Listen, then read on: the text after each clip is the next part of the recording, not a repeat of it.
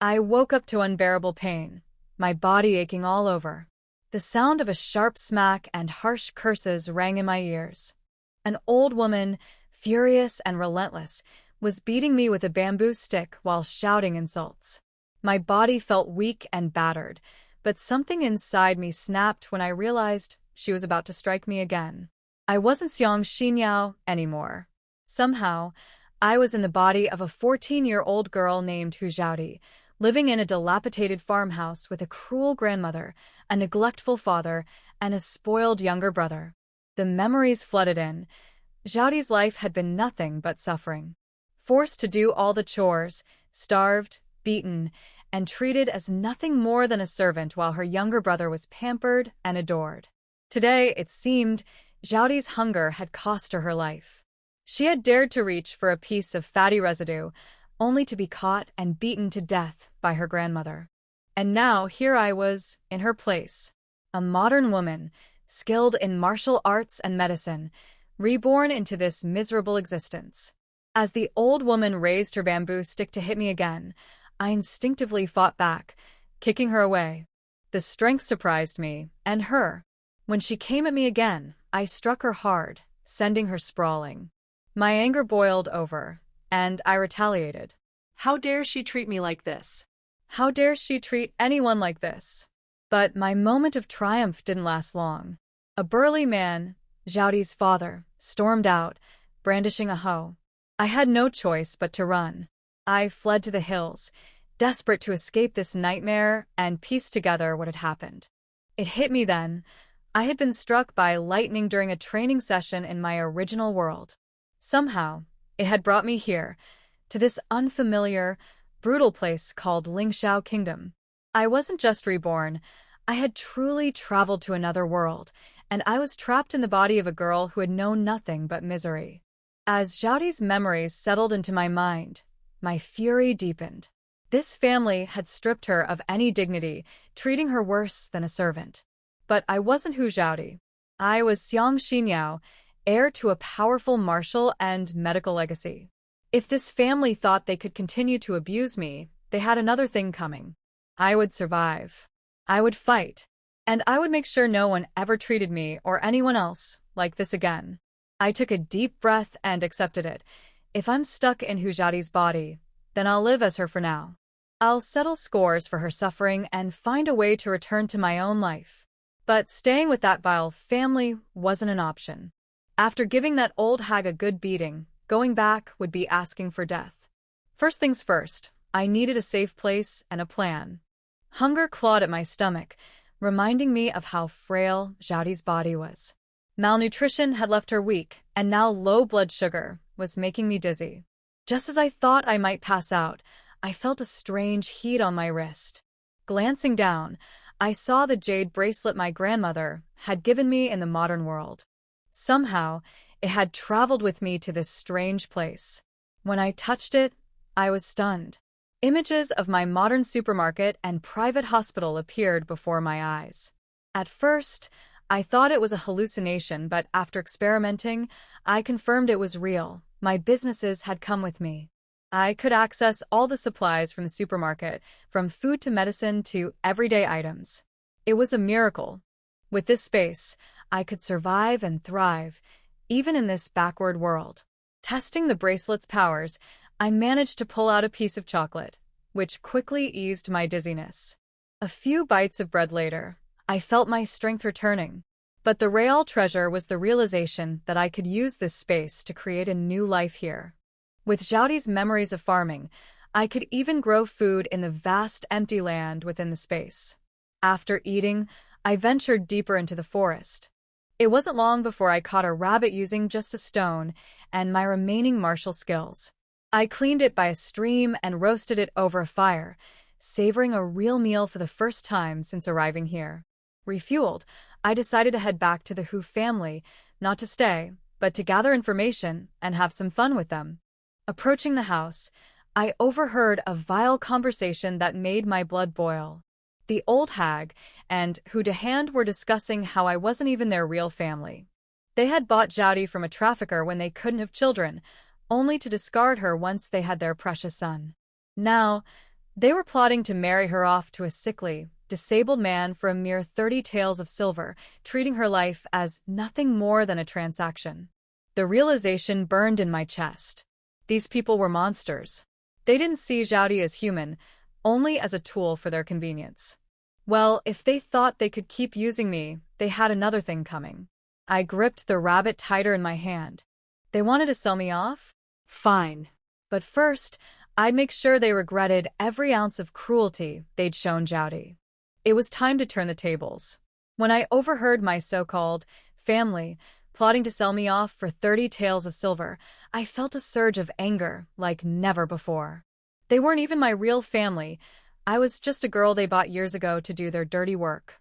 Now they wanted to trade me like livestock for their gain. Well, if they didn't care about me, I owed them nothing. It was time to fight back. I returned to the house, pretending to be meek. With a rabbit in hand, I acted scared and offered it up as if I was trying to please them. My father, Hu Dahan, snatched it away and barked orders for me to cook and feed the pigs. Playing along, I cooked the last of the cornmeal and greens, then dumped it all into the pig trough. When he realized there was no food left for the family, his fury erupted, but I feigned innocence. "You told me to cook and feed the pigs, so I did," I said, all wide-eyed. When he threatened to beat me, I knew he wouldn't go too far. He needed me alive to marry me off for that precious silver. So I kept pushing his buttons, twisting his words until he was so mad he couldn't think straight.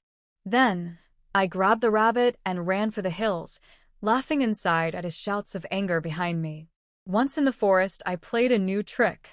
Smearing rabbit blood on my face, I created a scene to scare him off, pretending I had narrowly escaped a giant snake.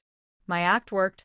He believed me, and I watched him retreat, muttering about how I wasn't worth risking his life.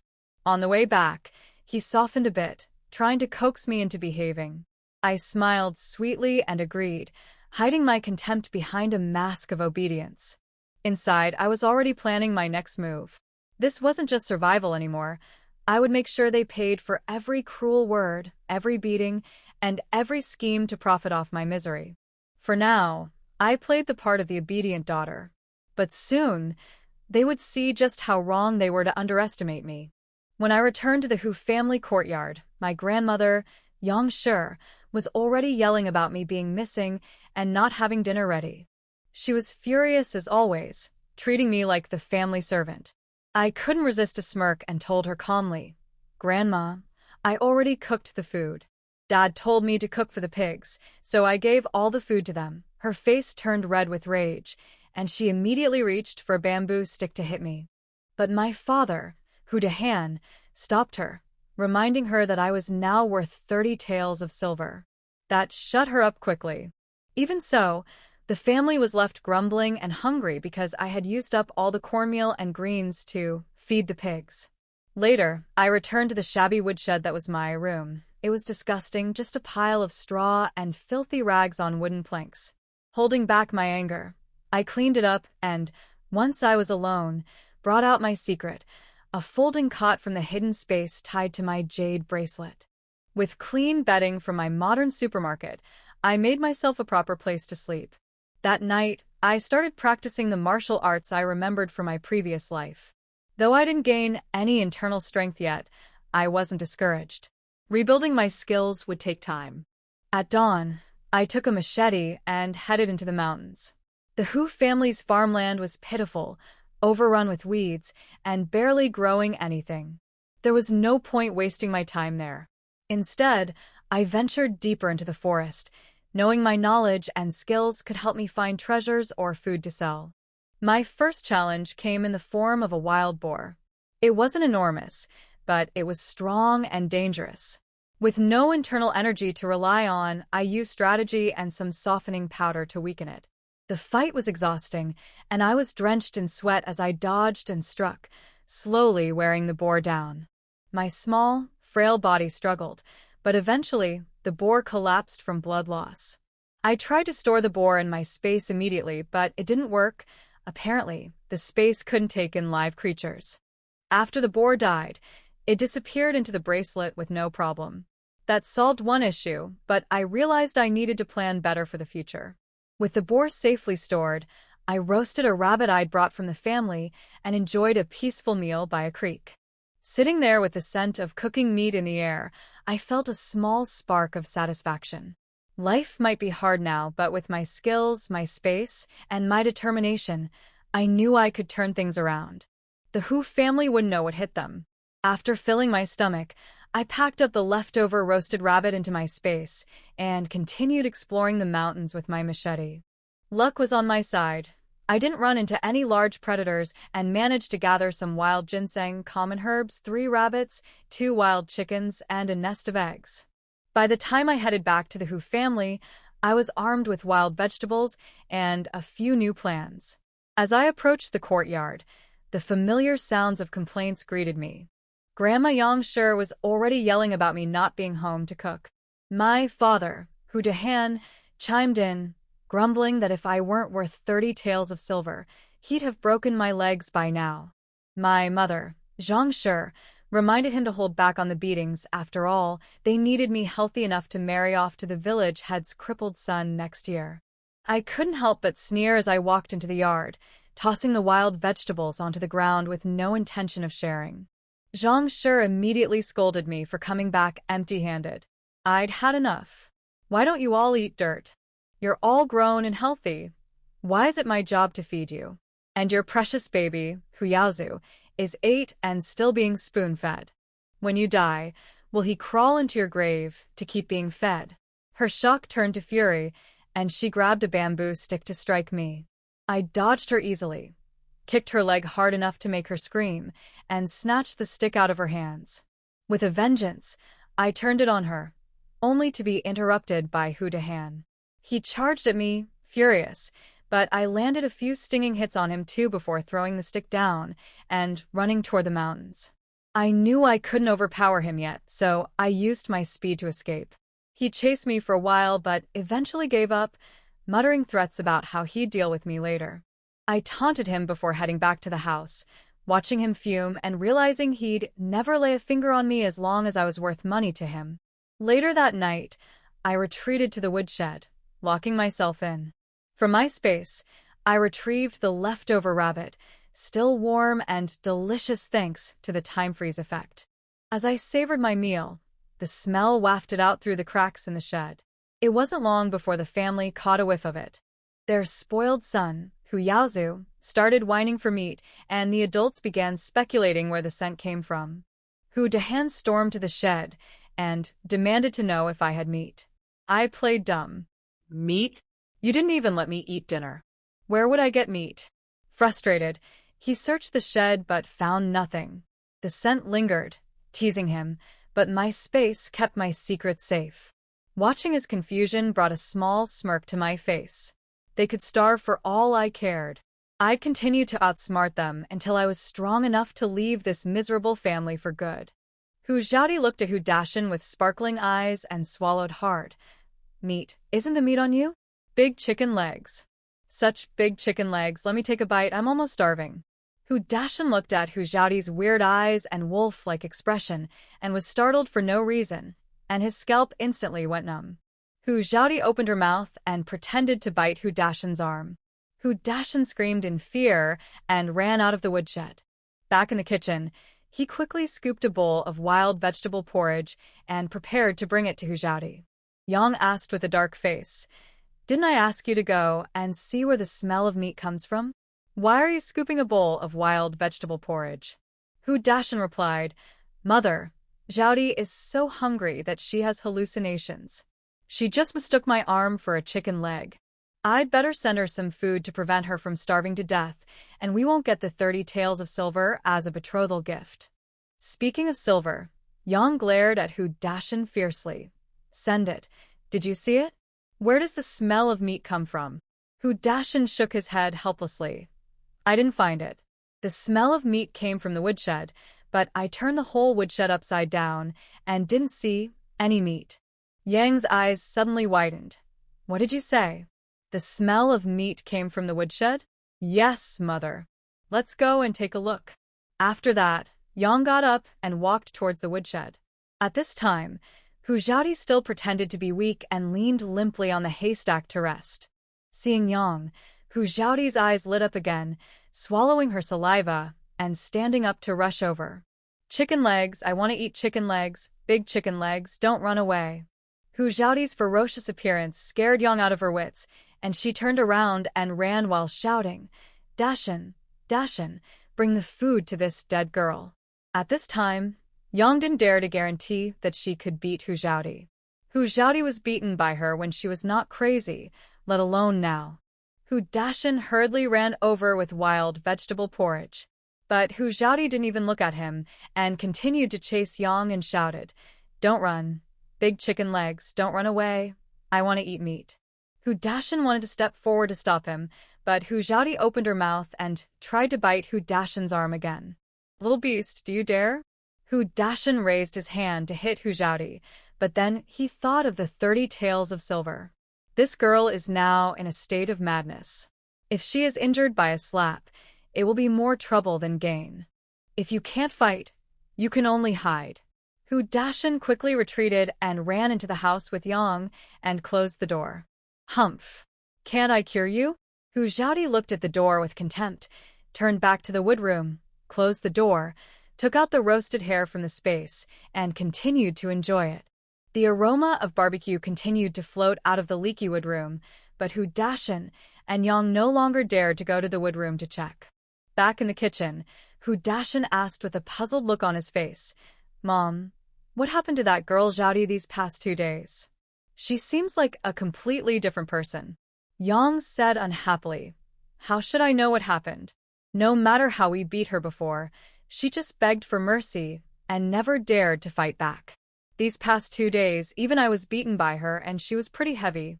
Do you think it's possible that you hit her on the head that day and caused her some problems? Otherwise, how could she dare to fight back? Yang nodded. It's very likely, but how could a bamboo stick damage the brain? How else do you explain why she has become like this now? Today she even wanted to bite people and treated us mother and daughter like chicken legs. Yang said with a dark face, Forget it, it's already like this. She is not our Hu family's biological daughter anyway. Go and deliver the wild vegetable porridge to the door of the woodshed, so she won't starve to death. Also, observe her carefully these few days and don't beat her anymore. At least, before you get the betrothal gift of 30 taels of silver, don't let her have any accidents. Hu Dashin nodded. Mom, I know. I will get up early tomorrow morning and quietly follow her to see what she does in the fields these 2 days. Well, although you can't beat her for the time being, you can't let her be lazy in the work in the fields. You keep a close eye on her. I know. I'll bring her the meal right away. Hu Dashin came to the door of the firewood room again with the wild vegetable porridge, and the rich aroma of barbecue came out of the firewood room again. Hu Xiaodi's ears moved slightly, and she put the roasted rabbit into the space. It's endless, right? Let me see how I deal with you. She picked up a stick and waited for Hu Dashin to push the door, and then she knocked him down with a club. However, Hu Dashin just put the wild vegetable porridge at the door of the firewood room, then stepped back 2 steps and said, Xiaodi, Dad has brought you the meal. Please eat some. Hu Xiaodi. The sun is rising from the west? However, knowing that the Hu family wanted to exchange her for a betrothal gift of 30 taels of silver, and not having given her food for 2 days, it was normal for them to bring her a bowl of wild vegetable porridge. Aren't they just afraid that she would starve to death and not be able to exchange for silver? Hu Dashin didn't dare to rush forward and push the door, and turned and left after he finished speaking. After Hu Dashin left, Hu Xiaodi opened the door of the firewood room and brought in the wild vegetable porridge, intending to feed it to the pigs later. She just didn't want to eat it, and didn't let the Hu family eat it. Feeding pigs can help them grow some meat, but feeding the Hu family only wanted to sell her for silver. After dark, Hu Xiaodi poured the bowl of wild vegetable porridge into the pigs, and then returned to the firewood room. After taking out the camp bed and making it, she sat cross-legged on the bed to practice. With the experience of practicing in the previous life, Hu Xiaodi quickly entered a state of ecstasy. When she opened her eyes again, it was already the beginning of the morning hour. Today she had to go to the county town to deal with the medicinal herbs and wild boars found yesterday and get some money. After putting the camp bed and luggage into the space, Hujati quickly washed up and walked out of the village. Although she had never left the village, she still knew which direction to go into the county town. What's more, the road is right under her nose, so if she doesn't know how to go, she can just ask for directions. After walking out of the village for about an incense stick of time, Hujati met Old Man Ji from the same village who was driving a bullock cart to the county town. It was already dawn, and Old Man Ji naturally recognized Hujati. "Girl from the Hu family, where are you going?" Hujati smiled politely. "Uncle Ji, I want to go to the county town." "It's still a long way to the county town. Come on up. I'll take you there." "Thank you, Uncle Ji." After saying that, Hujati used her hands and feet to climb onto the ox cart. "You're welcome, girl from the Hu family. What are you going to do in the county town?" "Uncle Ji, you know that I have never left the village since I was a child. Today I want to sneak to the county town to take a look." Everyone in the village knows what kind of life Hujati leads in the Hu family. It's not that no one sympathizes with Hujati, but it's useless to sympathize with her. The Hu family won't let anyone help Hujati. Even if they secretly give her some food, she can't fill her stomach. People in the village are not rich, and it is impossible for them to help Hujati often. Uncle Ji sympathized with Hujati, but he couldn't help her much. Hujati smiled indifferently. "Don't worry, Uncle. I should be able to get through it soon. You are an optimistic girl. It's not easy for you either. I will be a little late today. When you are done with your work later, wait for me at the city gate, and I will take you back." "Okay, thank you, Uncle Ji." After arriving at the county town, Grandpa Ji went to work. Hujati asked along the way and looked for a larger medicine store in the county town. After selling the wild ginseng and medicinal herbs she found yesterday, she rented a wheelbarrow and prepared to take the wild boar in a space away for disposal. After renting the wheelbarrow, she pushed the empty cart to an empty alley and took out the wild boar from the space. As soon as the wild boar was put on the wheelbarrow, it overturned. "Oh my God! This wheelbarrow is a little difficult to handle. If the wild boar is a little bit off, it will overturn. It's troublesome." The ancient wheelbarrows were quite special, with only one wheel and two supporting woods under the two handles. It was difficult to control without experience. She put the wild boar into the space again, straightened the wheelbarrow, and then put the wild boar back on the wheelbarrow. However, even after the boar was straightened, she still couldn't push the wheelbarrow away. Hujati frowned tightly. This weird wheelbarrow was really frustrating. Just when she was about to overturn again, a 15 or 16-year-old boy with tattered clothes accidentally noticed her. The boy ran into the alley, glanced at Hujati, who was skinny and dressed even more tattered than him, and asked, "Where are you going?" "I'll help you." Hujati was overjoyed. "Brother, please help me send it to the place where meat is sold. When the wild boar is sold, I will treat you to meat buns." The boy smiled embarrassedly. "Okay, then I want to eat 3 meat buns." "No problem. Thank you, brother." The two of them pushed the wheelbarrow out of the alley with great effort and came to the meat stall. "Uncle, do you buy wild boars here?" Hujati asked politely, with a smile. The butcher looked kind, and when he saw the two of them pushing the wheelbarrow with great effort, he hurried forward to help. "Little girl, I do buy wild boars, but wild boar meat is tough, and the price is not as high as domesticated ones.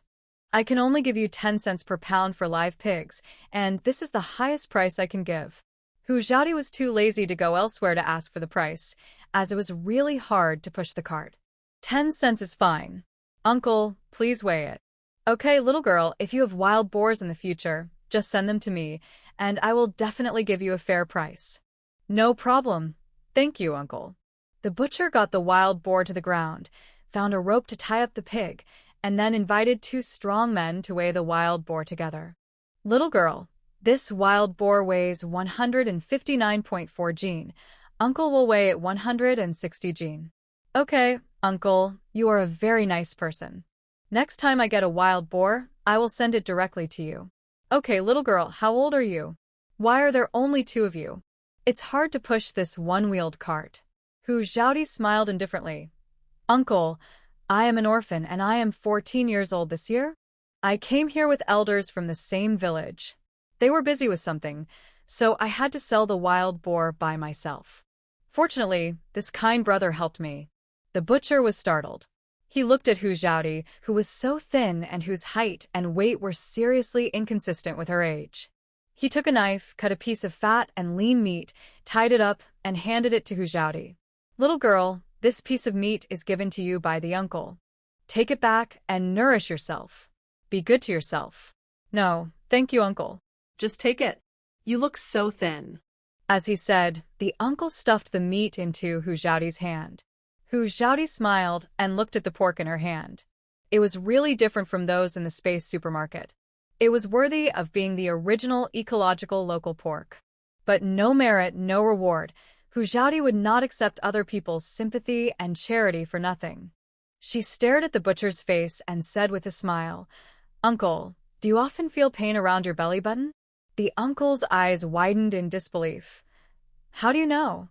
Hu Xiaodi put her finger on the butcher's pulse and said with a smile, "I know a little about medicine, uncle. You have gastroenteritis. I will write you a prescription. You go to the pharmacy to get some medicine, 3 bowls of water boiled into 1 bowl to take 3 times a day, and you will be cured if you eat on time in the future. Little girl, you also know medicine. It's really good. Since you know medicine, you should be better to yourself in the future." "Uncle, I know. I will eat and drink well, take good care of my body, and bring you more prey." Okay, keep the silver. These years are not peaceful. Go home before dark." "Well, uncle, see you another day. Go back quickly." After saying goodbye to the butcher, Hu Xiaodi gave the boy 20 coins and asked him to buy some food by himself. The boy did not refuse, took the copper coins and left. Hu Xiaodi returned the wheelbarrow, looked at the meat in her hand, found a deserted place, took out some seasonings to marinate the meat, tied it up again, and held it in her hand. She found a steaming meat bun shop and bought a steaming meat bun to fill her stomach first, and then went to the place where she had agreed to meet with Uncle Ji and waited. After waiting for a long time, Uncle Ji finally appeared driving the ox cart. Climbing onto the ox cart, Hu Xiaodi said with a smile on her face, "Uncle Ji, let's go back later. Let's find a place to grill this piece of meat on the way. I'll treat you to barbecue." Uncle Ji laughed so heartily. "Okay, girl from the Hu family, you should eat good things outside. Don't take them back to your family. Those things that are worse than animals, you will definitely not get any share if you take them back." Hu Xiaodi nodded. "Uncle, I'm not stupid. They don't treat me as a human being. Why should I leave good things for them?" Uncle Ji sighed, hesitated, and said, "Girl from the Hu family, everyone in the village knows that you are not a biological child of the Hu family. I'm afraid you are the only one who doesn't know this." "Uncle Ji, I already know it, so I started to resist them in the past 2 days. Do you know my life experience? I only know that Hu Dashan's wife had been married for 3 years, but still had no signs of pregnancy. Later, a wandering Taoist priest told Yang to adopt a girl and name her Xiaodi, so that Dashan's wife could get pregnant. You were only 3 years old when you were bought, and you didn't know who your biological parents were. But when you were bought by the Hu family, although your clothes were worn out, the material of your clothes was definitely something that only children from wealthy families could afford." Uncle Ji found a place to stop the ox cart. "Little girl, is this okay?" "Okay, let's do it here. You tie up the ox, and I'll go collect firewood." There was a sickle on the ox cart. Hu Xiaodi used the sickle to cut a few wild bamboos and cut the meat into thick slices.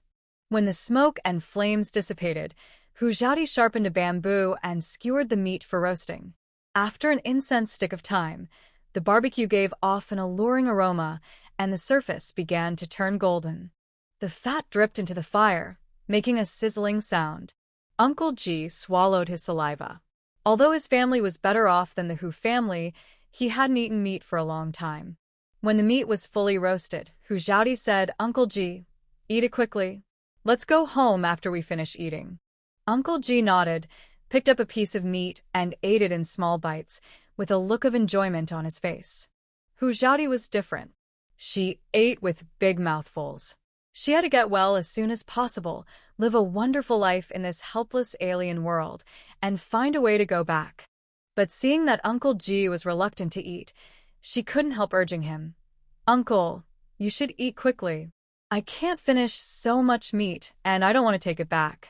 Uncle G smiled and said, Little girl, you should eat more quickly. It's enough for me to taste it.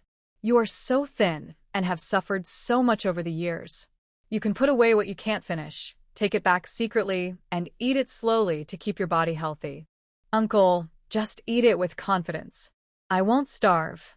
Since the Hu family are not my relatives, I won't spoil them. I will eat meat every day in the future. The Hu family, huh? They are only worthy of smelling farts. You should have done this a long time ago. Eat quickly.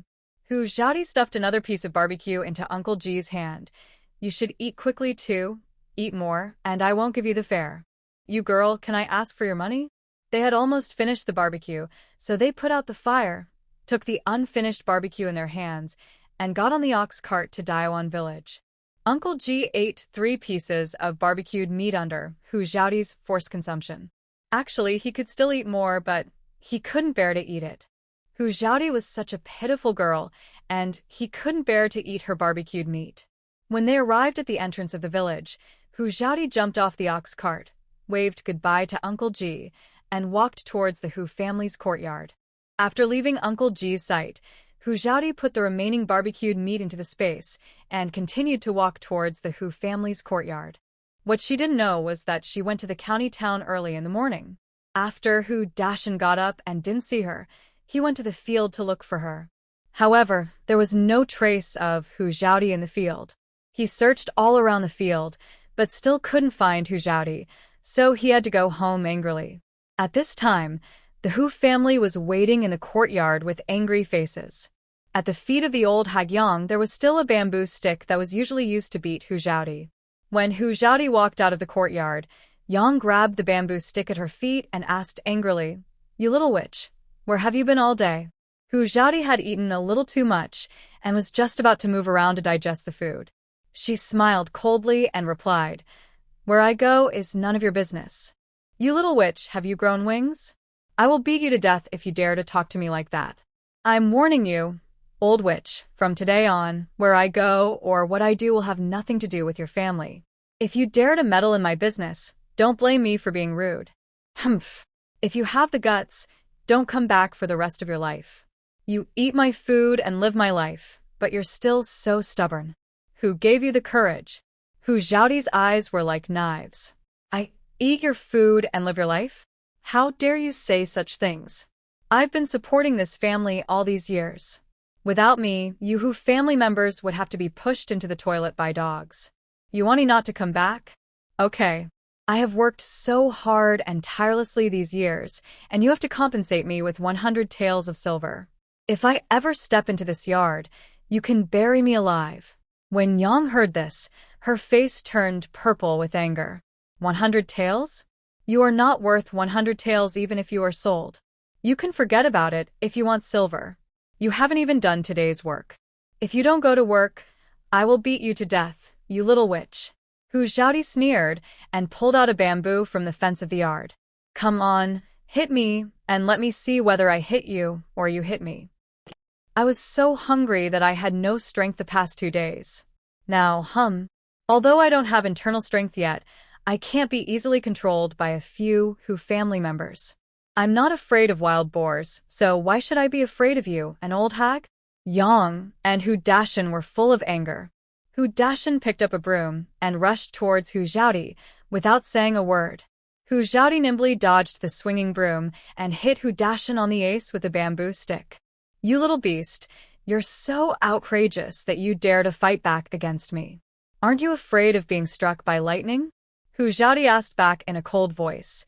You, the Hu family, don't treat me as a human being. You have abused me for 11 years. Aren't you afraid of being struck by lightning? Aren't you afraid of damaging your son's good deeds and turning him into a short-lived ghost one day? Hu Yaozu is the old woman's weak spot and also her weak spot. How could she bear it when she heard Hu Xiaodi curse Hu Yaozu to be a short-lived ghost? She raised the bamboo stick in her hand and whipped Hu Xiaodi angrily. Hu Xiaodi dodged it, turned around, and whipped Yang's calf with the bamboo stick in her hand. Snap! Ah! Yang let out a howl. bent down, and rubbed the place where Hu Xiaodi hit her with her right hand. Hu Dashan's eyes were bloodshot. Yang was his mother. Hu Xiaodi actually beat his mother in front of him, which irritated him a lot. Beast, she is your grandmother. You unfilial daughter. I must beat you to death today. You are the beast, your whole Hu family is beasts. You should pay some interest for abusing me over the years. After Hu Xiaodi finished speaking, she raised her bamboo stick and hit Hu Dashan. Hu Dashan still wanted to take advantage of the fact that he was an adult man and wanted to teach Hu Xiaodi a lesson. However, today, Hu Xiaodi's performance completely overturned his cognition. He swung the broom in his hand countless times, and each time before his broom landed on Hu Xiaodi's bamboo stick had already hit him heavily. After being hit by more than a dozen sticks, Hu Dashan couldn't hold the broom in his hand anymore.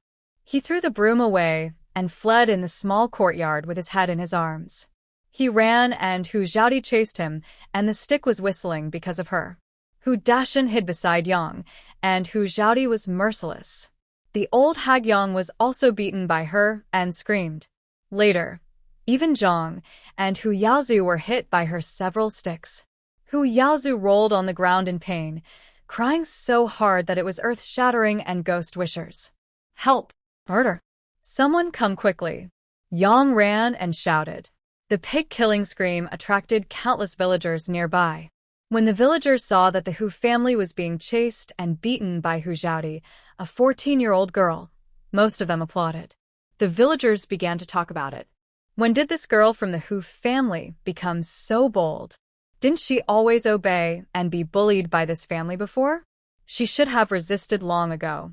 We have all seen how much suffering and grievances Xiaodi has suffered since she was a child. If she is allowed to be bullied by the Hu family, how long can she live? Yes. This child is so pitiful. Even if she is not a biological child, she should not be abused like that, right? But it is not right for Xiaodi to chase her elders and beat them like this. The Hu family has raised her for 11 years after all. Isn't this a great act of filial piety? Oh. How can you be so noble?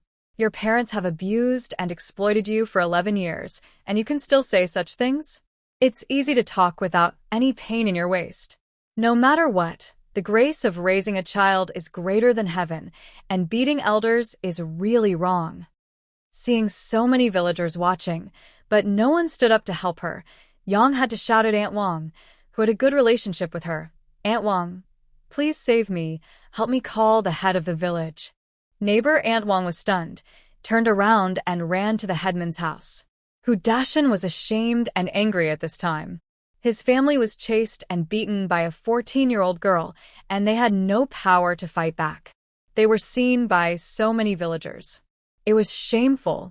But Hu Dashan couldn't figure out what was wrong with this dead girl in the past 2 days. Not only did she dare to talk back, but she also dared to fight back. The key was that the family couldn't beat her. It was really unfair. Could it be that this dead girl was possessed by some evil spirit? It must be like this.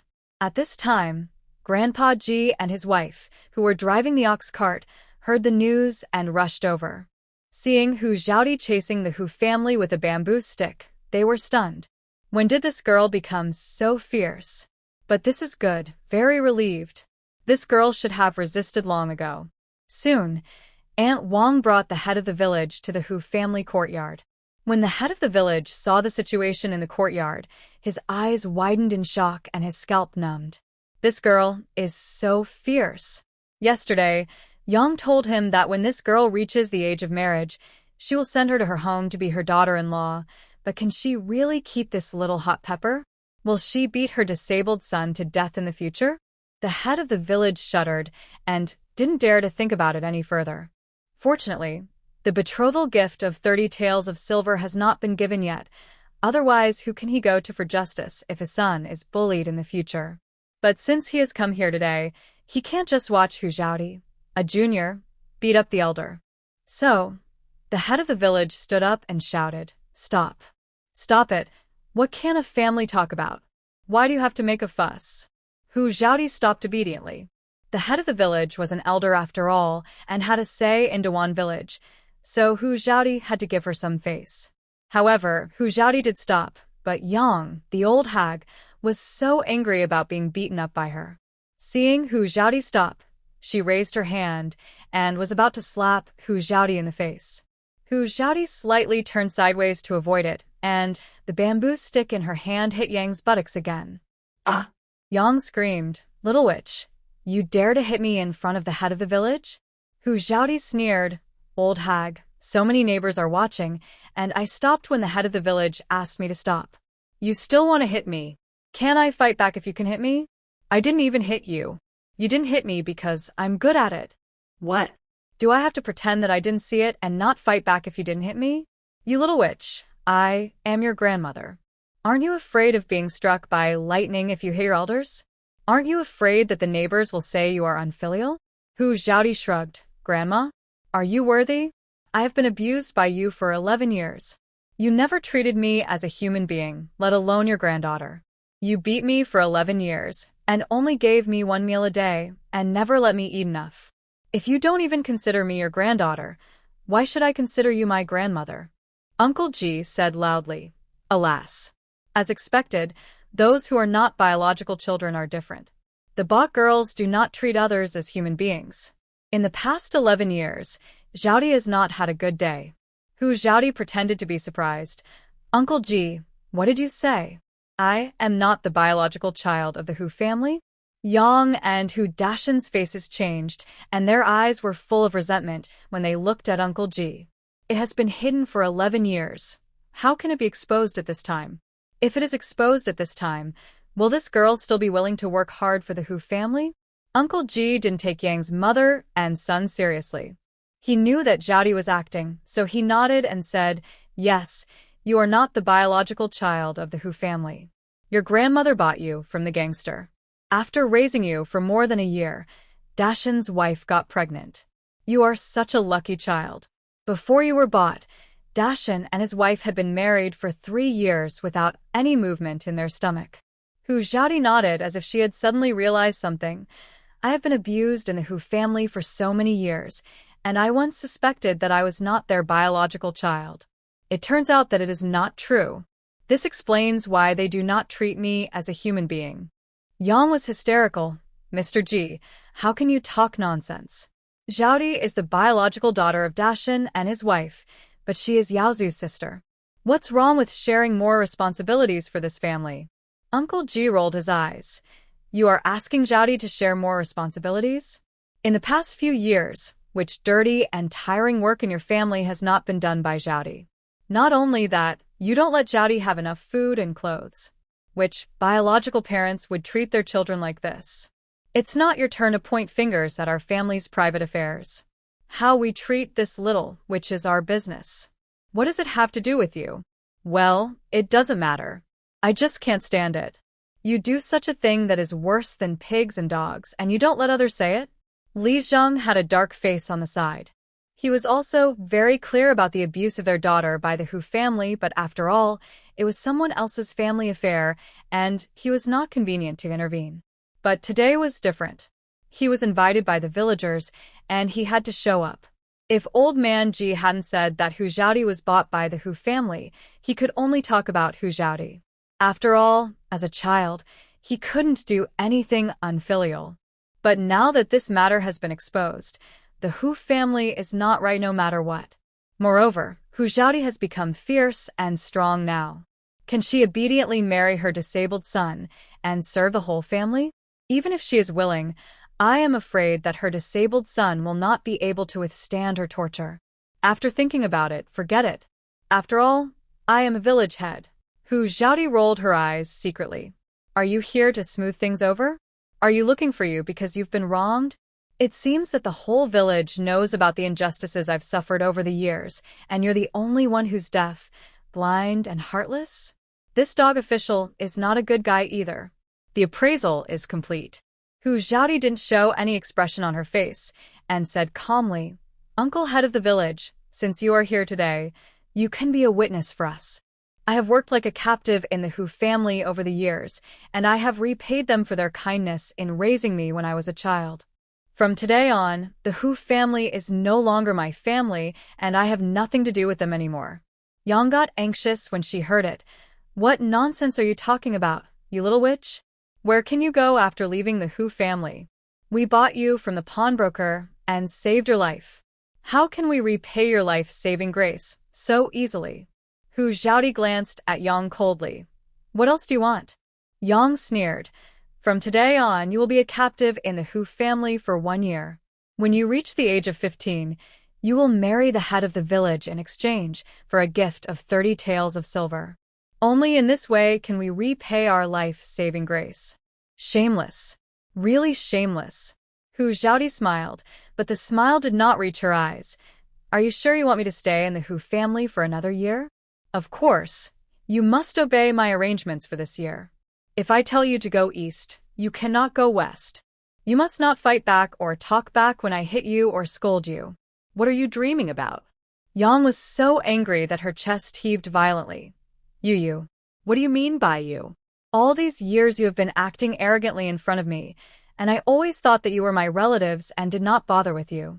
I didn't expect you to be so unreasonable. Hey, I will really stay in your Hu family. Let's see who will win.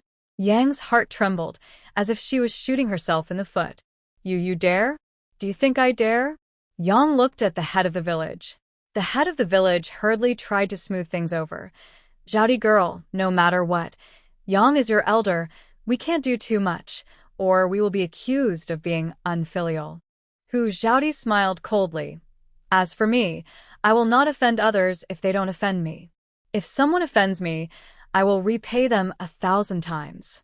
These years, it can be said that I have been supporting the Hu family, and now they actually want me to serve them as a captive for a year, and finally want to sell me to your disabled son for silver. Uncle head of the village, do you think my head is stuck in the door? The head of the village turned pale and blue. The 4 words disabled son spoken by others were like a knife cutting his heart. If you don't want to marry, then don't marry. Do you think my son loves you? Hu Xiaodi said coldly. It's good that you don't care about me. I'm really afraid that your son cares about me.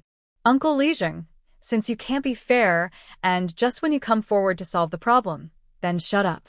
As the saying goes, it is difficult for an honest official to judge family affairs, so let's not trouble Uncle Lijing with our family affairs. The Lijing was so angry that his face turned purple, and he glared at Yang and Hu Xiaodi fiercely. Okay, I don't care about your family affairs, but if you beat the Hu family again, it will be a great disobedience, and you will die. Oh. What if the Hu family beats me again? It is natural for elders to teach the younger generation. Okay. Hu Xiaodi turned around and found a sickle, cut off a corner, and threw it in front of Yang. I will sever my ties with you today. From now on, the Hu family is no longer my elders. If you dare to speak rudely or hit me again, don't blame me for being rude. After saying that, Hu Xiaodi turned around and was about to leave the Hu family's courtyard. Yang was furious and roared. How dare you? You can just break off this relationship? You can leave. But we have raised you for so many years. You can only leave if you compensate us with 100 taels of silver. Hu Xiaodi was amused by the old woman's shameless request. She turned around and asked Uncle Ji. Uncle Ji, do you know how much money the Hu family spent to buy me back? Uncle Ji replied, 3 taels of silver. Hu Xiaodi nodded. You bought me back for 3 taels of silver, and I worked like a captive for you for so many years, and now you want me to pay you 100 taels of silver? Old woman, I advise you to go take a shower and go to sleep. In your dream, you may even get 1,000 taels, not to mention 100 taels. After saying that, Hu Xiaodi took out the 3 taels of silver she had earned from selling medicinal herbs today and threw it to Yang. I'll give you 3 taels of silver. From now on, I will sever all ties with the Hu family. If you dare to pester me again, be careful, or I'll burn your Hu family to ashes at night. Yang was scared, but at the same time she was shocked as to where Hu Xiaodi got the 3 taels of silver. The total amount of silver she hid at home was no more than 3 taels. Could it be that this girl stole the silver from the family? It's impossible, just think about it. She had just checked in the morning and found that there was not a penny missing from the house. She had not been inside the house since she came back, so it was impossible for her to take the money from the house. So where did she get the money? Could it be that she has been secretly hiding some pocket money from her family all these years? That's impossible. She has never left the village. So where did the money come from? Hu Dashin couldn't help but ask, "Where did you get the money, you little girl?" Hu Xiaodi didn't even look at her. "It's none of your business. From now on, don't bother me. Otherwise, don't blame me for being merciless." Hu Dashin was so angry that his face turned red, but he didn't dare to say anything. The key is that now the whole family can't beat this girl. Hu Xiaodi looked at Uncle Ji and said with a smile, "Uncle Ji, I wonder if you mind taking me in for 2 days? I won't live and eat for free in your house. I will give you money or treat your family to meet." Uncle Ji smiled slightly, thinking of having barbecue with this girl today. The taste was simply too enjoyable. He exchanged a look with his wife. The wife was kind-hearted and had always felt sorry for Hu Xiaodi. She smiled and said, "Xiaodi girl, of course we don't mind. We are so happy that you are here. We don't want your money. It will be fine if you can just accompany us old couple. Let's go. Go home with Auntie." Grandpa Ji has 2 daughters and 3 sons, all of whom have started families. Now that his daughters are married, they rarely come back to visit once a year. The old couple always feel that something is missing without the company of the younger generation. Now that Hu Xiaodi wants to stay at their house for 2 days, of course they would love to oblige. Hu Xiaodi didn't pack anything and smiled as she was about to go to the Ji family's house with Grandpa Ji and his wife. When Hu Dashin heard that Hu Xiaodi was going to give the Ji family money or treat them to meat, he immediately stood in front of Hu Xiaodi. "You little witch, you still have money and meat on you, right? Leave them behind, or you can't leave the Hu family." Hu Xiaodi's sharp eyes suddenly looked at Hu Dashin. Hu Dashin shuddered at her look, but still stood in front of Hu Xiaodi. "Okay, then I won't leave. Don't regret it." Hu Xiaodi's voice sounded like a spell. Hu Dashin and Yang felt cold on their backs and numb on their scalps. When did the look of this little witch become so scary? Yang tugged at the corner of Hu Dashin's clothes calmly. "Dashin, let her go. From now on, our Hu family has nothing to do with her. Even if she dies outside, it has nothing to do with us." Hu Xiaodi smiled coldly. "Uncles, aunts, please bear witness for me. From now on, I have nothing to do with the Hu family." After that, Hu Xiaodi came to Aunt Ji and helped Aunt Ji leave the Hu family courtyard without looking back. The Hu family was so angry, but they had no choice but to watch Hu Xiaodi leave. Hu Xiaodi came to Uncle Ji's house. It was almost time for dinner, so Hu Xiaodi followed Aunt Ji into the kitchen and helped her cook. The 3 sons of the Ji family have all started families and have separated. After dinner, Aunt Ji arranged a room for Hu Xiaodi. After Hu Xiaodi washed up, she said hello to Uncle Ji and his wife, then went back to her room and sat cross-legged on the bed to practice. The next day, Hu Xiaodi got up at dawn and prepared to make breakfast for the old couple of the Ji family. But when she got up, Aunt Ji had already gotten up, and the fire in the stove was burning very vigorously. Seeing Hu Xiaodi, Aunt Ji said with a distressed look on her face, "Xiaodi, why don't you sleep a little longer?" "Aunt, I'm already full of sleep. I'll make breakfast with you." No, go wash up. Breakfast is almost ready." "Okay." After breakfast, Hu Xiaodi said, "Uncle Ji, let's go to the mountain. You put the ox cart on. Let's get some game back to improve the food." "Okay. I'll go to hitch the ox cart now." Aunt Ji frowned slightly. "Xiaodi, don't go today. Have a good rest at home, and go tomorrow." "Aunt, it's okay. I'm not tired. I just want to go into the mountains to try my luck. Maybe we can eat meat tonight." "Okay then. Be careful." "Don't worry, Aunt." After that, Hu Xiaodi left the room and came to the yard. After Uncle Ji hitched the ox cart and took the machete, Hu Xiaodi climbed on the ox cart and went to the mountain with Uncle Ji. Arriving in the mountains, Hu Xiaodi asked Uncle Ji to wait for her outside, and she walked into the depths of the mountains with a machete. Uncle Ji was so scared that his face turned pale. "Xiaodi girl, don't go. Even strong men dare not go into the mountains easily, let alone you, a weak little girl. Come back quickly, child. Don't scare me, an old man." "Uncle, don't worry. I won't go too deep. If there is any danger, I will protect myself in the first time." After saying that, Hu Xiaodi went into the deep mountains without looking back. Uncle G was so worried that his heart was in his throat. He wanted to catch up but was afraid of dragging Hu Xiaodi down, so he could only pace back and forth anxiously outside the deep mountains. Hu Xiaodi entered the deep mountains carefully, her eyes kept looking around. Few ordinary villagers dared to enter the deep mountains. The prey and medicinal materials in the deep mountains are naturally much richer than those outside.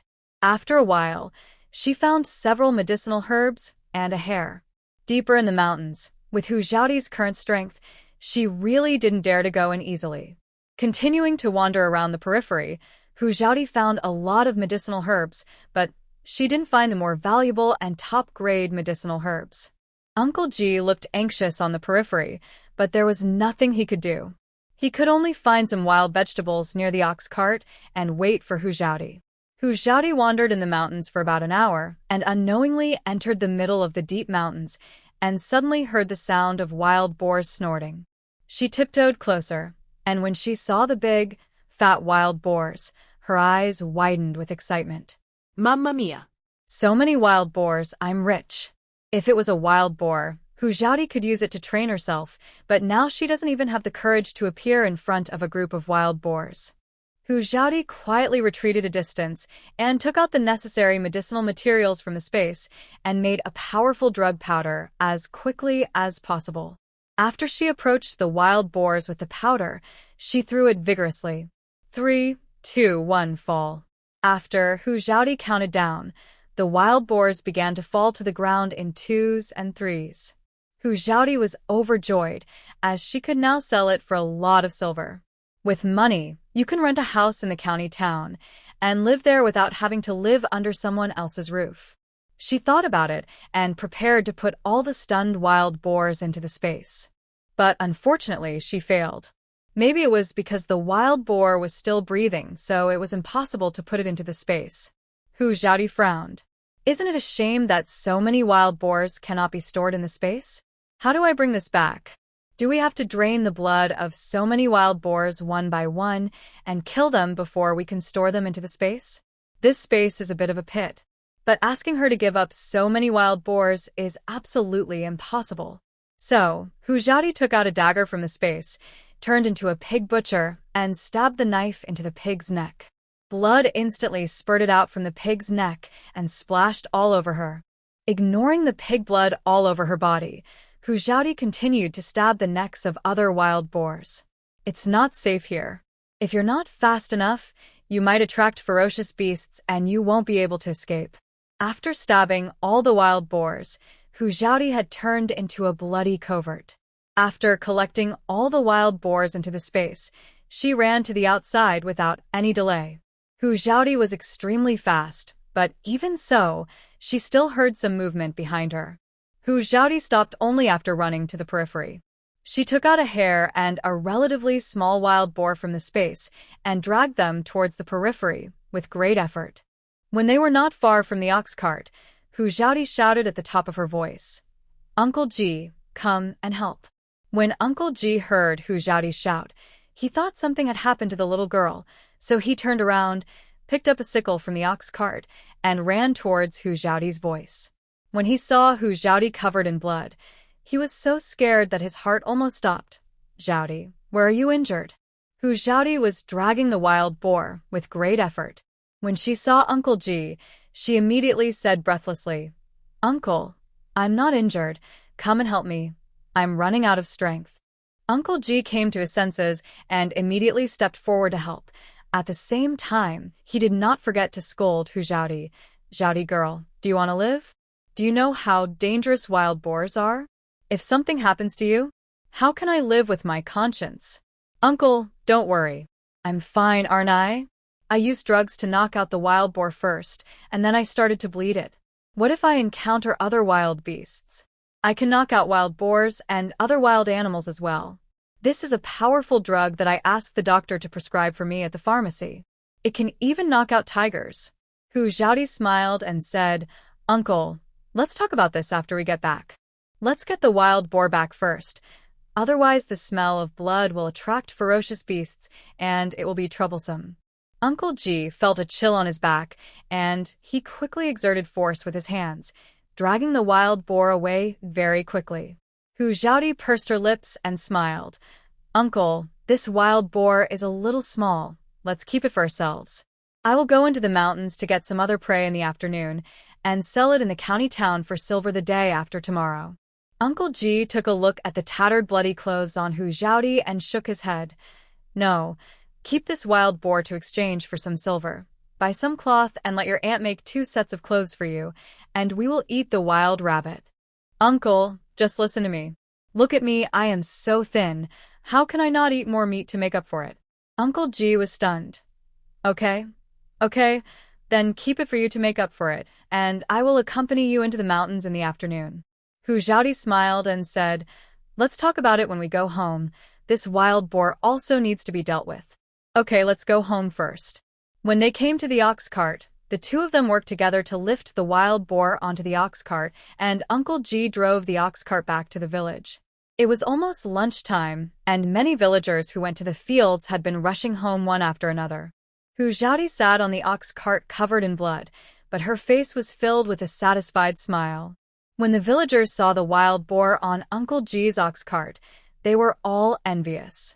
Although every household still had some surplus food at this time of year, most of them had not eaten meat for a long time.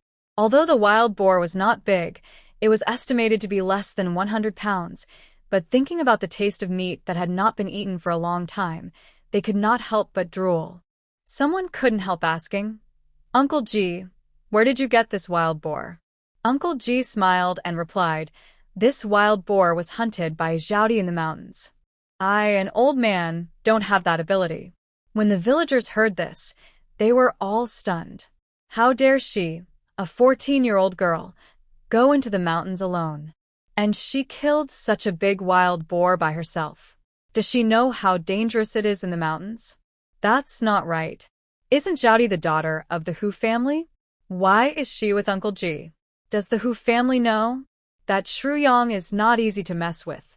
That's right. For so many years, Xiaodi has been treated like a captive by the Hu family. Alas, she is so pitiful. Uncle Ji said, stop talking about it. Xiaodi is now staying in my house. She and the Hu family have severed their relationship. She will no longer be a member of the Hu family. The villagers were shocked again.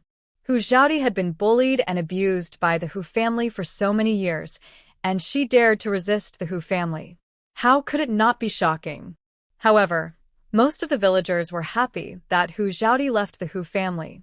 Anyone with blood and conscience could not stand what the Hu family did to Hu Xiaodi.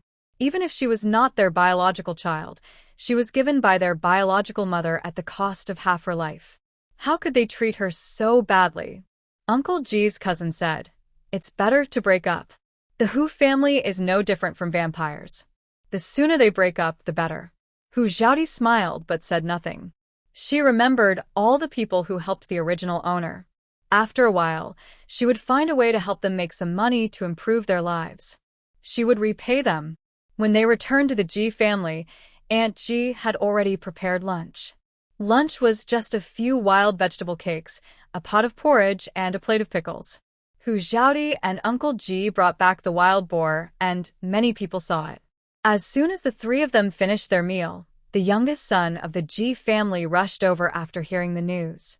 As soon as he entered the door, the youngest son of the Ji family said with a worried look on his face, Dad, you are so old. How can you go hunting in the mountains?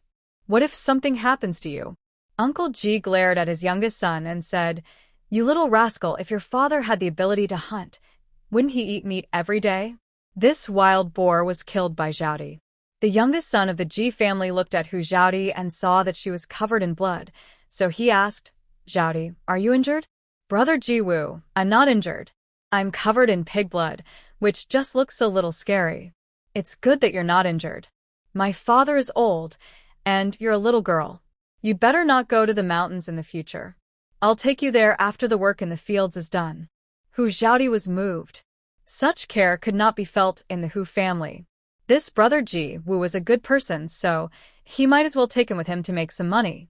Hu Xiaodi smiled and said, Brother Ji Wu, I went to the county town yesterday, and the owner of the medicine shop taught me how to identify medicinal herbs. How about you come with me into the mountains in the next 2 days, and we'll dig some medicinal herbs to sell in the county town? Not in the next 2 days. There's too much work in the fields. How about I wait for 3 to 5 days before taking you into the mountains? Okay. Brother Jiwoo, then don't go to the fields in the afternoon. Help deal with this wild boar, and we'll eat meat together in the evening.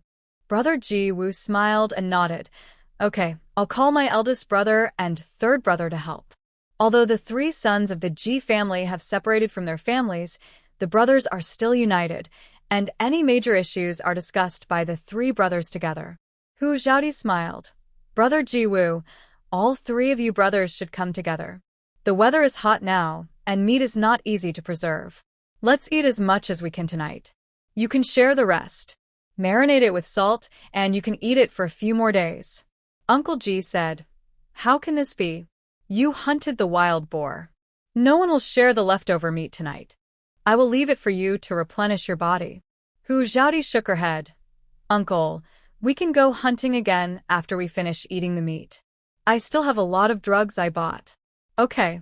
I'll dig a pothole to boil water to scald the wild boar and shave its hair. I'll get some firewood to make a fire. Uncle Ji found a shovel and dug a hole in the yard, leaving a hole for starting a fire and adding firewood. He put on a big pot and boiled a full pot of water.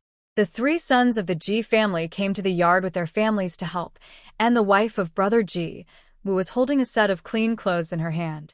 Mrs. Ji handed the clean clothes to Hu Xiaodi. Sister Xiaodi, go change your clothes. They may be a little big. You just have to wear them. Hu Xiaodi took the clothes and said gratefully, Thank you, Mrs. Ji. I won't be polite then. Go and change quickly. You didn't bring any clothes when you came out of the Hu family. I'll help you wash them after you change. Aunt Ji said with a smile. Xiaodi, we can't finish all the wild boar meat anyway. If someone wants to buy it later, we'll sell some. Tomorrow we'll go to the county town to buy some cloth, and I'll make you a set of clothes. Hu Xiaodi smiled and shook her head. Auntie, no need. Let's keep this for ourselves. When I dig some herbs and sell them to make some money, I'll go buy ready-made clothes directly. Ready-made clothes are expensive, and meat is not easy to store. Just listen to me. You don't even have a set of clothes to change into. You have to make a set of clothes first. Soon, the water was about to boil. Grandpa Ji and his 3 sons brought the wild boar to the pot, started to scald the pig hair with boiling water, and then used a blunt knife to scrape all the hair off the wild boar. After scraping and washing the wild boar, Grandpa Ji sharpened a sharp knife to be extremely sharp. The eldest son of the Ji family took the sharp knife and cut open the belly of the wild boar. After cleaning out the internal organs, Hu Xiaodi couldn't wait to get a basin and asked the eldest son of the Ji family to cut a large piece of meat and put it in the basin. Looking at the large piece of meat that the eldest son of the Ji family put in the basin, Hu Xiaodi said, Brother Ji, give me another piece. This is not enough. Let's eat to our heart's content tonight. The eldest son of the Ji family was startled, then smiled, and cut off another large piece of meat and put it in Hu Xiaodi's basin. After bringing the large basin of meat back to the house, Hu Xiaodi asked the wife of the third brother of the Ji family to cut the meat into thick slices the size of a palm and marinate them later. Looking at the ribs that Brother Ji brought into the house, Hu Xiaodi said to Sister Ji, Sister Ji, you guys cut more bamboo sticks. I'll go stew a pot of ribs and drink the rib soup later. Xiaodi, I'll go stew. You continue to cut bamboo sticks. Okay, then you cut the ribs into small pieces and stew a big pot. Otherwise it won't be enough. Okay. Sister Ji nodded in agreement and got up to cut ribs for stewing soup. Uncle Ji took his 3 sons to process the wild boar meat, while Hu Xiaodi and Aunt Ji cut bamboo, and took the children of the Ji brothers to cut the bamboo into long flat bamboo sticks. After the meat was cut, Hu Xiaodi secretly took out the seasoning from the space to marinate the meat, and then continued to cut bamboo sticks. After the bamboo sticks were almost cut, Hu Xiaodi took the women and children of the Ji family to string the meat on the bamboo sticks. Nearing dinner time, several families with better-off families in the village came to buy some wild boar meat, and there was still a lot of wild boar meat left. The pork rib soup is nutritious and delicious. At this time, the rich aroma of meat has already wafted from the pot. Several children gathered around the pot of stewed pork ribs with eager eyes, sniffing the meat aroma wafting from the pot with their noses, and their saliva was almost uncontrollable. In this era of food and clothing shortages, people in the village had almost no chance to eat meat freely. The villagers near the Ji family smelled the meat with envy and secretly sighed in their hearts that the Ji family was lucky. They brought Hujati back yesterday and ate meat today. If I had known that this girl could hunt wild boars, I would have brought Hujati back to my own home yesterday. Alas, now I can only envy you. I want to buy some meat to satisfy my craving. My pockets are cleaner than my face. Aunt Ji did not cook porridge, but just made some wild vegetable cakes. After the pork ribs were stewed, each member of the family took a wild vegetable cake and ate it with a bowl of pork rib soup. Hujati said, "Don't eat too much. There will be barbecue later. Let's eat as much as we can today." When the children of the Ji family heard this, those who wanted to continue to serve the pork rib soup put down their bowls and saved their stomachs for the barbecue. After drinking a bowl of pork rib soup, Hujati and the women of the Ji family used stones to surround a circle in the yard, took out the charcoal from the pit and placed it in the circle surrounded by stones, and rekindled the fire. When the flames dissipated, the whole family of the Ji family and Hujati gathered around the fire, holding bamboo sticks in their hands, and began to roast wild boar meat, and laughter resounded throughout the Ji family's courtyard. Soon, the wild boar meat was roasted and sizzling, and the fragrance also emanated and drifted away. In the era when people could not even get enough food, the villagers' noses were more sensitive than dogs. The tempting aroma of barbecue soon attracted nearby villagers. Seeing the warm and lively scene in the Ji family's courtyard, they were all stunned. But when they saw the whole Ji family grilling meat around the fire, with a pot of uncooked meat in the pot next to them, they couldn't help swallowing. "Oh my God! It's such a waste to roast and eat such a big pot of meat. If it were someone else's family, this big pot of meat would be pickled into bacon, and if they were frugal, it would be enough to eat for half a year." Hujati was a grateful person, and when she saw the nearby villagers gathering around, she invited the villagers who often helped the original owner to barbecue together. Hujati didn't even look at the person who was close to the Hu family and often spoke ill of the original owner. Those who were not invited were filled with envy, jealousy, and hatred, and some even rushed to the Hu family to gossip about Yang. When Yang heard that Hujati had killed a wild boar and was having a barbecue with the Ji family, she became jealous and lost her mind. "What did you say? That little witch killed a wild boar and went to the Ji family? This is outrageous. The Hu family has raised her for so many years, but they didn't expect to raise such an ungrateful person. I will go to settle accounts with her now." After saying this, Yang called Hudashin, holding the bamboo stick that he usually used to beat Hujati, and rushed to the Ji family with an angry face. Hudashin was dragged out of the courtyard by Yang, and then asked Yang, "Mom, where are you taking me?" Yang replied with a twisted face, "To find that little witch who actually killed a wild boar and went to the Ji family to have a barbecue." Hudashin stopped and said, "Mom, don't forget, that little ungrateful person has cut off the relationship with us. Do we really have to go find her?" Yang was stunned and could no longer move. At this moment, Hu Yaozu, the giant baby of the Hu family, ran over with all the fat on his body shaking. "Grandma, I want to eat meat, and I want to eat barbecue too." In front of her eldest grandson, Yang was a fool who doted on her grandson without thinking. If her grandson wanted to eat barbecue, she would go through all the difficulties to satisfy his wish. Okay, Yaozu wants to eat barbecue. Grandma will get it for you right away." When she asked Hujati for barbecue, Hujati would definitely not give it to her, but she had money on her now, and she didn't believe in buying it with money. How could Hujati not sell it to her? She held the financial power of the family, and she was almost the one who went to the county town to buy things. Naturally, she knew that wild boar meat was not as expensive as domesticated meat. So, Yang returned to the room, took a few copper coins, and walked towards the Ji family. When she saw the scene in the Ji family yard and the large pot of unroasted meat next to Hujati, she was jealous and gnashed her teeth. Why? Why can she eat so much barbecue so unscrupulously? All that meat should belong to her Yaozu. The tempting aroma of barbecue went straight into Yang's nose. Her cheeks felt sore, and a lot of saliva was secreted in her mouth. Yang swallowed her saliva and walked towards Aunt Ji. "Sister, can you sell me some of this wild boar meat?" Aunt Ji looked up at Yang coldly, raised her eyebrows, and said, "No, this wild boar was hunted by Zhaodi. Look at how skinny Zhaodi is. This meat should be kept for Zhaodi to nourish her body." Aunt Ji's voice was loud, and everyone around could hear the true meaning of her words. Hu Zhaodi looked up and smiled coldly. "I don't even know who my parents are, so how can I have a younger brother? If Hu Yaozu wants to eat barbecue, won't you let Hu Dashin go hunting? If you don't want to go hunting, it's okay, just bring silver to buy it, 20 cents a string." Yang's eyes widened instantly. "What did you say? 20 cents a string. Why don't you go rob? 20 cents can buy a pound of pork raised by a family." Hu Zhaodi shrugged. "Then go buy it. Why are you trying to show off in front of me? Besides, my barbecue is marinated and roasted. Doesn't the seasoning cost money? I worked hard to marinate and roast it. Don't I want hard work pay?" Yang's old face flushed. I don't want the marinated one, and I don't want a roasted one. Just cut me a piece and I'll roast it myself, okay?" Sure.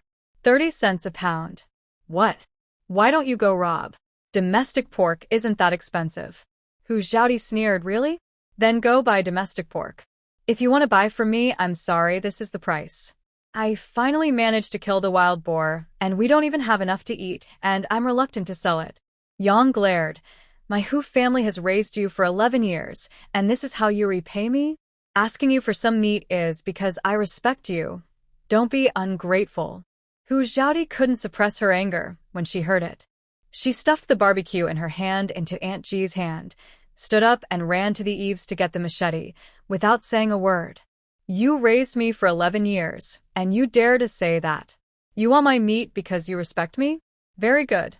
I've been working like a cow and a horse in your Hu family for so many years. I'll chop you to death because I respect you." After that, Hu Zhaodi ran towards Yang with a machete. Yang was so scared that her face turned pale, and she turned around and ran out. Hu Zhaodi stopped with a machete in hand, but she shouted, "Don't run. I promise I won't kill you." Seeing Yang's embarrassed appearance as she ran away in panic, Hu Zhaodi sneered and turned back to the fire to continue grilling. The aroma of the barbecue continued to waft out, and a large group of people gathered around the fire, talking and laughing while eating barbecue. Not far away, Yang, who was no longer chased by Hu Zhaodi, looked at the lively scene in the Ji family's courtyard with eager eyes, her nose filled with the aroma of barbecue, and she couldn't help swallowing her saliva. At the same time, Hu Yaozu, the giant baby of the Hu family, couldn't wait for Yang to bring him barbecue, so he walked towards the Ji family's courtyard alone, shaking his fat body. Seeing Yang, Hu Yaozu asked with an unhappy face, "Grandma, what are you doing here?" Yang was shocked and immediately reached out to cover Hu Yaozu's mouth. "Little ancestor, keep your voice down. If that little witch hears her, she will chop people again." "She dares? Humph. I'll go find her," Hu Yaozu said, shook off Yang's hand and walked towards the Ji family yard. Yang's face changed drastically. "Yaozu, don't go." Unfortunately, Hu Yaozu had already been tempted by the tempting aroma of barbecue and didn't listen to Yang at all. He ran into the Ji family yard quickly with his fat body shaking. When everyone heard the footsteps, they all turned their heads to look at Hu Yaozu. Hu Zhaodi looked at Hu Yaozu coldly and asked, "What are you doing here?" Hu Yaozu showed his rogue attitude at home. "Humph. You are a money loser, a little witch. You killed a wild boar, but didn't even bring it back to the Hu family. What's the point of your parents raising you?" Hu Zhaodi stood up and slapped Hu Yaozu in the face. "Little beast, who gave you the courage to come and shout in front of me? You call me a money loser. Who do you think you are? It's true that what kind of parents you have will determine what kind of son you raise. You are such a fat pig. I won't sell you barbecue even if you pay me. Get out of here."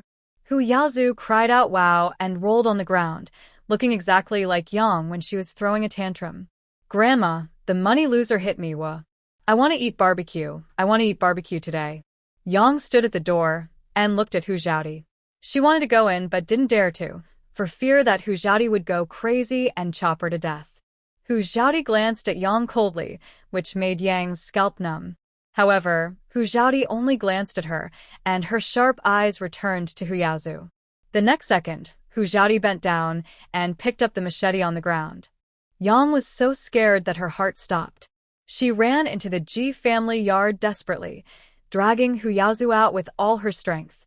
Hu Yaozu yelled at the top of his lungs, "Let me go, I won't leave. I want to eat barbecue. Grandma, beat that little witch to death, and take all the barbecue for me." Hu Xiaodi was furious, raised the machete in her hand, and chased after him. Hu Yaozu heard Hu Xiaodi's angry voice, opened his eyes, and saw Hu Xiaodi holding a machete and about to chop him. He was so scared that he immediately got up from the ground and ran in front of Yang. "Grandma, stop her quickly. The little witch is crazy." Hu Xiaodi was really furious this time. As she ran, she looked around, and after finding a bamboo stick, she bent down and picked it up. Her legs accelerated, and she caught up with Hu Yaozu in an instant, kicked him to the ground, raised the bamboo stick in her hand, and hit Hu Yaozu's ace hard. "Ah!" Hu Yaozu screamed like a pig being slaughtered. Hu Xiaodi beat Hu Yaozu and cursed, "You uneducated little beast, since your parents and your grandmother didn't teach you well, today I will teach you a lesson on their behalf, so that you can learn how to behave and how to speak well, and don't learn from your parents and your grandmother to talk nonsense." "Papa." The sound of the bamboo stick hitting, Hu Yaozu continued. Yang screamed heartbreakingly, "Stop, you little witch, stop it." The bamboo stick in Hu Xiaodi's hand hit Yang's leg the next second. Yang was in so much pain that tears welled up in her eyes, but it was a pity that Hu Xiaodi didn't intend to stop. The bamboo stick hit the two again and again. "You're used to scolding me, right? I have already cut off relations with you, but you still come to the Ji family to scold me. I will teach you how to talk and behave yourself." Hu Yaozu cried heartbreakingly, and his pig-killing cry attracted Hu Dashan. When he saw his mother and son being beaten by Hu Xiaodi, Hu Dashan's eyes were bloodshot, and he picked up a wooden stick to hit Hu Xiaodi. Hu Xiaodi dodged, and her body was as fast as lightning. She came behind Hu Dashan in an instant and kicked him on the ace. Hu Dashan staggered, and the bamboo stick in his hand hit his back. Hu Dashan roared with red eyes, "Hu Xiaodi, we have raised you for 11 years. It's okay if you are unfilial, but you beat us like this. Aren't you afraid of being struck by thunder?" Hu Xiaodi said coldly, "If thunder strikes, it will strike you black-hearted and rotten livers. Ask yourself with your conscience, how old have I been since you threw all the dirty work to me? Not letting me eat and wear warm clothes is okay. You also want to marry me to the disabled son of the head of the village in exchange for a gift. If you are not afraid of thunder and lightning, what should I be afraid of? I just said yesterday that you should not mess with me in the future. You family must come up and let me beat you. Do you think I am not tired?" Hu Yaozu was completely scared now, crying and begging for mercy. "Sister, I shouldn't scold you. Those words to scold you were taught by Grandma. I know I was wrong. If you want to hit me, hit Grandma. Don't hit me anymore." Hu Xiaodi sneered. If the original owner's memory is correct, this is the first time Hu Yaozu called her sister. It seems that this giant baby deserves to be punished. When Yang heard what Hu Yaozu said, she felt terrible. From the time Hu Yaozu was born until now, she had always held him in her mouth for fear that he would melt, and held him in her hands for fear that he would break, and spoiled him like a second-generation rich man. Unexpectedly, when something happened, he would put all the faults on her, an old woman. Is it heartbreaking? It is quite heartbreaking. But after all, he is her only grandson, and even if she is heartbroken, she can't bear to say a word to him, and she is to protect him and spoil him. "Xiaodi, don't hit Yaozu. If you want to hit someone, hit me." Yang cried and begged.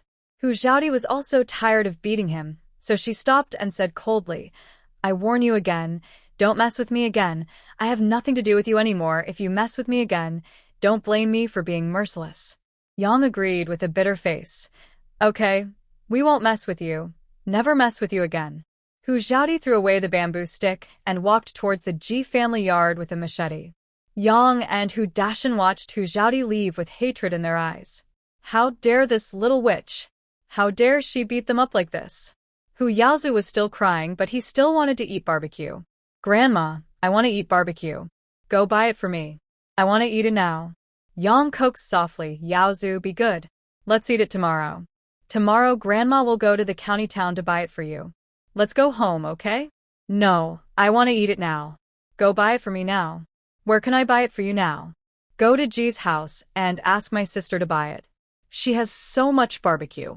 If you don't go to buy it, give me some silver and I'll buy it myself. Yang's face changed slightly. Yaozu, aren't you afraid that she will beat you to death if you go to her? Hu Yaozu lay on the ground and said, it's all your fault.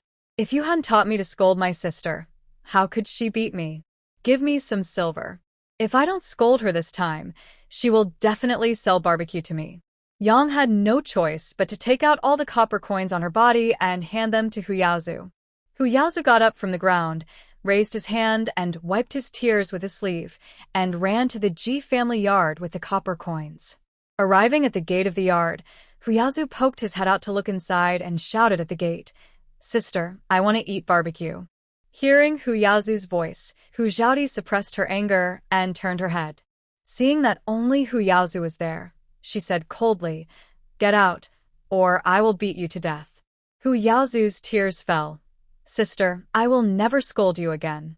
I want to eat barbecue. I will give you money, can you sell me some barbecue? After saying that, Hu Yaozu spread out his palm, revealing a few copper coins. Hu Zhaodi rolled her eyes and said with a smile, You want to eat my barbecue for just a few copper coins. What good things are you dreaming of? If you want to eat barbecue, go back and ask your grandma for silver. 20 cents a skewer. I won't sell it to you for a penny less. Remember, if you want to eat more, ask for more silver. My barbecue is delicious. Hu Yaozu hurriedly nodded and agreed. Okay, I'll go back and ask for silver now. Sister, please leave more for me. I want to eat a lot. Okay, go quickly. Hu Yaozu turned and ran, fearing that he would come back late and the barbecue would be eaten by others. Aunt Ji shook her head. Zhaodi, do you really want to sell barbecue to Hu Yaozu? Hu Zhaodi raised her eyebrows and chuckled. Auntie, it's a fool not to make money. As long as I don't lose money, I will sell it if I can. After selling it, I can go hunting in the mountains. Well, that makes sense. Seeing you give 3 taels of silver to that dead old woman Yang, I feel sorry for you. Don't worry, Auntie, my silver is not so easy to take. Sooner or later, she will spit it all out to me. Auntie Ji nodded with relief. You should have been tougher a long time ago. Every time we saw you being beaten and abused, we were powerless. After all, it was the Hu family's family affair. Now that you have left the Hu family, we can take care of you. They praise their own children to the sky, but treat the bought ones as nothing. It's so hateful. In the future, we should have less contact with the Hu family. I'm afraid my child will learn bad things from Hu Yaozu. In the future, Zhaodi, if you need any help, just come to us. We will never refuse to help you. Thank you, Auntie. Thank you, uncles and aunts. Eat the barbecue quickly. It won't taste good if it gets cold. After Hu Zhaodi finished speaking, she handed a skewer of roasted wild boar meat to Uncle Ji. Uncle Ji took the barbecue and took a bite. Is this really wild boar meat? How can it be so delicious? Hu Zhaodi smiled and said, Uncle Ji, how can this be fake? I marinated it with special seasonings. It's hard not to taste good. I see. This is the first time I've eaten such delicious wild boar meat.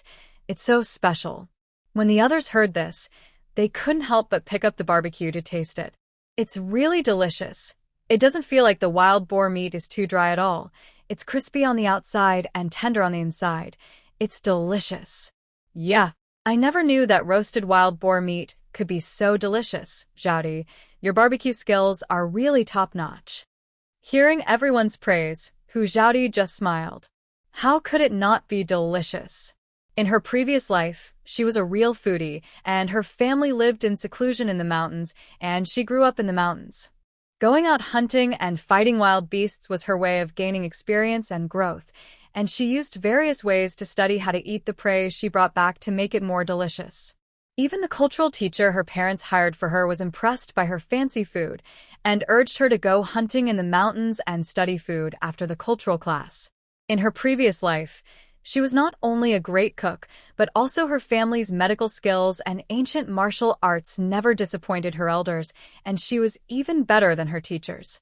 When she walked out of the mountains at the age of 16, she studied Western medicine. At the age of 20, she opened a private hospital and then opened a fresh food supermarket next to the hospital. Hu Yaozu was very fast, and soon he came back to the Ji family yard with some copper coins.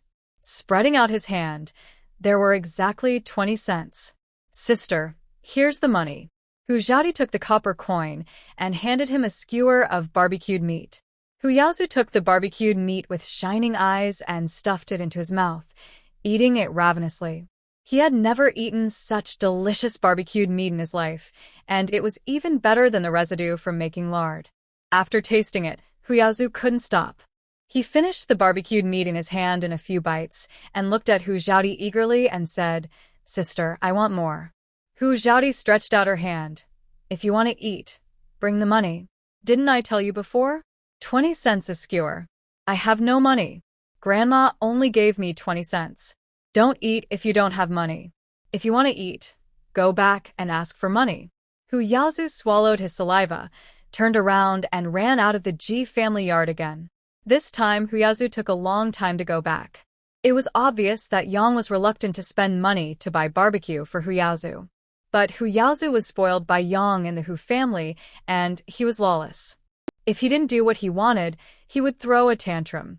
As long as Hu Yaozu showed his shameless tricks, Yang would not be able to resist for long and had to surrender. That night, Hu Yaozu ate 5 skewers of barbecue, and Hu Xiaodi charged him 100 coins. Each skewer of barbecue was not small, and his belly was round after eating.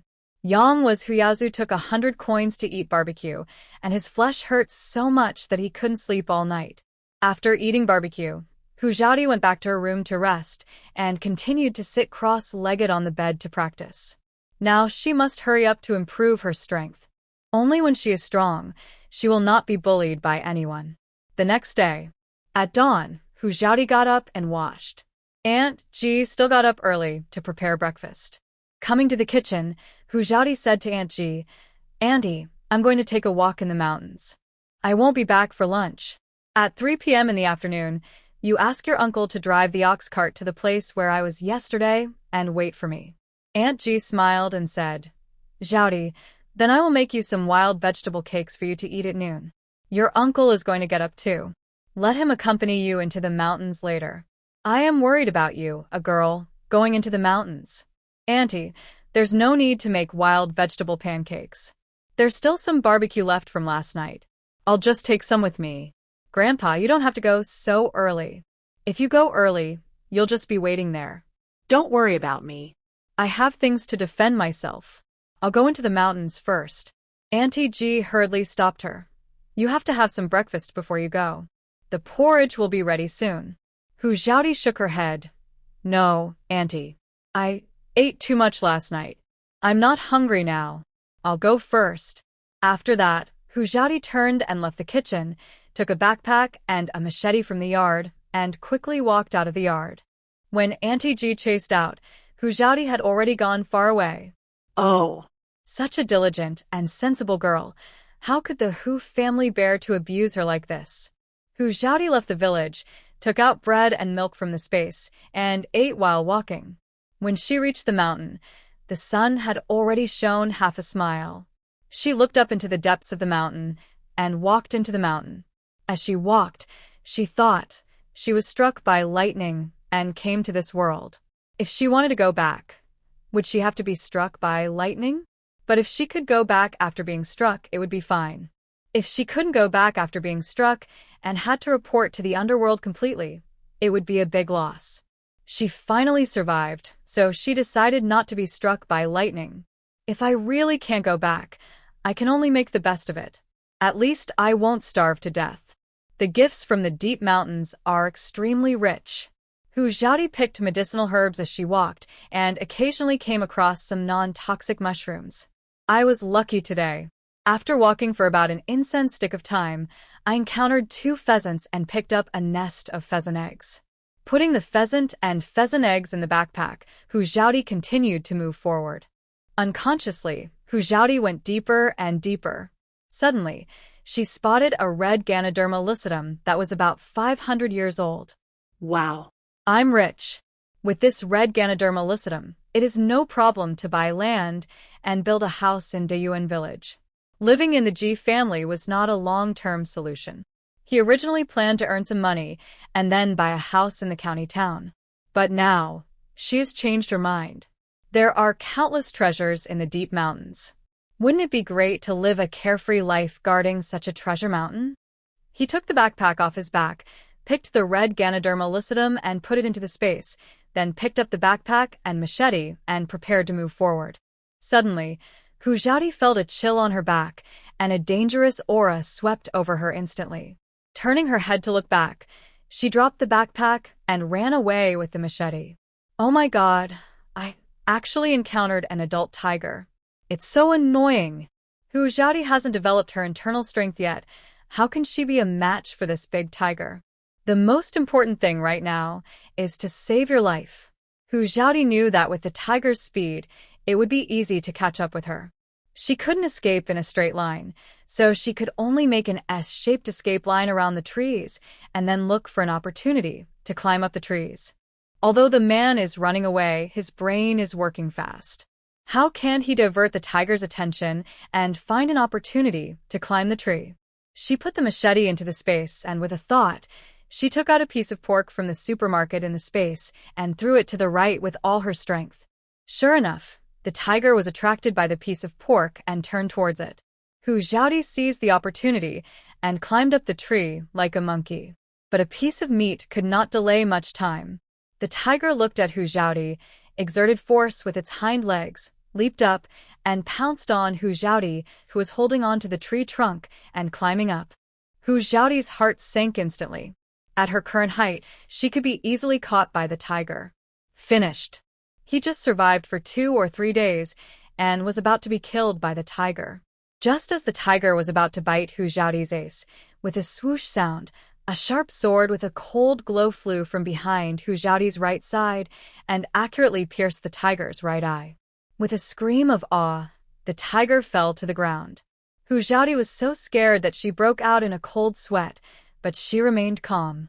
She exerted force on her arms, turned around, and jumped down from the tree. With a flip of her wrist, a machete immediately appeared in her hand. She moved closer to the blind side of the tiger, raised the machete, exerted all her strength, and without hesitation, hit the tiger's head with the back of the machete.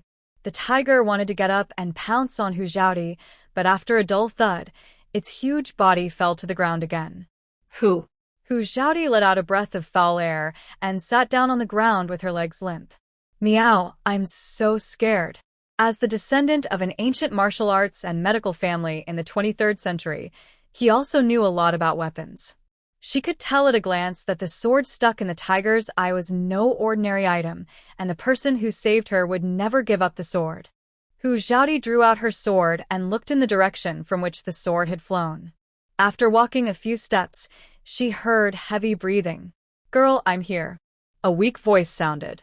Hu Xiaodi looked in the direction of the voice and saw a man in black tights with 3-dimensional and handsome features holding his abdomen with a painful look on his face, supporting his knees with one hand and preparing to stand up. Hu Xiaodi's pupils shrank, and she quickly ran over to support the man. You saved me just now? How did you get hurt? The man frowned. Is there anyone else here besides me? Hu Xiaodi pouted. Although this man is good-looking, he has a really bad temper. Judging from Mo Jinan's clothes, this guy is definitely the son of a wealthy family. Why would he come to this poor mountain village where no one lives? Anyway, he saved her life anyway, so it doesn't matter if his temper is a little bad. No matter if he is the son of a wealthy family or not, helping him heal his wounds is also a way to repay his life-saving grace. Find a place to lie down first, I'll take a look at your injuries. The man said indifferently. Girl, is there a cave nearby? Take me to the cave first and then help me find a doctor, just as a way to repay my kindness in saving you. Hu Xiaodi rolled her eyes secretly. I don't know if there is a cave nearby, but the one who is supporting you is the doctor. The man looked at Hu Xiaodi in shock. This look made his heart jump, and he froze on the spot. This face. Could it be her? The man's thoughts drifted to Bianjing. Seeing the man staring at her blankly, Hu Xiaodi looked suspicious. Am I beautiful? Are you fascinated by this? The man pulled the corner of his mouth. You? Are you a doctor? Hu Xiaodi shrugged. Don't you look like me? To be honest, not at all. Even if you say it, I still find it a little incredible. Hu Xiaodi curled her lips. Believe it or not, I can save your life anyway. The man smiled awkwardly. Then trouble the girl to save my life. Hu Xiaodi helped the man find a place to sit down and began to check his injuries. The man was stabbed in the abdomen. Although his internal organs were not injured, the dangerous thing was that the weapon that injured him was coated with poison. If the man had not had a strong internal force and used his internal force to control the spread of the poison, I am afraid that the man would have died by now.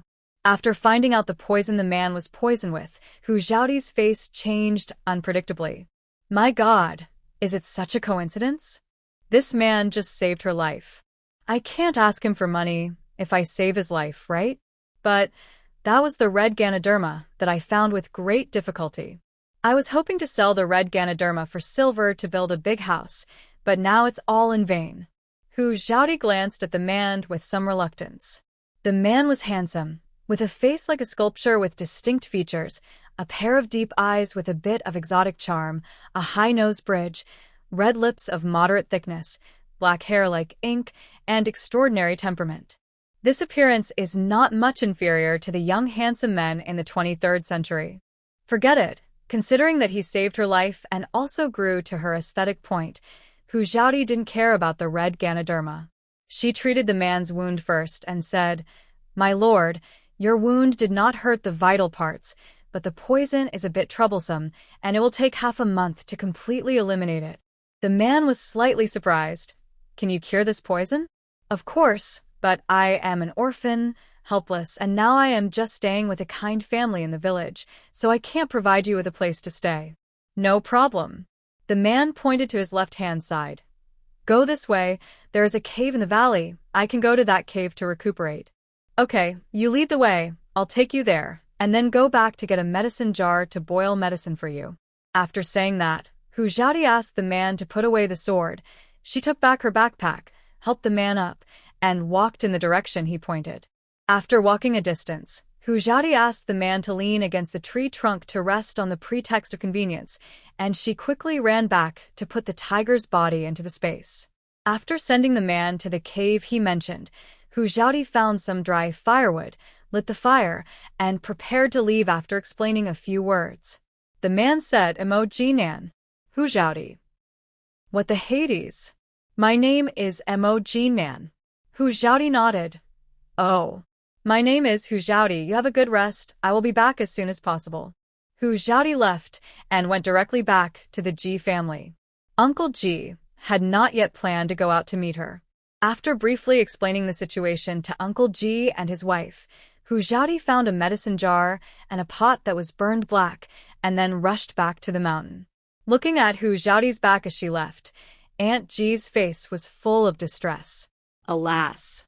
It's all because the family is poor and there is not even an extra room. However, it is not appropriate to bring a strange man back to Hu Xiaodi, who is not yet married. What if he is a bad guy? Wouldn't it be like inviting a wolf into the house? Forget it. Just do as Xiaodi said and let the man recuperate in the cave. After entering the mountain, Hu Xiaodi took out the medicinal materials from the space in advance, prepared the necessary medicinal materials, and then walked towards the cave with the medicinal materials. The location of the cave is relatively remote, but fortunately there is a stream about 30 feet away, which makes it convenient to boil medicine and cook. Hu Xiaodi took the medicine pot to the stream to wash it, and then fetched water to soak the medicine. Back in the cave, Hu Xiaodi handed the medicine pot to Emoji-nan.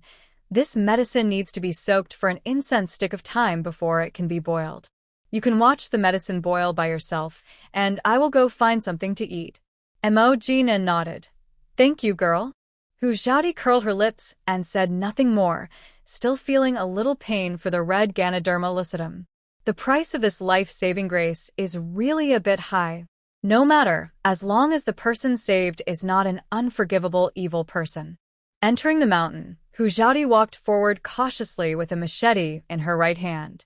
After a stroll, she shot 2 hares, a pheasant, and some commonly used medicinal materials. After putting the medicinal materials into the space, Hu Xiaodi took the hares and pheasants and walked towards the cave. Seeing the hare and pheasant, Emoji Nen raised his eyebrows slightly. Can you handle it? Hu Xiaodi wrinkled her nose. Who are you looking down on? If I say I can't handle it, will you handle it? Emoji Nen stood up and took the hare and pheasant. Let me handle it. Okay. Take good care of your wounds, and leave as soon as you are healed. We are even. Emoji Nen twitched his mouth. His wounds were still painful, so he could only sit back by the fire. 2 people couldn't finish eating 2 hares and a pheasant. Hu Xiaodi found a place to hang up the other hare and pheasant and only roasted 1 hare. After an hour, the surface of the hare had been roasted to a golden and shiny color, sizzling with oil and exuding an attractive aroma. Emoji Nan, who had been trying to escape since morning, couldn't help but drooling when he smelled the aroma of the roasted hare. After being hungry for a day, who could stand this extremely tempting aroma? Soon, the hare was roasted. Hu Xiaodi tore off a leg and handed it to Emoji Nan. Emoji Nan took it without hesitation and ate it. As soon as he tasted it, his eyes lit up instantly. He is the dignified war god prince of Lingxiao Kingdom and the 7th brother of the current emperor. What good things has he not eaten? But it is the first time for him to taste such a delicious roasted rabbit. He can easily taste what seasonings are put in the food he ate in the past, but he can't taste the seasonings used by this girl to roast the rabbit. Girl, what seasonings did you use to marinate the rabbit? Emoji Nen couldn't help asking. Hu Xiaodi looked up and replied lightly, This is my exclusive secret recipe, not to be passed on to others. Okay. Emoji Nen didn't ask any more questions and lowered his head to eat meat in big mouthfuls. The more he ate, the more Emoji Nen couldn't stop. This taste was better than that made by the imperial chef in the palace, and he was full without being careful. From childhood to adulthood, although Emoji Nen suffered a lot, he was extremely picky about food. Especially after the emperor ascended the throne, he was targeted everywhere, and he had to suffer assassinations from assassins sent by the emperor from time to time, but even when he was fleeing, he was still very picky about food. This roasted rabbit was the most satisfying meal he had eaten in his 18 years of life. After eating the roasted rabbit, Hu Xiaodi found some dry firewood for Emoji Nan before saying goodbye and returning to the Ji family. After leaving the mountain, she took out the pheasants, rabbits, and pheasant eggs that she had shot in the morning from the space and carried the prey back to the Ji family. After washing, Hu Xiaodi went back to the room to sit cross-legged and practice. The next day, Hu Xiaodi got up early, had breakfast with Uncle Ji, and then drove the ox cart to the county town. After arriving in the county town, Uncle Ji said, Xiaodi girl, go and do whatever you want to do. I have something to do here, and we will meet at the city gate later. When Hu Xiaodi heard this, she was really sleepy and someone gave her a pillow. Uncle Ji had something to do, which saved her from having to find an excuse to sell the prey in the space alone. Okay, Uncle, go and get busy. I have to go to the herbal medicine shop. By the way, can you leave the ox cart for me to use? Of course. I'm still thinking about where to put the ox cart. It would be best if you can use it. Uncle, then you go and get busy. After you're done, it's the same old rule. Meet up at the city gate. Okay, you go and get busy too. Remember to buy yourself some cloth to make 2 sets of clothes. Hu Xiaodi smiled and nodded and drove the ox cart away. After finding an empty alley, Hu Xiaodi put all the bodies of wild boars and tigers from the space on the ox cart. She took out a piece of cloth from the space and covered the bodies of wild boars and tigers, and then drove the ox cart to the meat stall. The uncle who bought the wild boar last time greeted Hu Xiaodi warmly when he saw her. Little girl, did you catch wild boars again? Hu Xiaodi replied with a smile. Yes, uncle, I was lucky this time and caught several. How many do you want? The uncle lifted the cloth and looked at it. His eyes widened in shock. So many? Uncle can't eat them all by himself. Uncle, take as much as you want, and I'll think of a way to sell the rest. The uncle picked the fattest and largest wild boar, weighed it, and found it weighed 304 kilograms, and Hujiaodi accepted 3 taels of silver from the uncle. The uncle also cut a piece of fat and lean meat and gave it to Hujiaodi and introduced her to other vendors. With the help of the butcher, Hujiaodi quickly sold all the wild boars, leaving only the tiger lying quietly on the ox cart.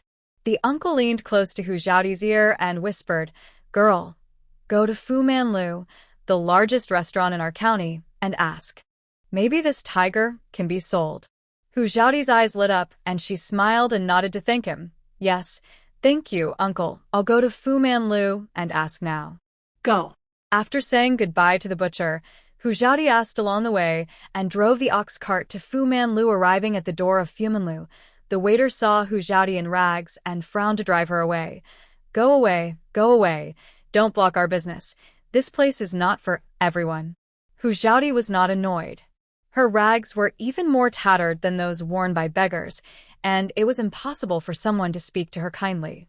After looking at the waiter, Hujiaodi reached out and lifted a corner of the cloth covering the ox cart, revealing some tiger fur, and then covered the cloth again. Alas. "Since I can't come to this place, I'll leave." The waiter blinked his eyes, which were as big as copper bells in shock. "Wait, don't leave. I'll go and ask my shopkeeper." "Just kidding. Someone came to Fu Manlu 2 days ago to ask if there was tiger meat." The man looked rich or noble from his clothes and must be a well-known figure. The boss has already said that he must pay a high price to buy the tiger. If he lets him go, won't the boss cut him into pieces? The waiter rushed into the store and whispered in the shopkeeper's ear, "Shopkeeper, someone is here to sell prey. It's the prey that the boss wants." The shopkeeper was shocked. "What? Are you telling the truth?" "Absolutely true. Let's go out and take a look." The shopkeeper trotted to Hujiaodi's ox cart and whispered, "Miss, can you take a look? If it's what our boss wants, the price can be negotiated." Hujiaodi nodded, lifted a corner of the cloth, and the tiger's fur was exposed. The shopkeeper's eyes widened instantly, and his heart beat wildly. "Miss, let's go to the backyard to discuss in detail." Hujiaodi smiled and nodded, drove the ox cart, and followed the waiter to the backyard. The shopkeeper entered the store from the main door and went to the private room upstairs to invite the boss, who was drinking and chatting with friends. When the boss heard that there was the prey he wanted, he immediately got up and went downstairs. When the boss of Fu Manlu saw the complete tiger carcass, his hands were shaking slightly with excitement. "Little girl, where did you get it from?" Hujiaodi replied, "I got it from the mountains. I have a brother who is good at martial arts, but he doesn't want to show up in public, so I have to bring it here to deal with it." "Boss, look at this big guy. The fur is not damaged at all. Give me an estimate of its value." The boss looked at it carefully and said happily, "Sure enough, the fur is not damaged. Girl, I'll give you 300 taels of silver. What do you think?" Hujiaodi shook her head, "Boss, but this skin is worth a lot of silver. Not to mention that tiger bones can be used as medicine, which is extremely precious. I might as well take it back and keep it for myself for 300 taels." Hujiaodi stretched out her palm and said with a smile, "Boss, you are generous. You can tell at a glance that you are a person who can make a fortune. 500 taels for one price." The boss felt a little painful. Such a big tiger with intact fur is indeed worth this price. But seeing that the other party was just a little girl in her early teens, he didn't want to give so much. He was thinking of giving 300 taels to get rid of it, but he didn't expect that this little girl actually understood the market in this area. It's not that Hujiaodi really understood, but she was good at observing the boss's micro-expressions, so she called out the price of 500 taels. "Little girl, 500 taels is too much. How about 380 taels?" Hujiaodi shook her head. 500 taels cannot be less. We fought hard to get this big guy. If you don't want me to find someone else." The boss gritted his teeth. For 100 taels, no more. Hujiaodi didn't say anything more, picked up the cloth to cover the tiger's body, and pretended to drive the ox cart away. The restaurant owner was anxious. Wait, little girl, 500 taels is 500 taels. You really won't give in at all. Hu Xiaodi thought about it anyway. She would often go into the mountains to hunt and dig medicinal herbs in the future, and it would only benefit her to develop a long-term partner. But it was impossible for her to lower the price for such a good thing. So, she said with a smile, it's worth the money. Boss, don't feel bad. The first time is raw. The second time is familiar. As long as the price is fair, my brother and I will send you good things in the future and guarantee the freshness. How about it? Hey, I didn't expect you to be so good at dealing with things. Just for what you said, the 500 taels today are worth it.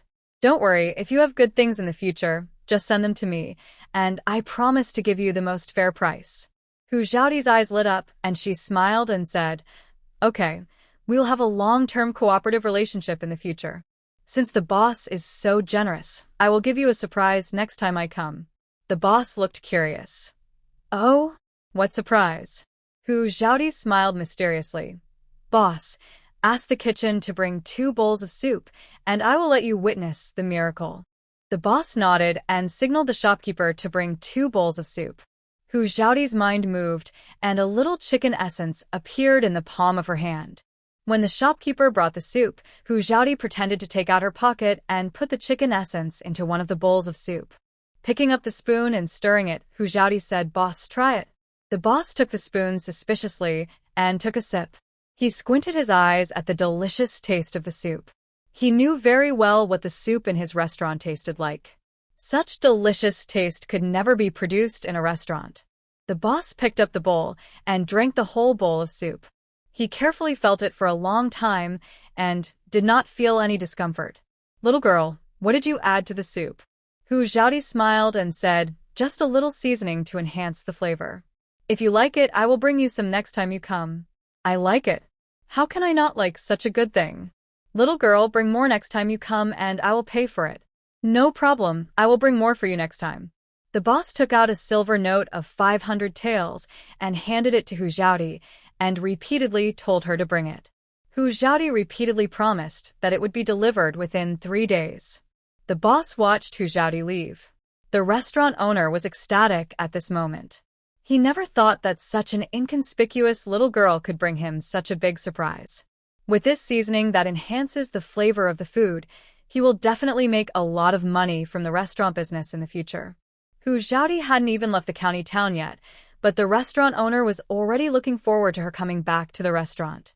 Hu Xiaodi, who had left, went to a tailor shop and bought 2 bundles of stain-resistant cloth, intending to make 2 sets of clothes for Uncle G and Aunt G. After buying the fabric, she went to the clothing store and bought herself 3 sets of ready-made clothes. Then she went to buy a few cloth bags.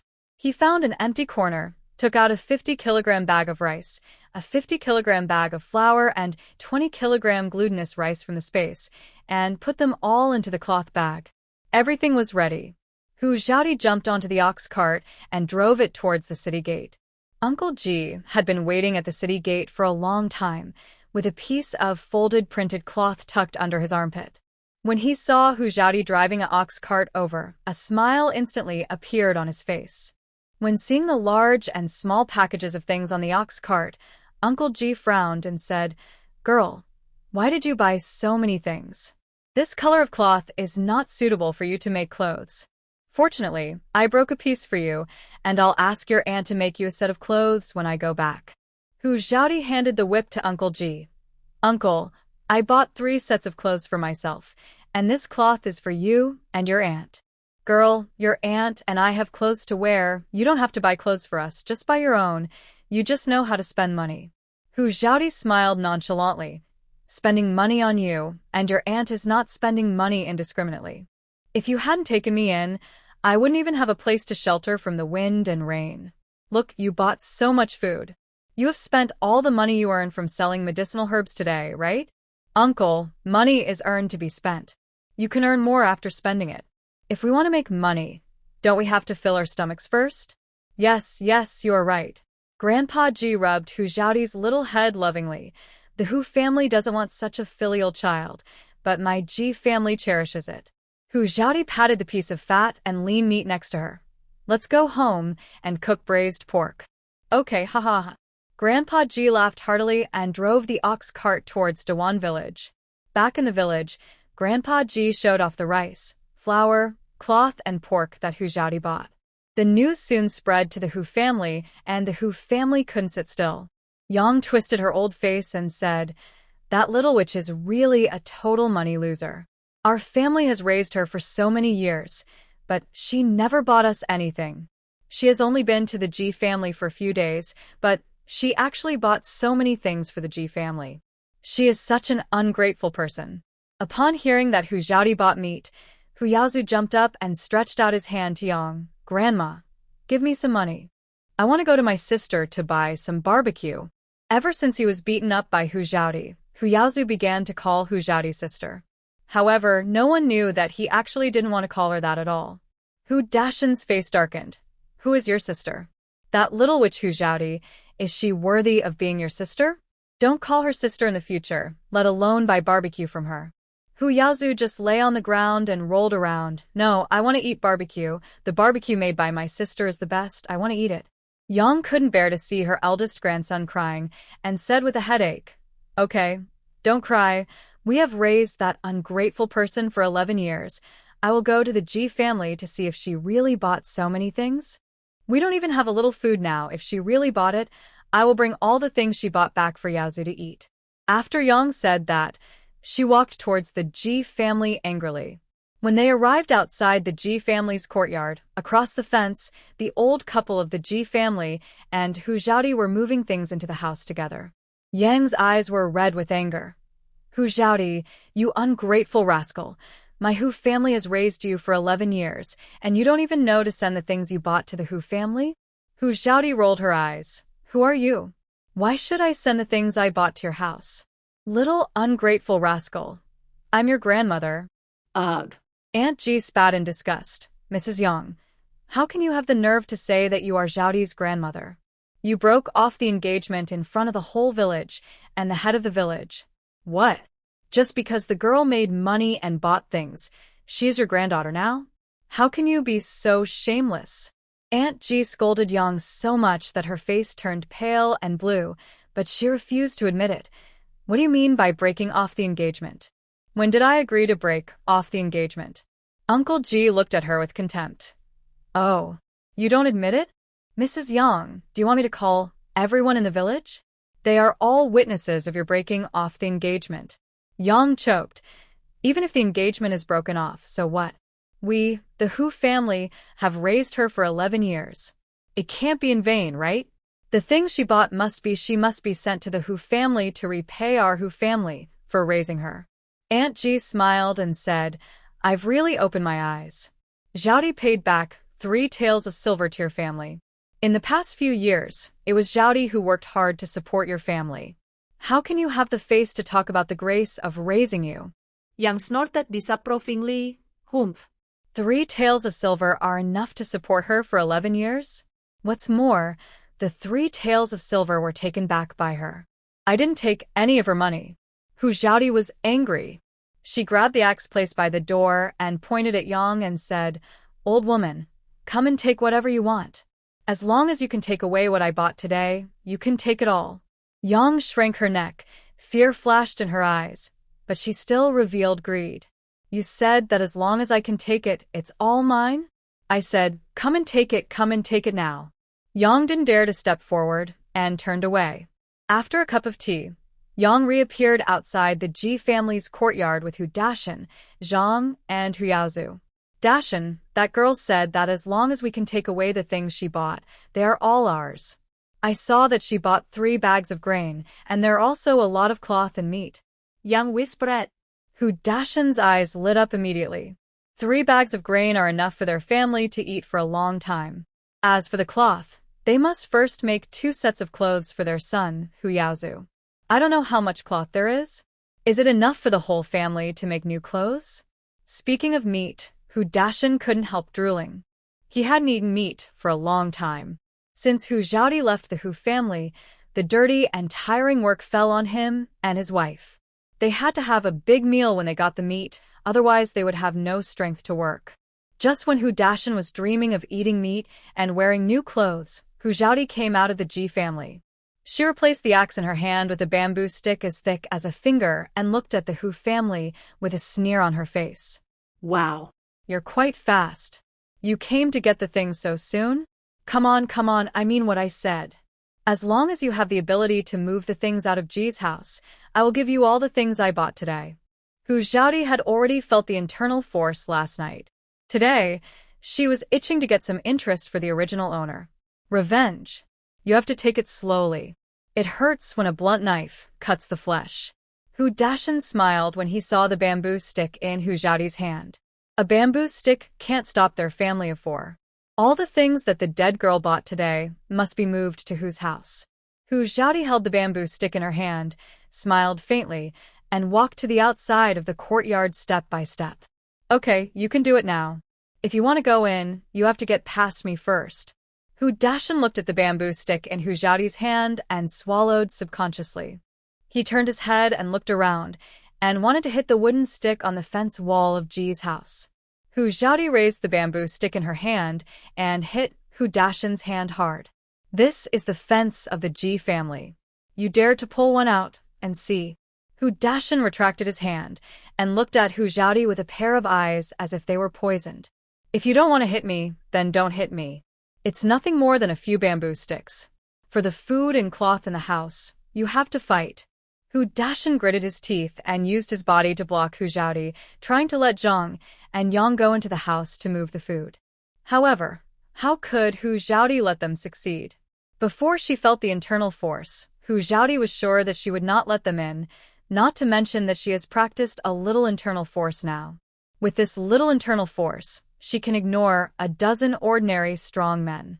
The bamboo stick in her hand flickered left and right like a spirit snake. Yang, Zhang, and Hu Dashan were hit by several bamboo sticks, but they couldn't get into the Ji family yard from under Hu Xiaodi's bamboo sticks. Pa. The bamboo sticks hit the 3 people again and again. Only Hu Yazu stood far away, looking at the powerful Hu Xiaodi with horror. In the past, this sister was always submissive in front of him, but now she is so powerful, and he is afraid. And Hu Xiaodi's beatings were heavier than the last time. Hu Dashan and the other 2 were beaten so hard that they kept jumping up and down. The marks on their bodies were probably thicker than thumbs. Seeing that they could not enter the Ji family, the places on their bodies where they were beaten were really painful, so Hu Dashan and the other 2 had to retreat. Hu Xiaodi did not chase them to beat them, but just stood at the gate of the courtyard, looking at them with contempt. Oh. Give up so soon? Come on. Continue. Don't you want the food and cloth in the house? Hu Dashan glared at Hu Xiaodi hatefully, turned his head and whispered to Zhang. Mother of the child, go find a few sticks. I don't believe we can't get in today. Zhang nodded and turned to find wooden sticks. Hu Xiaodi crossed her arms and looked at them coldly, as if she was looking at a few idiots, with disdain in her eyes. Hu Yaozu poked his head out from behind Yang and said timidly, Sister, did you buy meat today? I want to eat the barbecue you grilled. Hu Xiaodi smiled. I bought it. But why should I give it to you? Also, don't call me sister in the future. I'm not your sister. If you want to eat barbecue, ask your parents and your grandmother to buy it for you. Don't ask me. Hu Xiaodi made a pause gesture. Stop. I didn't leave the delicious food for you before, but I was not qualified to eat it in your house. Now I am no longer in your house, and I am not your sister. If you want to eat meat, it's useless to ask me. But you are still my sister. Shut up. Hu Dashan couldn't help but roared. I said, she is not your sister. Don't call her sister in the future. Hu Yaozu pouted, looking like he was about to cry. Hu Xiaodi sneered. Hu Yaozu, did you hear that? Your father has said that I am not your sister. But I really admire the shameless spirit of you, Hu family. You have already admitted in your heart that you have severed the relationship, but for a little food and cloth, you are still shameless to deny it. TSK. Don't you Hu family members wear a pig's stomach on your head when you go out? Yang asked with a dark face. What do you mean by this? Literally, you have the nerve to go out without wearing a pig's stomach. Aren't you afraid of making the villagers laugh? Yang's face was extremely ugly when she heard it. We bought you, and you have lived in our family for 11 years. Shouldn't you respect us? Abba. You have said this hundreds of times. I am annoyed if you don't annoy me. You have abused me for 11 years. You want me to respect you. Do you deserve it? At this time, Zhang ran over with 3 wooden sticks and gave the sticks to Hu Dashin and Yang. With wooden sticks in their hands, the 3 men were full of confidence, and at the same time raised the wooden sticks in their hands and rushed towards Hu Zhaodi. Hu Zhaodi smiled coldly, and the bamboo stick in her hand was like a sword with a cold light. She used the family swordsmanship with the bamboo stick. Hu Dashin felt that Hu Zhaodi's momentum had changed, but he didn't take it to heart. He thought to himself that 3 adults holding wooden sticks could not be suppressed and beaten by a little girl. However, imagination is perfect, but reality can make him skin and flesh. Hu Zhaodi's small body is extremely flexible, swaying left and right, making the 3 people dazzled. The bamboo stick in her hand is like alive, and it can easily whip the 3 people. The wooden sticks in the hands of the 3 people not only couldn't touch the corner of Hu Zhaodi's clothes, but also hit their own people under Hu Zhaodi's clever avoidance. Seeing that the 3 people with wooden sticks in their hands couldn't beat Hu Zhaodi, they looked at each other and began to retreat. This time, Hu Zhaodi did not let them go easily. She chased the 4 people of the Hu family with a bamboo stick and beat them. Hu Zhaodi stopped only after she chased them outside the Hu family's courtyard. She put her hands on her waist and warned them fiercely. Hu Dashin, listen to me. Your Hu family and I have severed our relationship in front of the whole village. If you dare to make trouble at the Ji family again, don't blame me for attacking your son, Hu Yaozu. When the Hu family heard that Hu Zhaodi was going to attack Hu Yaozu, they were so scared that they all stood in front of Hu Yaozu. When Hu Yaozu heard that Hu Zhaodi was going to attack him, the obedient manner he pretended to be disappeared instantly. Little witch, the money you earn should be mine, and the food and meat you buy should also be mine. If you dare to attack me, I will let Grandma beat you to death. Hu Zhaodi laughed, and the Hu family was frightened.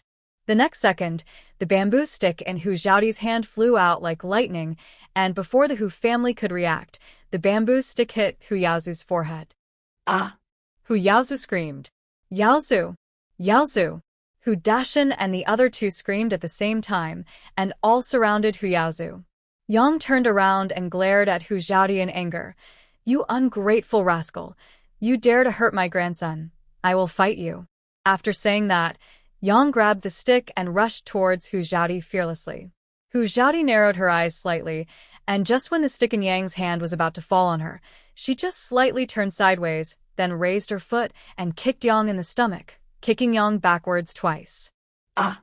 Yang screamed like a pig being slaughtered, holding her stomach and unable to get up.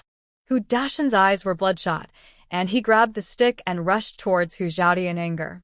Hu Zhaodi pulled the corner of her mouth coldly and used the same trick on Hu Dashin.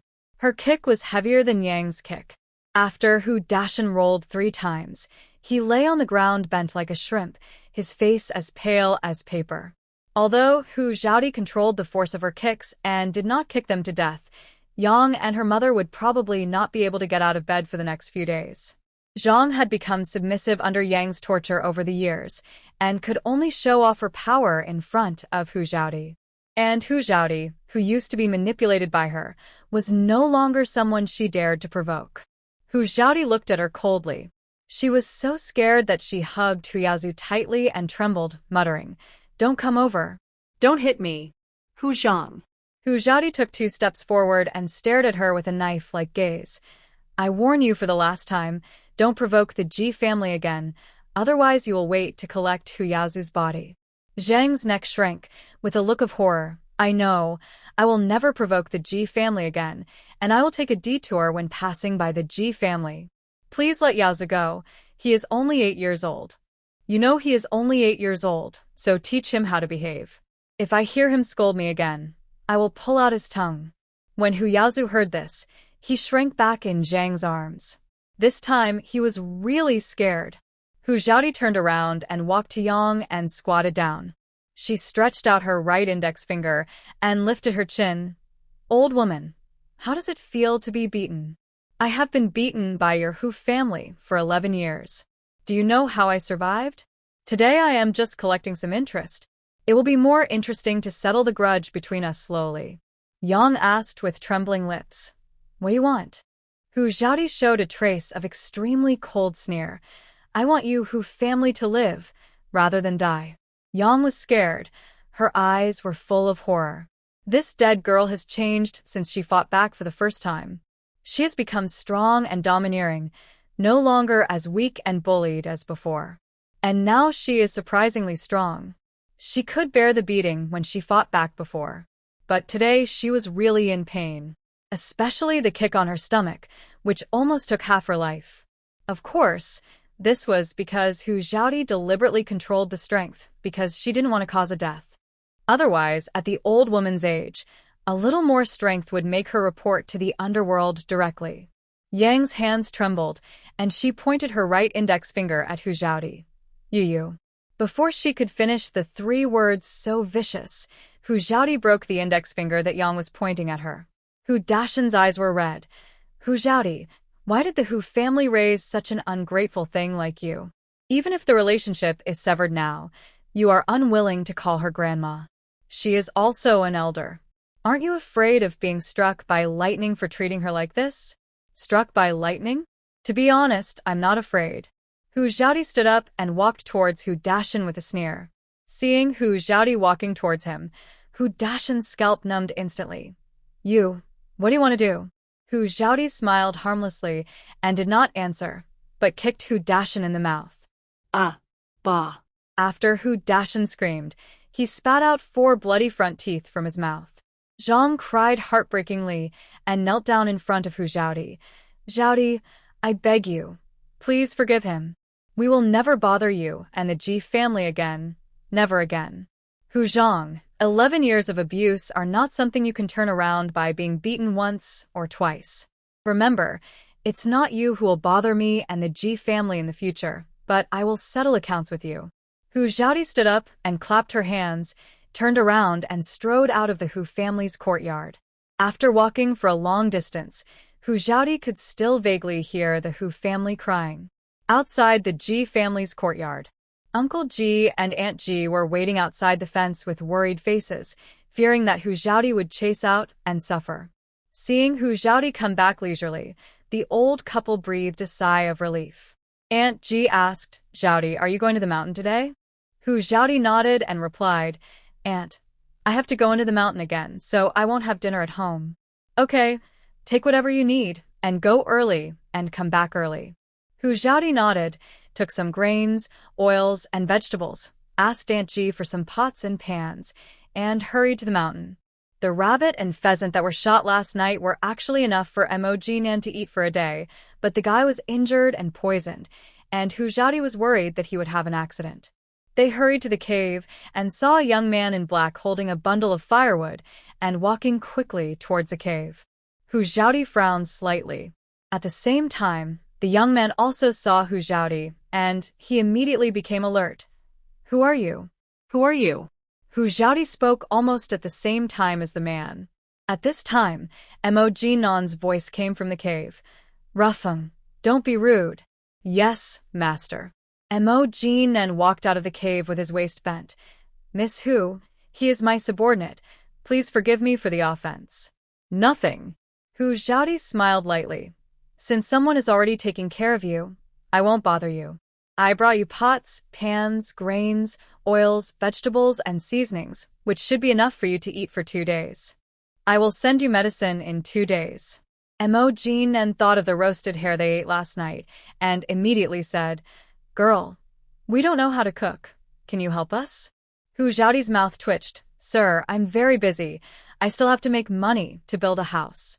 Mo-Jinan smiled, took out 2 silver notes of 100 taels from his arms and handed them to Hu Xiaodi. This is a silver note of 200 taels. During the time I recover from my injury, can I hire you to cook for us? Seeing the silver note of 200 taels, Hu Xiaodi smiled. It's feasible. It's very feasible. I will go to cook for you right away. Hee with silver. Everything is easy to talk about. Mo-Jinan's subordinates' mouths twitched wildly, and they complained silently in their hearts.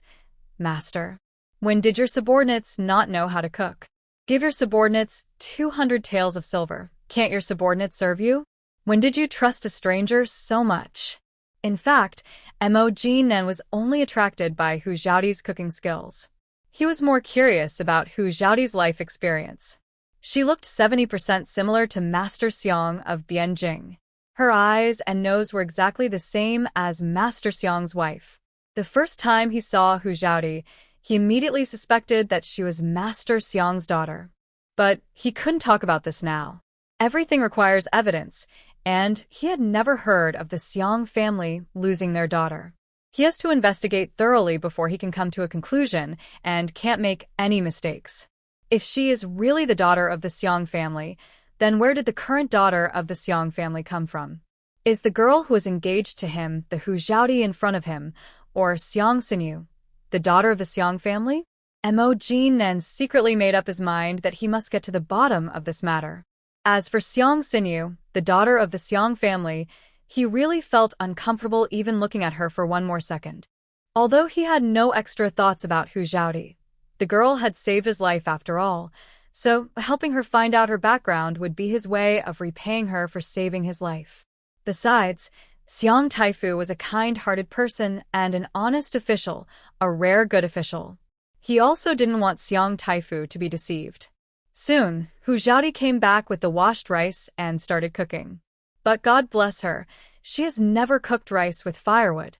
Even at the Hu family, she had never cooked. Because there was not enough food, the rice harvested from the fields every year would be ground into rice and taken to the city to exchange for some coarse grains. This really puts her in a difficult position. She looked up at Mo Jinnan's subordinate Rufeng and asked, "Can you cook rice?" Rufeng nodded mechanically. "Yes." "Then you cook, and I'll wash the vegetables." Yes. Leaving the cooking to Rufeng, Hu Xiaoti took the vegetables and went to the stream to wash them. She also took out a piece of pork belly from the space, washed it and took it back. While taking his time to cut the vegetables and meat, Rufeng had already cooked the rice. Now Hu Xiaoti didn't waste any time and put the wok on the fire and started cooking. She first put the chopped pork belly into the pan and fried some of the oil, then poured the oil and meat into 2 bowls respectively. Add a little oil to the pot again and stir-fry sugar color. When the sugar turns brown, pour in the pork belly and stir-fry. Finally, add water and cook for about 1 incense stick of time. Soon, the tempting aroma of braised pork wafted from the pot. Mo Jin-nen sniffed and thought to himself, it was a wise decision to keep this girl to cook. If he continues to eat the food cooked by Rufeng, no one will recognize him when he returns to Bianjing. After the braised pork was out of the pot, Hu Xiaoti fried 2 vegetables. The 3 of them each held a bowl of white rice and ate with relish, taking bites of the vegetable and rice at a time. Seeing that his master kept reaching his chopsticks into the bowl of braised pork, Rufeng didn't dare to eat any of the braised pork. After the meal, Hu Xiaoti unceremoniously ordered Rufeng to clean up the dishes while she changed the bandage on Mo Jinnan's wound. When I was bandaging Mo Jinnan before, I didn't pay much attention to this man's figure. He is handsome and has a nice body. She has never been in a relationship in her previous life, so she wants to poke this man's abdominal muscles.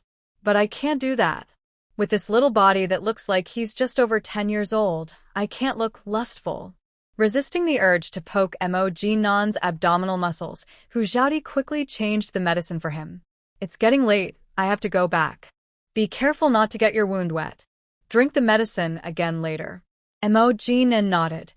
"Come early tomorrow. Don't forget that you took 200 taels of silver from me to cook for me." Hu Xiaoti rolled her eyes and said unhappily, "Don't worry, I won't forget. I have professional ethics." Mo Jin-nen was stunned for a moment. Professional ethics? It's a new word. I have only heard of official ethics, medical ethics, and teacher ethics, but this is the first time I have heard of professional ethics. After Hu Xiaoti finished speaking, she strode out of the mountain. "Remember to bring me a quilt tomorrow." Mo Jinnan's voice came from behind. Hu Xiaoti staggered and turned around and said, "There are no beddings. I asked your men to get some hay. Look at what I'm wearing. Does my family look like someone who can afford beddings?" Mo Jin-nen twitched his lips and said, "Didn't I give you 200 taels of silver? Can't you go buy one?" Brother, the 200 taels are my wages for cooking. You didn't give me the money for beddings. Besides, it takes half a day to go back and forth from our village to the county town. Are you sure you don't want me to buy them to cook for you? Mo Jinen frowned and said, Forget it. Go back. Hu Xiaodi turned around decisively and trotted towards the village. When she returned to the village, it was already dark. As expected, Grandpa Ji and his wife were waiting at the entrance of the village with torches in their hands and worried faces. Seeing Hu Xiaodi return safely, the old couple breathed a sigh of relief. Uncle, Auntie, why did you come out? Auntie Ji said with a smile, It's so late. We are worried about you. How dangerous it is to be outside at night. Hu Xiaodi's eyes moistened instantly. The old couple of the Ji family really touched her deeply. There is no blood relationship, but there is family affection. Hu Xiaodi supported one of them with one hand. Let's go home. Aunt Ji's face was full of love. Child, you bought so much food and cloth this time. Don't buy like this next time. You have to save more money to plan for your future. Hu Xiaodi smiled. Auntie, don't worry. I still have money. How much money does it cost to buy so much rice and flour? It didn't cost much. I sold a very precious medicinal herb this time, so I thought about buying some good ones to replenish my body. Only when my body is healthy can I have the energy to continue digging medicinal herbs to make money, right? Okay, I'll keep them all for you to replenish your body. Hu Xiaodi shook her head coquettishly. That won't work. I bought them for my family to eat. If you don't eat them, then I won't eat them either. Aunt Ji's eyes were moist, and her nose was a little sour. Such a good child.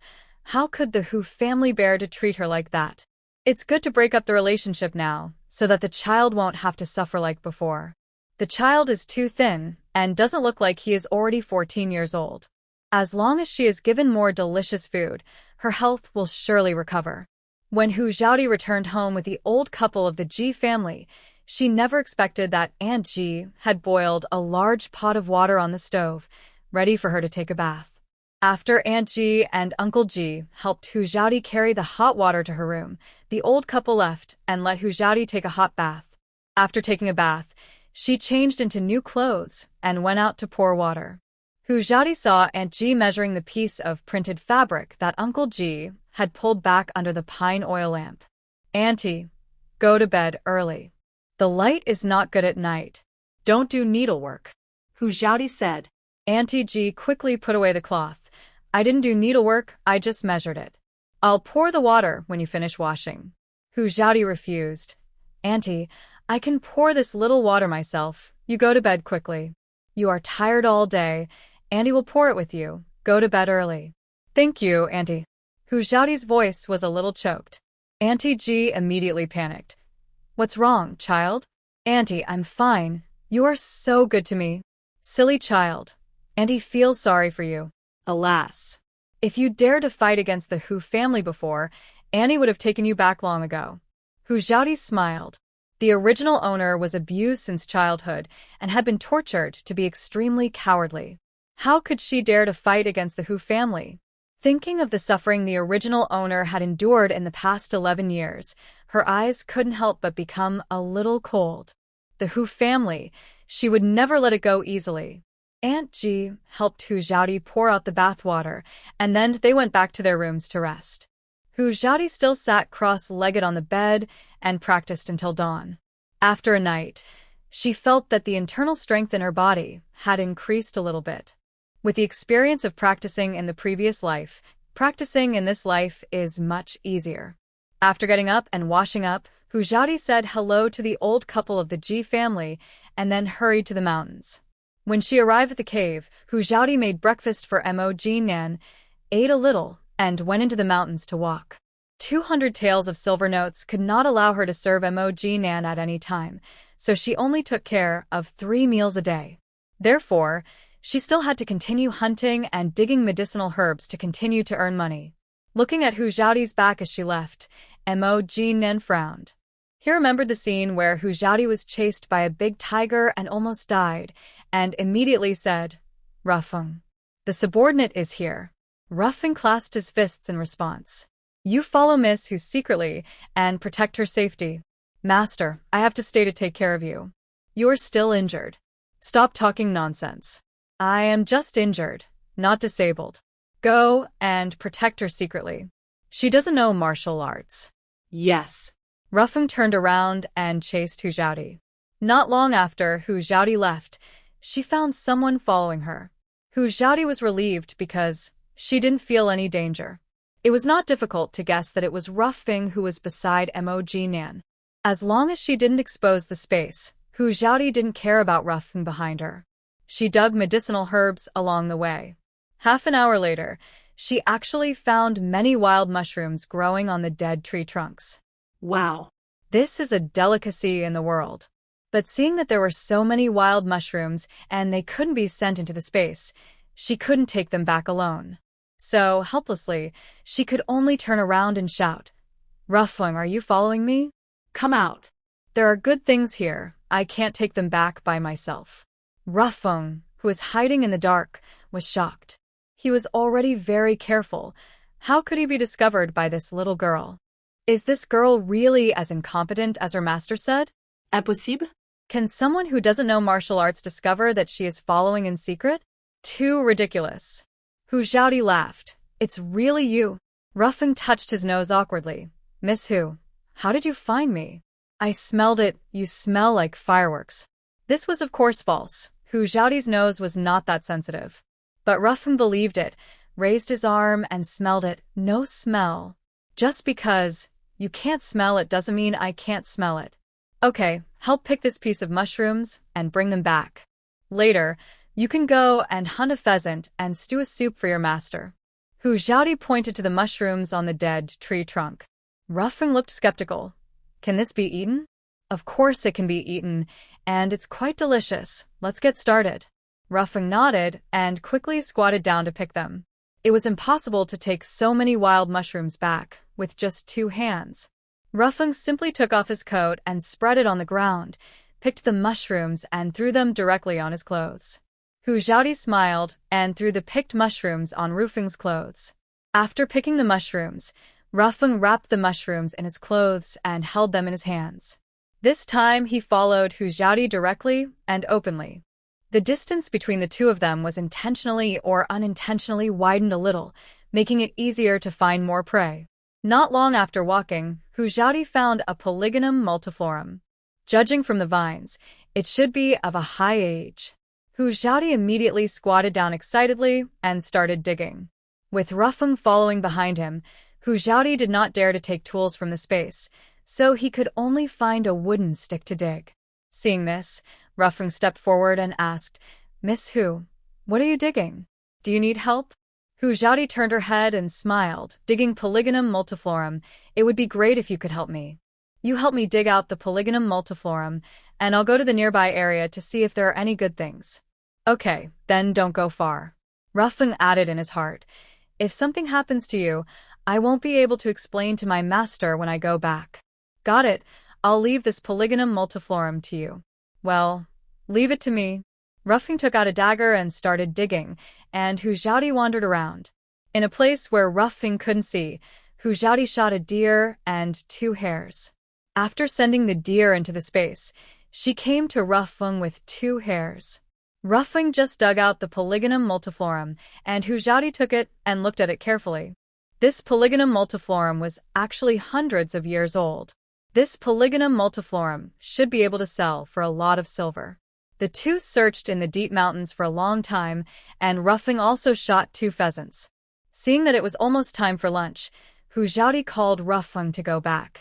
This morning, the two did not encounter any large beasts, but they also had a good harvest. Back in the cave, Hu Zhaodi began to cook. Ruffeng was still watching over the rice, and Hu Zhaodi prepared the dishes. After dinner, Hu Zhaodi continued to go into the mountains to hunt and dig medicinal herbs. With Ruffeng as a bodyguard, Hu Zhaodi did not encounter any danger all day, and the harvest was also considerable. At dinner, Hu Zhaodi said, Mr. Mo, I will go to the city tomorrow and buy some grain and oil. You will eat roasted wild rabbit in the morning and at noon.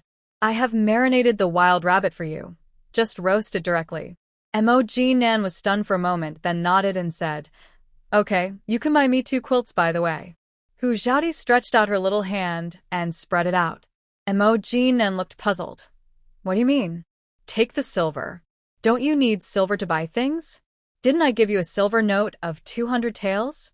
Hu Xiaodi rolled her eyes and said, Brother, those 200 taels are my wages for cooking for you. I didn't say yesterday that the 200 taels included money for buying things for you. Emojin's mouth twitched slightly. Girl, that's 200 taels, not 2 taels. The chef in the restaurant only gets 2 or 3 taels a month, and it doesn't cost much to buy 2 quilts. Hu Xiaodi said unhappily. So what? It was you who asked me to cook for you for 200 taels. I didn't force you. Besides, I'm risking my life to come here to cook for you. Does the chef in the restaurant take risks? My life is very valuable. If it weren't for you saving me, I wouldn't cook for you for 200 taels. Foam couldn't help but interrupt. Miss Hu, how can you risk your life to cook for my master? Hu Xiaodi shook her head helplessly. This is a deep mountain. I come early and go back late every day. If I encounter a poisonous snake or a beast, wouldn't my life be in danger? If I go back late, I can't see the road clearly and accidentally fall, or if I encounter bad weather, wouldn't my life be in danger? You are capable and naturally there will be no danger. I am a weak woman who can't even tie a chicken. Emojin nodded.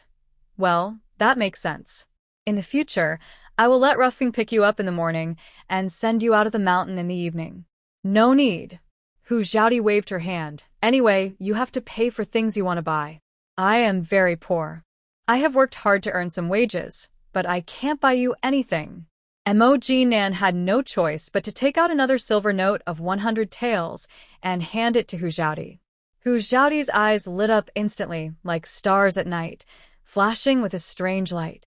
Ruffing secretly complained, this Hu guy is not only a miser, but also a greedy and miser. Seeing Hu Xiaodi's money-obsessed look, Emojin couldn't help but want to tease her. Remember to return the money left over from buying bedding. Sure enough, when she heard this, the smile on Hu Xiaodi's face disappeared instantly. What do you want to return? Your master and servant don't have to pay for food? Don't you, a rich young man, want me, an orphan who is so poor that I can't even afford a meal, to pay for you? Then the 200 taels include the ingredients, don't they? Hu Xiaodi acted like a rogue.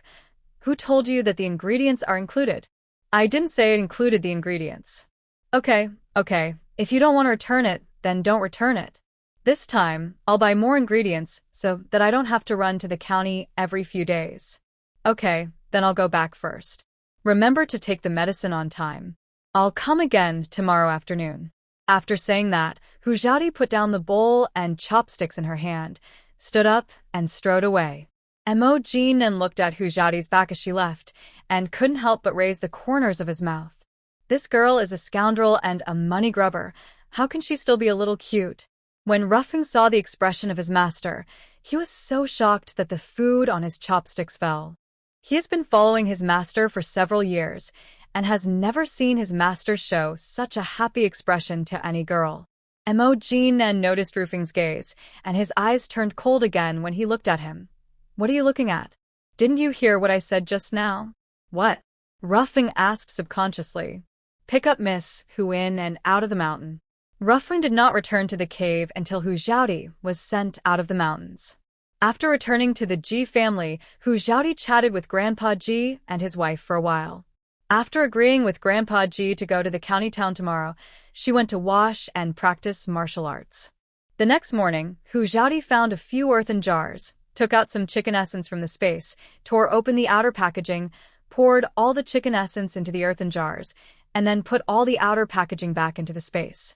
After breakfast, she carried the earthen jars to the ox cart, put all the medicinal herbs she dug yesterday into a backpack, and put them on the ox cart together. Uncle Ji pointed at the earthen jar with a puzzled look and asked, Xiaodi, what is this? Hu Xiaodi replied with a smile, Uncle, this is the seasoning I made when I couldn't sleep in the middle of the night these few days. I'm sending it to the county town today to see if I can sell it for some money to supplement the family income. Xiaodi, your health is important. Do what you need to do during the day, and try not to stay up late at night. Otherwise, when will your body recover? Hu Xiaodi nodded and agreed. Okay, I remember. The things are almost packed. Let's go. The earlier we go, the earlier we come back. Okay, get on. Hu Xiaodi jumped on the ox cart and drove the cart to the county town with Uncle Ji. Arriving at the city gate, Hu Xiaodi put on a backpack, held a clay pot in her arms, and said, "Uncle, you just wait for me here. If nothing goes wrong, someone will come to invite you later. You follow the person who comes to invite you to Fuminlu. I will wait for you at Fuminlu. Okay, go and get busy. Uncle will wait here." Hu Xiaodi smiled and turned to leave. She first went to the herbal medicine shop to deal with all the herbs she dug yesterday. Then she found an empty alley, took out the deer she had shot yesterday from the space, and put it in the backpack. She put on the backpack and held the clay pot and walked towards Fuminlu. As soon as she arrived at the door, the waiter who was responsible for welcoming guests took the initiative to greet her. Oh. The girl is here. Go to the backyard. I will go to invite our boss now. Hu Xiaodi smiled and nodded, turned, and walked towards the backyard. The waiter ran into the restaurant with a smile and hurried to invite the boss of Fuminlu. As for why the waiter's attitude today was so enthusiastic, of course it was thanks to the owner of Fu Man Lu. Ever since he tasted the soup that Hu Xiaodi added chicken essence to, he told the waiter to keep an eye on the door at all times and to greet Hu Xiaodi warmly once he saw her. Hu Xiaodi was not stupid, so she naturally understood why the waiter was so enthusiastic. He just wanted her chicken essence. As soon as she entered the backyard, the owner of Fu Man Lu came over with a smile. Oh. Girl, I've been waiting for you to finally come. Hu Xiaodi smiled and said, "Didn't I promise you that I would come within 3 days? It's only been a day." The owner of Fu Man Lu smiled flatteringly. "Then I'm looking forward to it too. I'm looking forward to you coming earlier. Girl, have you brought the seasoning?" Hu Xiaodi nodded, her eyes looking at the earthen jar in her arms. The owner's eyes lit up instantly, and he couldn't wait to take the earthen jar, open the seal, and took a deep sniff. This smell is tempting, and the dishes made from it will definitely be popular. "Girl, did you only bring this one can?" Hu Xiaodi said leisurely. "Of course not, but I didn't bring it with me. Boss, if all the restaurants in the county use this good thing, how much money can I make in a day?" The owner of Fu Man Lu's face changed again and again. If all the restaurants in the city use this thing, can he still make unique dishes to attract customers? He only wants to monopolize such a good thing. If the business is booming, he can open a store in other places. But if this seasoning becomes ubiquitous throughout the city, the taste of dishes made in every restaurant might not differ too much, and then it would be impossible for your own restaurant to be unique. Thinking of this, the owner of Fu Man Lu was even more flattering. "Miss, you must have come here early in the morning, and you must be hungry now. Let's go to the private room to talk and try our Fu Man Lu's signature dishes. How about giving some suggestions?" Hu Xiaodi pretended to be embarrassed. "No, boss, I'm really busy. I have to go to several other restaurants to discuss business today." The boss rolled his eyes and said, "Girl, don't be anxious. My Fu Man Lu is the largest in the whole county. When it comes to business, it's natural that our Fu Man Lu will talk to you first. And the deer in your backpack, I will definitely give you a satisfactory price. How about that?" Oh. "Then tell me how much silver you can give me for this deer?" The boss thought about it, gritted his teeth, and stretched out his right hand, spread out his 5 fingers. 50 taels, girl. This is definitely the highest price given in the whole county." The shopkeeper, who was accompanying him, widened his eyes instantly. The deer brought by the girl was just an ordinary deer, not the most expensive silver sika deer. The price of this ordinary deer would not exceed 15 taels at most. The boss is losing a lot of money. What kind of seasoning is worth such a big investment by the boss? Hu Xiaodi smiled. "Boss, since you are so sincere, let's go to the private room to talk. Please go upstairs." The boss made a gesture of invitation, with a happy smile on his face. The shopkeeper was also very considerate. He immediately stepped forward, took Hu Xiaodi's backpack, and walked to the stairs. The boss turned his head and looked at the shopkeeper and ordered, "Go and tell the kitchen to send all our Fu Man Lu's signature dishes to our distinguished guests to taste." "Yes, boss." Hu Xiaodi quickly spoke out to stop him. Boss, forget about serving the dishes. I'm very poor and don't have the money to pay for the meal. Miss, what you said is too polite. You can eat as much as you want a day. This meal is on me. That won't work either. I'm pressed for time. My elders are waiting at the city gate to take me home. The boss waved his hand and said, Don't worry, don't worry. It's rare that we get along so well. I'll send someone to invite your elders. Let's eat and talk. Tell me what your elders look like, and where they are so I can send someone to invite them. Hu Xiaodi described Uncle Ji's clothes and appearance and said, My elder's surname is Ji. He drives an ox cart with 4 earthen jars on it. Okay, I'll arrange someone to invite him. The shopkeeper immediately said, Boss, I'll go and invite this girl's elders myself. Okay, go as soon as you give the kitchen instructions. The sooner the better. Yes. The shopkeeper responded and turned and walked quickly to the back kitchen. The boss personally welcomed Hu Xiaodi to the most luxurious private room on the 2nd floor and poured tea and water for her. After all the dishes were served, the shopkeeper entered the private room with Uncle Ji, who looked incredulous, followed by 2 waiters, who were holding earthen jars in their hands. Hu Xiaodi stood up to greet him. Uncle, come and sit here. We will go back after dinner today. Looking at the table full of delicious dishes that he had never seen before, Uncle Ji's hands were shaking with nervousness. Hu Xiaodi saw that Uncle Ji was so nervous and scared that his whole body was tense, so she reached out and patted Uncle Ji's back gently. She leaned close to his ear and whispered, Uncle, relax. Just eat as much as you can. Don't be nervous. I'm here. Uncle Ji nodded slightly, and he relaxed slowly, as if possessed by a spirit. The boss poured Uncle Ji a cup of tea and pulled out a chair to accompany him personally. After picking up the chopsticks and picking up a lot of dishes for Uncle Ji, he kept picking up dishes for Hu Xiaodi. Miss, I don't know your last name. What should I call you? Hu Xiaodi replied, No need to say, you can just call me Xiaodi. The host introduced himself. My last name is Han, and my given name is Dongsheng. If you don't mind me being pretentious, just call me Brother Han. From now on, my Fumanlu will be your second home.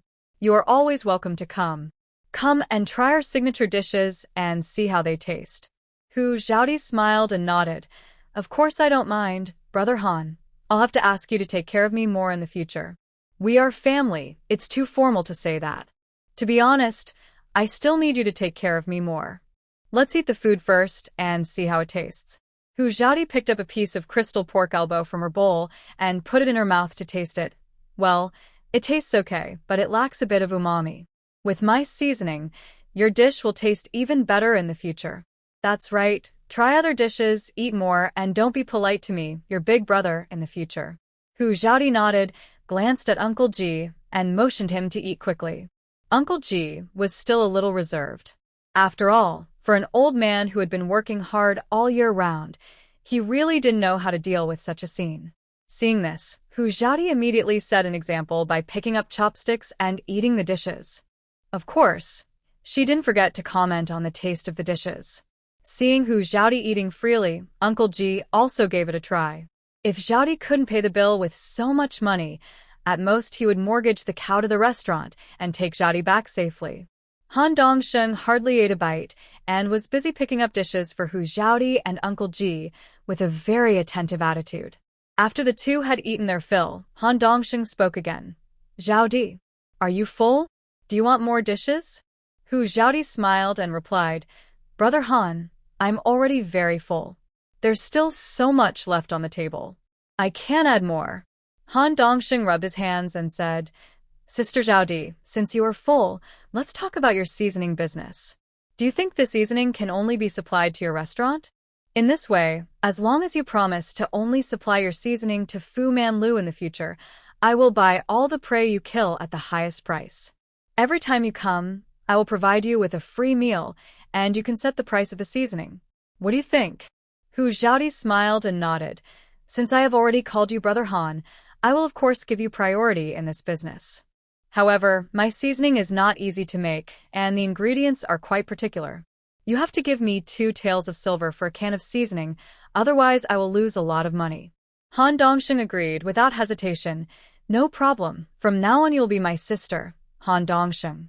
If you encounter any difficulties in Fuling County, just come to me.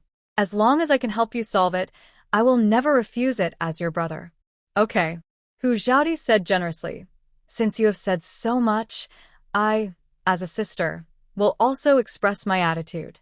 In the future, this seasoning will only be supplied to Brother Han's family. Anyway, in addition to chicken essence, she can do other businesses.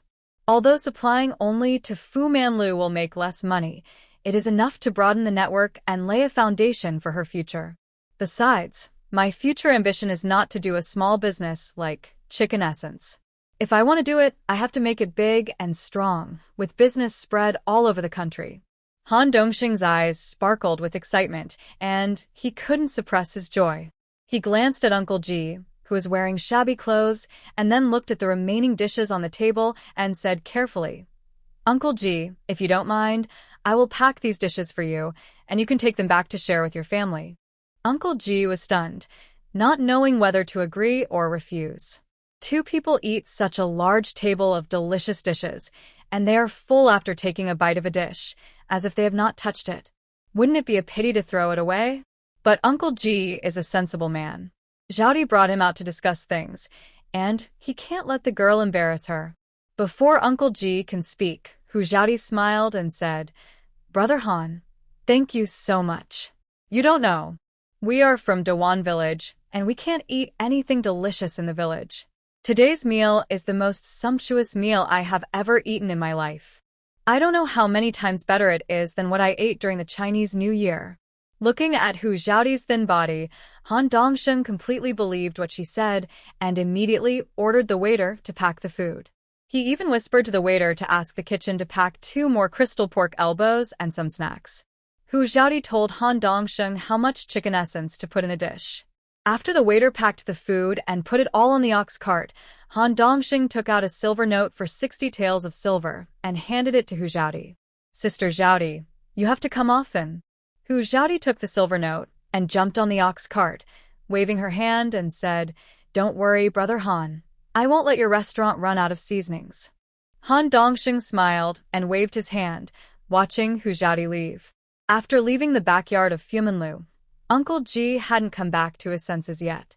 Ever since he stepped into Fumanlu, he felt that everything was as unreal as a dream.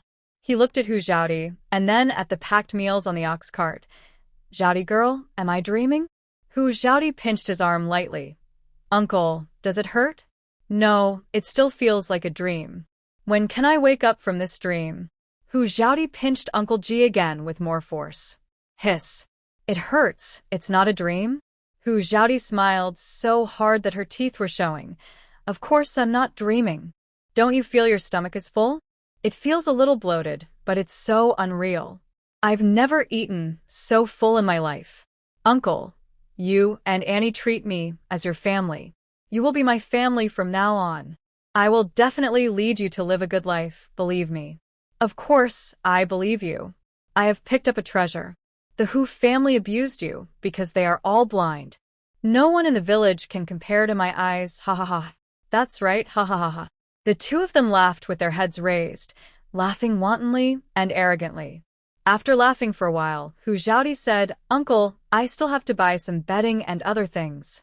The young man I rescued needs them, but I don't know where to buy them. Please take me there. Uncle Ji looked at Hu Xiaodi seriously. Xiaodi girl, that man is not a bad person, right? Uncle Ji nodded. You are right, girl, your aunt, and I can't help you with anything. You have to be more careful. Well, Uncle, don't worry, I will protect myself. The two of them went around the city and bought all the things they should buy before driving the ox cart back. In fact, there are beddings in Hu Xiaodi's space, but that kind of fabric and style is simply not available in Lingxiao country. In order not to arouse Mo Jinnan's suspicion, Hu Xiaodi still spent money to buy them, so as not to cause unnecessary trouble. As for grain, oil, and vegetables, she can take them from the space and scrupulously anyway, Mo Jinnan will not know whether she bought them or not. It was Shunsher when they returned to Dewan village. Hu Xiaodi put 2 quilts in the backpack, picked up 2 cloth bags, and took a crystal elbow that she had packed back, and hurried into the mountain. Halfway through, She took advantage of the fact that no one was around, took out some rice, vegetables, and meat from the space, and gave Mo Jean-nan 2 prescriptions, and then quickened her pace to go into the mountain. When she was about to enter the deep mountains, Hu Xiaodi saw Rufeng. Seeing that Hu Xiaodi was carrying so many things, Rufeng hurried forward to take over some of them. "Why are you not in the cave to take care of your master? Why are you out here?" Hu Xiaodi frowned and said. Rufeng looked aggrieved. "Didn't you hear my master's order last night that he would pick you up in and out of the mountain in the future?" "I heard it. Didn't I refuse?" "It's useless for you to refuse unilaterally. My master has to agree." "My master is also worried that you will be in danger." Hu Xiaodi curled her lips. "He is worried that if I die, no one will cook for him, and no one can detoxify him, right?" Rufeng raised his eyebrows. "To be honest, the food you cook is really delicious. I didn't expect that you are not very old, but you are a first-class cook. But I'm very curious. You should have grown up in the village since you were a child. Who taught you medical skills?" Hu Xiaodi said unhappily. "Curiosity kills the cat. You'd better stop being curious so as not to get into trouble." "I don't believe you are not curious about my master's identity. What's there to be curious about? I'm still young, and I don't want to lose my life inexplicably. I don't want to know your identities, and you don't tell me. Wait until your master's injury is healed, then leave quickly, and don't cause me trouble." Rufeng twitched his mouth. It was the first time he met a woman who was not interested in his master. You know, which of the noble ladies in Bianjing doesn't want to be close to his master? Which one doesn't want to have some relationship with his master? But think about Hu Xiaodi's severely stunted body and her age of just over 10 years old.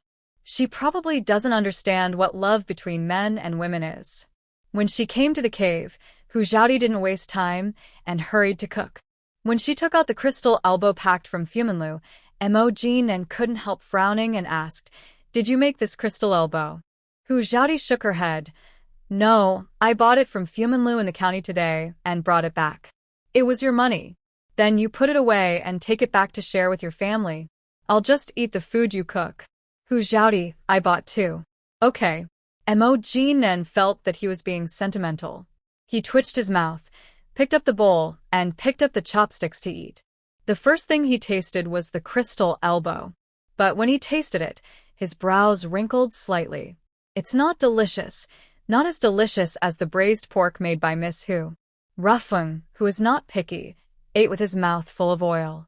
After the meal, Hu Xiaodi handed the prepared medicine to Mo Jean and said goodbye and left. When I returned to the Ji family, all of Uncle Ji's children and grandchildren were there. Seeing Hu Xiaodi coming back, Aunt Ji hurriedly greeted her. "Xiaodi girl, have you eaten yet?" "Auntie, I have eaten. What day is today? Why is it so lively?"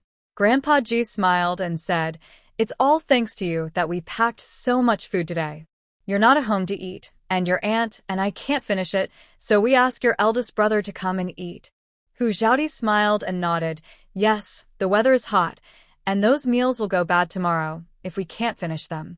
Fifth brother Ji said, "Xiaodi, you said last time that you would take me into the mountains to hunt and dig medicinal herbs.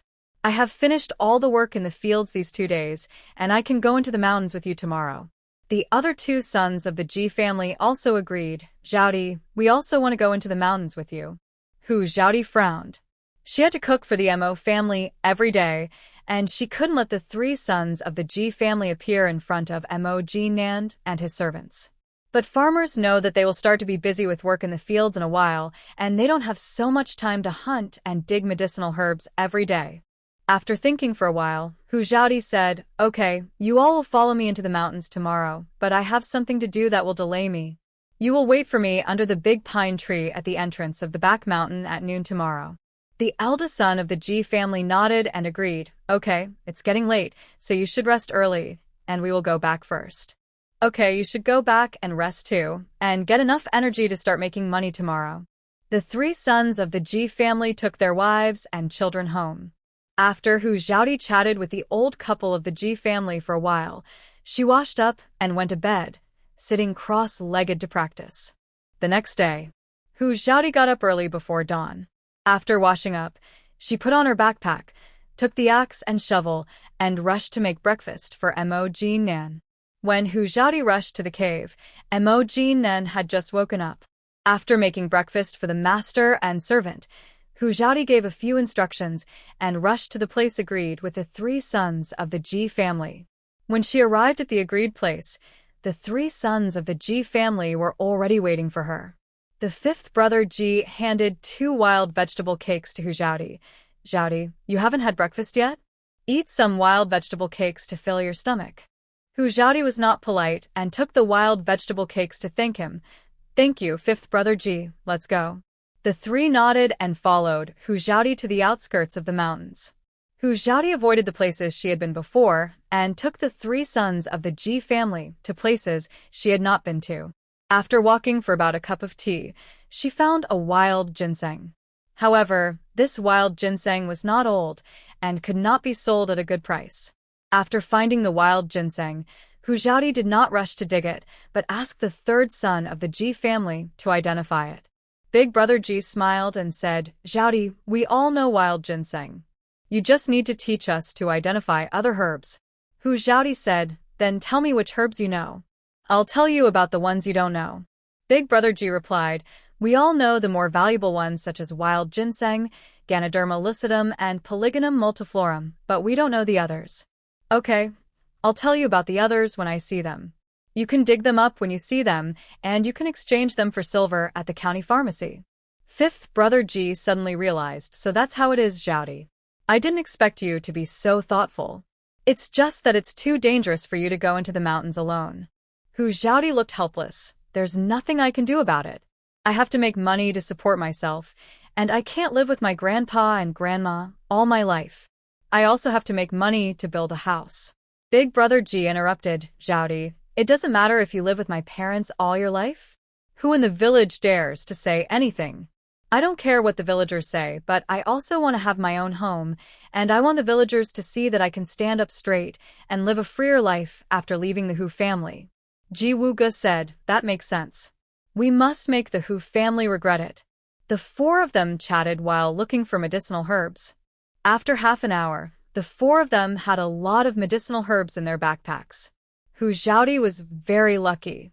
She just found a resurrection grass and looked up to see a field of porcini mushrooms not far away.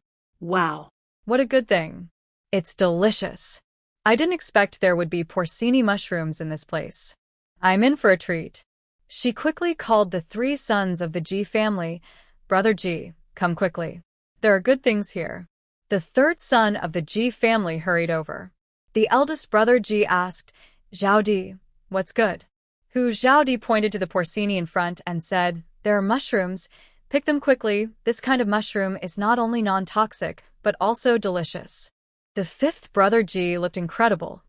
"Can this mushroom be eaten? Are you sure it's non-toxic?" "Of course I am sure. Pick it quickly, take it back and stir-fry it with some garlic and chili. It's delicious."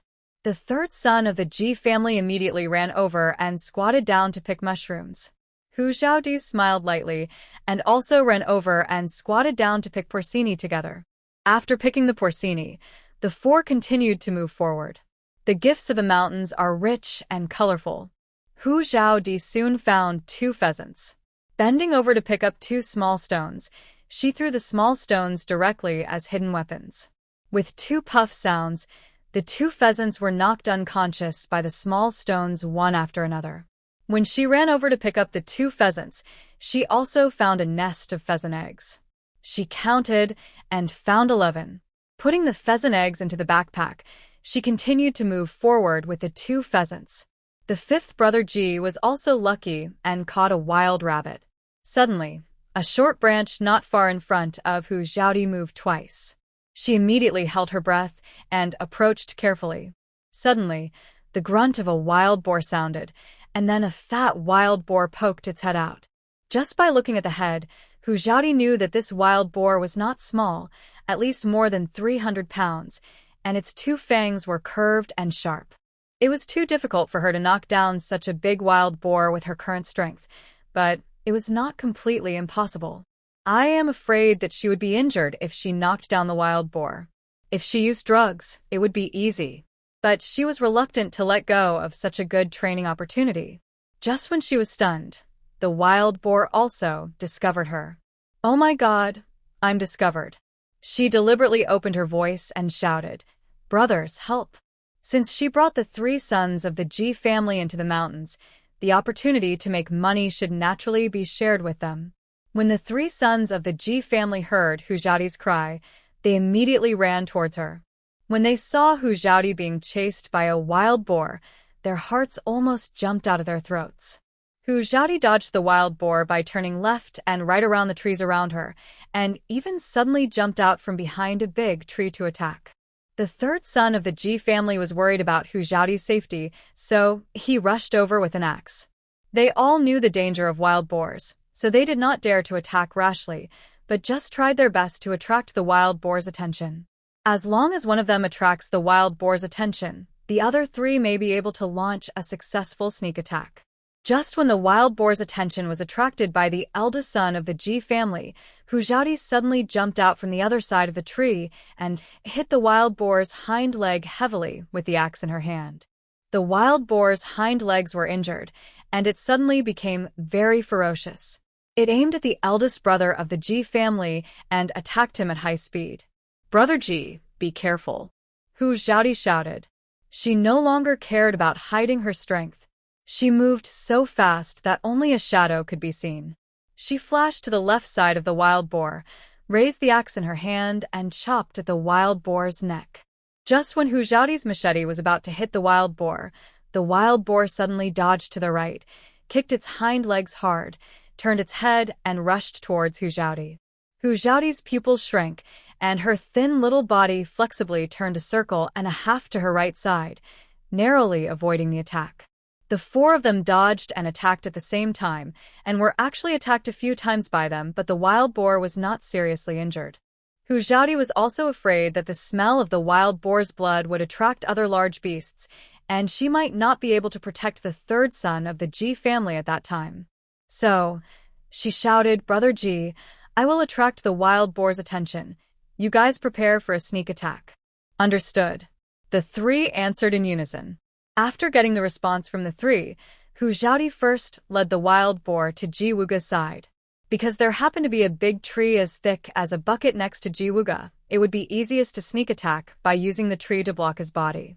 Seeing Hu Xiaoti leading the wild boar to his side, Ji Wuga immediately hid his body behind his back and raised the machete in his hand high. When the wild boars had appeared from the side, Ji Wuga's machete also fell on the wild boar's neck, and his body quickly dodged to the side. A deep cut was made on the wild boar's neck, and blood instantly flowed out.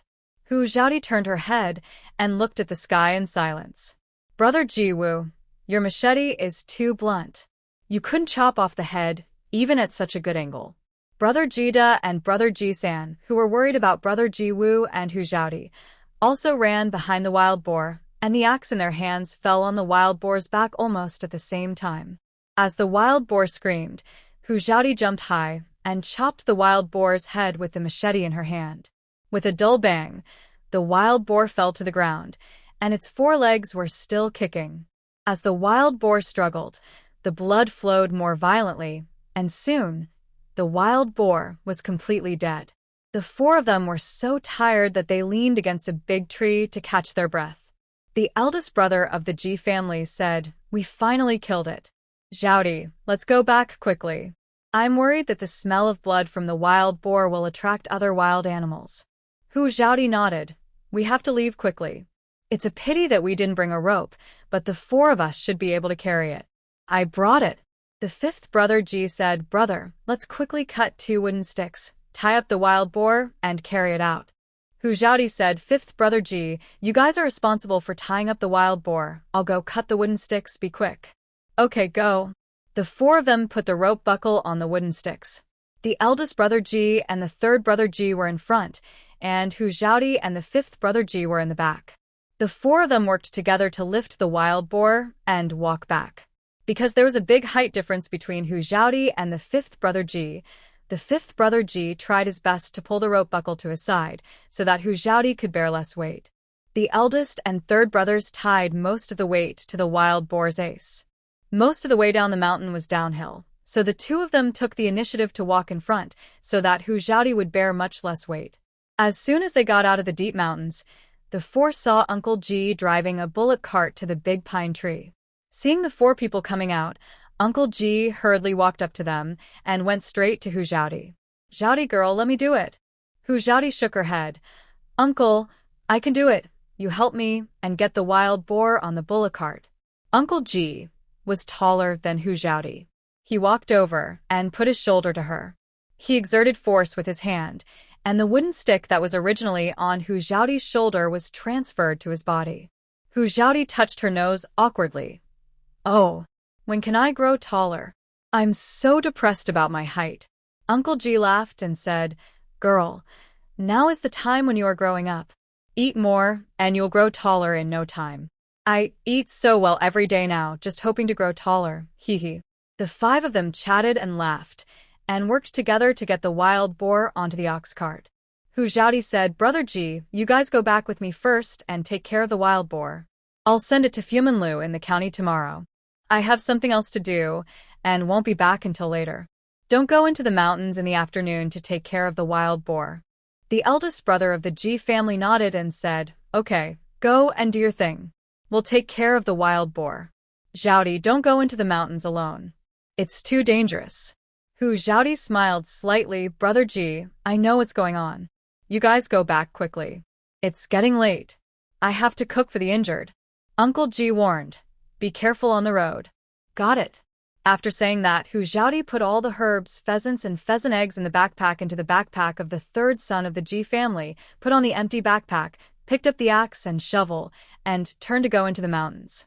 At this time, Ruffing had already cooked the rice, holding 2 processed wild rabbits in his hands with a look of embarrassment. When will this Miss Hu come? If she doesn't come, will the master eat her own food? Just when Ruffing was daydreaming, Hu Xiaodi's voice came from behind him. "Wow, the sun really rises from the west today. I can smell the fragrance of rice." Ruffing turned around and smiled with joy. "Miss Hu, you are here. How do you think we should eat this hare?" Hu Xiaodi smiled and said, "We will eat the hare in the afternoon. Let's make it simple at noon. It will take at least an hour to stew the hare." "Okay, what do you need me to do?" "No, I can do it myself." After saying that, Hu Xiaodi took a proper amount of vegetables to the stream to wash them. After washing the vegetables, she took out a piece of pork from the space and washed it clean, then walked towards the cave with the vegetables and meat in the basin. When she arrived at the entrance of the cave, she took out a cutting board and a kitchen knife to cut the meat. Soon, the meat and vegetables were cut, and Hu Xiaodi fried a small stir-fried meat, 2 vegetarian dishes, and boiled a soup. After the 3 of them finished their meal, when Hu Xiaodi was about to go into the mountains again, Mo Jinen said, "Miss Hu, can I go into the mountains with you?" Hu Xiaodi frowned and said, "Don't make trouble. Your injury hasn't healed yet. Rest well in the cave. My wounds have mostly healed. I was almost suffocated in the cave these days. Don't worry, I will go with you. All the prey we catch and the herbs we dig will belong to you. Do I need your prey and herbs? If you go with me and my wounds split again, wouldn't my hard work these days be in vain?" Mo Jinan twitched his mouth slightly, turned his head, and looked at Ruffeng. "You follow Miss Hu into the mountains and protect her." "Yes, master." Hu Xiaodi tried hard to hold back her laughter. This guy, why is he so arrogant? In the next 10 days, Hu Xiaodi took the 3 sons of the Ji family into the mountains in the morning. Whether it was medicinal herbs or prey, they would get whatever they saw. Nowadays, the Ji family's yard is full of various medicinal herbs, and the prey is sent to Fumanlu in the county town by Uncle Ji while it is fresh. Hu Xiaodi also stored a lot of prey, medicinal herbs, and wild mushrooms in her space, which she secretly brought into the space in the afternoon when she went into the mountains. Mo Jinen also drank the medicine for half a month. His injuries had completely healed, and the poison in his body was almost eliminated. The only thing left was acupuncture and moxibustion to detoxify. That day, Hu Xiaodi returned from the mountains with a full load. After returning to the cave and making dinner, Hu Xiaodi held the bowl and said, "Mr. Mo, the poison in your body has been almost eliminated. After dinner, I will give you an acupuncture detoxification, and the toxins in your body will be completely eliminated. Thank you, Miss Hu. Imogen nodded, thought for a while, and then said, Miss Hu, do you want to live in a different place? If you are willing, I can take you to Bianjing. Hu Xiaodi shook her head without hesitation. No, I grew up here since I was a child, and I'm used to it. I'm going to Bianjing where I'm unfamiliar with the place and have no acquaintances. And I don't want to live a life of serving people and reading people's faces. Ruffing interrupted, Miss Hu, I am your acquaintance.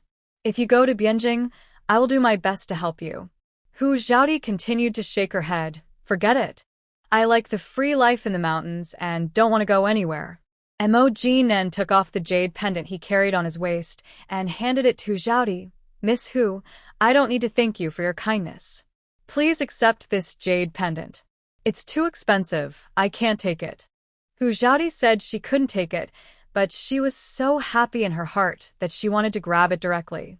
Judging from the quality of this jade pendant, it should be worth a lot of silver, enough to buy a large piece of land in Dawan village and build a big house. As if he saw Hu Xiaodi's thoughts, Imogen said with a smile, This jade pendant is quite expensive, you keep it. If we can meet again in the future, you can make 3 conditions to me with this jade pendant. However, these 3 conditions cannot violate the way of chivalry and are within my ability. Ah. Can't sell it for silver? Judging from his clothes and temperament, this guy should be the son of a wealthy family. Can I ask him to give me 10,000 taels of silver directly?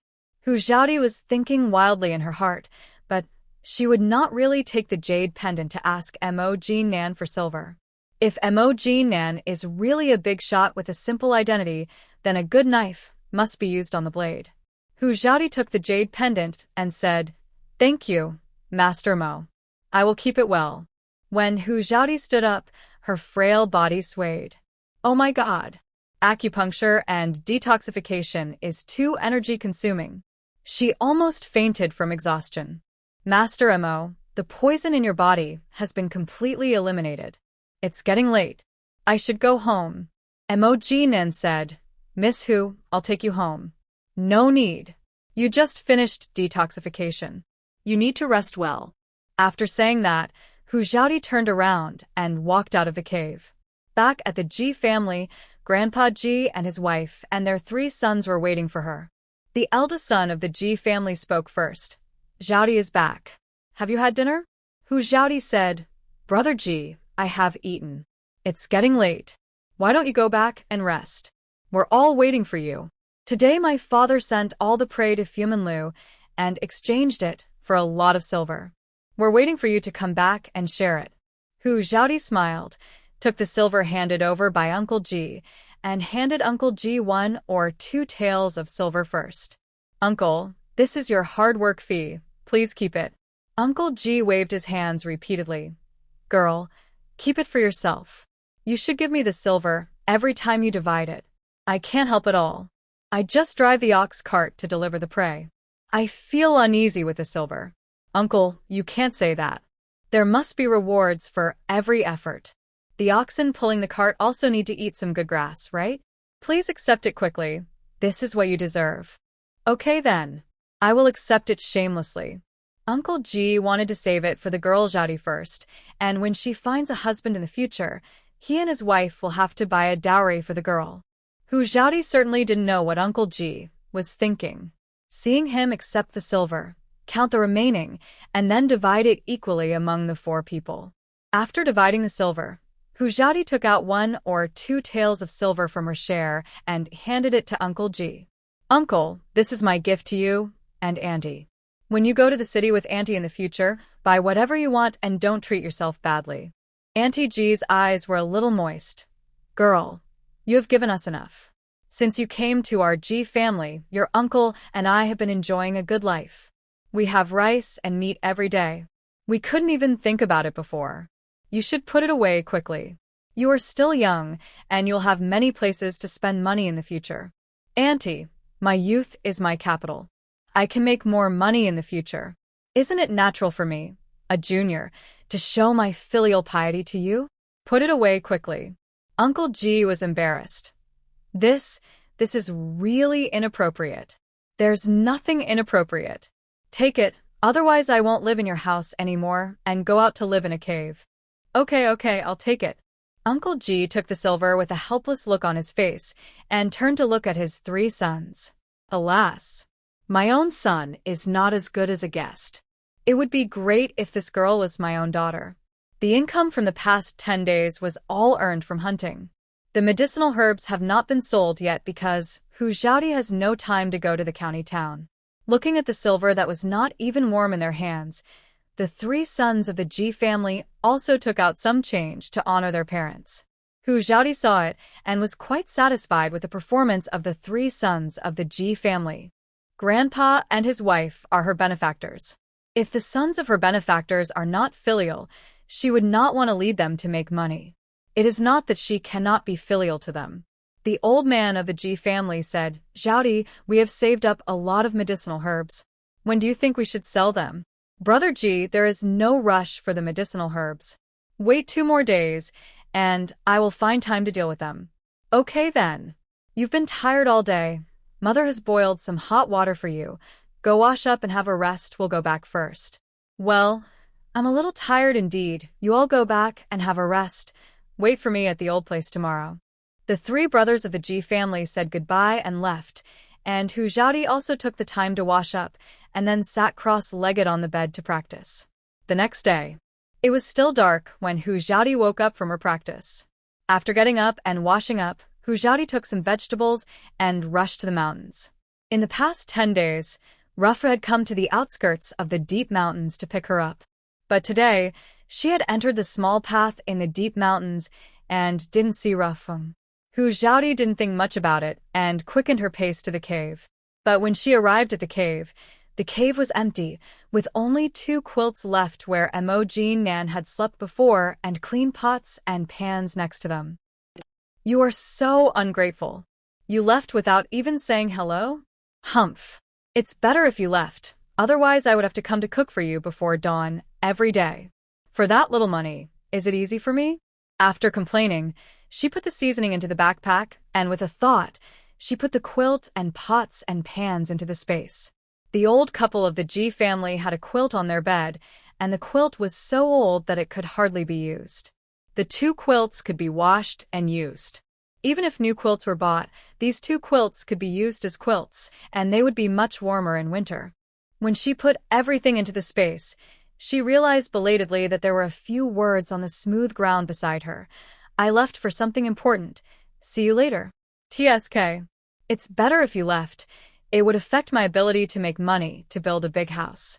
It's better if we don't see you later." Hu Xiaodi turned around and left the cave, rushing to the place where she had agreed to meet with the 3 brothers of the Ji family. While walking, she took out some bread and milk from the space and ate them as breakfast. After meeting up with the 3 brothers of the Ji family, the 4 of them went directly into the mountains. About an incense stick of time after entering the mountains, Hu Xiaodi shot a wild goat and dug up 100-year-old ginseng. She couldn't help but sigh. Now that those 2 guys are gone, even her luck has improved. At the same time, the eldest and the 3rd brother of the Ji family each shot a wild rabbit and dug up a lot of medicinal herbs. The 5th brother of the Ji family was a little less lucky. In addition to the medicinal herbs, there were only a few wild mushrooms in his backpack. Near noon, the 4 people's backpacks were full. No dry food was brought during this period, and Hu Xiaodi couldn't blatantly take out the things in the space and share them with the 3 brothers of the Ji family.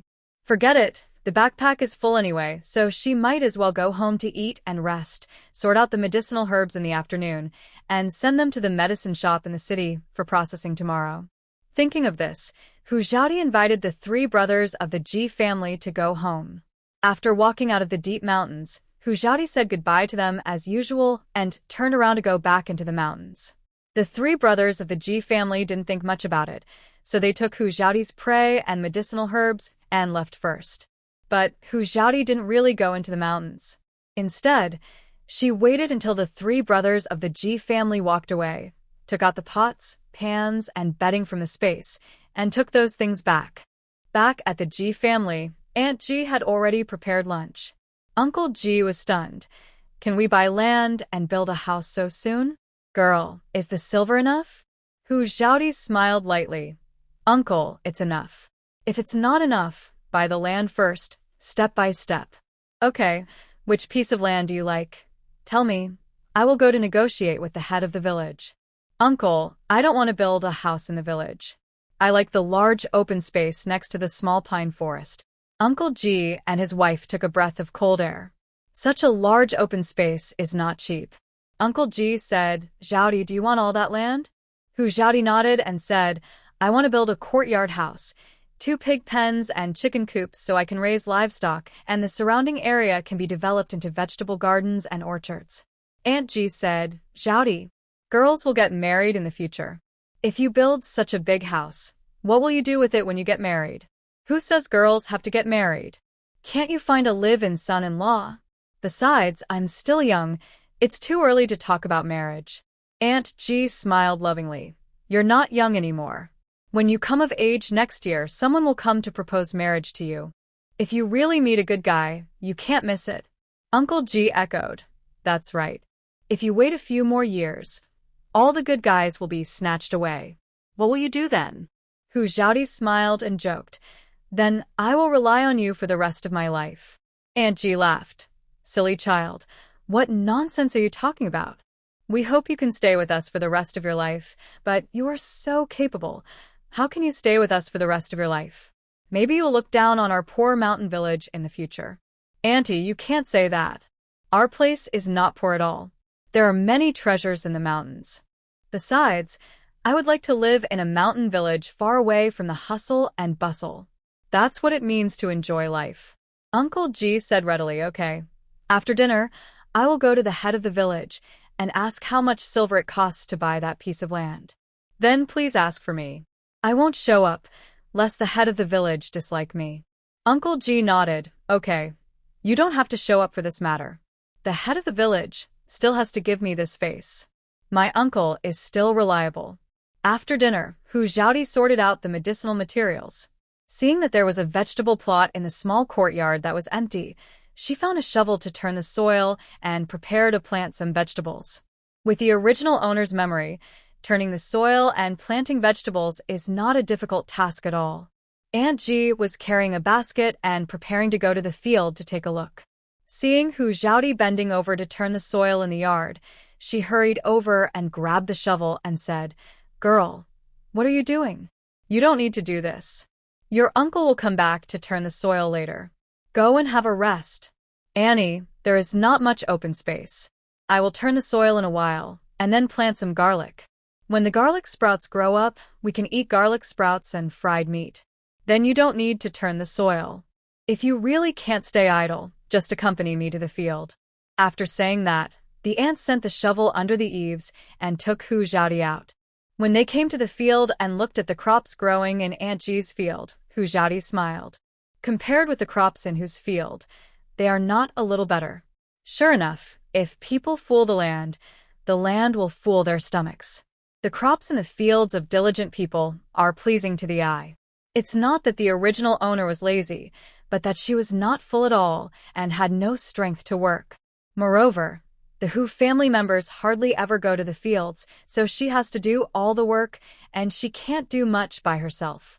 After a walk around, Hu Xiaodi discovered that there were a lot of Artemisia selingensis with small yellow flowers in the cornfield next to her, which belonged to someone else. Artemisia selingensis, also known as Qingming grass, can clear away heat and detoxify, resolve phlegm and relieve cough, lower blood pressure, and eliminate rheumatism. It not only has medicinal value, but can also be eaten as a wild vegetable.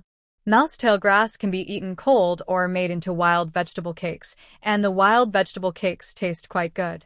Hu Xiaodi shouted excitedly, Auntie, come and pick some Artemisia selingensis. There are a lot of them here. Upon hearing the noise, Aunt Ji ran to Hu Xiaodi's side, looked at the yellow-flowered Artemisia selingensis in the cornfield, frowned and said, Girl Xiaodi, this Artemisia selingensis is a bit old. How can we eat it after we pick it? Isn't this eaten around the Qingming festival? Can we still eat it now? Auntie, this Artemisia selingensis can be picked and eaten at any time as long as it is available. When it blooms, pick the flowers and take them home to make cakes. Cakes made from the flowers are sweeter than those made from the leaves. Really? Of course. If you don't believe me, let's pick some and try them. Auntie G nodded. Okay, since you say it tastes good, then we'll pick some and take them home to make them. Well, we can pick a lot from this patch. The two of them bent over and kept picking mousetail flowers in the cornfield. They chatted as they picked, and the more they picked, the more excited they became. An hour later, Aunt G's basket was full. Hu Xiaodi pulled up the corner of her clothes, picked the mousetail flowers, and put them in her pocket. Aunt G saw it and also pulled up the corner of her clothes and picked some and put them in her pocket. Until their pockets were full, the two of them went back. They talked and laughed all the way and soon returned to the G family. The ground in the yard had been turned over by Grandpa G, and smoke was coming out of the chimney. Entering the kitchen, Grandpa G was making a fire. Seeing the two of them coming back, Grandpa G smiled and said, "Old woman, I have turned the ground. Give me the seeds of what vegetables you want to plant, and you can cook." Aunt G smiled and said, "Miss Xiaodi said she wanted to plant some garlic, and when the garlic sprouts grow up, she will eat garlic sprouts and stir-fry meat. Go and see how much garlic is left and plant some garlic." Hearing this, Hu Xiaodi turned around and walked towards her room. After entering the room, she took out some garlic from the space with an idea and went directly to the yard with the garlic in her hands. She broke the garlic cloves one by one and then used a shovel to separate the soil, placed the garlic cloves one by one in the soil, and then covered the soil. When Uncle G came out with some garlic, Hu Xiaodi had already planted a small piece. Uncle G's face was full of disbelief. "Girl, where did you get the garlic?" Hu Xiaodi replied with a smile. "I bought it last time. These are what I took to the mountains and didn't finish eating, so I brought them back. Just planting these is enough." Uncle G put the garlic on the ground. "Okay, I'll plant it too. Give me the shovel, and I'll dig the soil." Hu Xiaodi handed the shovel to Grandpa G, and when Grandpa G dug the soil, she put the garlic into the soil. After they planted the garlic, Aunt G hadn't finished cooking yet. Hu Xiaodi washed her hands and went into the kitchen to help. There was a processed rabbit in the vegetable basin. Hu Xiaodi picked up the kitchen knife in one hand and the rabbit in the other and began to chop the rabbit into small pieces. Aunt G said, "Girl, go and have a rest. I'll do it." Okay. Hu Xiaodi chopped the rabbit meat into small pieces slightly larger than peanuts and then washed off the blood with clean water. Stir until the diced meat becomes sticky. Add a little egg white and starch and continue to stir, and finally add a little vegetable oil and stir evenly. Marinate for 1 stick of incense. Put the cooking wine and pepper into the space, and Hu Xiaodi began to prepare other dishes. There were peppers, cabbages, eggplants, and some other side dishes in the yard. Hu Xiaodi took a basket and went to the yard to pick some peppers, coriander, 3 eggplants, and a large cabbage. After washing the cabbage, coriander, and some peppers, Hu Xiaodi took 3 eggplants and a few peppers to the stove and put the 3 eggplants and peppers directly on the fire. After the peppers and eggplants were cooked, peeled off the skin, and then washed them, Hu Xiaodi said to Aunt G, "Auntie, leave the rest of the dishes to me. You go and wash the Artemisia celengensis. If you wash it tonight and leave it overnight, it will grow a lot tomorrow." Aunt G widened her eyes. "Really? Then I'll go wash it." "Of course it's true. Go quickly. I'm going to cook soon. It will be very choking." After Aunt G left, Hu Xiaodi took out the necessary seasonings from the space again. Tear the cooked eggplant and pepper into strips by hand. Chop some garlic and cut some coriander. Add salt, soy sauce, vinegar, oyster sauce, and a little sugar and mix well, and a delicious and appetizing cold mixed roasted eggplant is ready. At this time, the rabbit meat has been marinated for almost an incense stick of time. Heat oil in a pan, wait until the oil temperature reaches 50% hot, and fry the rabbit meat in the pan. Keep the oil temperature for frying for 5 to 8 minutes until the diced meat is cooked. Fry the diced meat until the surface is slightly yellow, then remove it and fry it again when the oil temperature rises to 70% hot. Fry until the surface is golden, remove the rabbit meat and leave the bottom oil. When the green and red peppers are fried until they are cooked, start seasoning, add a little salt, sugar, chicken essence, and light soy sauce. Stir fry evenly, then add the fried diced rabbit meat and stir fry before serving. Finally, Hujiaodi cooked a cabbage soup and put the seasoning into the space. After serving the rice, Hujiaodi shouted, "Uncle, Auntie, it's time to eat." Uncle G, who had smelled the fragrance a long time ago, hurried to wash his hands, and Auntie G also brought the washed Artemisia celengensis into the house. Looking at the 2 dishes and 1 soup that were delicious, Uncle G was incredulous. Hujiaodi picked up the chopsticks and picked up a few pieces of rabbit meat for Uncle G and Auntie G respectively. "Uncle, Auntie, come and try it. How does it taste?" After taking a bite of the spicy rabbit meat, Grandpa G gave a thumbs up. "I didn't expect Xiaodi's cooking to be so delicious. I feel it's better than the chefs at Fuminlu." Aunt G took a bite and inhaled. "It's delicious, but too spicy. But after 1 bite, I want to take a second bite, hiss, hiss." Hujiaodi picked up some cold mixed eggplant for the old couple. "Uncle, Auntie, would you like to try the eggplant I made?" "Okay, eat it quickly too." Grandpa G picked up the cold mixed eggplant and put it in his mouth. The next second it's delicious, so delicious, sour and spicy. "I didn't expect eggplant could be cooked like this. It's appetizing and goes well with rice." Hujiaodi said with a smile, "If it's delicious, eat more. I'll make it for you next time." Uncle G sighed sincerely, "Girl, with your cooking skills, you can open a restaurant in the county town, and your business will definitely be no worse than Fuminlu." "Really? Then when I make money and have the capital in the future, I will go to the county town to open a restaurant and compete with Boss Han from Fuminlu for business, haha." Achoo, achoo. Han Dongsheng, who was far away in the county town, sneezed twice out of the blue. He raised his hand and rubbed his nose. "Who is talking about me?" The shopkeeper took 2 steps forward and said with a smile, "Boss, it may be Miss who is talking about you. She hasn't been here for more than 10 days, and the seasoning is almost used up." Han Dongsheng nodded. "Well, if Mr. G comes tomorrow, tell him and let my sister send some to me. If my sister comes in person, be sure to notify me." Yes. During this period, since Fu Manlu used the chicken essence sent by Hujiaodi, the business has been much better than before. But Hujiaodi didn't appear in Fu Manlu for more than 10 days, and Han Dongsheng kept talking about her. To put it bluntly, he was afraid that she would sell the chicken essence to other restaurants in the county. In the past 2 days, he's been thinking about whether he should sign a document with Hujiaodi or something. After Hujiaodi finished her meal and cleaned up the dishes with Aunt G, she instructed, "Auntie, please prepare some cornmeal tomorrow. Soak some rice and glutinous rice, wash the steamer and mortar, and wait for my uncle and I to come back from the county town. Then we will make Naphtalium Mulfortii cakes." "Okay, don't worry, I'll prepare it. Also, there will be a lot of Naphtalium Mulfortii cakes to be made tomorrow, so please ask your brother and sister-in-law to help, and we can make and eat together." "Okay, I'll tell them tomorrow morning."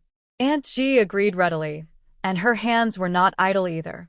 She boiled a large pot of hot water for Hujiaodi to use for washing.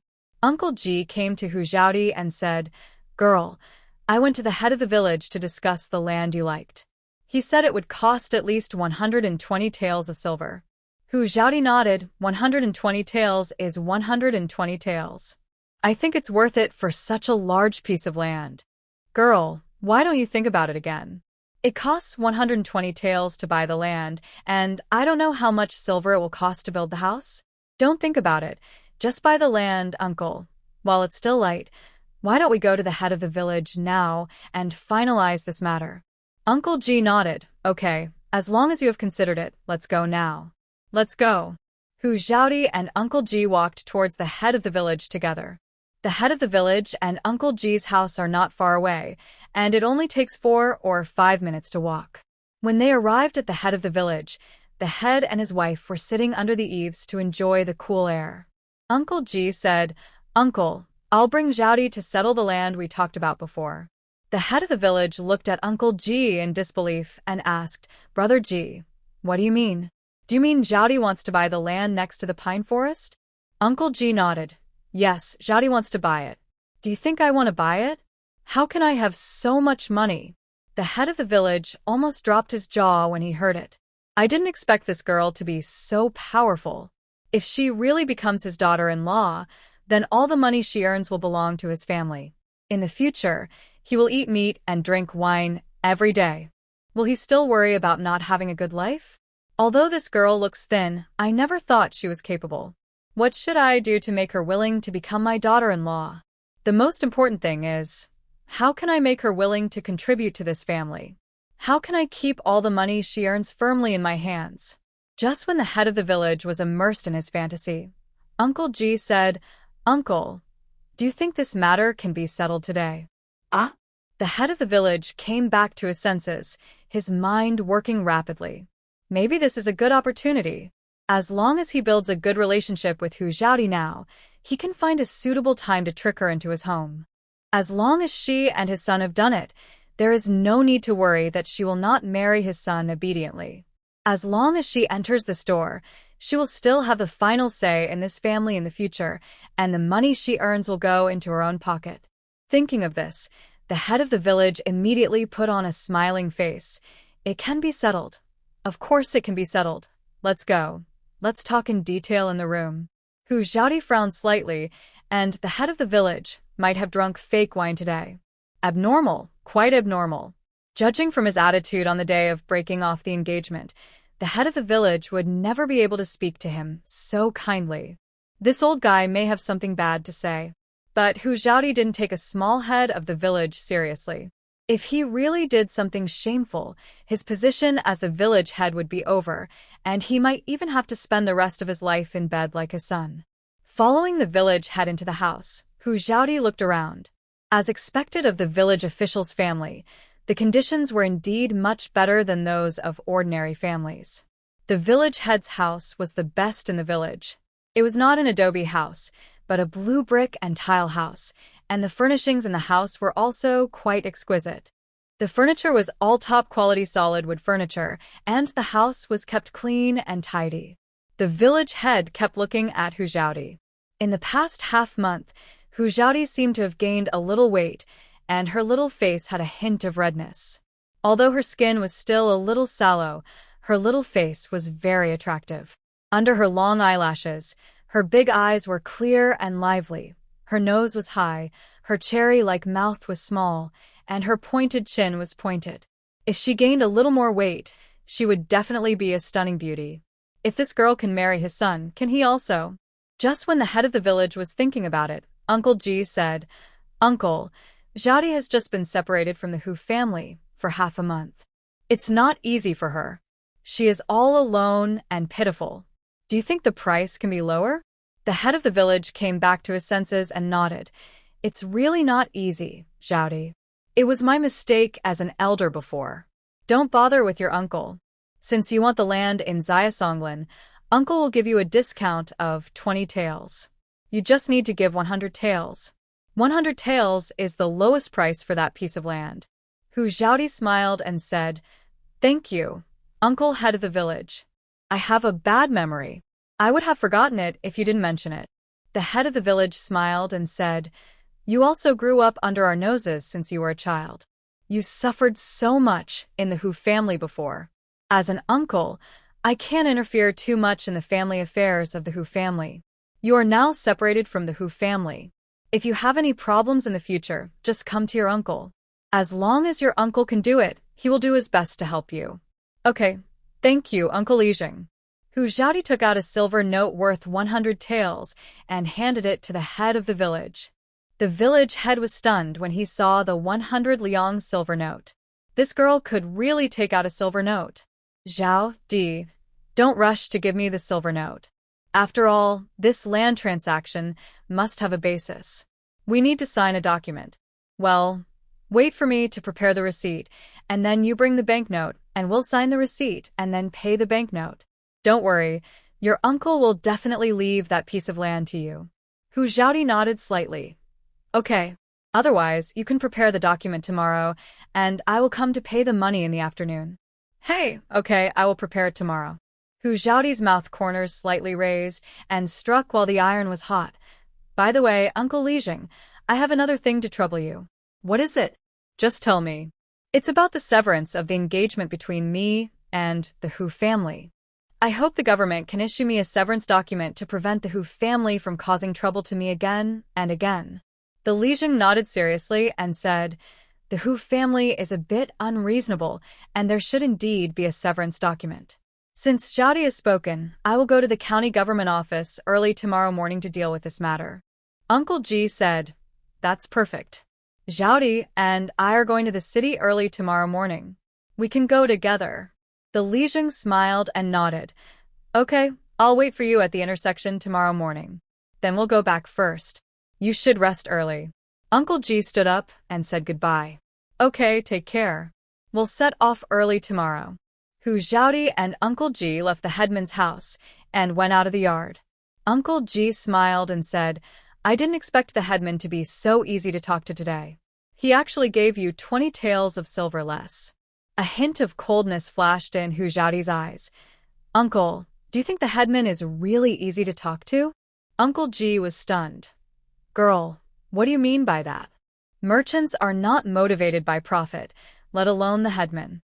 Uncle, you go back first. I'll secretly go to the headman's house to see what he's up to. No imburria. I'd better go with you. Hu Zhao patiently persuaded. Uncle, I can knock down a wild boar. Are you afraid that I can't deal with him? Don't worry, you go back first. I'm just going to check it out. I'll be very careful. Uncle Ji shook his head stubbornly. No. How can I be at ease? So, you go investigate, and I'll wait for you outside the yard of the village chief. I can only feel at ease when I see you are safe. Okay. Then no matter what you see, don't make any sound, otherwise we will be exposed. I know, I will never ruin your business. Let's go back. So, the two turned around and walked towards the village chief's house. When they arrived outside the yard of the village chief, it was already dark, and the flickering candlelight was still emitting from the village chief's house. Hu Zhao asked Uncle Ji to wait outside the yard.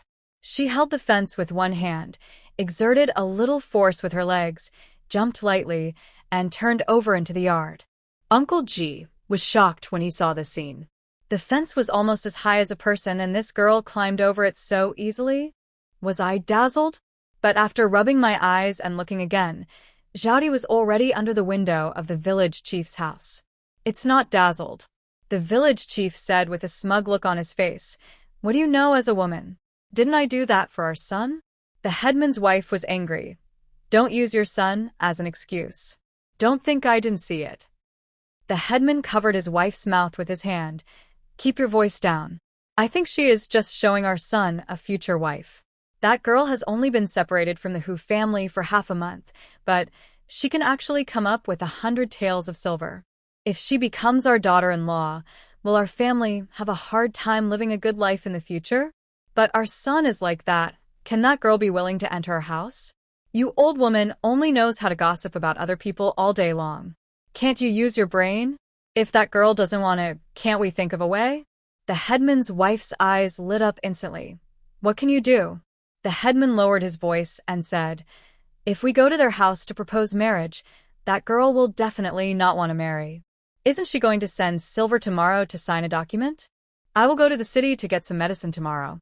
When she comes, you can pour her a glass of water and put the medicine in the water. As long as the dead girl and our son are married, are we afraid that she will not want to marry? The dead girl has 100 taels of silver. After she buys the land, it will belong to our family. Besides, she is so good at making money. In the future, our family will let her serve alone. The wife of the head of the village brightened her eyes and nudged the man beside her with her elbow. You old man, you are thoughtful. The dead girl has been tortured in the Hu family for so many years. She is definitely a good worker. When she marries into our family in the future, we can enjoy a good life. That's right, it's getting late. Go to bed quickly. You have to get up early tomorrow. After the head of the village finished speaking, he pulled the woman into the house. Hu Zhao outside the window clenched her back teeth, and she forced back her anger. Good. Very good. Dare to plot against me. The head of Dewan village should be replaced. The flickering candlelight in the head of the village dimmed, and Hu Zhao turned and walked out of the yard, with a sneer on her lips. Uncle Ji came up and asked, "Girl, did you hear anything?" Hu Xiaodi nodded and replied with a smile, "I heard a great thing." "What great thing?" "In a short while, you will be the head of our Dewan village." Uncle Ji pretended to be angry and frowned. "Girl, how can you talk nonsense? I am not fit to be a head of the village, so I can't say such nonsense anymore." Okay, I won't say anything. Don't I just want to make you happy? Let's go home." Hu Xiaodi reached out to support Uncle Ji. Uncle Ji asked unwillingly, "Girl, what did you hear?" "Nothing. The head of the village said that it was pitiful that I broke off my relationship with the Hu family, and he should take care of me more in the future." "Really? Really? He still has some conscience." Hu Xiaodi deliberately did not tell Uncle Ji. She could easily solve this little thing by herself. Uncle Ji was old, and she didn't want to irritate him. After returning to the Ji family, Hu Xiaodi washed up and went to the bed to sit cross-legged to practice. The next day, Hu Xiaodi got up early, put the chicken essence to be taken to Fuminlu into the earthen jar that had been prepared long ago, and sealed it. After having breakfast with Uncle Ji, she moved the earthen jar and the sorted medicinal materials onto the ox cart and drove the ox cart to set off. At the entrance of the village, the head of the village was already looking forward to it. If he hadn't been thinking about getting medicine, he wouldn't have been waiting at the entrance of the village so early. The village had got on the ox cart and glanced at Hu Xiaodi intentionally or unintentionally. The more I looked at Hu Xiaodi's face, the more excited I became. Once evil thoughts arise, they cannot be suppressed. Hu Xiaodi did not fail to notice the village head's malicious look, but she pretended not to see it and continued to look straight ahead. When they arrived at the county town, the village head separated from Uncle Ji and Hu Xiaodi. He promised Hu Xiaodi that he would go to the county government to get the marriage documents for her, and he must go. He also didn't want the Hu family to come and harass him after Hu Xiaodi married him. After the village head left, Hu Xiaodi and Uncle Ji went to the pharmacy. After selling all the medicinal herbs, he earned a total of 230 taels of silver. Among them, the most valuable one was Polygonum multiflorum, which was sold for 160 taels. Ginseng and Polygonum multiflorum were dug by Hu Xiaodi, and the others were ordinary medicinal herbs and wild ginseng of poor quality dug by the three brothers of the Ji family and her. Of the remaining 70 taels, Hu Xiaodi planned to give 20 taels to each of the three brothers of the Ji family and keep 10 taels for Grandpa Ji and his wife. After putting away the banknotes and silver, Hu Xiaodi took out a cloth bag, took out some large pieces of old rock sugar from the space, put them in the cloth bag, and then stuffed it into the backpack. After leaving the pharmacy, the two went to Fuminlu. Uncle Ji drove the ox cart directly to the backyard of Fuminlu with familiarity. A kitchen boy spotted the two of them. The waiter threw away the kitchen knife in his hand and hurried to find the shopkeeper. "Shopkeeper, miss, who is here?" The shopkeeper was counting the bills and said without raising his head, "Come on, let the waiter." The shopkeeper suddenly reacted and raised his head with a look of joy. "What? Miss who is here?" "Yes, miss who is here." The shopkeeper stopped counting the bills, put down the abacus, turned around and ran upstairs. Soon, Han Dongsheng went downstairs accompanied by the shopkeeper and walked quickly to the backyard. As soon as he saw Hu Xiaodi, Han Dongsheng greeted her excitedly.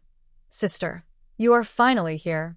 I have been looking forward to it every day, and my hair is going to turn white." Hu Xiaodi smiled and said, "Brother Han, is it so exaggerated? The seasoning is almost used up? I sent you a few more cans."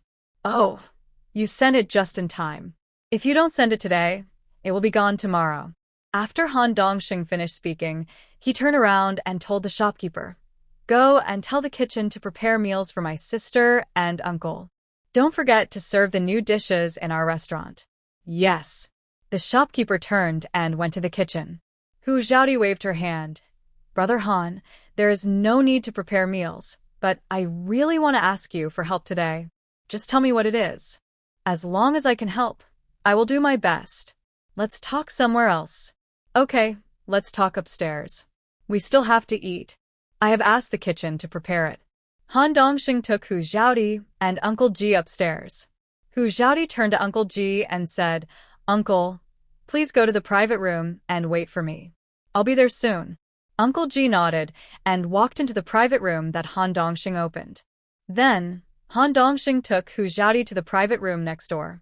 As soon as they entered the private room, Han Dongxing said, "Sister, what's the matter?" Hu Xiaodi asked Brother Han, "Do you know the county magistrate?" Han Dongxing was shocked. "What? A small village had dared to harm you? Sister, tell me, how did Neili Zheng want to harm you?" Hu Xiaodi said, "I have been sending prey to you recently, and I dug some medicinal herbs to exchange for some silver, so I wanted to buy a piece of land to build a house, but Neili Zheng got jealous. He has a disabled son. I overheard last night that he wanted to drug me when I went to sign the receipt to pay the silver so that his disabled son and I would have a fait accompli. In this way, he can not only embezzle my silver, but also let me serve his whole family alone after I get married." Han Dongxing was furious. "He is a rascal, a small village head, but he dared to plot against my sister, Han Dongxing. He is really tired of living. Sister, don't be afraid. Brother will help you kill him." Hu Xiaodi shook her head quickly. "No, Brother Han, since the county magistrate is your uncle-in-law, can you help me kill Neili Zheng, and I can take the rest of the revenge myself." "This is no problem, sister. Which village do you live in?" "Dewan village."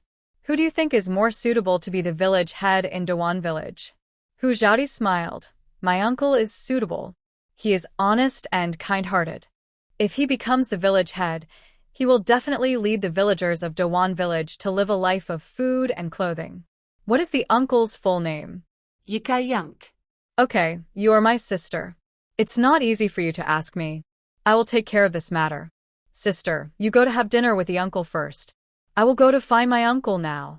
"Thank you, Brother Han. I will give you a surprise later." Han Dongxing smiled when he heard it. "There is another surprise? Haha, it's worth it for me to recognize you as my sister." "Of course there is. You help me so much. I have to show my appreciation." "Okay, then I'm leaving. You go to eat quickly." Hu Xiaodi nodded, got up, and walked to the private room where Uncle Ji was. After dinner, Han Dongxing hadn't come back yet. Hu Xiaodi simply went to the kitchen and asked the chef of Fumanlu to get a processed wild rabbit and made a spicy rabbit dish by herself. She explained to the chef while she was cooking. When she finished cooking the wild rabbit, the chef also learned how to cook the spicy rabbit. Hu Xiaodi put the rabbit meat on a plate and said to the chef, "Try it and see how it tastes." "Stop." Han Dongxing walked into the kitchen quickly. "My sister's dish. I haven't tasted it yet. What are you trying to taste?" After saying that, Han Dongxing ran over, snatched the chopsticks from the chef's hand, picked up a piece of rabbit meat, and put it into his mouth. Delicious, so delicious. "Sister, how did you make it? Why don't you consider coming to my Fu Man Lu to be the chef?" Hu Xiaodi shrugged and joked, "It's not impossible, but I don't know how much Brother Han can pay me." Han Dongxing smiled and pointed at the chef. "His salary is 3 taels a month." "You are my sister. How about I pay you 10 taels?" Hu Xiaodi laughed and shook her head. "No, I won't do it even if you offer 100 taels. I'm a girl, and you don't know how much damage the fumes from cooking can do to a girl's skin. You want me to work for you for 10 taels of silver a month? You're dreaming." Haha. Han Dongxing laughed heartily. "I'm just kidding. I knew that you are not an ordinary girl. How could you look down on my mere 10 taels of silver? But my good sister, can you teach the chef of my Fu Manlu a few more new dishes? Don't worry, brother will never treat you unfairly. By the way, you just said that I have already taken care of that matter. You should hurry back now, don't miss the good thing." After Han Dongxing finished speaking, he deliberately winked at Hu Xiaodi, and the smile on his face grew. Seeing his expression, Hu Xiaodi knew that it was settled. "Thank you, Brother Han, then we will hurry back first, and I will teach your chef 2 new dishes next time I come." "Okay, it's a deal. Let's go back quickly." Hu Xiaodi pulled Uncle Ji away, and Uncle Ji was directly confused. The two were about to jump on the ox cart when a waiter came out with 2 food boxes. "Miss Hu, wait a minute, these are some signature dishes that my boss asked me to pack for you." Hu Xiaodi took the food box and looked at Han Dongxing, who was leaning against the back door. "Brother Han, don't pack it next time. I will be embarrassed to take it every time I come." Han Dongxing waved his hands, and smiled without saying anything. When Hu Xiaoti's back was no longer in sight, Han Dongxing suddenly remembered the spicy rabbit meat made by Hu Xiaoti, turned around, and quickly entered the kitchen. The chef was tasting the rabbit meat with chopsticks. It's delicious. This is the first time I've eaten rabbit meat with such a unique taste. I'll try it later. I should be able to launch this new dish tomorrow. Stop it. Han Dongxing shouted, just try a piece. Do you want to eat all the rabbit meat made by my sister? The chef smiled awkwardly. Boss, I just want to taste it, but the rabbit meat made by Miss Hu is so delicious that I can't stop after tasting it. Han Dongxing stepped forward and took the plate away directly. You try to make it now. If you can do it, you will launch this new dish in the evening. Yes. Han Dongxing carried the plate of spicy rabbit meat made by Hu Xiaoti upstairs as if it were a rare treasure. He was reluctant to share such delicious rabbit meat with others. On the other side, when Hu Xiaoti and Uncle Ji arrived at the city gate, the head of the village had been waiting there for a long time. Why are you here now? It's getting late. Let's go back quickly. Uncle Ji nodded. Come up quickly. Along the way, Hu Xiaoti kept urging in a low voice. Uncle, hurry up. We have to go back to make wild vegetable cakes. Under Hu Xiaoti's urging, Uncle Ji kept driving the cattle, making them trot all the way, and the head of the village was shaken and screamed. Hu Xiaoti's ace was also uncomfortable because she was sitting directly on the wooden board of the ox cart. She was thinking in her mind that when Uncle Ji became the head of the village, she would buy a horse-drawn carriage. The ox cart was not only bumpy but also slow. Although the head of the village was screaming in his heart, he was thinking about drugging Hu Xiaoti after returning. Hearing Hu Xiaoti say that she was going to go back to make wild vegetable cakes, the head of the village smiled hypocritically and said, Xiaoti, go back and make wild vegetable cakes first, and come over when I get the documents ready. Once you sign the documents and pay the silver note, the land of Xiasonglin will belong to you. Hu Xiaoti was naturally happy for him to delay, the longer the better. When the county magistrate arrived, she would directly hand the silver note to him. It would be more secure to deduct the land from the county magistrate than from him, the head of the village. The head of the village was very happy. Hu Xiaoti would go to his house after dinner, so he could be more fully prepared. After returning to the village entrance, the head of the village got off the ox cart, handed the severance document to Hu Xiaoti, and went home with an excited face. Uncle Ji drove the ox cart home. The three brothers of the Ji family, the sisters-in-law, and Aunt Ji were waiting in the yard. Aunt Ji had gone to tell them early in the morning and asked them to stay at home to make Artemisia selingensis cakes together. She was looking forward to Hu Xiaoti's return. Seeing Hu Xiaoti coming back, the three brothers of the Ji family immediately went up to help unload the car. Hu Xiaoti handed 2 food boxes to Aunt Ji. Auntie, put these in the house. We will heat them up and eat together in the evening. Aunt Ji took the food box. Okay, girl, come into the house and have a rest and drink some water. The eldest daughter-in-law of the Ji family said with a smile, Xiaoti, how do you plan to make the Artemisia selingensis cakes? You tell us the method and we will do it. You just came back, so take a rest first. Hu Xiaoti said with a smile, It's true that I'm a little tired, sister-in-law. You cut the Artemisia selingensis and then add cornmeal, soaked rice, and glutinous rice. I'll go get some sugar. Ji's 5th sister-in-law said, Xiaoti, you just came back. Take a rest first. I'll go ask my mother for some sugar. Aunt Ji was embarrassed. Where's the sugar at home? Hu Xiaoti smiled. I have it. I asked the owner of Fumanla for it today. It's in the backpack. 5th sister-in-law, you find a wooden stick and break the sugar into pieces. You will put it in the wild vegetable cakes later. Okay. The 5th sister-in-law agreed and went to find a wooden stick to knock out the old rock sugar. In ancient times, sugar was in large pieces. If Hu Xiaoti took out white sugar, the Ji family would definitely be shocked and might even ask questions. Fortunately, she prepared it in advance. The large piece of rock sugar was similar to the sugar in ancient times, so the Ji family would not be suspicious. After resting for a while under the eaves, Hu Xiaoti got up to help make wild vegetable cakes together. Sister-in-law Ji chopped up the Artemisia selingensis, and Aunt Ji added cornmeal, soaked rice, and glutinous rice. Hu Xiaodi added the old rock sugar that sister-in-law Ji knocked out, sprinkled some water to make the flour moist, and finally stirred it evenly. After stirring evenly, put it in the steamer to steam. Because the rice and glutinous rice are not ground into powder, they have to be steamed twice. The first steaming after it is done, pour it into a large basin and continue to sprinkle water. After stirring, put it into the steamer again. When the rice and glutinous rice are fully steamed, pour some into the stone mortar, and the eldest brother Ji and the third brother Ji will beat them hard with a wooden pestle, just like making glutinous rice cakes. The 3 daughters-in-law of the Ji family had already brought out the table and wiped it clean. After the dough was beaten almost, it was taken out and placed on the table. The 3 daughters-in-law of the Ji family, Aunt Ji and Hu Xiaodi, began to make the dough into cakes. The 3 brothers of the Ji family took turns beating the dough, which was definitely a physical job. On Hu Xiaodi's side, several children came over to smell the fragrance and kept swallowing their saliva. Hu Xiaodi smiled and pinched a small piece of dough for each of them and handed it to them. Eat less, there will be meat later. If you are full now, you won't be able to eat meat later. Okay. Several children answered in unison. The children took the dough and stuffed it into their mouths. Although it was just a wild vegetable dough, no one who made wild vegetable cakes would be willing to put in as much ingredients as Hu Xiaodi. There were rice and glutinous rice, and the most precious sugar was added.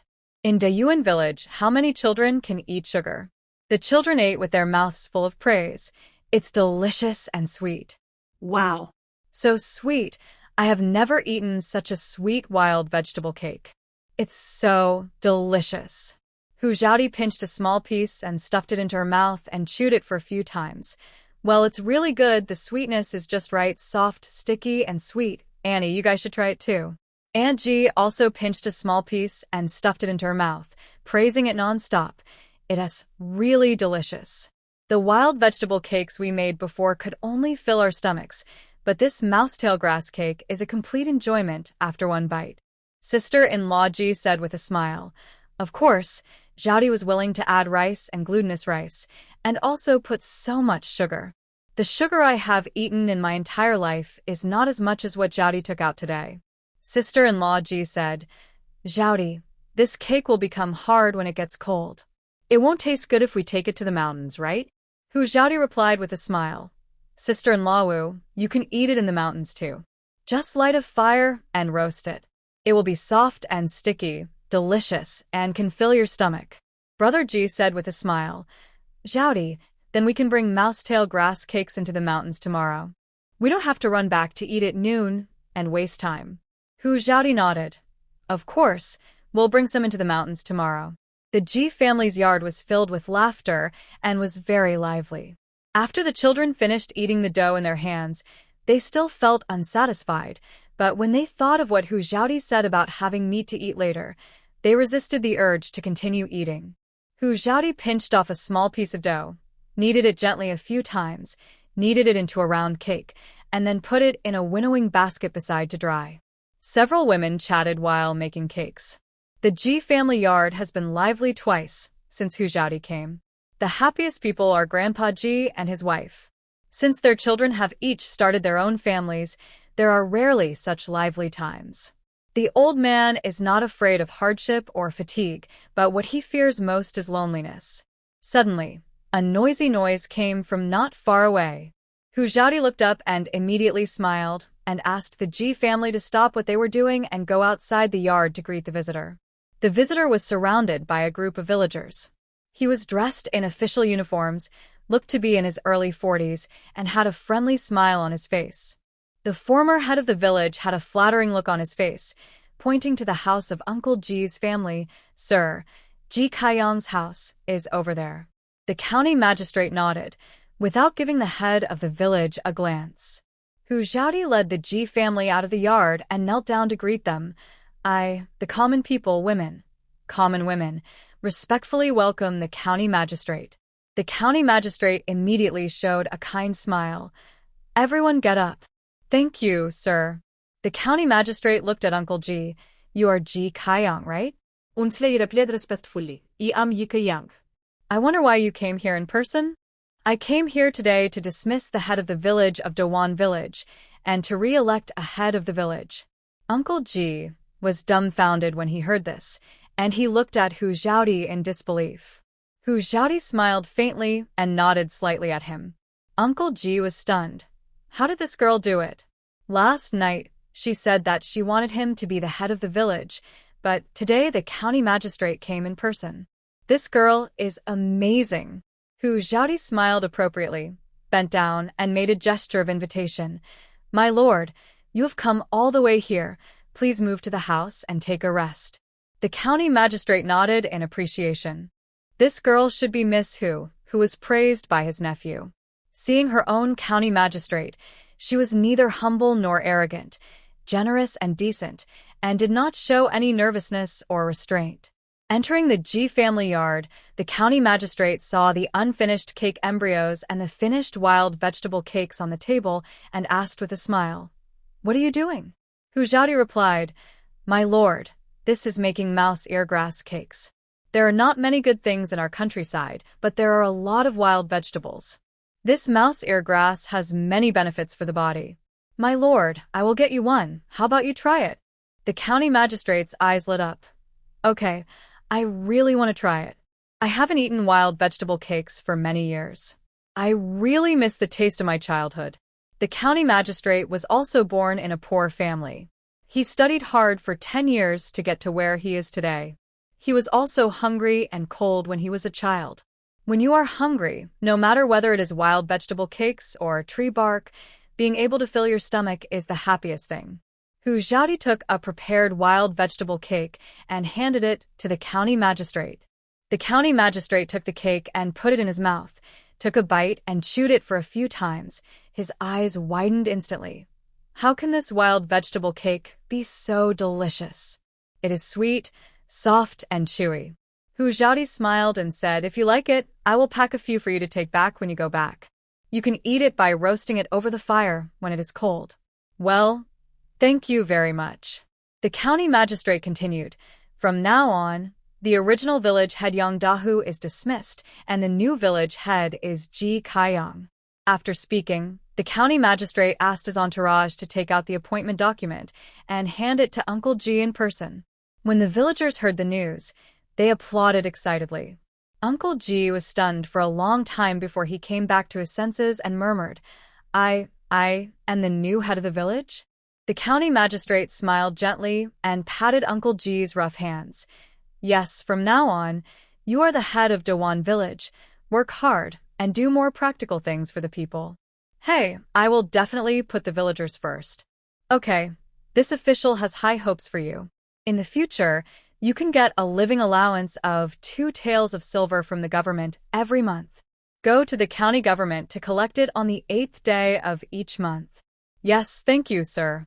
Uncle Ji's face was full of excitement. The post of head of the village is not an official appointed by the court. It can be selected and decided by local officials or voted by the people. The dismissed Yang Dahu looked extremely ugly, and the look in his eyes when he looked at Uncle Ji's family was like poison. Hu Xiaodi glanced at him coldly, with a sneer on the corner of her mouth.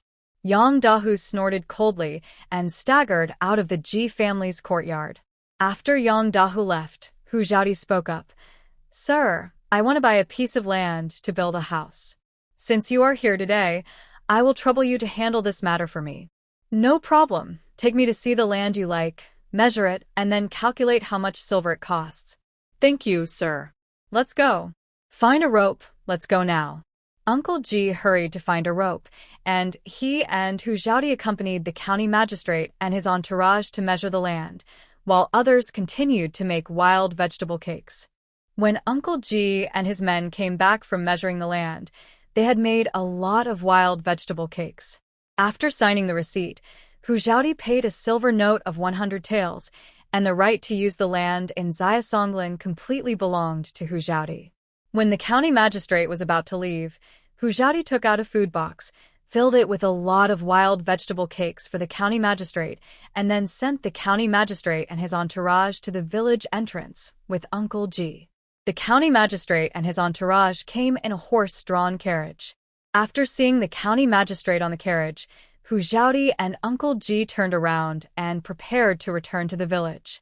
Not long after they walked, they saw Yang Dahu and his wife standing on the side of the road, staring at Hu Xiaodi and Uncle Ji with vicious eyes.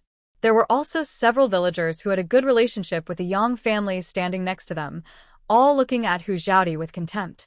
Yang Dahu's wife said sarcastically, "Oh, I really didn't see that.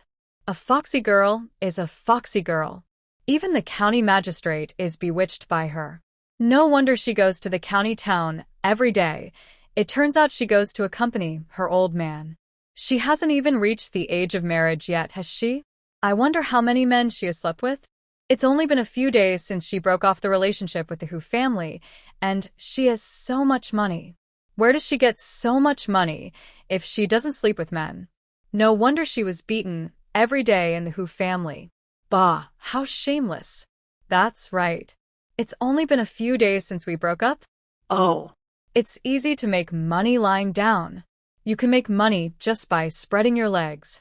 There are so many benefits to having a seductive face." My family's head felt sorry for the little girl and went to the county government office early this morning to get the marriage documents for her. I didn't expect it. Their methods are so clever that they secretly climbed onto the county magistrate's bed and whispered in his ear. As a result, the position of village head was replaced by someone else. Hu Xiaodi had a calm face, but she was suppressing her rage in her heart. Uncle Ji's face turned the color of pig liver. His fists were clenched tightly, and he was about to rush up and tear these gossipers to pieces when he couldn't bear it anymore. Hu Xiaodi quickly grabbed him and whispered, "Uncle, don't be impulsive. If a dog bites us, we can't bite the dog back, right?" But they... Watch me." Uncle Ji was slightly stunned and looked at Hu Xiaodi with a puzzled look. Hu Xiaodi raised her eyebrows slightly, and with a thought, a handful of medicine powder instantly appeared in her hand tucked in her sleeve. In her previous life, when she had nothing to do, she liked to study all kinds of strange medicines, and there were many finished and semi-finished products in her space suite. There are itching powders, muscle-softening powders, sleeping pills, and all kinds of medicines that can torture people to death. Since these gossips like to spread rumors so much, she doesn't mind asking them to shut up from now on. And while shutting up, they have to suffer inhuman torture. When Hu Xiaodi helped Uncle Ji pass in front of several people, the corners of her mouth rose slightly, and a handful of medicine powder was sprinkled on their faces without hesitation. Cough, cough. Cough, cough, cough, cough. Several people were caught off guard and inhaled a lot of medicine powder, choking and coughing violently. Hu Xiaodi smiled coldly. "How come I don't know that I have done so many shameless things? Or did you do it but framed me? Did I climb into any man's bed? I can prove my innocence. Do you have evidence for what you said? Were you also there when I climbed into a man's bed?" Cough, cough, cough. Cough, cough, cough, cough. Those people couldn't say a word except coughing. Yang Dahu and others looked at Hu Xiaodi with horror on their faces. They wanted to speak, but they couldn't help coughing violently. A gossipy woman pointed at Hu Xiaodi and wanted to say something, but she coughed so hard that she couldn't straighten her back. Hu Xiaodi smiled coldly. "Think it over clearly. When you realize you are wrong and sincerely repent, kneel outside the Ji family's yard. When I am in a good mood, I might be able to reward you with an antidote." After saying that, Hu Xiaodi helped Uncle Ji walk away. There were still coughs coming from behind, but Hu Xiaodi turned a deaf ear to them. Uncle Ji gave him a thumbs up. "Girl, you did a good job. I have wanted to teach these gossipers a lesson for a long time. They gossip about other people in the village all day long and make trouble everywhere. And the Yang Dahu couple, they have cheated the villagers when they were the head of the village over the years, and everyone dared to be angry, but not to speak out. We must teach them a lesson." Hu Xiaodi smiled and nodded. "Well, uncle, actually I heard last night that Yang Dahu is going to drug me today and let his disabled son, and I have an affair. Then he embezzled my money and wanted me to serve his family. That's why I asked Brother Han to help me this morning. I didn't expect that the county magistrate was actually his brother-in-law. I didn't even have to go to the county magistrate. He directly removed Yang Dahu from the position of head of the village and replaced you." "I see. That's what I was thinking." Yesterday, you told me to be the head of the village. Today, the county magistrate is here. It turns out that it's all thanks to the owner of Fumanlu. Indeed, I'll teach his chef 2 new dishes next time. This guy is worth making friends with. The two walked and talked, and soon returned to the G family's yard. The other people in the G family in the yard were still busy making Artemisia selingensis cakes. The beating of the cake dough was all done by manpower, so the speed of making the cakes was naturally not very fast. Aunt G was cooking dinner in the kitchen, and Hu Xiaodi also went into the kitchen to help. When Aunt G saw Hu Xiaodi enter the kitchen, she immediately said, "Girl, get out quickly. It's so crowded in the kitchen." "It's okay, Auntie, I'll cook with you. Today, my uncle takes office as the head of the village. Let's cook 2 more dishes to celebrate." "Okay, now you are the backbone of our family. You have the final say." Hu Xiaodi smiled embarrassedly. "Auntie, what are you talking about? How did I become the backbone of the family?" The auntie replied with a smile, "I'm not stupid. Don't think I don't know that your uncle can become the head of the village because of your contribution. My good boy, our G family must have been blessed to have you come to our house." Hu Xiaodi smiled playfully. Hee, I'm a little lucky star. Whoever treats me well will make a fortune." Ha ha ha. "You are indeed the little lucky star of our G family. Go out and have a rest. I'll cook," Auntie G said, and pushed Hu Xiaodi out directly. Hu Xiaodi was pushed out of the kitchen by Auntie G and had no choice but to make cakes with several sisters-in-law. At dinner, the whole family sat together to eat. The eldest brother of the G family said, "Xiaodi, you bought the land today. When do you plan to build the house?" Hu Xiaodi thought for a while. "Wait until after the autumn harvest. The autumn harvest will be in more than a month. By then, every household will be busy harvesting food, and the house building will have to be put on hold. If we start construction after the autumn harvest, we can find more people to help build the house, and the speed of building the house will not be slow." In fact, this is just an excuse made by Hu Xiaodi. The reason why she didn't plan to build the house immediately was that she didn't want to deal with the gossip of the villagers. The fact that she bought the land just over half a month after she severed her relationship with the Hu family had already made the whole village envious and jealous. Many people also doubted whether the money she earned was legitimate. Although Hu Xiaodi doesn't care about what others say, she has to consider the Ji family now that she lives there. The eldest brother of the Ji family nodded and said, "That makes sense. I will help you find someone when the time comes. However, if we go into the mountains during this period, we can also cut some wood and bring it back." Third brother Ji and fifth brother Ji also nodded in agreement. Uncle Ji said, "We should prepare the wood in advance. When you go into the mountains, I will drive the ox cart to the foot of the mountain to wait for you. I will be responsible for transporting the wood back after you cut it." Hu Xiaodi was deeply touched. The Ji family really cared about her and did not treat her as an outsider who was just staying there for a while. Of course, since the 3 brothers of the Ji family followed Hu Xiaodi to hunt and dig medicinal herbs, they have earned more money than they would have earned in a year of hard work. Now that their lives are getting better, they are of course sincerely grateful to Hu Xiaodi and love her as a family member. After dinner, the 3 daughters-in-law of the Ji family cleaned up the dishes. Hu Xiaodi stood up and went into the house, taking out 70 taels of silver from the space. Bringing the silver to the dinner table, Hu Xiaodi gave 20 taels to each of the 3 brothers of the Ji family and 10 taels to Uncle Ji. The 4 men stared at the silver in front of them with wide eyes, looks of disbelief. The food in the fields is not enough to eat, and it is impossible to sell the food for money. In the past, they had gone to the mountains to hunt and dig medicinal herbs, but they only dared to go outside of areas where people often moved around and never dared to go deep into the mountains. With so many people hunting and digging for medicinal herbs, it would be strange if the harvest was good. Occasionally, if you catch some prey, it is not cost-effective to send it all the way to the county town to sell. Anyway, we can only eat meat a few times a year, so it's better to keep it for our own snacks. But Hu Xiaodi is different. Although she doesn't have much internal strength now, she has the ability to save her life. Even if she was alone, she dared to go deep into the mountains. The real treasures are hidden deep in the mountains, and you will never return empty-handed every time you go into the mountains. The eldest son of the Ji family was the first to recover from his shock. Zhao Di, you gave us so much silver. What about your share? Brother Ji Wu agreed. Yes. You gave us all the money. What else do you have to build the house? Hu Zhaodi smiled. I have already collected my share. These are for you. Third brother Ji frowned. Impossible. It is impossible to sell the medicinal herbs we dug for so much silver. Zhaodi, I know you want to lead us all to live a good life, but you can't suffer a loss. In our hearts, you are no different from our biological sister. We are your brothers, so we should give in to you and love you. How can we let you, your sister, give in to us? Fifth brother Ji said, That's right, Zhaodi, the silver can't be divided like this. The 70 taels of silver should be divided equally among the 4 of us, and our fathers should be honored by us. Hu Zhaodi deliberately frowned. Uncle, take it if it's given to you. You and Annie treat me as your own child.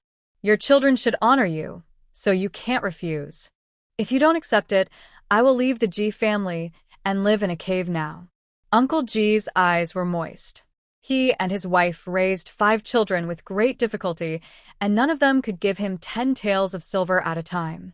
It's not that the children are unfilial, but that they don't have the conditions. Besides, it was she who privately helped him become the head of the village. How could he not be moved by such a filial child? Alas, it was all his fault that he was incompetent. When she was still in the Hu family, he had no ability to help her. Uncle Ji took the 10 taels of silver with trembling hands. Child, Uncle will accept it. You can't live in a cave. Just live at home peacefully. Hu Zhaodi smiled and nodded. That's right. We can make money together and live a good life together. This is what a family is. After chatting for a while, they agreed to bring some Artemisia selingensis cakes into the mountains together tomorrow morning. After Hu Zhaodi distributed some Artemisia selingensis cakes to the 3 brothers of the Ji family, the 3 brothers of the Ji family went home. After the 3 brothers of the Ji family left, Aunt Ji came to Hu Zhaodi with a set of clothes. The fabric of the clothes was the printed fabric that Uncle Ji had torn off last time. Zhaodi, go and try the clothes to see if they fit you. If they don't fit, I'll make some changes. Hu Zhaodi blinked. Auntie, why are you making clothes for me? I have clothes to wear. I bought 3 sets of ready-made clothes last time. Auntie Ji said with a smile. How can a girl complain about having too many clothes? Besides, you bought what you bought, and I made it for you with my heart. Go and try it on. Thank you, Auntie. Hu Zhaodi took the clothes and tried them on in the room. The size of the clothes was right, and it was more in line with the temperament of a village girl. Even so, it was better than what other girls in the village wore. The fabric was pulled back by Uncle Ji. In his heart, the little girl should like this kind of printed fabric. Hu Zhaodi came out wearing the new clothes and turned around in front of Annie Ji. Annie, how do you think it is? Does it look good? Auntie nodded with a smile. It looks good. Our Zhaodi looks good in anything. Uncle Ji looked at the clothes on Hu Zhaodi and smiled lovingly. Well, that's right. Girls should dress beautifully. After the autumn harvest, I will buy some cloth and make 2 sets of winter clothes for Zhaodi. Hu Zhaodi was moved. Uncle, Auntie, thank you. Annie touched the top of Hu Zhaodi's head with a loving face. Silly child, you are now a child of our Ji family. Why do you say thank you to your own family? Annie, you and Uncle are so good to me. Auntie Ji patted Hu Zhaodi's little hand. Silly child, you have suffered so much and suffered so much grievance in the Hu family before. We can't bear to let you suffer any grievances again. Although our Ji family is also poor, we have never treated any child badly. When you come to our family, you are my child. You are so filial and sensible. How can I bear to let you suffer grievances? Hu Zhaodi thought of her parents and relatives in the 23rd century. If they knew that she was in trouble, I wonder how sad they would be. She missed them so much and wanted to return to that warm big family. Her parents raised her up, but she still hasn't repaid them well. Thinking of her parents and relatives, she couldn't hold back her tears. Seeing Hu Zhaodi crying, Aunt Ji and Uncle Ji panicked.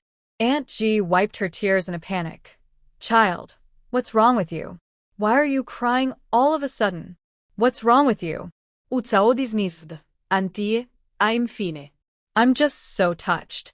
In the past, when I was in the Who family, I never felt a little bit of care and I never felt a bit of love. Aunt G hugged Hu Xiaodi in her arms. Okay, don't cry. The Who family doesn't care about you, but you still have us. Okay, it's getting late. Go wash up and have a rest. You won't be pretty if you cry anymore.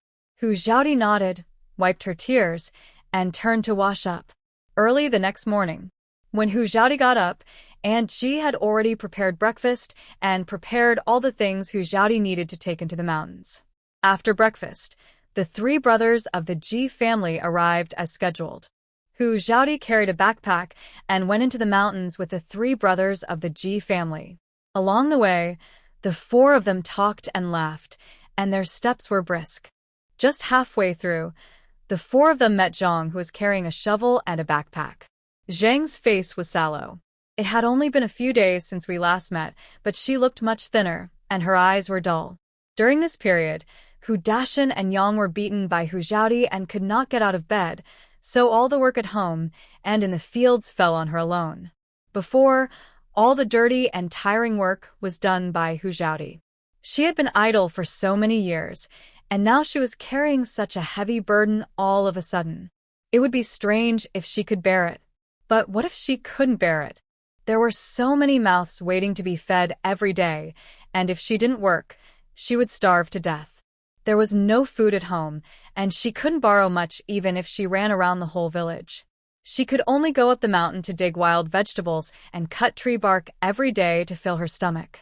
Hu Yaozu had been spoiled since he was a child. How could he bear to eat only wild vegetables and tree bark? In addition to going up the mountain to dig wild vegetables and cut pig grass every day, Zhang had to go back to serve Hu Dashan and Yang, who were lying in bed. What made her even more upset was that Hu Yaozu didn't eat wild vegetables and tree bark and kept crying when he was hungry. She could only go door to beg for food, but she never dared to borrow from the Ji family. It was okay a few days ago, and she was able to borrow a little. But in recent days, no one paid attention to her when she went to borrow. Some people avoided her, while others just yelled at her. These days, no one has an easy life, and there are very few families with surplus food. What's more, if she lends food to the Hu family, the villagers are afraid that they will not be able to return it. Zhang heard the footsteps and turned her head to take a look. When she saw Hu Xiaodi's face, she was so scared that she ran to the field next to her. The three brothers of the Ji family were all confused. Why did this woman run away? They didn't plan to deal with her. The fifth brother Ji said with a puzzled look on his face, "What's wrong with this woman? We don't eat people, do we? Why is she so scared of us?" Hu Xiaodi smiled lightly. "She is not afraid of you, but afraid of me." The eldest brother Ji looked gossipy. "Xiaodi, what did you do?" Hu Xiaodi raised her eyebrows.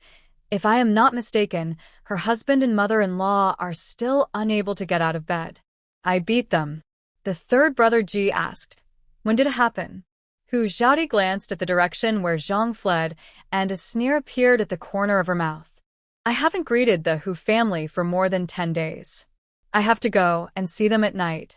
Even if I don't do anything to them, I have to scare them so that they don't live too comfortably. After the four entered the mountains, they kept some distance and began to look for medicinal herbs and prey. An hour later, the four people's backpacks had both medicinal herbs and prey. Hu Xiaodi's backpack had the least medicinal herbs and prey. It's not that she found less, but that some of them were sent into the space by her. In the following period of time, the four of them only found some medicinal herbs, but did not encounter any prey. Hu Xiaodi felt something was wrong, and her eyelids twitched for no reason. A bad premonition came to her mind. She quickly moved closer to the three brothers of the Ji family and asked them not to separate. As soon as the four of them moved closer, Hu Xiaodi's eyelids twitched again, and she always felt that there was danger approaching. She pointed to a big tree next to her and said, "Brothers, hurry up, climb up that big tree, and be fast." Out of trust in Hu Xiaodi, the three brothers of the Ji family put their machetes in their backpacks and climbed up the tree without saying a word. The three brothers were all children who grew up in the countryside, and they were absolutely first class at climbing trees. The eldest brother Ji went up first, followed by the third brother Ji and the fifth brother Ji. Hu Xiaodi kept looking around, and although she didn't find anything, her sense of crisis became stronger and stronger. After the three brothers of the Ji family climbed up the tree, she put the machete in her backpack with her backhand, hugged the big tree, and climbed up quickly, with an astonishing speed. The three brothers of the Ji family were stunned. The speed at which Hu Xiaodi climbed the tree simply overturned their cognition. Is this something that humans can do? Even monkeys would have to admit defeat in front of her. Just as Hu Xiaodi climbed up the tree, several tall and strong wolves showed their heads not far away. The three brothers of the Ji family gasped, and their bodies couldn't help but tremble slightly. 1, 2, 3, 4, 5, 6, 7, 8. The fifth brother Ji cried out, "Oh my God! 8 wolves!" The eldest brother Ji looked at Hu Xiaodi at the bottom and asked in a trembling voice, "Xiaodi, how did you know there were wolves?" Hu Xiaodi did not answer but asked, "Brother Ji, have you noticed that we have only dug up medicinal herbs in the past period of time, and haven't even found a wild rabbit or something?" "That's true. I was wondering why there was no prey. It turned out that there were wolves nearby." Hu Xiaodi nodded slightly. "Yes, my eyelids twitched a few times just now. I always felt that there was danger approaching.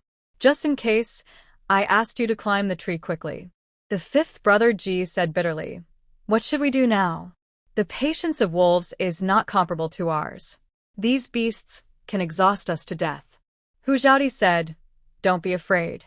If they want to exhaust us to death, we have to see if they have the ability." The third brother Ji asked, "Xiaodi, what can you do?" Hu Xiaodi showed a charming smile. "Don't worry. I have a drug. We won't be exhausted to death here." The three brothers of the Ji family secretly breathed a sigh of relief when they heard it.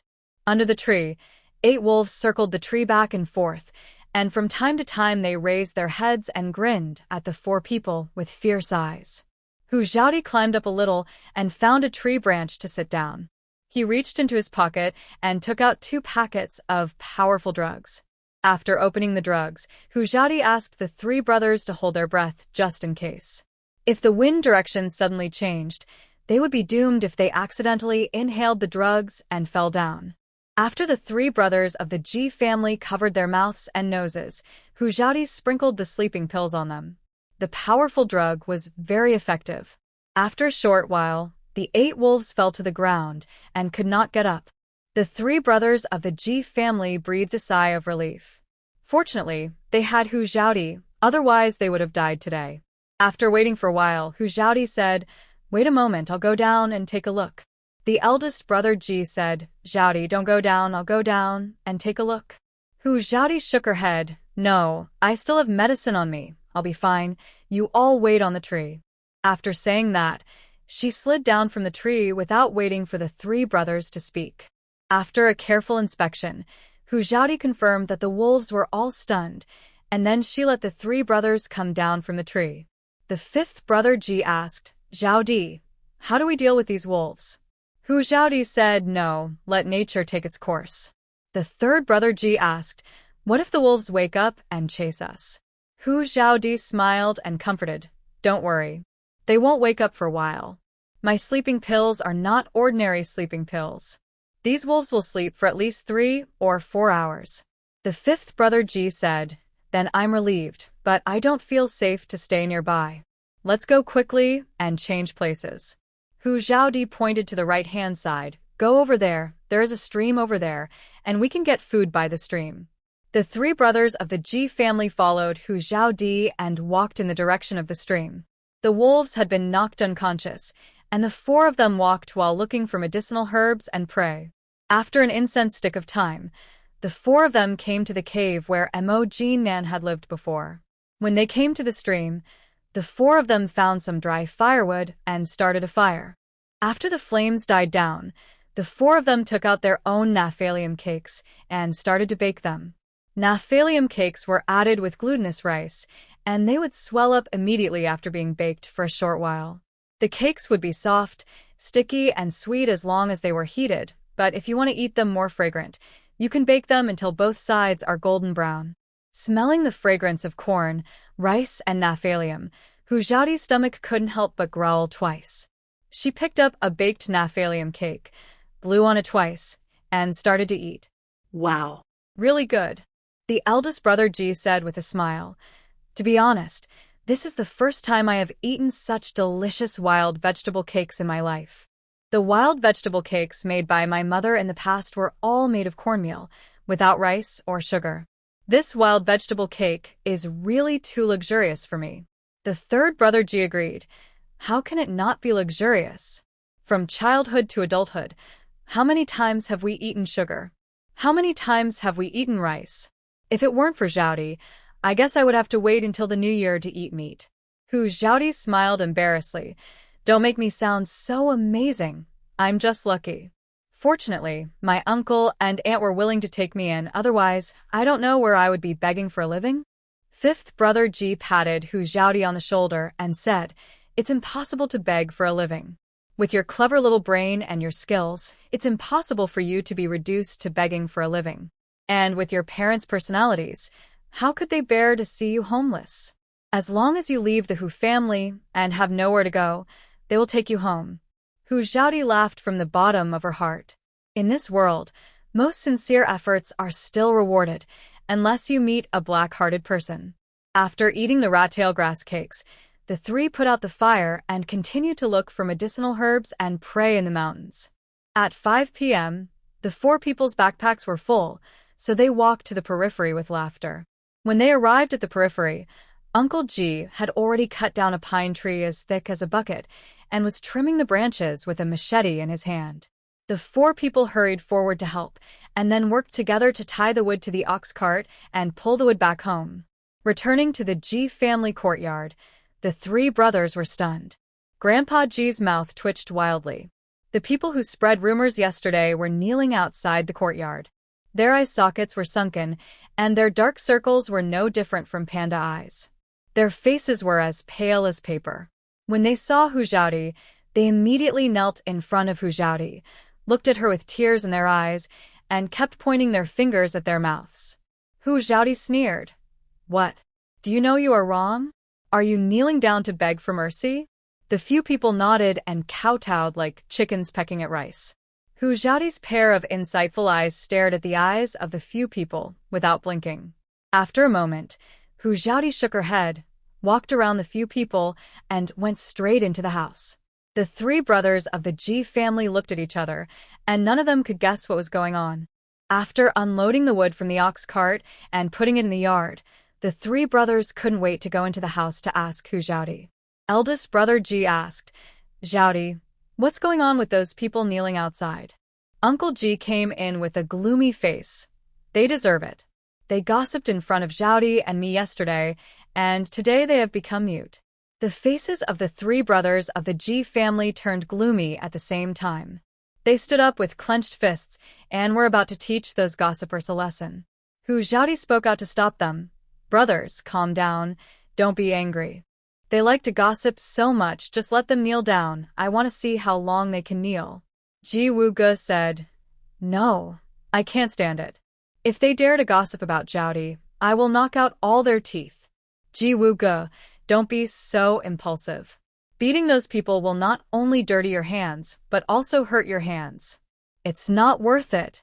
At this time, Aunt Ji came in and said, Xiaoti, those people came to kneel outside the yard after lunch, and we can't drive them away. It's not good to let them kneel like this. Kelly snorted coldly. Oh. There's nothing wrong with it. Just let them kneel. They dare to gossip and spread rumors about our Xiaoti. Xiaoti just made them mute, which is already mercy. Aunt Ji's face changed. What did they say? Uncle Ji repeated the unbearable words that the women said yesterday. The three brothers of the Ji family were furious. Others didn't know what kind of person Hu Xiaoti was, but they, the Ji family, knew it very well. Everyone knew how much harm it would do to a girl who had not yet married to say such unbearable words. Xiaoti didn't provoke them, but they actually slandered Xiaoti like this. It was simply abominable. The fifth brother Ji ran out of the yard angrily, pointing at those people and yelling, You are worse than pigs and dogs. Did Xiaoti provoke you? How dare you slander her like this? You deserve to be dumb. Get out of here. Don't kneel outside the G family yard. Get out. The kneeling people couldn't make any sound, and tears fell from their eyes. Yesterday, after Hu Xiaodi left, they did not take her words to heart. After returning home, everyone just felt their throats were a little dry and itchy, and their voices were a little hoarse. But at night, they could no longer make any sound, and their throats became more and more painful. Swallowing saliva felt like swallowing a razor blade, and the pain made them break out in cold sweats. In fact, someone came to the G family's yard in the morning, but no one was kneeling, so the person who came went back. His throat was becoming more and more painful, and he couldn't even swallow the wild vegetable porridge. So he made an appointment and knelt outside the G family's yard. Although they couldn't make any sound, they were not willing to admit their mistakes in their hearts. As long as Hu Xiaodi detoxified them, rumors about Hu Xiaodi would spread throughout the village within half a day. Not only that, it may also spread to neighboring villages. Although Hu Xiaodi was not afraid, those who spread the rumors implicated the Ji family. Uncle Ji is now the head of the village. She couldn't let the Ji family, who had done her a favor, be implicated in any way. Hu Xiaodi also came out and said in a cold voice, "You all should go back. If you haven't truly repented, kneeling here is useless. I won't detoxify you." The people kneeling on the ground were dumbfounded. How did this girl know that they had not truly repented? They were still thinking about waiting for the poison to be cured before taking revenge on this girl. But this girl seemed to be able to see through people's hearts. They all came and knelt down in an orderly manner, but they couldn't trick this girl into detoxifying them. Yang Dahu and his wife stared at Hu Xiaodi with vicious eyes. Their mouths opened and closed, but no sound came out. Hu Xiaodi stared at their lips. Her eyes became even colder. She opened her red lips and said, "Yang Dahu, you two have done so many bad things. You want to drug me and make me and your disabled son have an affair so that I can serve your family in the future, right? You also want to take over the land I bought and let me continue to work as a cow and a horse for your family to make money. You are ugly, but you think you are beautiful." Yang Dahu and his wife looked at Hu Xiaodi in disbelief, as if asking, "How do you know?" Hu Xiaodi raised her eyebrows and said, "You want to ask me how I know? If you don't want others to know, don't do it yourself. Your thoughts are just written on your face. Do you really think everyone is a fool and can't see your dirty thoughts?" The other gossipers who were kneeling beside them all looked at Yang Dahu and his wife in disbelief. They also have children, and there are daughters who have not yet reached the age of marriage. Although in their hearts, daughters will always be married, but they are also their children. If anyone plots against their daughters like this, they will fight to the death with the other party. Xiaodi is only 14 years old, not even the age of marriage. How could this couple do such a cruel thing? Is it because they see that Xiaodi has no family to support her that they are so unscrupulous to plot against Xiaodi? How abominable. Hu Xiaodi's cold voice sounded again. "And you guys, how good is your relationship with Yang Dahu and his wife that you are willing to let them be your guns? For this cruel couple, you may become dumb for the rest of your life, and your throat will be painful for the rest of your life. Is it worth it?" Hu Xiaodi asked the gossipers condescendingly with her arms folded. The gossipers' faces turned pale, and even the dumbest people could react to what Hu Xiaodi said. They were used by Yang Dahu and his wife. Being used by Yang Dahu and his wife, they could not get any benefits except to satisfy their mouths. Now, not only do their throats hurt terribly, but they may also become dumb forever. They are illiterate and somewhat stupid and ignorant, but now they have been awakened by Hu Xiaodi, and all of them looked at Yang Dahu and his wife with resentment. Hu Xiaodi looked at the gossips meaningfully and turned to go into the house. Ji Wuge was stunned for a moment and followed Hu Xiaodi into the house. Outside the courtyard, the gossips looked at each other and then suddenly fought with Yang Dahu and his wife. After Yang Dahu and his wife were stunned for a second, they also stood up and wrestled with the gossips. Several people couldn't make a sound, but the sound of fighting was still heard by Hu Xiaodi.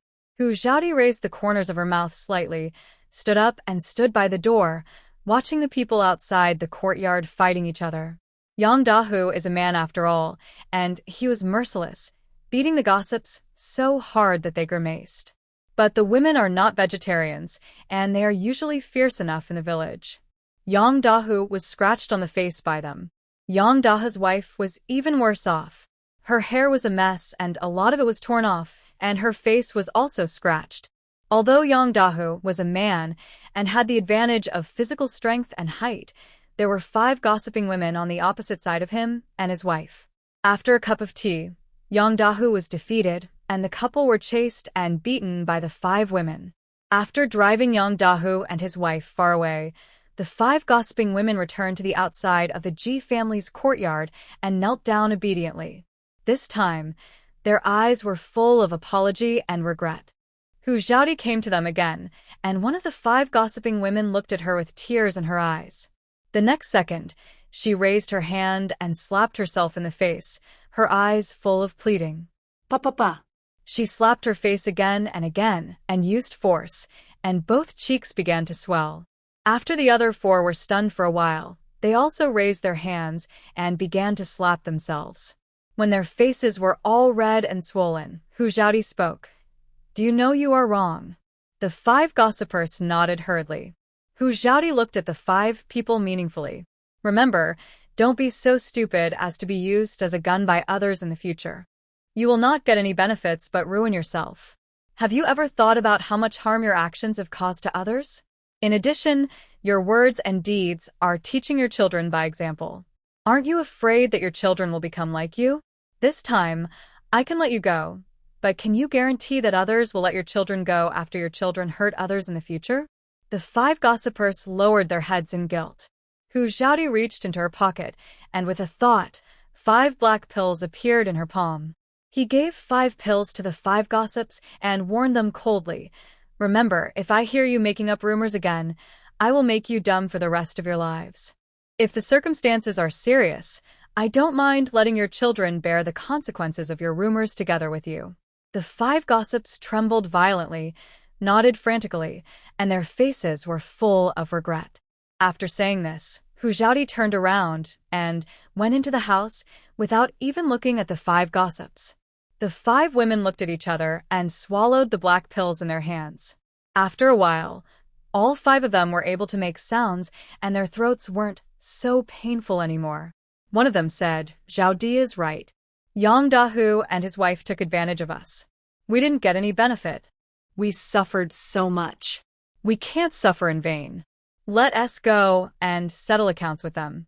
Another woman said with guilt on her face, we really shouldn't tell lies with open eyes. We don't see anything and just say nonsense. Zhaodi was so pitiful before. Now she is finally getting better.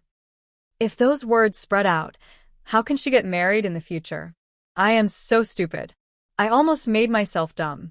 But Yang Dahu and his wife are so vicious. They even want to drug Zhaodi. We really can't let them go. Let's go. Let's go to the village and spread the vicious thoughts of Yang Dahu and his wife so that everyone knows that family is not a good thing. The 5 women left as soon as they said they would leave, and they did it as soon as they said they would leave. The next day, the news that Yang Dahu and his wife wanted to poison and persecute Hu Zhaodi and monopolize the money that Hu Zhaodi had worked hard to earn spread throughout the village. The Hu family also heard the news. Yang and Yang Dashin gnashed their teeth, hating Yang Dahu's family for being incompetent and failing to help them vent their anger. Yang Dahu and his wife opened the door early in the morning, intending to kneel outside the Ji family's yard to beg for an antidote. But before they stepped out of the door, people outside the yard pointed at them and scolded them for being conscienceless. Villagers passing by Yang Dahu's yard would spit in disgust. The old couple had to close the door and retreat into their home to wipe their tears. Faced with so many people accusing and scolding, the couple didn't even have the courage to go out.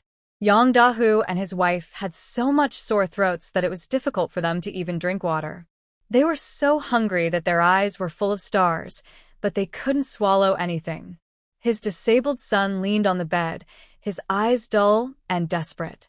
The house was not soundproof, and he could hear the accusations and scolding of the villagers outside the yard clearly. Failed, his parents failed. He will never be able to find a wife again. Originally, when he heard that his parents were going to drug Hu Xiaodi and make it a done deal with him, he was so looking forward to it. He knew that Hu Xiaodi had no one to back her up, and as long as it was a done deal with her, she would have to marry him. His parents were old and could not take care of him for many years. As long as Hu Xiaodi came home, he would make sure that Hu Xiaodi would be willing to serve him. But before Hu Xiaodi came to his house and the drug was not given, his father's position as the head of the village was taken away. Yang Dahu lost his position as the head of the village, and he almost had no source of income. Even spending money to buy him a wife was impossible. His hopes were completely shattered. Dad, Mom, you are confused. How can you tell this kind of thing to anyone? Yang Dahu's disabled son couldn't help complaining. The old couple Yang Dahu kept shaking their heads. They had never told anyone about it. But now they couldn't make any sound, and couldn't even make an excuse. The throat was so painful that if they couldn't get the antidote, they would starve to death. Opening the door, Yang Dahu pulled his wife and walked out of the yard with his head down. The villagers pointed at the two and cursed in a low voice. The two turned a deaf ear and walked straight to the Ji family's courtyard with their heads down. Villagers pointed and looked at them with contempt along the way. When they arrived outside the Ji family's courtyard, the door of the Ji family was locked and no one was at home. Hu Xiaodi and the three brothers of the Ji family had already gone into the mountains early, and Grandpa Ji and his wife took their three daughters-in-law to cut wood in a bullock cart. Yang Dahu and his wife were confused and embarrassed. They wanted to go back, but they were afraid that Hu Xiaodi would think they were not really admitting their mistakes. They wanted to kneel down, but they felt that the Ji family was not there, so who would they kneel for? If the Ji family brought lunch into the mountains and came back in the afternoon, their legs would probably be broken from kneeling. The two of them struggled for a long time, but decided to come back after lunch. However, their every move was seen by Grandpa Ji's grandchildren. At 3 p.m., Hu Xiaodi and the Ji family returned to the Ji family with a lot of harvest. Outside the yard, Yang Dahu and his wife knelt straight, deliberately showing a look of pain. Hu Xiaodi and the Ji family didn't even look at the two of them and went straight into the yard. The wood and firewood on the ox cart were unloaded, and the firewood was sent to the firewood room to dry. Since the firewood was just trimmed from the tree, it had to wait until the firewood was dried before it could be put into the firewood room. Hu Xiaodi and the three brothers of the Ji family took the medicinal materials into the house, and the three sisters-in-law went out of the yard to find their own children, while the others started to make a fire and cook. Yang Dahu and his wife, who were kneeling outside the yard, looked eagerly at the Ji family's yard, hoping that Hu Xiaodi would notice them. But after Hu Xiaodi entered the kitchen, she didn't even come out. After a while, Hu Xiaodi's voice finally rang out. "Brother Ji, the water is boiling. Come and take care of the wild rabbits. I'll make you braised rabbit meat later." "Coming." Brother Ji answered, picked up 2 wild rabbits, and went into the kitchen. Looking at the 2 plump wild rabbits carried by the eldest brother of the Ji family, Yang Dahu and his wife were full of envy and jealousy. My goodness, eating 2 wild rabbits in one meal, the Ji family is really willing to spend money. At this time, Ji's eldest sister-in-law and the third sister-in-law brought the children into the Ji family yard. Several children had already entered the yard, and they rushed into the kitchen. Mrs. Ji's son is the oldest. He came up to Hu Xiaodi and said with a smile, "Aunt Xiaodi, let me tell you, Yang Dahu and his wife came here in the morning, but went back when they saw that Grandma's house was locked. My brother, sister, and I have been watching them. They didn't rush over to kneel after lunch. They only came over to kneel before you came back, and they haven't been kneeling for long yet." "Okay, I get it. You did a good job. I'll reward you with meat later." The children laughed and ran excitedly to the yard to play. Hu Xiaodi turned her head and looked at the eldest son of the Ji family. "Brother Ji, your son should be 7 years old, right?" Brother Ji nodded. "Yes, he is already 7.5 years old. It's time to send him to a private school. Brother Ji, do you have any plans?" Brother Ji replied with a smile, "I didn't dare to think about it before, but now I have this plan. There is no private school in the village. I want to send him to a private school in the county after the autumn harvest." Hu Xiaodi said, It is a big deal for children to go to school. How can we delay the children's schooling because of the autumn harvest? Brother G looked embarrassed, but there is no private school in the village, and the county is far away from our village. If I send my child to a private school now, it will delay the autumn harvest. Hu Xiaodi smiled and said, Brother G, there is no private school in our village, but isn't there an old scholar in the west of the village? We can ask the old scholar to teach our children how to read and write, right? Aund G looked helpless. Saudi. That old scholar has a strange temper and hardly interacts with people in our village. I'm afraid it's not easy to invite him. Hu Xiaodi raised her eyebrows and smiled faintly. It's okay. I'll find a way to deal with this matter. Uncle is the head of the village. It shouldn't be a problem to open a private school in our village. If the private school is established, children from neighboring villages can also come to our village to study, and they don't have to be sent to the county town. Brother G's eyes lit up, and then dimmed again. I'm afraid it's not easy. It's hard to invite that old scholar. Nothing is difficult in the world, as long as there is a will. I will go to meet the old scholar later. I have to try to know if it can be done. Brother G nodded, with a glimmer of expectation in his eyes. Hu Xiaodi fried and stewed the wild rabbit meat, told Aunt G to watch the fire, and left the kitchen. Yongda Hu and his wife outside the yard saw Hu Xiaodi coming out of the G family's kitchen and thought that Hu Xiaodi finally remembered them and looked at Hu Xiaodi with expectation. However, Hu Xiaodi didn't even look at them. She walked straight out of the yard and headed to the west end of the village. Yongda Hu and his wife were dumbfounded. They had been kneeling for so long. How could this girl pretend not to see them? Deliberate. This girl definitely did it on purpose. The couple was so angry that smoke came out of their heads, and they couldn't speak. They didn't have the courage to bear being dumb for the rest of their lives. They could only hold their anger in their hearts and continue to kneel straight, cursing Hu Xiaodi hundreds of times in their hearts. Hu Xiaodi hurried to the door of the old scholar's house at the west end of the village. The old scholar's surname was also Ji, but he and Ji Kaiyong were not relatives. His house was also a shabby courtyard. Although the courtyard was small, except for a road leading to the door, the rest of the courtyard was planted with vegetables. The door of the old scholar's house was very shabby, and the house was also a mud house, and the degree of shabbiness was about the same as that of the Hu family. At this time, the old scholar was picking vegetables in the vegetable garden and didn't notice Hu Xiaodi standing outside the yard. The old scholar was older than Ji Kaiyong, and his hair was already gray. Grandpa Ji, can I come in? Hu Xiaodi asked. The old scholar looked up at Hu Xiaodi and frowned slightly. It's Hu girl. What's the matter with you coming to this old man's yard? Yes, it's something and it's a big deal, Grandpa Ji. Can I come in and talk to you in detail? Come in. Although the old scholar's attitude was not very good, it was not too cold. When Hu Xiaodi entered the yard, she squatted down and started pulling weeds in the vegetable garden. The old scholar saw it in his eyes. This girl is smart, but her face is calm. Hu Xiaodi said, Grandpa Ji, you are the only person in our village who has read the most books and has the broadest knowledge. You are also the person I admire the most. The old scholar was a little impatient. Little girl, just tell me what you want to say. There is no need to beat around the bush in front of me. Hu Xiaodi was stunned and pouted. Then I will tell you directly. I want to open a private school and invite you to be the teacher of the private school and teach the children in our village. The old scholar twitched his lips at Hu Xiaodi's words, but he still said stubbornly, It's useless for you to say so many nice things. I won't go. Girl, go back. Hu Xiaodi pouted again. Grandpa Ji, you are also a native of Dawan village. You know how poor our Dawan village is. Not to mention anything else, you often have no food to eat. Knowledge changes destiny, Grandpa Ji. I don't believe you don't want to change the status quo. Half a month ago, I found out that I was a child bought by the Hu family. I suffered and was abused in the Hu family for 11 years.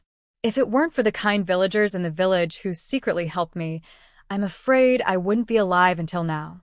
Now that I have left the Hu family, I want to rely on myself to work hard and live a good life. Leaving after I came to the Hu family, I risked my life to go into the mountains to hunt and dig medicinal herbs and earn some money. But one should never forget the well digger. It was Uncle G's family who took me in and treated me as their own child. Moreover, so many uncles and aunts spoke for me and testified for me at the beginning. They are all my benefactors, and I want to repay them. There are so many children in our village, from teenagers to young children. How many can go to private schools? Either they think it is too far to go to the county town and delay farm work in the fields, or they have no money and cannot send their children to study. Grandpa G, you are the only senior in the village who can serve as a private school teacher. Please agree to it for the sake of the children in the village who are eager to learn. The old scholar was stunned by Hu Zhaoti's long speech. The old scholar felt that this girl was a talented woman with rich knowledge and high talent. How could she, a 14-year-old illiterate child, say so many great truths? However, it must be admitted that what this girl said was reasonable. However, the old scholar studied hard for 10 years, and his family, which was originally quite well off, gradually declined in order to support his studies. He emptied his family as assets and sold his property. In the end, he failed to pass the imperial examination because of the corruption in the officialdom. Now he is over 50 years old, but he is still a poor scholar with nothing. He lives out his life in the dilapidated courtyard and 2 acres of thin land at home. What's the use of studying? Can knowledge really change your destiny? It can't change anything. He is full of poetry and ambition, but in the end, he still has to make a living by wielding a shovel. Hu Zhaoti saw through the old scholar's mind and said sincerely, Grandpa G, when you took the imperial examination, you may have encountered the darkness and corruption of the government, which made you full of ambitions have nowhere to display. But not every official is dark and corrupt, and studying does not necessarily have to take the imperial examination to have a promising future and bring honor to the family. If you can learn a few more words, wouldn't it be an extra way out even if you go out of the mountain village to venture out? To be an accountant, do you still have to be able to count? To run a small business, do you also have to be able to count? We all understand the hardship of digging for food in the fields.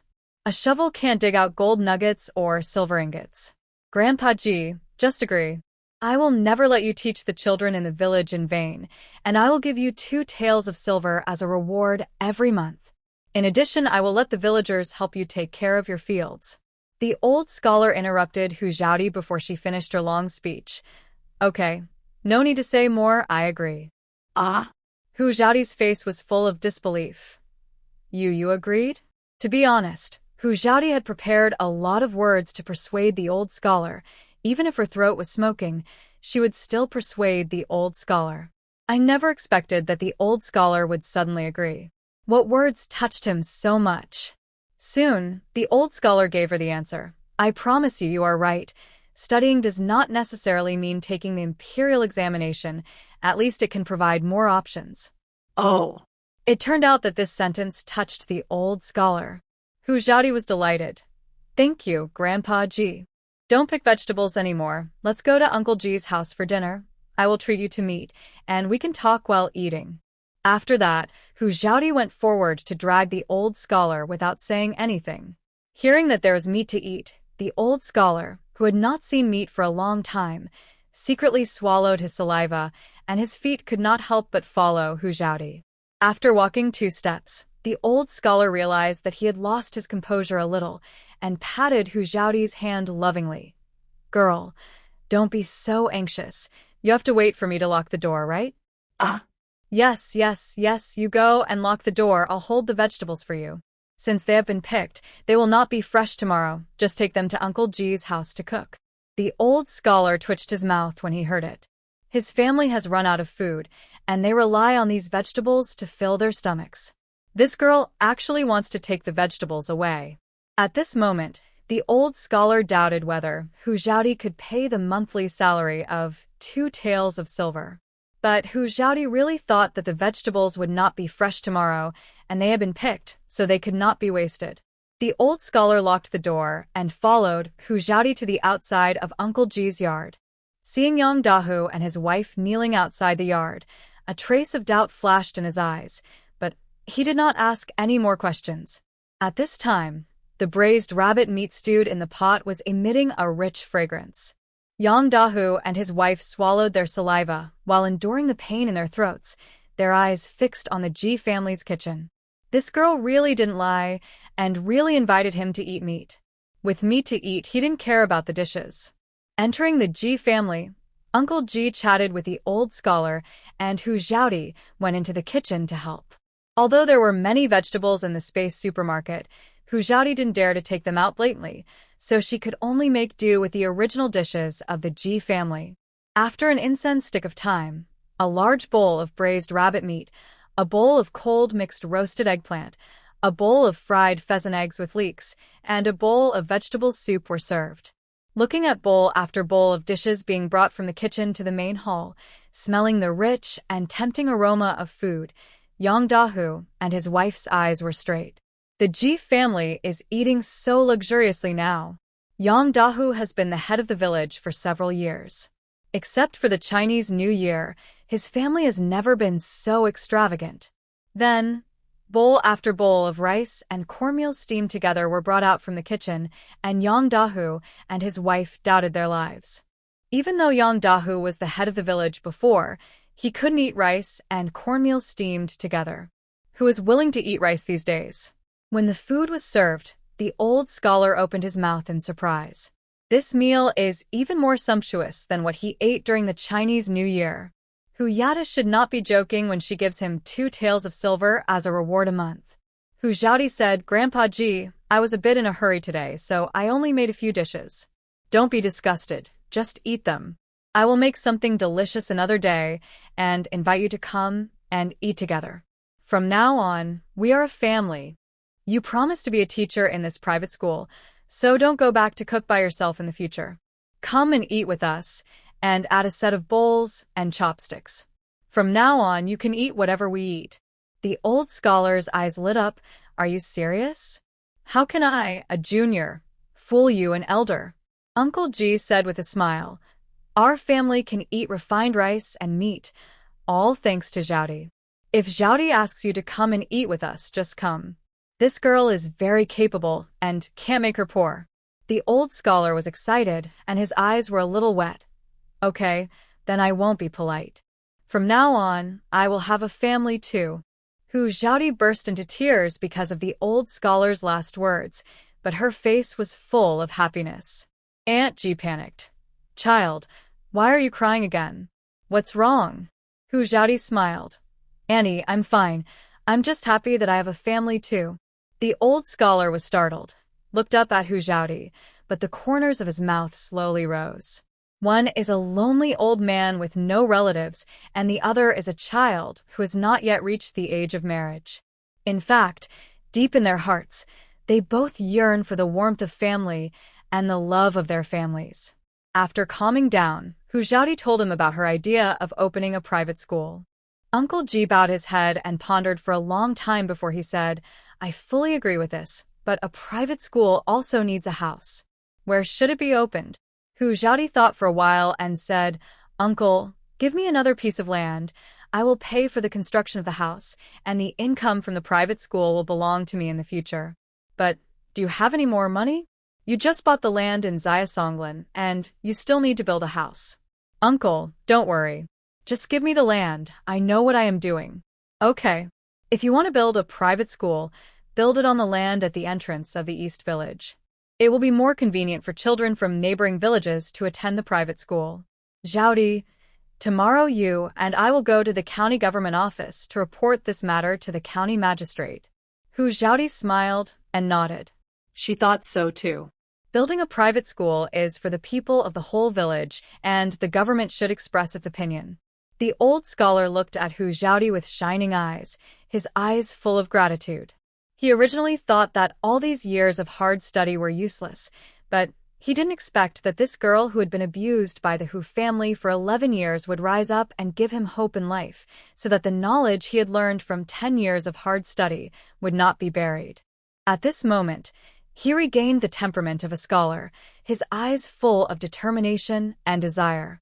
Involuntarily, a group of children sitting in the school appeared in his mind, shaking their heads and following him to read the Book of Songs. After dinner, several people discussed the details of building a private school before going home. After sending the old scholar out, Hu Xiaodi saw Yang Dahu and his wife still kneeling outside the Ji family yard. However, at this moment, Yang Dahu and his wife were no longer kneeling straight. Their lips were dry and peeling, and they were so weak that they could faint at any time. When they saw that it was Hu Xiaodi, they kowtowed quickly, begging in their eyes. Hu Xiaodi said in a cold voice, "I said, if you can't really recognize your mistakes, it's useless for you to kneel here, and I won't give you the antidote. Don't think that your little thoughts are hidden so well. You can fool others, but you can't fool me. Also, don't think that I won't know about your clever little actions as long as I don't see them. If you don't want others to know, you better not do it yourself." You still can't remember this sentence. Go back. When you truly realize your mistakes and repent, come back and kneel down. After Hu Xiaodi finished speaking, she helped the old scholar and left without even giving Yang Dahu and his wife an extra glance. Yang Dahu and his wife stared at Hu Xiaodi's back with resentment in their eyes and secretly swore in their hearts that one day they would make Hu Xiaodi pay a heavy price. After Hu Xiaodi walked away, the two prepared to get up and go home. If they didn't go back to eat something, they would faint from hunger. But they had been kneeling for too long, and their legs were already paralyzed at this time, and they couldn't get up at all. The two simply sat down on the ground, holding their legs with both hands and slowly straightening them, and then rubbing and beating them. After a long while, the two supported each other to get up from the ground and limped home. Unable to speak, the two could only curse Hu Xiaodi viciously in their hearts. When the couple returned home, their disabled son heard the noise, and the disabled man who had been hungry for half a day immediately shouted, "Dad, Mom, where have you been? Why did you come back so late? Don't you want to take care of me? Do you despise me because I'm disabled?" Yang Dahu's son's voice was obviously filled with tears. The couple was shocked that they had forgotten about their disabled son. Yang Dahu's wife hurried to the kitchen to cook, while Yang Dahu poured himself a glass of water. He endured the pain in his throat and drank 2 sips before pouring another glass of water to his bedridden, disabled son. When he opened the door, a foul smell hit him in the face. There was no need to think about it. Because Yang Dahu and his wife had been out for too long, their disabled son had defecated and urinated in his pants. Although his feet cannot move, his hands are not disabled. He has been spoiled by his parents since he was a child. Without his parents carrying or hugging him, he will never get out of bed. Yang Dahu frowned, raised his hands to cover his mouth and nose, glanced at his disabled son, and stepped back. Even he thinks his son is dirty. When his son saw his father's action, he collapsed and shouted, "Dad, why don't you come and help me clean up? I'm so uncomfortable." Yang Dahu closed the door directly, went to the kitchen, and pulled his wife, who was lighting a fire. Pushing open the door, he pushed his wife directly into his son's room. Ugh. Yang Dahu's wife retched a few times and reluctantly lifted her son's quilt. The stench was even stronger, and Yang Dahu's wife almost vomited bile.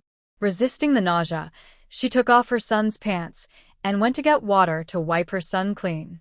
After changing the sheets and bedding and clean pants, Yang Dahu's wife went to wash her hands and cook with a pale face. When a pot of corn paste was served on the table, Yang Dahu couldn't wait to get a bowl to serve the paste. While his wife looked at the color of the corn paste, the excrement of her disabled son always lingered in her mind. With a muffled bang, Yang Dahu's wife's head just hit the edge of a protruding stone slab. Instantly, blood gushed out, and she completely lost consciousness. Yang Dahu drank corn porridge with a gurgling sound, and didn't notice the muffled sound at the door at all. Enduring the pain in his throat and drinking a few mouthfuls of corn porridge, Yang Dahu got up and took a bowl of corn porridge to his disabled son and sent it to the bedroom. When he came out, he didn't see his wife, so he went to the door to check. Through the faint light of the pine oil lamp, Yang Dahu saw his wife lying in a pool of blood. He hurried forward to help his wife up, and seeing that his wife's face was covered in blood, he was so scared that his legs went limp. There was no doctor in the village, but there was a half-baked village doctor in the neighboring village. Yang Dahu knew very well that if he carried his wife to the neighboring village for medical treatment, he might not be able to walk halfway. The only families in the village that had ox carts were Uncle G's family and another middle-aged man named Hu. The middle-aged man named Hu had a conflict with Yang Dahu over the homestead 2 years ago. They had no contact in the past 2 years, and they had to go to the hospital every time they met. It was impossible to lend him the ox cart after spitting. Maybe when he found out that his wife was injured, he would applaud and buy some firecrackers to celebrate the retribution his family got. After thinking about it, Yang Dahu could only shamelessly knock on Uncle G's door. At this time, Hu Xiaodi was climbing onto the bed, sitting cross-legged and preparing to practice. Hearing the knock on the door, Hu Xiaodi frowned, got out of bed, put on her shoes, lit the pine oil lamp, and went to open the door. Uncle G is now the head of the village, and it is normal for villagers to come to seek help for any problem. Opening the door, Hu Xiaodi saw what Hu Xiaodi saw was Yang Dahu's anxious old face. As soon as he saw Hu Xiaodi, Yang Dahu knelt down with a plop and kept gesturing with his hands. Hu Xiaodi was overwhelmed and didn't understand at all. Yang Dahu had no choice but to hit his head against the door frame and then gestured with blood flowing from his forehead. After being confused for a long time, Hu Xiaodi realized that someone in Yang Dahu's family had a head injury. Hu Xiaodi said unhappily, "Someone in your family has a head injury. Why do you come to me instead of sending him to see a doctor?" Yang Dahu pointed to the ox cart in the yard of the Ji family with a begging face. "Oh, you want to borrow the ox cart? Sorry, the ox cart is not mine. I can't make the decision." At this moment, Uncle Ji came out of the bedroom wearing a coat. "Xiaodi, who is it?" Hu Xiaodi turned her head. "Uncle, it's the former head of the village. What's the matter?" Hu Xiaodi shrugged. "He wants to borrow the ox cart. It seems that someone in his family has hit his head." Uncle G is the head of the village. When the villagers come to him for help, he has to help no matter how reluctant he is. With a sigh, Uncle G put on his clothes and went to the yard to harness the ox cart. Hu Xiaodi's face was full of distress, but she didn't want to meddle in Yang Dahu's family. It's okay if the people are fine. If something happens, the family will definitely blame her without hesitation. But she couldn't bear to let the elderly uncle go out late at night. She sighed secretly in her heart and ran out of the yard with the pine oil lamp. After Uncle G harnessed the ox cart, Hu Xiaodi came back with Brother G. Hu Xiaodi snatched the whip from Uncle G's hand and said, "Uncle, you go back and rest. Brother G, and I will go."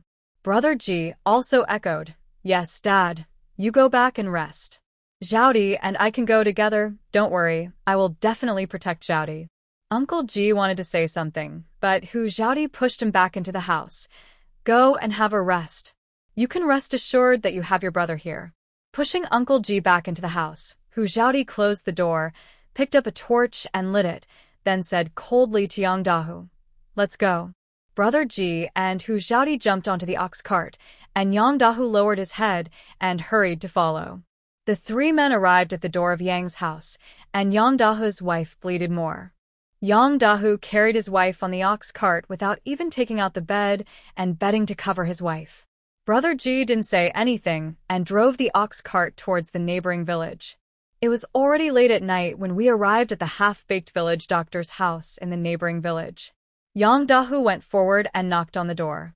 After knocking for a long time, an impatient voice came from the room. "Who is it? Can't you let me sleep at this late hour?" Yang Dahu couldn't make a sound, so he could only continue knocking on the door. "Here I come, are you trying to kill me?" With a creaky sound, the village doctor opened the door. With the dim light of the pine oil lamp, the village doctor could see clearly that it was Yang Dahu who was knocking on the door. "Oh, I thought it was someone else." It turned out to be the former head of Dawan village. What do you want from me? The village doctor deliberately emphasized the first word, his face full of contempt. Judging from the disgusted expression on the village doctor's face, there seemed to be some grudge between him and Yang Dahu that no one else knew about. Yang Dahu's face was full of humility at this time. He pointed at his wife on the ox cart and opened his mouth, but no sound came out. The village doctor asked unhappily, "What? Are you mute?" Yang Dahu pointed to his mouth and nodded pleadingly. Then he turned around and carried his wife on the ox cart to the village doctor. When the village doctor saw that Yang Dahu's wife's face was covered in blood and there was a big cut on her forehead, her scalp began to feel numb. He quickly stopped Yang Dahu. Stop, stop. This man looks like he's going to die. Don't carry him home. I'd think it's bad luck if he dies in my house. Yang Dahu's eyes were red and he couldn't speak, so he could only kneel down to the village doctor with his wife on his back. The village doctor looked contemptuous. Oh, you, Yang Dahu, also kneel down to beg for help? Do you still remember Zhu Tsuehua from your village? She's my cousin. How did you humiliate her when she knelt down to beg you? Yang Dahu was stunned in place for a moment, his face full of disbelief. The village doctor sneered. Why, you didn't expect it? You'll also beg me one day? You humiliated my cousin and almost killed her by hitting a pillar, and now you have the nerve to beg me? Yang Dahu put his wife down, knelt straight in front of the village doctor, and then kept kowtowing, begging the village doctor to save his wife's life. Although the village doctor was only a half-baked one, he still had the most basic medical ethics. He sighed, squatted down, and put his fingers on the pulse of Yang Dahu's wife. Then he checked the wound of Yang Dahu's wife, rolled his eyelids, shook his head, and sighed. My medical skills are not good. I can't do anything, you go. Yang Dahu was anxious and kowtowed even harder. If his wife died, who would take care of his paralyzed son in the future? No, he couldn't give up. Even if there was a glimmer of hope, he couldn't give up. The village doctor said coldly, It's useless even if you die in front of me. You have wasted so much time and lost too much blood. I really can't save her. Yang Dahu was dumbfounded when he heard it. Ginseng is very precious. Where can he find it? And he sent his wife here without any money. He also wanted to kowtow to the village doctor and beg him to save his wife. Hu Xiaodi couldn't bear it anymore and said coldly, If you don't stop her bleeding now, even if you have ginseng, it will be powerless to save her when you send it to the county town. When Yang Dahu heard this, he quickly tore off his clothes and pressed it on his wife's wound. To be honest, Hu Xiaodi really didn't want to meddle in other people's business, but now, judging from the condition of Yang Dahu's wife, she has been in a coma for too long, and even if she is revived, her future life will not be easy, and she is very likely to suffer from hemiplegia. Yang Dahu has done many evil things, and he had planned to frame her and let her serve their family. So now shouldn't he let her have a good taste of what it feels like to serve others? Thinking of this, Hu Xiaodi spoke again. I can save your wife's life, but I want 30 taels of silver. 30 taels of silver was exactly the dowry their family wanted to use for their disabled son to get married. Yang Dahu was stunned and looked at Hu Xiaodi in disbelief. The village doctor was also surprised. Even he was helpless with Yang Dahu's wife. How could an unknown little girl be saved? If that little girl could be saved, why was she sent all the way to the neighboring village? I've never seen anything like this in my life. Hu Xiaodi said she could save Yang Dahu's wife, but not only Yang Dahu and the village doctor didn't believe it, even Brother Ji didn't believe it. Brother Ji glared at Hu Xiaodi and whispered, Xiaodi, don't make trouble. Be careful not to get into trouble. Hu Xiaodi smiled and said, Brother Ji, I can really save her, but whether he believes it or not is his business. If you give me silver, I will save her. If you don't give me silver, you can find a way yourself. Brother Ji looked suspicious and said, Xiaodi, when did you learn medical skills? How come I don't know it? Brother Ji, there are still many things you don't know. Didn't you know that I could hunt and dig medicinal herbs before? But those things are not the same concept as learning medical skills. Hu Xiaodi smiled mischievously and lowered her voice and said, Brother Ji, let me tell you a secret. In fact, I have been secretly learning reading and medical skills from a mysterious old man since I was 4 years old. Brother Ji's eyes widened in shock. Hu Xiaodi continued, You also know that I have always lived in the woodshed of the Hu family. I learned from the old man at night, and no one has ever found out about this. The mysterious old man left last month, so I started to rebel against the Hu family. Oh. Brother Ji suddenly realized, so that's it. You were abused so badly before, and you never thought about leaving the Hu family. It turns out that you endured humiliation just to learn medical skills and read. Hu Xiaodi nodded. Well, otherwise why did I wait until last month to start rebelling? It's not like I can't beat the Hu family. Even if I can't beat them, can I run away? Brother Ji glanced at Yang Dahu's wife and shook his head, saying, Zhao, forget it. After all, it's a life. If you can save it, then save it. I didn't say I wouldn't save her. But I won't save her if you don't give me money. Don't I want money for my ginseng? Besides, the couple are always thinking about scheming against me. I'm not stupid, so why should I rush to save her? Speaking of Yang Dahu and his wife scheming against Hu Zhaodi, and thinking about the people who Yang Dahu had harmed during his years as a village head, Brother Ji's face suddenly changed. Yes, we won't save her if you don't give us money, so that they won't think about harming others every day. Yang Dahu hesitated for a long time, but finally picked up his wife and put her on the ox cart. Then he knelt in front of Hu Zhaodi and begged Hu Zhaodi to save his wife. Anyway, he has neither money nor ginseng now, so he might as well give it a try. If the patient is cured, his wife is lucky. If the patient is not cured, he can still blame Hu Zhaodi. Anyway, everyone in the village knows that Hu Zhaodi does not know any medical skills. Besides, he didn't have the silver on him now. Even if he managed to save his wife by chance, if he didn't give her the 30 taels of silver, could Hu Zhaodi still kill him? Seeing Yang Dahu kowtow, Hu Zhaodi was too lazy to guess the gestures Yang Dahu was making, so she simply took out a detoxification pill from the space, broke it in half, and threw half to Yang Dahu. You can speak after taking half of the detoxification pill, but your throat will still hurt. Yang Dahu hesitated for a moment, but still swallowed half of the detoxification pill. After a while, Yang Dahu spoke in a hoarse voice. Zhaodi, can you really save your aunt? Hu Zhaodi said angrily. Don't try to make connections with her. She is not worthy of being my aunt. Of course I can save her, but you must give her 30 taels of silver first. Without silver, there is no room for negotiation. But I'm in a hurry to go out today. I don't have any silver with me. I only have a few copper coins. Can you save her first? I'll give you the silver when I get back. Hu Zhaodi smiled jokingly. Do you think I'm a fool?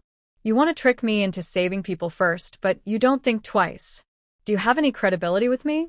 Also, don't forget that you and your wife are still poisoned. I forgot to tell you that if the poison is not cured within 7 days, you'll be dumb for the rest of your life.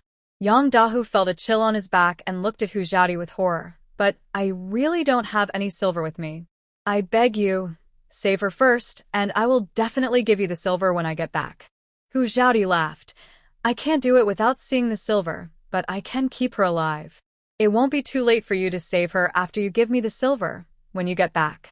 Yang Dahu's face turned pale and green.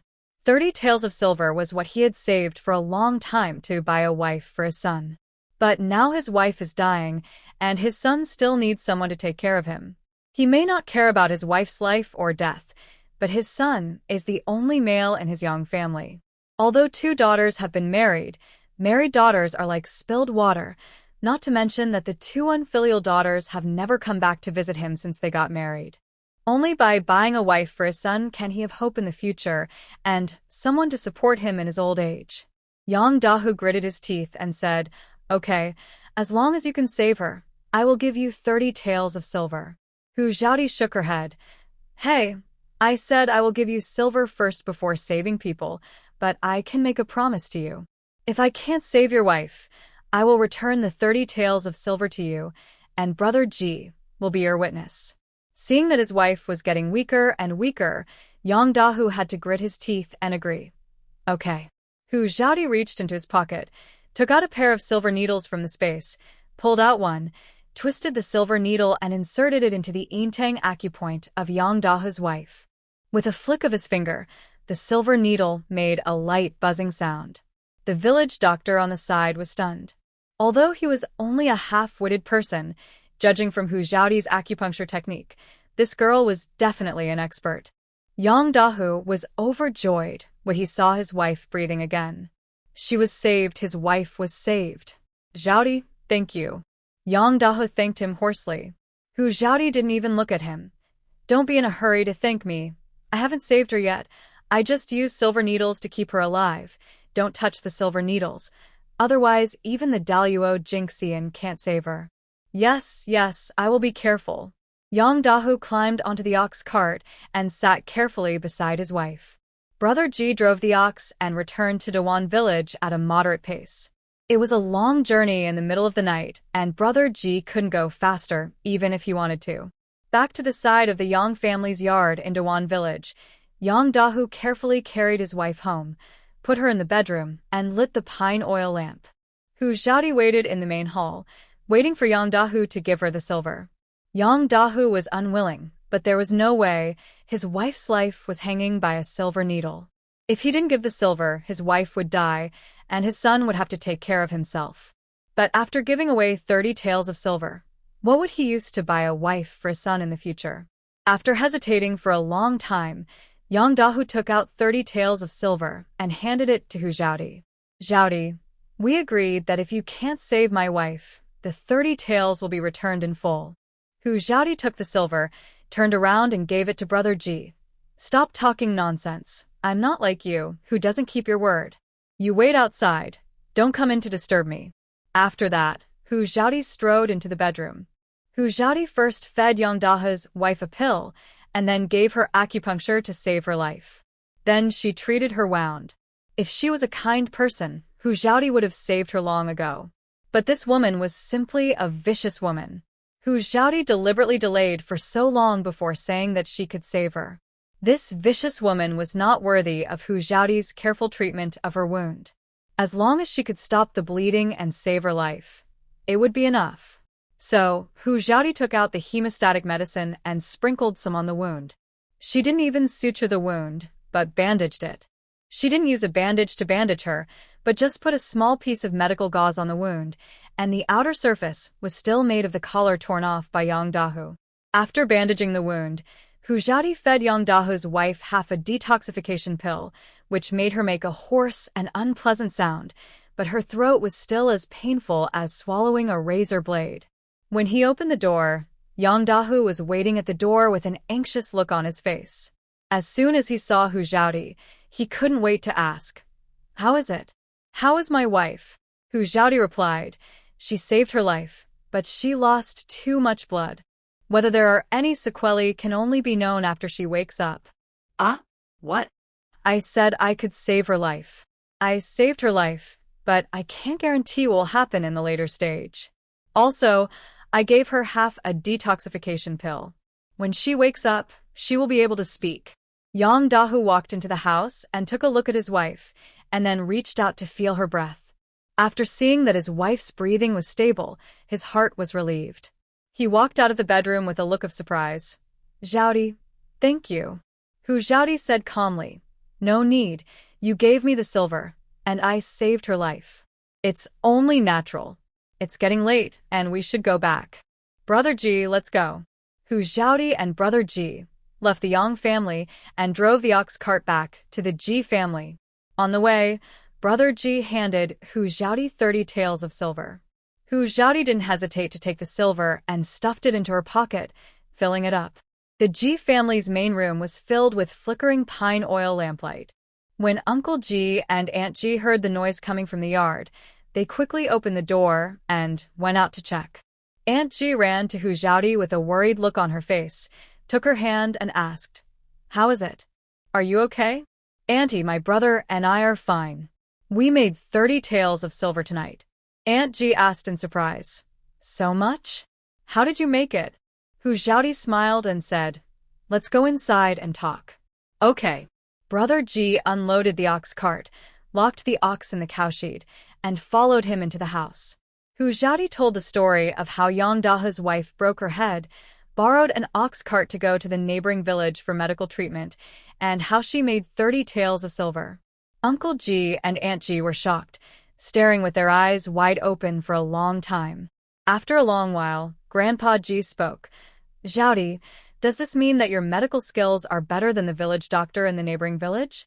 Hu Xiaodi smiled and nodded. "Well, a little better than him, but I don't know how much better. Anyway, the mysterious old man who taught me medical skills taught me all his skills." "Good." Great. Grandpa Ji clapped his thigh excitedly. "That's great. In the future, If someone in our village has a headache or a fever, we don't have to go to the neighboring village to find the village doctor. Hu Xiaodi asked, Uncle and maternal grandma, haven't you slept yet? Grandpa Ji sighed. Oh, how can I sleep? You've been worried when you go out, afraid that something will happen.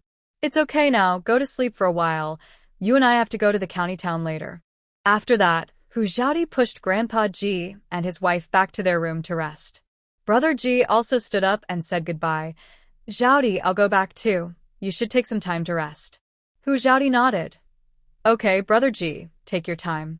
After Brother Ji left, Hu Xiaodi blew out the pine oil lamp, went back to her room, and lay down to rest. After sleeping for about an hour, Hu Xiaodi got up and washed. Aunt Ji was already preparing breakfast. After breakfast, Hu Xiaodi went to Yang Dahu's house, took a look at the condition of Yang Dahu's wife, fed her a pill, and returned to the Ji family. Uncle Ji had already harnessed the ox cart. Hu Xiaodi loaded the medicinal materials and prey onto the ox cart, and then rushed to the county town with Uncle Ji. After entering the county town, Hu Xiaodi first sold the medicinal materials to the medicine shop, and then went directly to Fuminlu. As soon as Han Dongxing saw Hu Xiaodi, he asked excitedly, Sister, how is it? Have you taken revenge? Hu Xiaodi showed a sweet smile. With Brother Han's help, revenge will be easy, right? That's good. I was worried that you would suffer. Do I look so stupid? Han Dongxing chuckled. Hee, if you're stupid, then we may not find smart women in Fulian County. I'm just worried that you will suffer at a young age. No, you won't suffer. By the way, Brother Han, I have to go to the county magistrate today to thank him in person.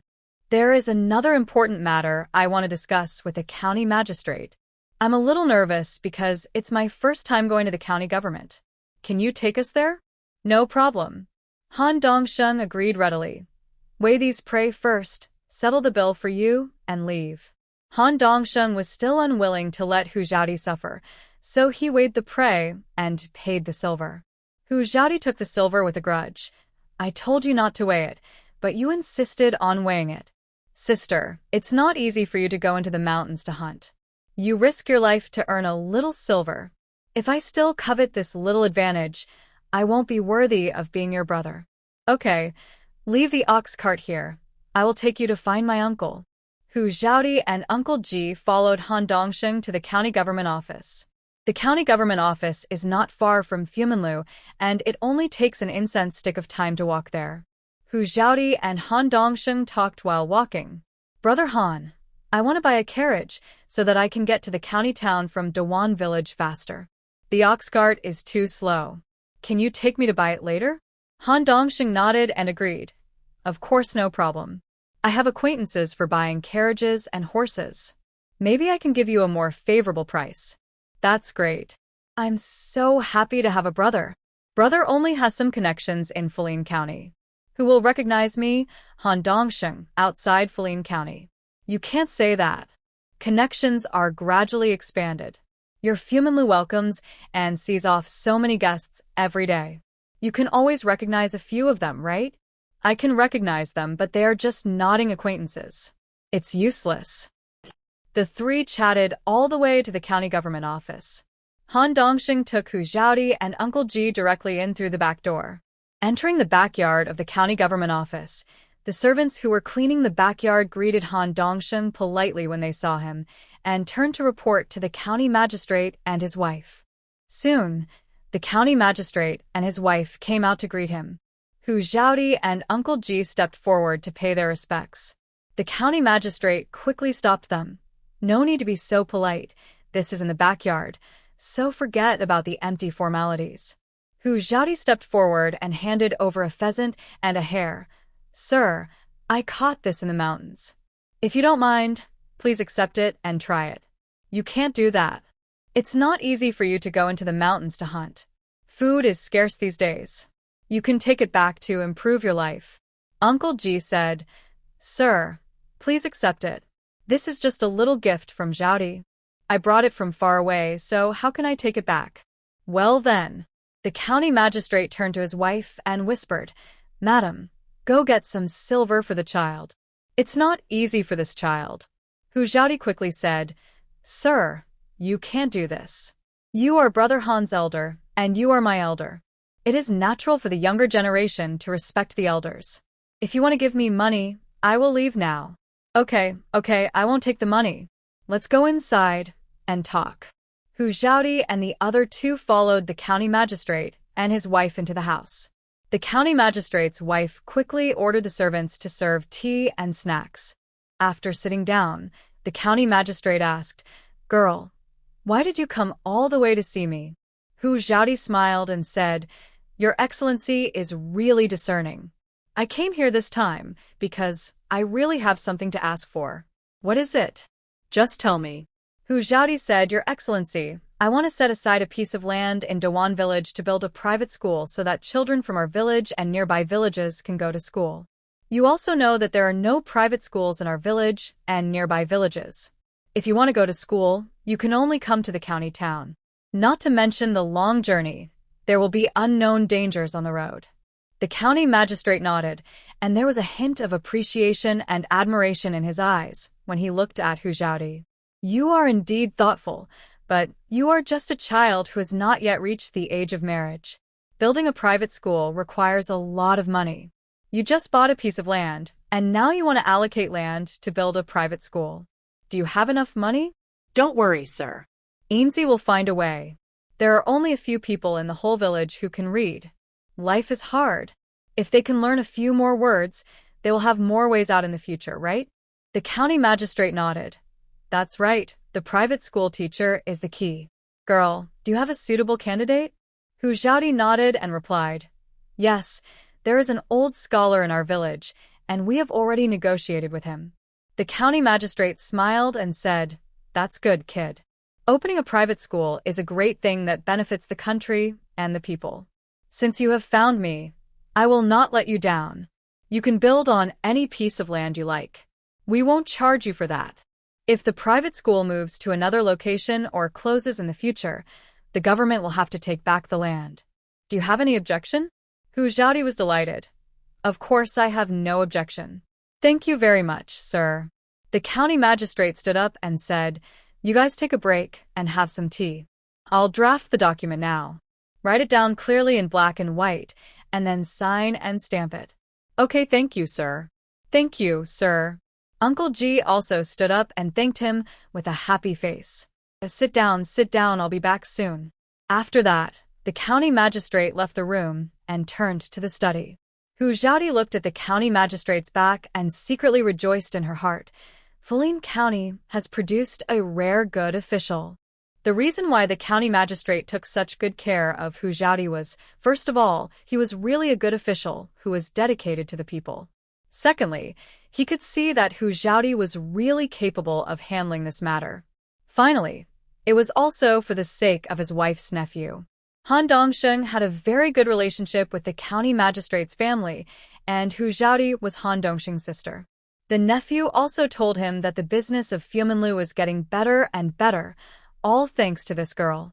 Not long after, the county magistrate came in with 2 copies of the agreement. He was worried that Hu Xiaodi could not read, so he read the contents of the agreement.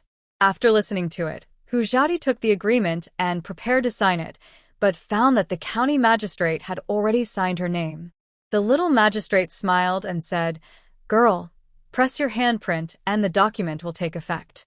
You and I will each hold a copy." "Okay, thank you, sir. You are such a good official. I wish you a prosperous career and a long way to go." The county magistrate laughed heartily. "Ha ha, I borrow your good words.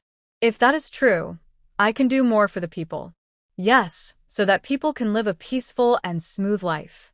The county magistrate smiled and took out the ink and asked Hu Xiaodi to press her handprint. Looking at the bright red official seal and her own handprint on the document, Hu Xiaodi was filled with joy.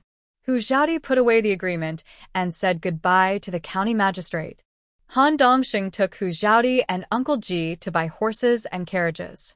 The man who sold the horse and carriage was named Wu Hai, and he had a lifelong friendship with Han Dongsheng.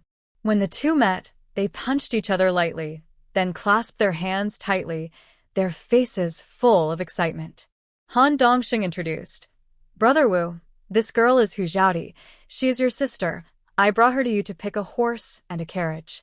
Wu Yinghai smiled and nodded, patted Han Dongsheng on the shoulder. Brother Han's sister is my sister. You can pick any horse you like. Since this is our first meeting, I will give you the best price, and I will give you a half-price discount on the horse and carriage. Hu Zhaodi didn't like to take advantage of others, and she didn't like to owe others a favor because of taking advantage. She stared at Wu Yinghai and looked at him, and said, Brother Wu, do you like to drink? Wu Yinghai was stunned and smiled and said, How do you know? Looking at your face, the reflex area corresponding to your liver is a little dim, and I guess you usually like to drink. Han Dongsheng looked incredulous. Sister, do you know medicine? Hu Zhaodi nodded. I know a little bit. Judging from the liver reflex area on Brother Wu's face, his liver may have some minor problems now.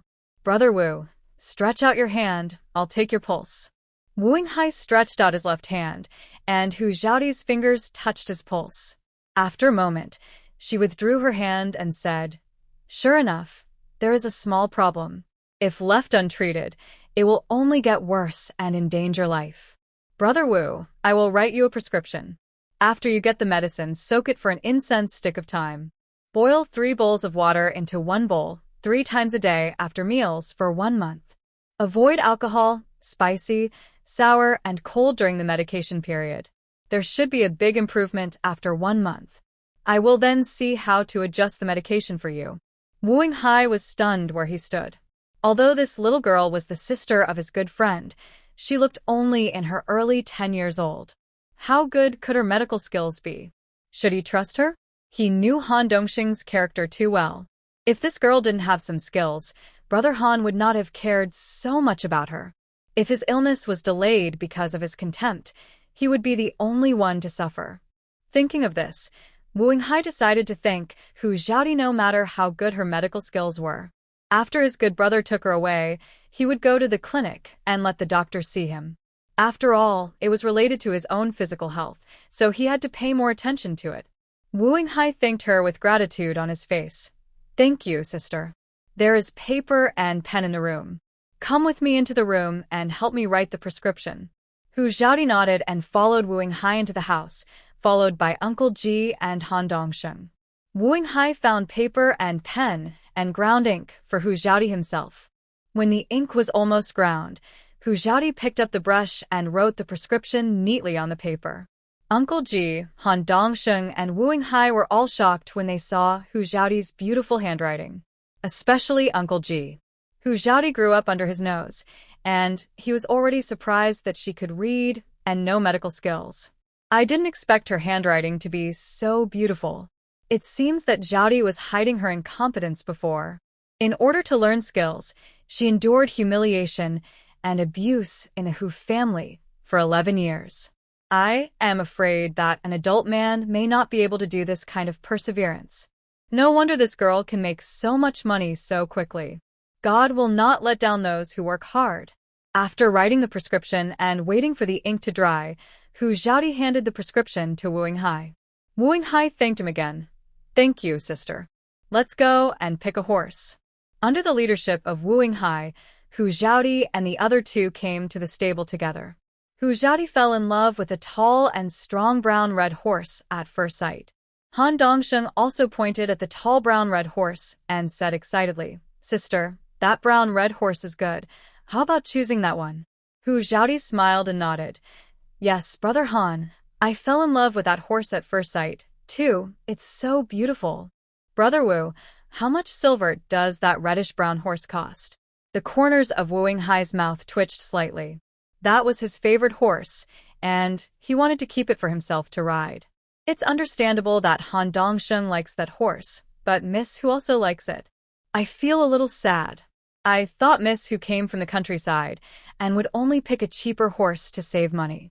Unexpectedly, this girl picked the most expensive one, but the problem was that she was the stepsister of her best friend, so she couldn't bid too high. Alas, what a bad friend. Wu Yinghai forced a smile and said, Sister, this horse is the best one I have. Since the girl likes it, I have no choice but to give it up. Just give me 20 taels of silver. The carriage is much more expensive, about 40 taels and half, so you only need to give 60 taels of silver in total. When Han Dongxing heard this, he smiled brightly. Sister, you made a fortune this time, and Brother Wu lost a lot. Hurry up, give him the money first, lest he regret it later, haha.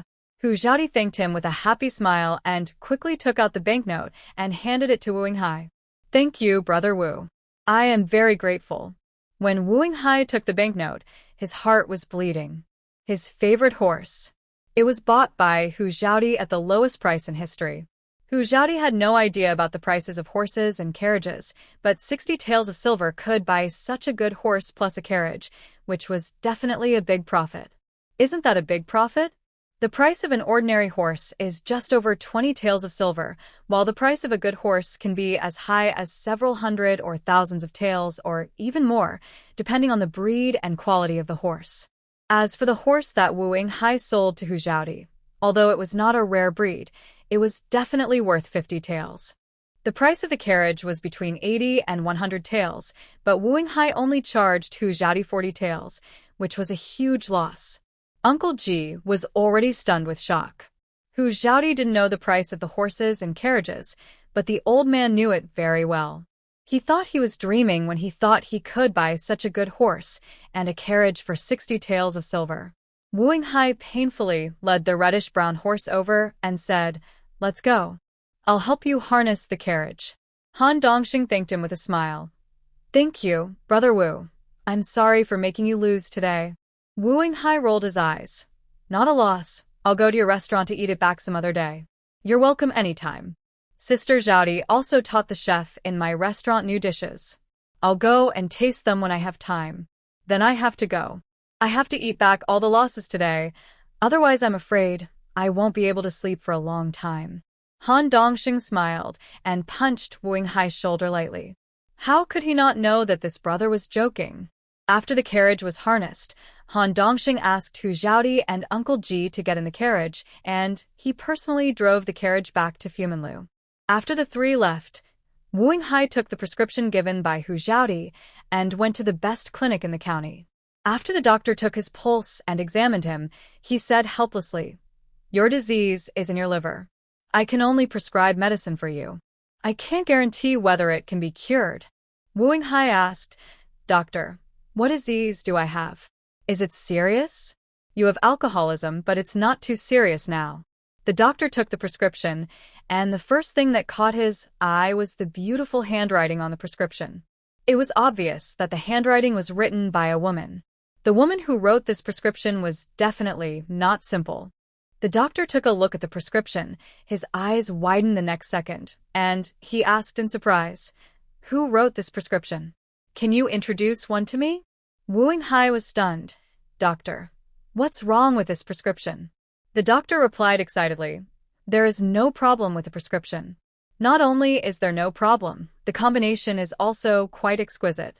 It is definitely effective for your condition. The person who gave you the prescription is not simple. Sir, can you help introduce this miracle doctor? I will get the medicine for you for free." Ah? Wu Yinghai was shocked. The person who gave me the prescription was a little girl in her early teens. This time it was the doctor's turn to be shocked. What?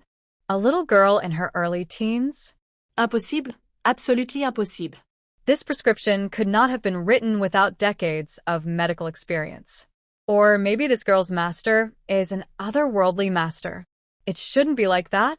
If the girl took the pulse and wrote the prescription, no matter how powerful her master was, she would not have achieved such an achievement in just a few years. How did she do it?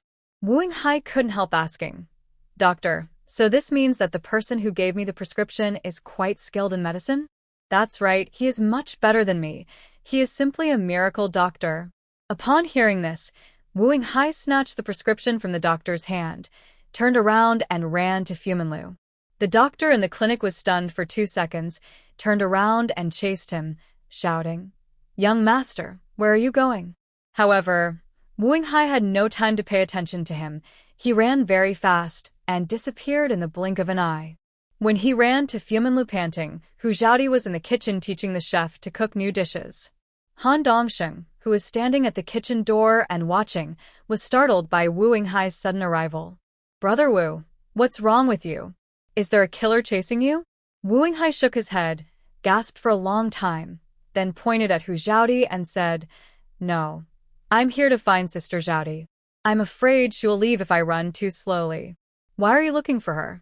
"I warn you, don't ask her for the difference in price for the horse and carriage. I can make up for the difference." "Brother, who do you think I am?" "I'm here to give her some silver, and thank her by the way." Han Dongxing looked confused. "What do you mean? Give her some silver? Did you miscalculate the bill?" Yes, the bill was miscalculated." "Aren't I here to return the silver to Sister Xiaodi?" "Then you have to wait a moment. Xiaodi is busy." Wu Yinghai looked into the kitchen, his eyes wide open. "Brother, you are not kind enough to let Xiaodi cook? How can her hands do such rough work?" Han Dongxing was stunned. "What do you mean?" "Xiaodi is teaching my chef to cook new dishes. How can it be called rough work? Sister Xiaodi's hands are used to cure diseases and save lives. How can a miracle doctor cook for her personally?" Han Dongxing blinked his eyes. "What? Miracle doctor?" "Brother Wu, did I hear it right?" Wu Yinghai said seriously. "Brother, you heard it right. Sister Xiaodi is a miracle doctor. We brothers are lucky to meet such a talented person. You don't know, as soon as you left, I went to Lin Anong. The doctor in Lin Anong took my pulse and said he was not sure he could cure it. But when he saw the prescription written by Sister Xiaodi, he begged me to recommend Sister Xiaodi to him. He said that Sister Xiaodi is simply a miracle doctor, and her medical skills are much better than his." Han Dongxing's face was dazed, and it took him a while to come back to his senses. "Oh my God. I just picked up a girl, and she turned out to be so capable. I'm really successful. Yes, I'm successful. In the future, we must maintain a good relationship with Xiaodi. With her around, we can live many more years. Yes, we must maintain it well," Han Dongxing said, and turned around and hurriedly left. "Brother, where are you going?" "Don't worry about it. You must find a way to keep Xiaodi. I'll be back soon." As soon as Han Dongxing finished speaking, he disappeared. After Hu Xiaodi finished teaching the two new dishes, the chef took a bite and praised them highly. "Miss Hu, I don't know what words to use to praise your cooking skills. They are so delicious." Hu Xiaodi smiled and asked, "Have you learned it?" "Yes, Miss Hu, you go and have a rest first. I will prepare some delicious dishes for you." Hu Xiaodi smiled and nodded, turned around and prepared to leave the kitchen. But as soon as she turned around, she saw Wu Yinghai with admiration on his face. "I don't know what this guy admires." "Brother Wu, why are you here too?" Hu Xiaodi asked. Wu Yinghai smiled gently. "Sister Xiaodi, I came here specially to see you." "Oh, what do you want from me?" Wu Yinghai took out a silver note of 100 taels from his arms and handed it to Hu Xiaodi. "Sister Xiaodi, I forgot the medical fee for your consultation." Hu Xiaodi was stunned. "Brother Wu, you sold your horse and carriage to me at a loss. Why are you giving me silver now?" Wu Yinghai said seriously, "Sister Xiaodi, if it weren't for you, I wouldn't know that there was something wrong with my body. You are my benefactor. My life can't be worth only 1 or 200 taels of silver, right? You must accept this silver note today. I'm counting on you to cure my illness in the future." Hu Xiaodi smiled and shook her head. "Brother Wu, you really don't have to do this. In fact, the medical fee has been included in the horse and carriage, and it is more than enough. You should put the silver note away." Wu Yinghai forced the silver note of 100 taels into Hu Xiaodi's hand. Hu Xiaodi was about to refuse, but Wu Yinghai said with a straight face, "Sister Xiaodi, do you look down on me as your brother? Why do you say that, Brother Wu? If you look down on your brother, why do you keep calling me Brother Wu? Since you look down on me, then take the banknote. I'm in a hurry to go out today, and I don't have any decent gifts with me, so I'll owe you money first." Hu Xiaodi's head was buzzing. Why did this guy give her money? For no reason. Just because I took his pulse and wrote a prescription? Not really, right? What Hu Xiaodi didn't know was that in this era, once people got alcoholic liver disease, it was equivalent to having a terminal illness that would not kill them for a while. Alcoholic liver disease is difficult to cure when it is still mild, not to mention that Wu Yinghai's alcoholic liver disease is already a bit serious. If he continues to drink and develops into severe alcoholic liver disease, even Hu Xiaodi is not sure that he can be cured completely. Hu Xiaodi looked helpless, holding the silver note of 100 taels in her hand. She didn't know whether to accept it or not. Wu Yinghai rolled his eyes and said, "Sister Xiaodi, how about the three of us becoming brothers and sisters of different surnames?" Ah? Hu Xiaodi was confused. Aren't we brothers and sisters of different surnames now? Wu Yinghai waved his hand. No, we haven't kowtowed to each other and sworn brotherhood. I mean to worship Guangong, become sworn brothers, and share happiness and difficulties in the future. Hu Xiaodi smiled. Brother Wu, you and Brother Han are brothers and sisters of different surnames in my heart. There is no need to kowtow to each other and swear brotherhood. As long as we are willing, we can get along as close as brothers and sisters. Don't you think so? Wu Yinghai thought about it and nodded. That's right. Then from now on, you are my Wu Yinghai's biological sister. A biological brother should give a biological sister some pocket money. Do you think it's right? After that, Wu Yinghai looked at the silver note in Hu Xiaodi's hand meaningfully. Hu Xiaodi smiled helplessly and shook her head. Okay, I'll take it. Just then, Han Dongxing came in a hurry, holding a brocade box in his hand. As soon as he saw Hu Xiaodi, Han Dongxing stuffed the brocade box into Hu Xiaodi's hands, panting, and said, Sister Xiaodi, I'll give you a little thing. We are brothers and sisters, and I haven't given you a gift yet. Hu Xiaodi passively held the brocade box. No, Brother Han, what's going on between you and Brother Wu today? Either send banknotes or gifts. What did I do? Han Dongxing looked excited. Sister Xiaodi, I said, you are my real sister. Isn't it right for me as a brother to give you a gift? Here it comes again. Are these two people out of their minds today? They keep trying to please themselves. Hu Xiaodi opened the brocade box, and there was a string of fine red coral necklaces in it. When Wu Yinghai saw the red coral necklace, he couldn't help but twitched his mouth. This Brother Han really spent a lot of money. With a pop, Hu Xiaodi closed the lid of the brocade box and forced the box into Han Dongxing's arms. Brother Han, this is too valuable. I can't accept it. Besides, what's going on between you two today? Can you explain it to me? Han Dongxing said seriously, Xiaodi, we really don't mean anything else. We just treat you as our own sister. I know you are a capable person, Brother Wu, and I admire you very much. We just hope that you can take care of us two brothers in the future. Hu Xiaodi also looked serious. Brother Han, Brother Wu, you are taking such good care of me now. How could I be ungrateful? One of you gave me a banknote, and the other gave me a red coral necklace. It's really unnecessary, and it makes me feel alienated. Wu Yinghai said, Sister Xiaodi, you can't say that. You said you are our sister, and we are willing to give it to you. Isn't it normal for a brother to give his sister some gifts? Han Dongxing echoed. That's right. Xiaodi, don't refuse.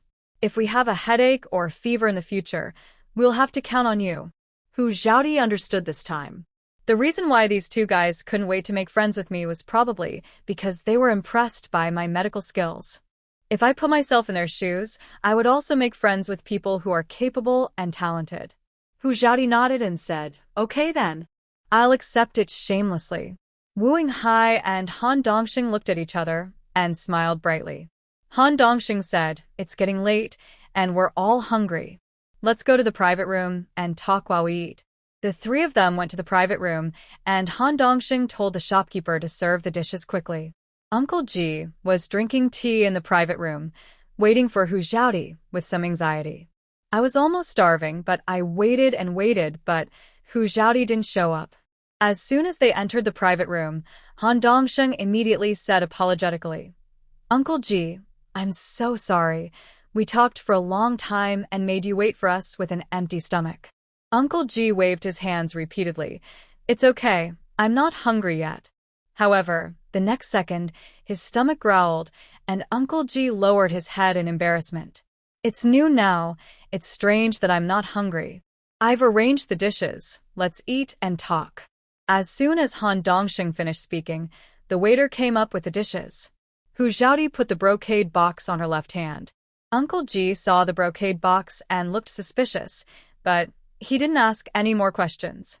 The three of them ate and talked, and Uncle G buried his head in his food, and didn't say a word from beginning to end. Han Dongsheng suddenly thought of something and asked Hu Xiaodi, "Xiaodi, are you planning to build a house?" Hu Xiaodi nodded and replied, "Yes, but I plan to build a private school first, and then build my own house." Han Dongsheng nodded and said nothing, but he had already made up his mind. After eating and drinking, Hu Xiaodi and Uncle G said goodbye and left. Hu Xiaodi drove the horse-drawn carriage, and Uncle G drove the ox cart. Han Dongsheng and Wu Yinghai watched the two leave, and only returned to the private room when they could no longer see their figures. Wu Yinghai said, "Brother Han, you asked Xiaodi if she planned to build a house just now. What is her plan?" Han Dongsheng replied, "Most of the houses in the countryside are adobe houses, and Xiaodi is our sister. We will have to rely on her in the future. Shouldn't we find a way to let her live in a big blue brick and tile house?" "That makes sense. Let's go buy blue bricks tomorrow, and we'll buy both the blue bricks and tiles." Han Dongsheng nodded. "That's what I meant. Today I told my father about Xiaodi's excellent medical skills, and my father asked me to give her the red coral necklace, without hesitation. What's the point of a string of red corals if you can make friends with a miracle doctor? We all know how good the doctors in those clinics in our county are. They can treat minor illnesses such as headaches and fevers, but they're helpless when they encounter difficult diseases. My father told me to do everything I can to make friends with Xiaodi. For someone as capable as Xiaodi, it will be too late to make friends with her when she becomes famous." Wu Yinghai nodded heavily. "That's right. We have nothing but a few bucks. We should make friends with Xiaodi now while she still needs us. I won't chat with you anymore. I still have to go to the clinic to get medicine. I'll also tell my father about getting to know Xiaodi." "Okay, go quickly. I still have to go see my uncle." Wu Yinghai got up and left, walking towards Lin Anong. Han Dongsheng also went straight to the county government office. On the other side, Hu Xiaodi was driving the carriage happily, followed by Uncle Ji, and returned to the village leisurely. Not long after the carriage entered the village, someone saw Hu Xiaodi driving the carriage back. Looking at the tall brown horse and the brand new carriage, their eyes were full of envy. Before evening, the news that Hu Xiaodi bought a horse and a carriage spread throughout the Yuan village. Many people in the village came to the Ji family just to take a look at the horse and carriage bought by Hu Xiaodi. Not long after Hu Xiaodi returned to the Ji family, Yang Dahu came to the Ji family. He spoke in a hoarse voice. "Xiaodi, can you go see my wife? Although she is awake, she can't get up and she looks a little stupid." Oh, "How could this be? I'll go with you to see," Hu Xiaodi said, and turned around and went to Yang's house with Yang Dahu.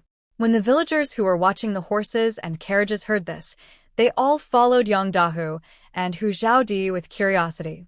When they arrived at Yang's house, Hu Xiaodi entered his wife's room accompanied by Yang Dahu.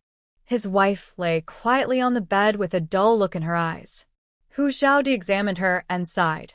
Alas, she fell too hard and hurt her brain. It took too long, and she lost too much blood. Her life was saved, but her intelligence was affected. She may be like this in the future. Yang Dahu was dumbfounded. 30 taels of silver. Just to save a fool, it would be better to let her die. Then, why can't she get up? Hu Xiaodi replied, she was injured on the head. She hit it too hard and caused extensive brain damage and motor function obstruction, so she became like this. Can it be cured? Yang Dahu asked with a trembling voice. Hu Xiaodi shook her head. I'm not sure, and even if it can be cured, it will cost a lot of money, estimated to be more than 1,000 taels of silver. Yang Dahu sat down on the ground, his heart bleeding. 30 taels of silver to save her, but she still has to take care of her for the rest of her life. I would not have spent that money earlier.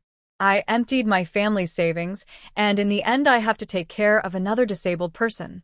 Yang Dahu suddenly looked at Hu Xiaodi viciously. Hu Xiaodi, didn't you say you could save her?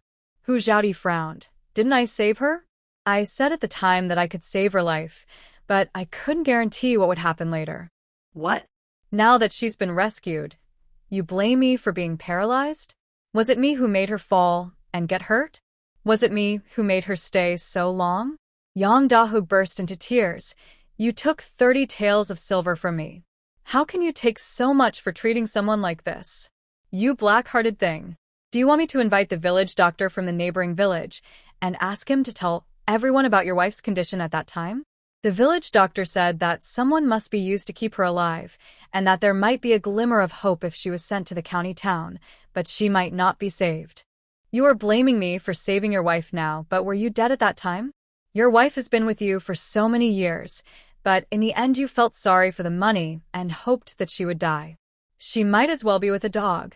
Hu Xiaodi's voice was very loud, and the villagers who were watching the excitement outside the door pointed and talked.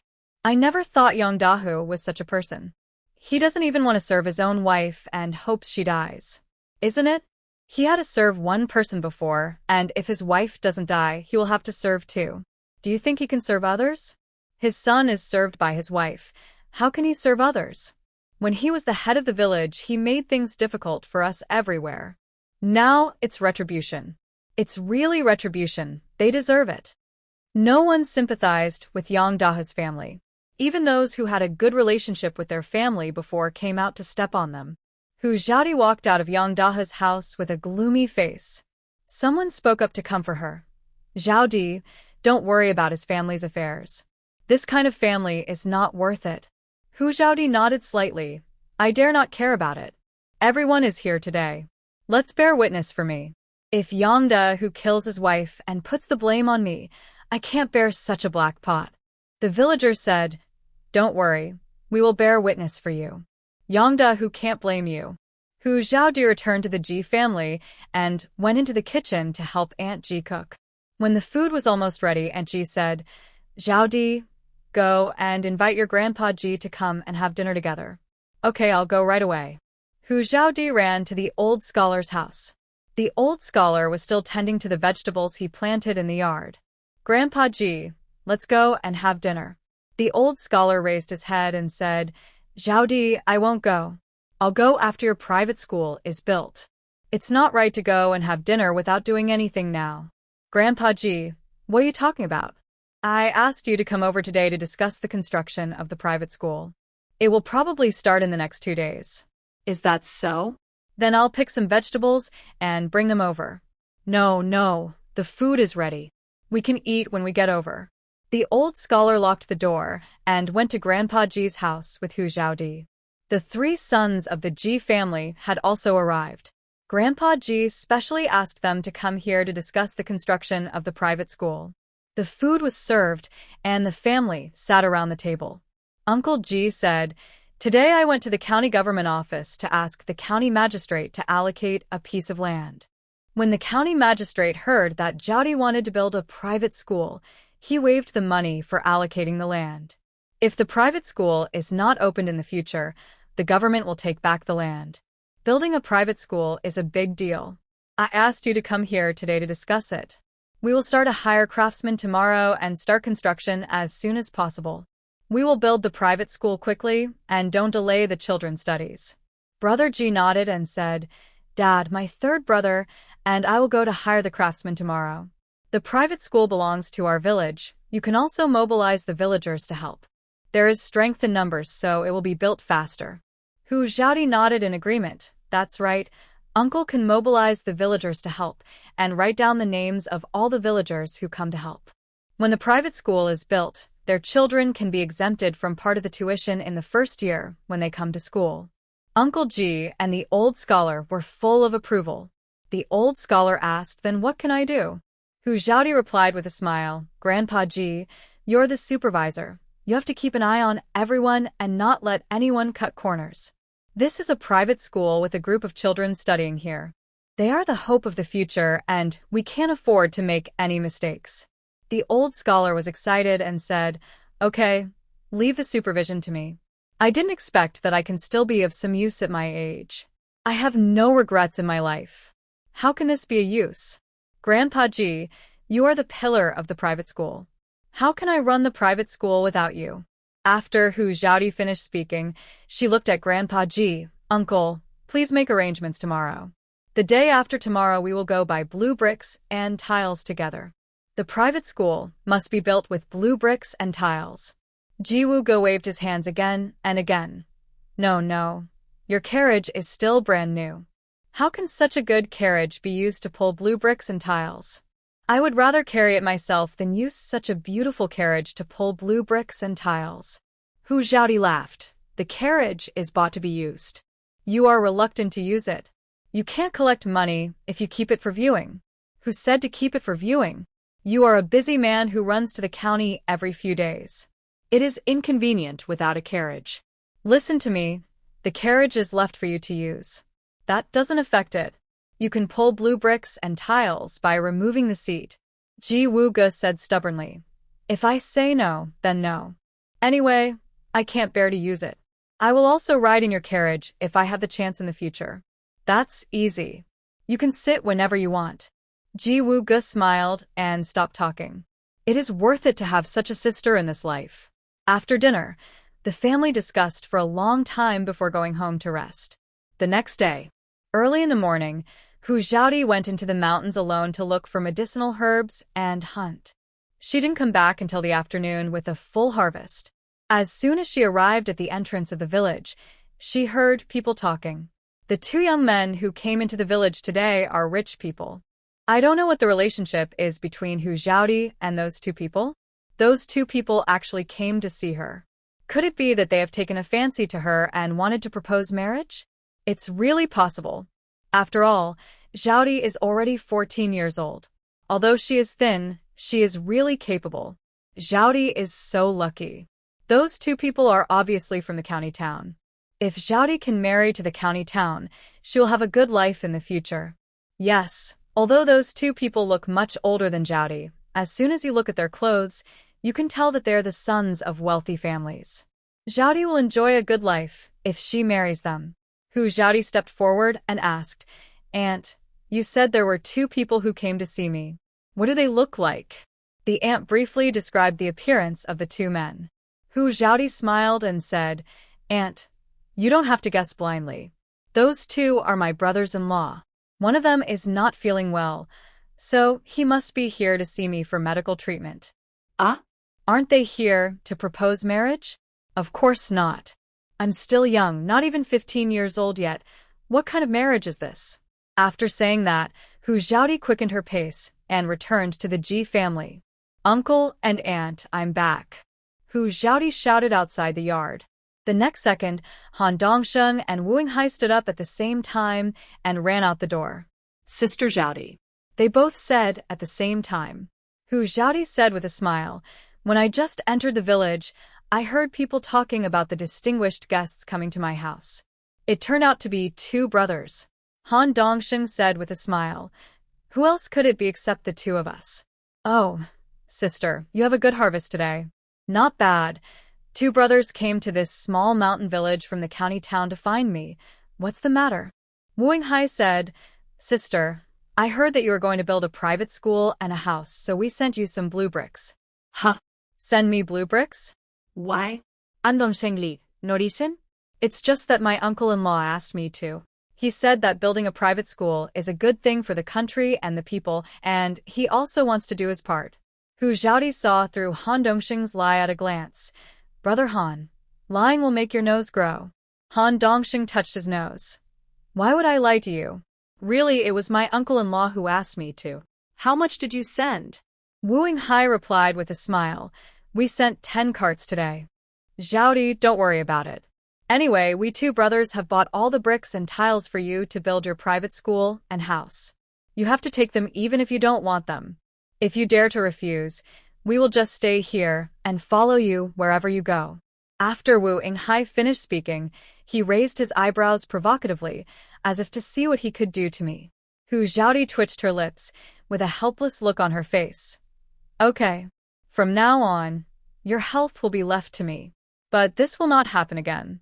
If you still do this in the future, I will secretly leave Fulian County and you won't be able to find me. When the two heard this, they laughed instantly. The reason they did this was for their future health. As for those blue bricks and tiles, they are not worth much silver at all. The blue bricks and tiles needed for a private school and a house would not exceed 300 taels at most. 300 taels can buy good health for the rest of your life. It's a huge profit. Hu Xiaodi asked, "Where did you unload those blue bricks?" Uncle Ji said, "Xiaodi, I didn't dare let them unload. The carriage is still parked at the entrance of the village." "Hurry, hurry, call the villagers to help unload the truck. First unload it on the open space at the east entrance of the village, and organize the villagers to start digging the foundation tomorrow." "Hey, Uncle will go and call the villagers to help at the east entrance of the village. I just told the villagers about building a private school today, and many villagers are willing to help." Hu Xiaodi nodded. "Well, then you go quickly.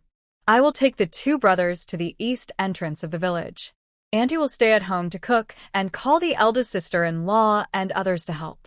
The two brothers have brought me blue bricks from far away, and they must finish their meal before going back."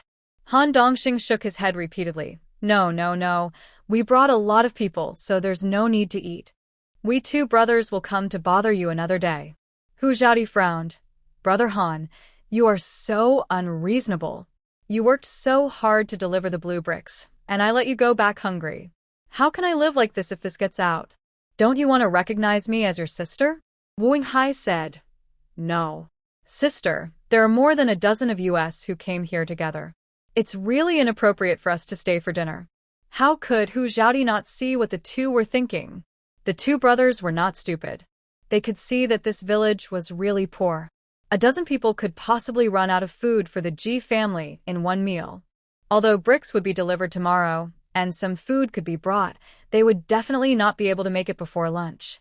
In this case, wouldn't the Ji family have to go hungry in the morning and at noon? Don't worry, brothers. There will definitely be enough food. Although our village is still very poor now, it will be very different in less than 2 years. It's settled. You can go back after dinner. Okay then. Han Dongxing agreed reluctantly, as he didn't have the heart to stay for dinner. After Hu Xiaodi finished the arrangements, everyone started to move. Uncle Ji went to gather the villagers.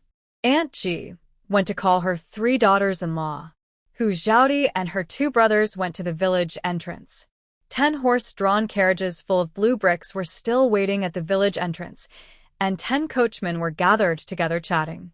Han Dongxing clapped his hands and said loudly, "Drive the carriages and follow us to unload the bricks." The 10 coachmen hurried forward, took their horses, and followed the 3 of them in a mighty manner. Wu Hai agreed generously. "Of course, no problem. I'll send it to you tomorrow." "Thank you, Brother Wu. We are brothers and sisters. No need to be so polite." Soon, Hu Xiaodi brought the convoy to the open space at the east entrance of the village. The villagers also came one after another to help unload the cars, and the east entrance of the village suddenly became lively. Under the command of Uncle Ji, the villagers and the driver unloaded the cars together and stacked the blue bricks neatly in a corner. The villagers had happy smiles on their faces. Their children could finally go to private school. It was not easy. Someone said, "Xiaodi, you are so capable. It's been less than a month since you left the Hu family, and you can buy land and build a private school for our village.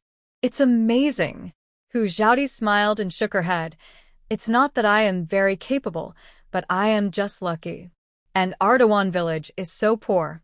If we don't find a way to change it, we will continue to be poor if we only rely on the land for food. Knowledge changes destiny.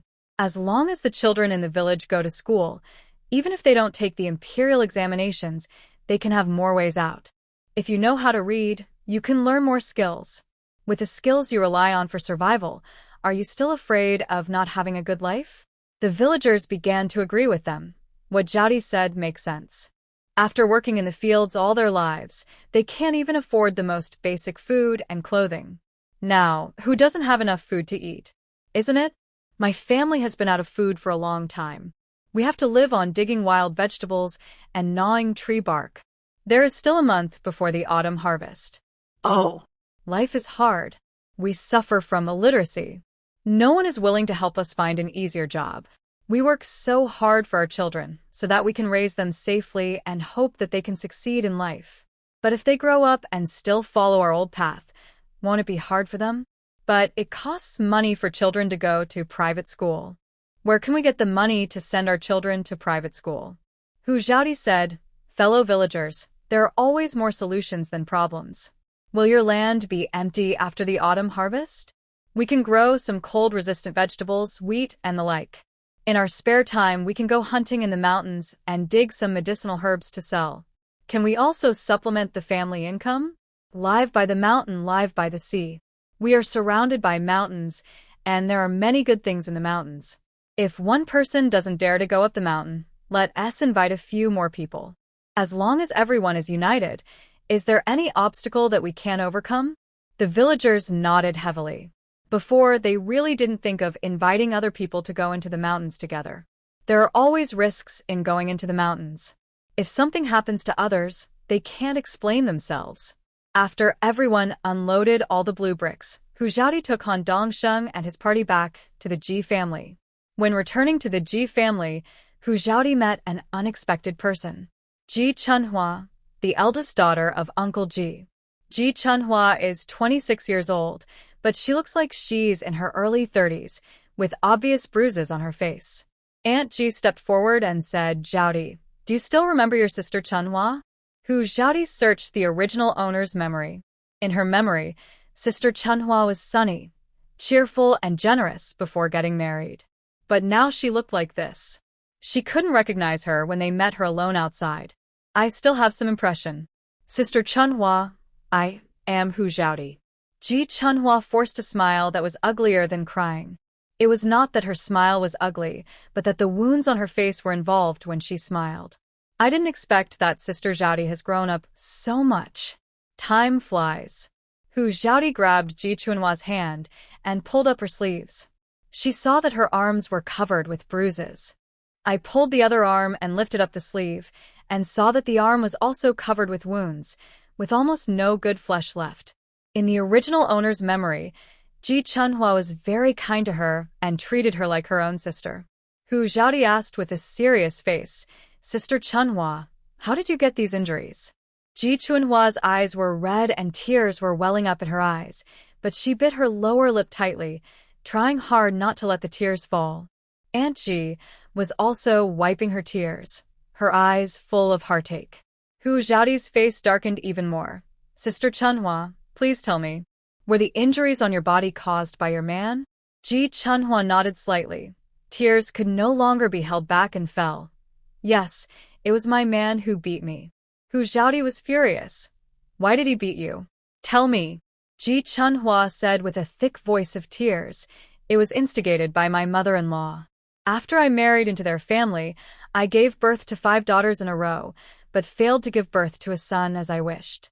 The family was really in financial difficulty, and my second daughter was carried away by my mother-in-law and thrown into the mountains.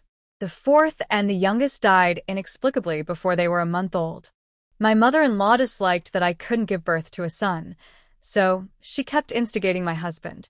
At the beginning, my husband was quite good to me, but in the past 2 years, even my husband disliked that I couldn't give birth to a son.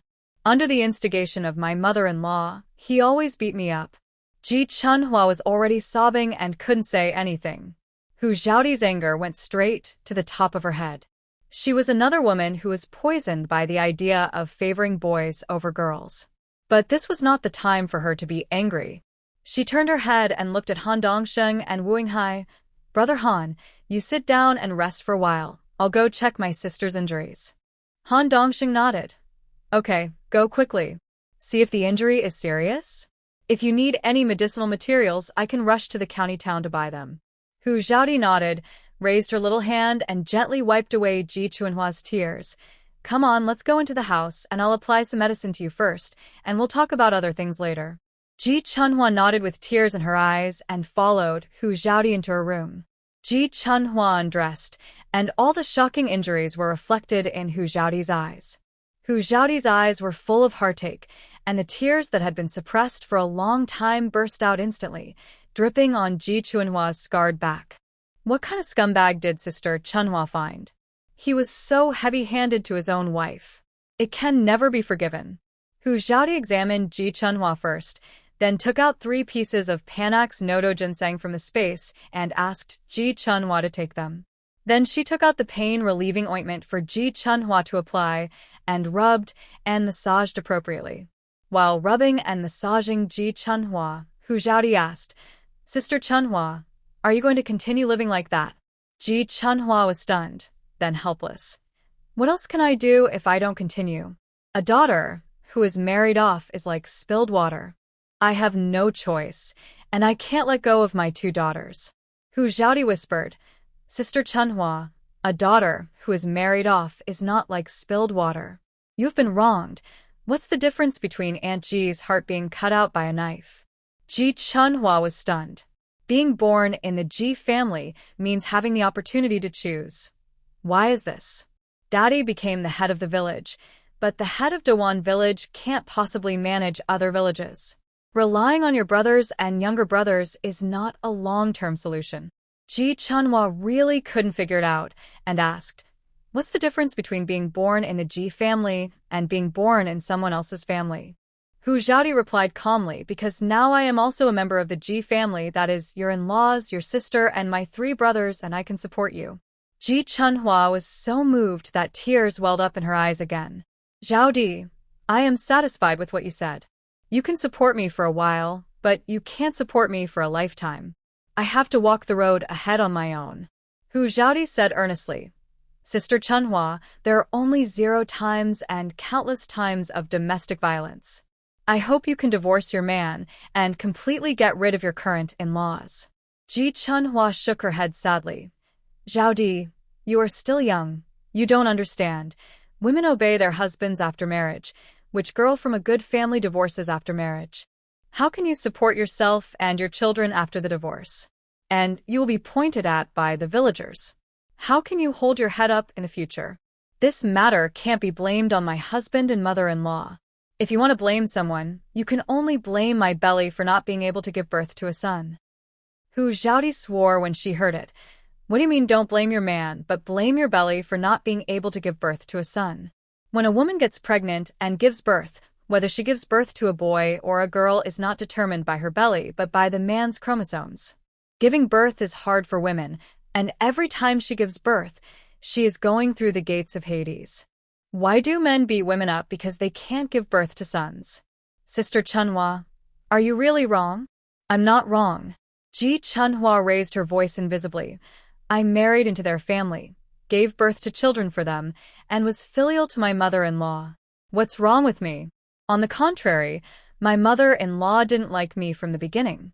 She liked a woman with a big ace in the neighboring village. But the family asked for a high gift, and their family couldn't afford it, so they came to the Ji family to propose marriage. Since I married into their family, my mother-in-law has never given me a good face. There was a room to live in, but after I gave birth to my first daughter, she drove me to the woodshed. During the confinement period, I was never allowed to eat enough. She secretly ate any delicious food and never thought about me, a daughter-in-law who had just given birth."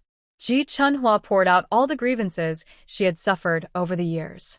Hu Zhaodi almost couldn't suppress her anger after hearing it several times.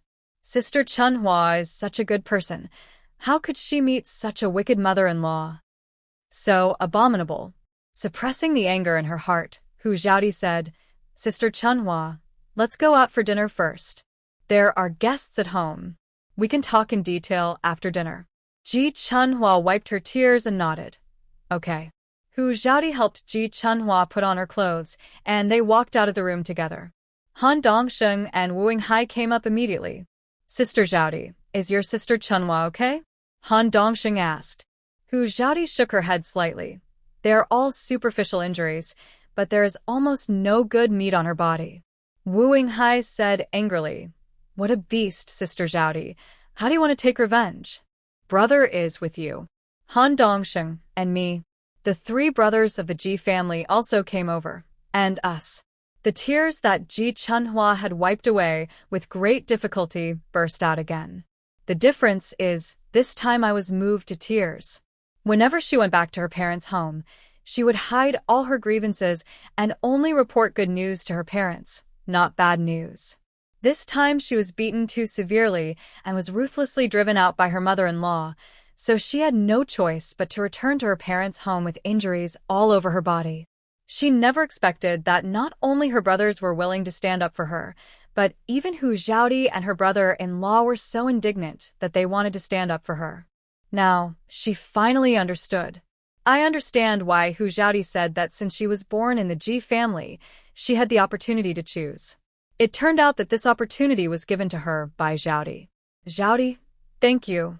Thank you all. Ji Chunhua thanked them in tears. At this time, Aunt Ji came over with tears in her eyes. Xiaodi, your sister Chunhua is not living a life that human beings live. It is not much different from when you were in the Hu family before. Hu Xiaodi comforted her. Don't worry, Auntie, Sister Chunhua was so good to me when I was a child. Leave this matter to me. I will make that family pay the price for dare to bully my sister Chunhua. Brother Ji said confidently. Not only must those who bully Chunhua pay the price, but we must also bring our two nieces back. Our Ji family can afford to raise them. Hu Xiaodi nodded. Yes, we can afford it. Not only can we afford it, I will also send the two children to private school. Uncle Ji said, let's eat first. We can discuss it slowly after dinner. Don't let the guests go hungry. There were 3 tables in the yard, and Uncle Ji, Hu Xiaodi, Han Dongsheng, Wu Yinghai and the 3 brothers of the Ji family sat at one table. Wu Yinghai picked up the bowl and put it down again. Xiaodi, how about we let the driver go back after dinner, and we go to seek justice for your sister Chunhua tonight? I will not be able to sleep at night if I go back with a lot of anger. Hu Xiaodi picked up the bowl. Brother Wu, pick up the bowl and eat, and we will talk after dinner. Xiaodi, just say whether you agree or not. Wu Yinghai was anxious. You said that you can't sleep at night if you go back with a lot of anger, and I can't sleep either. Since we can't sleep, let's go find some excitement. Wu Yinghai and Han Dongsheng laughed at the same time, picked up the bowl, and ate. After dinner, Han Dongsheng told the 10 drivers, you go back first tonight, and continue to load blue bricks tomorrow morning, and then send them over. Yes, Mr. Han. The 10 drivers replied. After watching the 10 carriages leave, Hu Xiaodi looked at Ji Chunhua. Sister Chunhua, go change your clothes and take me to see your in-laws. Ji Chunhua hesitated. Xiaodi, do you really want to go? Are you really going to seek justice for me? Hu Xiaodi said firmly. Of course I have to go. Otherwise, how are you going to live in the future? Will you compromise? Or wait to be beaten to death? But there are only a few of you. I'm afraid you will suffer. The people in Daweisha village are very united. If anyone's family has any big or small problems, they can just shout, and the whole village will come out to help. Hu Xiaodi patted the back of Ji Chunhua's hand and comforted her. What are you afraid of? I don't believe that all the villagers in Daweisha village are unreasonable. They also have children, and their daughters will become other people's daughters-in-law in the future. Do they want to see their daughters being abused and tortured by their in-laws in the future? Daweisha village is located to the west of Dian village and can be reached in less than half an hour's walk. Hu Xiaodi and her group were not in a hurry, and they walked at a moderate pace, chatting along the way. Sister Chunhua, did your husband and your evil mother-in-law abuse the 2 children? Hu Xiaodi asked. Ji Chunhua's face darkened. How could they not abuse the 2 children? If the 2 children were boys, they might treat the 2 children as treasures. But both are girls. How can they have a good life? The eldest daughter is less than 8 years old, and the youngest daughter is less than 5 years old. Not only are they often beaten, but they have long been forced to go out to work. Alas, it's all my fault that I'm useless. I can't even protect the 2 children. Hu Xiaodi said, Sister Chunhua, don't blame yourself. You said yesterday that you were driven to live in the woodshed just after giving birth to your eldest daughter. Did your husband live with you in the woodshed? Ji Chunhua blushed. No, he just. Hu Xiaodi supplemented what Ji Chunhua was embarrassed to say. Ji Chunhua nodded. That's right. My mother-in-law didn't let me move back until she was sure that I was pregnant again. She said she was afraid that it would affect her son's rest. Your husband won't speak for you either? He would like us to sleep in separate rooms. He said that I always get up at night after I got pregnant, and it affected his rest. Hu Xiaodi rolled her eyes. This family is weird. If you are so afraid of affecting your rest, you might as well not get married. Han Dongsheng echoed. That's right. It would be so peaceful if you don't get married. People like him should be bachelors all their lives. Third brother Ji said with a gloomy face, I have a few acquaintances in Daweishu village. When the time comes, I will ask them to expose all the ugly deeds of this family. Let's see how he can find a wife in the surrounding area in the future. Hu Xiaodi shook her head. Third brother Ji, there is no need for that. Wu Hai gave a thumbs up. Great, Sister Xiaodi. This is a smart move. Anyway, bring back the 2 children born by your sister Chunhua, and they will have nothing to do with that rascal in the future. A must. Ji Chunhua thanked them with a moved face. Xiaodi, thank you. When they arrived in Daweishu village, it was almost dusk. Led by Ji Chunhua, Hu Xiaodi and her group went straight to her husband's house. Ji Chunhua's eldest daughter was still chopping wood in the yard, while her youngest daughter carried the chopped wood into the woodshed. Her husband and the evil mother-in-law were chatting in the main room. Ji Chunhua's husband's name was Zhang Gosheng, and he was the only male in the Zhang family. Her mother-in-law, Li Erxia, was a mean woman. Her husband died early, and she raised Zhang Gosheng alone. Li Erxia said, Gosheng, tomorrow you should go and bring back that witch, Chunhua. There are so many chores to do at home. Won't the 2 of us mother and daughter be exhausted if we take care of those 2 money-losing girls? Zhang Gosheng nodded. I understand, mother. I'll go and get her tomorrow morning. Well, you can't let her go back to enjoy her life. She doesn't deserve it. Since she married into our family, she has to work like a captive in our family. But mother, she is coming back to her parents' home with injuries this time. Will her brothers and sisters beat me when I go to pick her up? Li Erxia rolled her eyes and said unhappily, My silly son, a married woman should obey her husband. A married daughter is like spilled water. I don't believe her family is willing to support her. These days, no one has enough food to eat. Who would be willing to support a married daughter? Hu Xiaodi signaled Ji Chunhua to call the 2 children to her side. Ji Chunhua whispered to the 2 children, Deya, Arya. The 2 daughters turned their heads and saw their mother, and almost cried out. Fortunately, Hu Xiaodi raised her right index finger in time and lowered her voice, Shh. Don't make a sound, come here quickly. The 2 children turned around and ran to their mother, threw themselves into Ji Chunhua's arms, and sobbed softly. Zhang Gosheng's voice came from the hall again. But mother, Chunhua has an elder brother and 2 younger brothers. What if they have to beat me up to vent their anger for Chunhua? Li Erxia said, Then you can threaten the Ji family by divorcing that witch. I don't believe they can bear the pointing and talking of people from all over the place.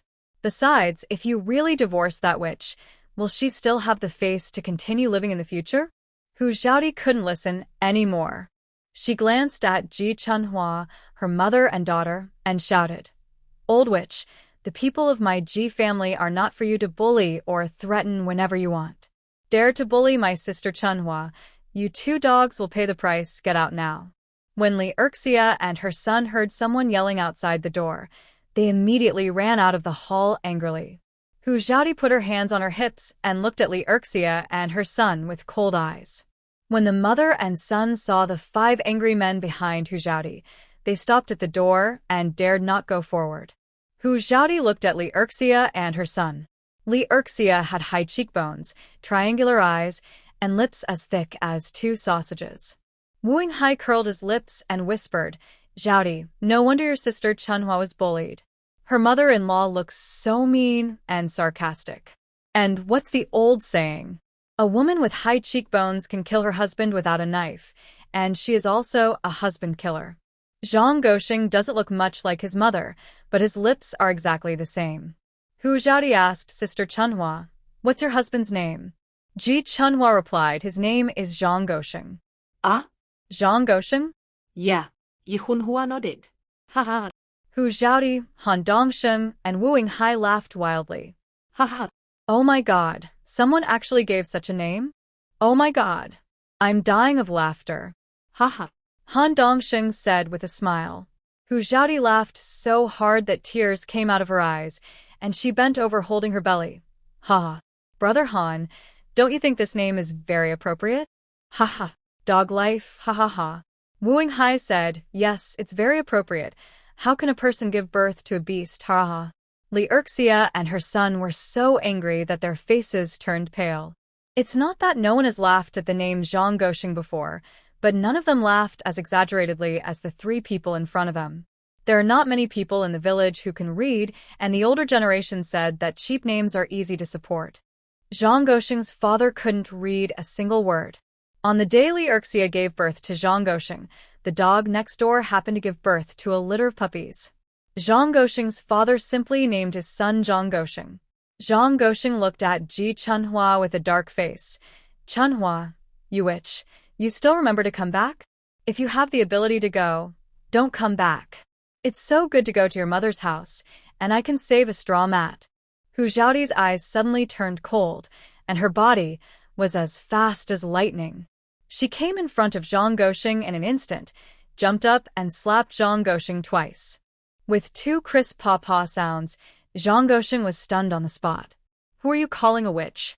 You dare to be so presumptuous in front of Sister Chunhua's family, then if we are not here, will Sister Chunhua let you squeeze her flat and twist her into a ball? Liuxia reacted, sat on the ground, and started to wail at the top of her voice. It's unjust. Murder. People from Dawan village came to our Daweishu village to kill people. Shut up, Hu Xiaoti shouted. If you keep screaming, I will really kill you. Liuxia didn't take Hu Xiaoti seriously at all. With her small body, how could she hit her own son without a sneak attack? Murder. People from Dawan village are here to kill people. Liuxia continued to howl. With a crisp pop, Hu Xiaoti gave Liuxia a big fight. Liuxia shut up this time, and then climbed up from the ground with red eyes. If you dare to hit me, I will fight you. Ouch. With a muffled bang, Liuxia was kicked to the ground by Hu Xiaoti. Seeing his mother being kicked, Zhang Goxing raised his hand to hit Hu Xiaoti. But as soon as he raised his hand, the three brothers of the Ji family, Han Dongsheng and Wu Yinghai, stood in front of Zhang Goxing. Bang, bang, bang, bang. The sound of punches and kicks suddenly rang out. Ji Chunhua covered her two daughters' eyes, and she stared at Liuxia and her son. Just when Hu Xiaoti and Han Dongsheng and his group were fighting, the nearby villagers came with hoes and sickles. Han Dongsheng looked coldly at the villagers who had gathered around him and said in a cold voice, I want to see who dares to meddle in other people's business. The villagers looked at the fine fabric of Han Dongsheng's clothes and the icy coldness in his eyes, and hesitated to take action. Hu Xiaoti straightened up and faced the villagers. Fellow villagers, you are quite united. What do you want to do by coming here with hoes and sickles? Are you here to support the Zhang family? Or do you want to seek justice for my poor sister? An older grandfather stepped forward.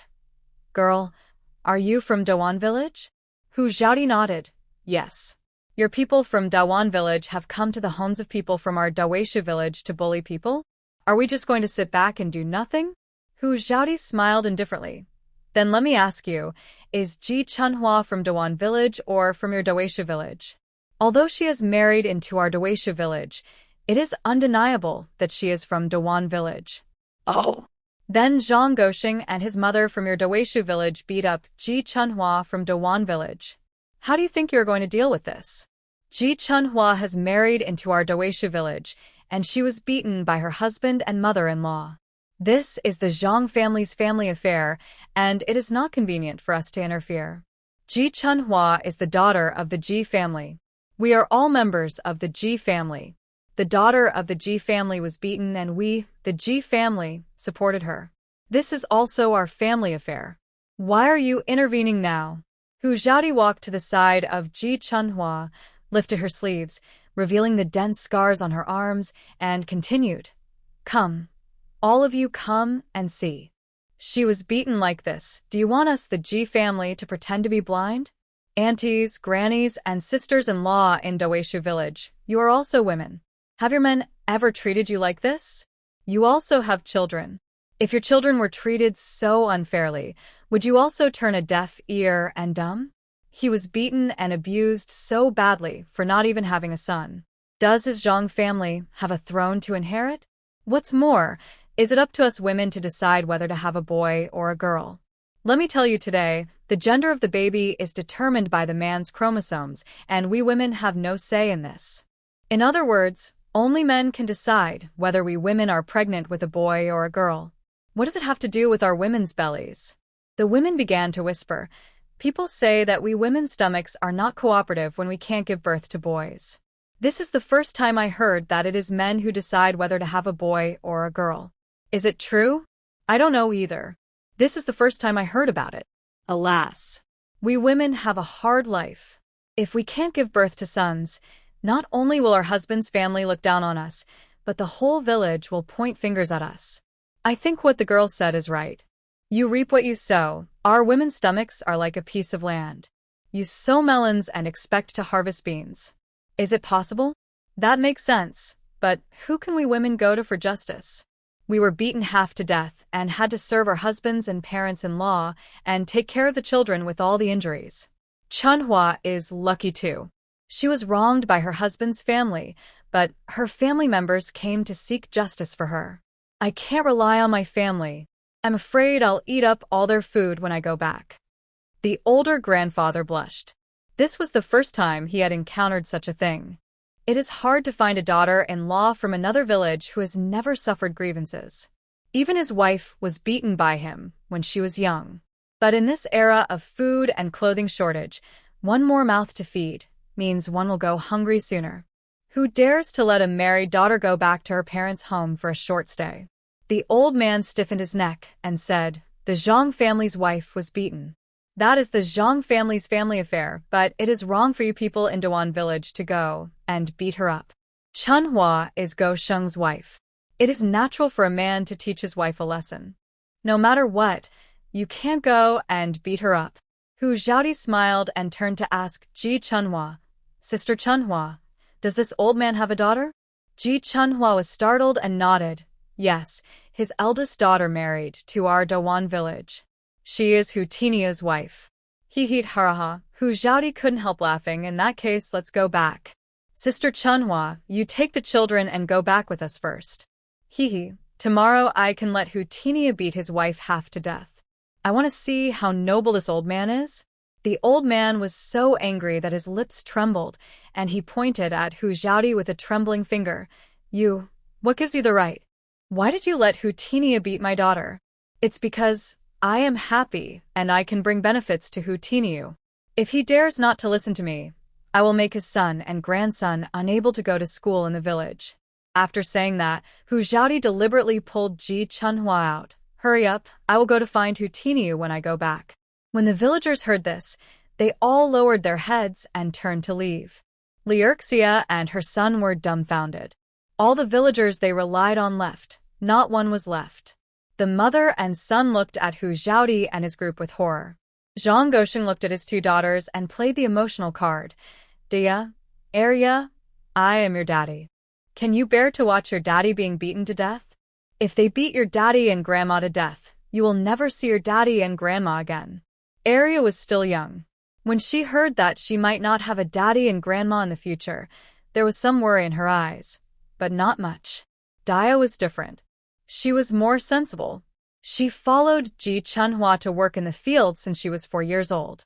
She also protected Arya everywhere, trying to avoid being beaten by her father and grandmother. However, Zhang Gosheng and Liurxia beat and scolded Ji Chunhua without avoiding the two children. Arya was not close to her father and grandmother. Dia's face was full of resentment. Are you really our father? I always thought that my sister and I were just picked up by you. Every time you beat mother, I suffered too. Did you treat me as your daughter at that time? Arya also said, I don't want father, nor grandmother, I only want mother. Zhang Gosheng glared at him. You two ungrateful wolves, I have raised you for nothing. As expected, girls are all money-losing goods, ungrateful wolves. Hu Xiaodi said, Your mother is also a woman. She is also a money-losing goods, ungrateful wolves. You were not born by a woman. You should have crawled out of your father's belly. It's easy to look down on women. You and Sister Chunhua divorce. The two children belong to her, and from the moment you sign the divorce agreement, you will never have any contact with each other again. Zhang Gosheng roared. No, I won't divorce. She is married into my Zhang family, and she still wants to divorce. Give up this idea as soon as possible. Hu Xiaodi glanced at Zhang Gosheng coldly. It's not up to you. You can choose not to divorce, and my sister Chunhua is a widow. The result is the same. You, how dare you kill someone? Killing someone means paying with your life. Who said, I want to kill someone? There are many ways for people to die, such as starving to death, getting up in the middle of the night to go to the toilet and accidentally falling into the pit and drowning, or being bitten to death by wild animals in the mountains, etc. These have nothing to do with me. Zhang Gosheng's hair stood on end. If it was just a little girl like Hu Xiaodi, he really wouldn't care. But there were 5 other men, so he really couldn't be so arrogant. He looked at Ji Chunhua and softened his tone. Chunhua, we have been married for so many years, and the children are so big. Do you really want to divorce me? You have to think clearly. If you really divorce me, I can still find a young girl, and you still have 2 children. Who would want you? Moreover, as a woman, how can you support 2 children? Your family can let you go back to live for a few days temporarily. Can you expect them to support you and your mother for the rest of your life? Ji Chunhua's eyes were full of hesitation.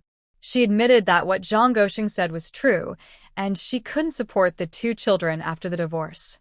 Any married daughter who is sent back to her parents' home will be looked down upon by others for the rest of her life. Moreover, her elder brother and 2 younger brothers are not well off. Their parents are old, and if she brings 3 mouths back home at once, how will her parents' family survive? At this moment, Ji Chunhua was shaken. She couldn't let her family down. Ji Chunhua just opened her mouth when she was interrupted by Hu Xiaodi. Oh, do you still think you, Zhang Gosheng, are so popular? You want to find a younger one? Don't you see how old you are? Can you afford the gift? Oh my, with your mother's sarcastic and mean attitude, what young girl would be blind to fall in love with you? So, what if my sister Chunhua got divorced? She has the support of her family, the county magistrate's nephew, and Wu Yinghai. Who dares to point fingers at her? She's back home, and we're happy to support the 3 of them. What's it to you? The eldest brother Ji said, that's right. Chunhua, you should listen to Xiaodi and just get a divorce. I am willing to support you 3. The 3rd and 5th brothers Ji also echoed, that's right, sister, listen to Xiaodi and get a divorce from this rascal. Han Dongxing shrugged. It doesn't matter if this rascal doesn't want to get a divorce. I will go to my uncle-in-law tomorrow and ask him to help Chunhua divorce her husband. My uncle-in-law is the county magistrate. Good guy. Han Dongxing even brought out the county magistrate. Han Dongxing continued with great wealth, and Chunhua doesn't have to worry about starving to death if she leaves this rascal. You can go to my Fuminlu to help, and I will pay you for the salary. When Ji Chunhua heard this, the hesitation in her eyes disappeared instantly. The eldest brother and the 2 younger brothers trusted Xiaodi so much, and she also wanted to take a gamble. What if she doesn't get married in the future? As long as she can support herself and her 2 children, why should she find a husband's family and suffer a lifetime of cowardice? When she was beaten before, she was only injured, not life-threatening. But what about the future? She was only 26 years old, and she wanted to see her 2 daughters grow up healthily and watch them get married and have children. After making up her mind, Ji Chunhua raised her head with a firm face. Zhang Gosheng, I want to divorce you. Zhang Gosheng shook his body, looking shocked. Chunhua, are you really so cruel? You don't care about our marital love for so many years? Ji Chunhua sneered. Marital love? Is it because my 2 children and I are covered in wounds? Or is it because my 2 children and I are shivering in the woodshed in the cold weather? Zhang Gosheng, I married you when I was 17 years old and gave birth to 5 daughters in 9 years. Why did only 2 survive? Even a tiger does not eat its own cubs. That is the living life I gave birth to after 10 months of pregnancy. It's your daughter. Zhang Gosheng's body shook again, and he took 2 steps back with a pale face. Li Erxia, who was standing by, couldn't stand it any longer.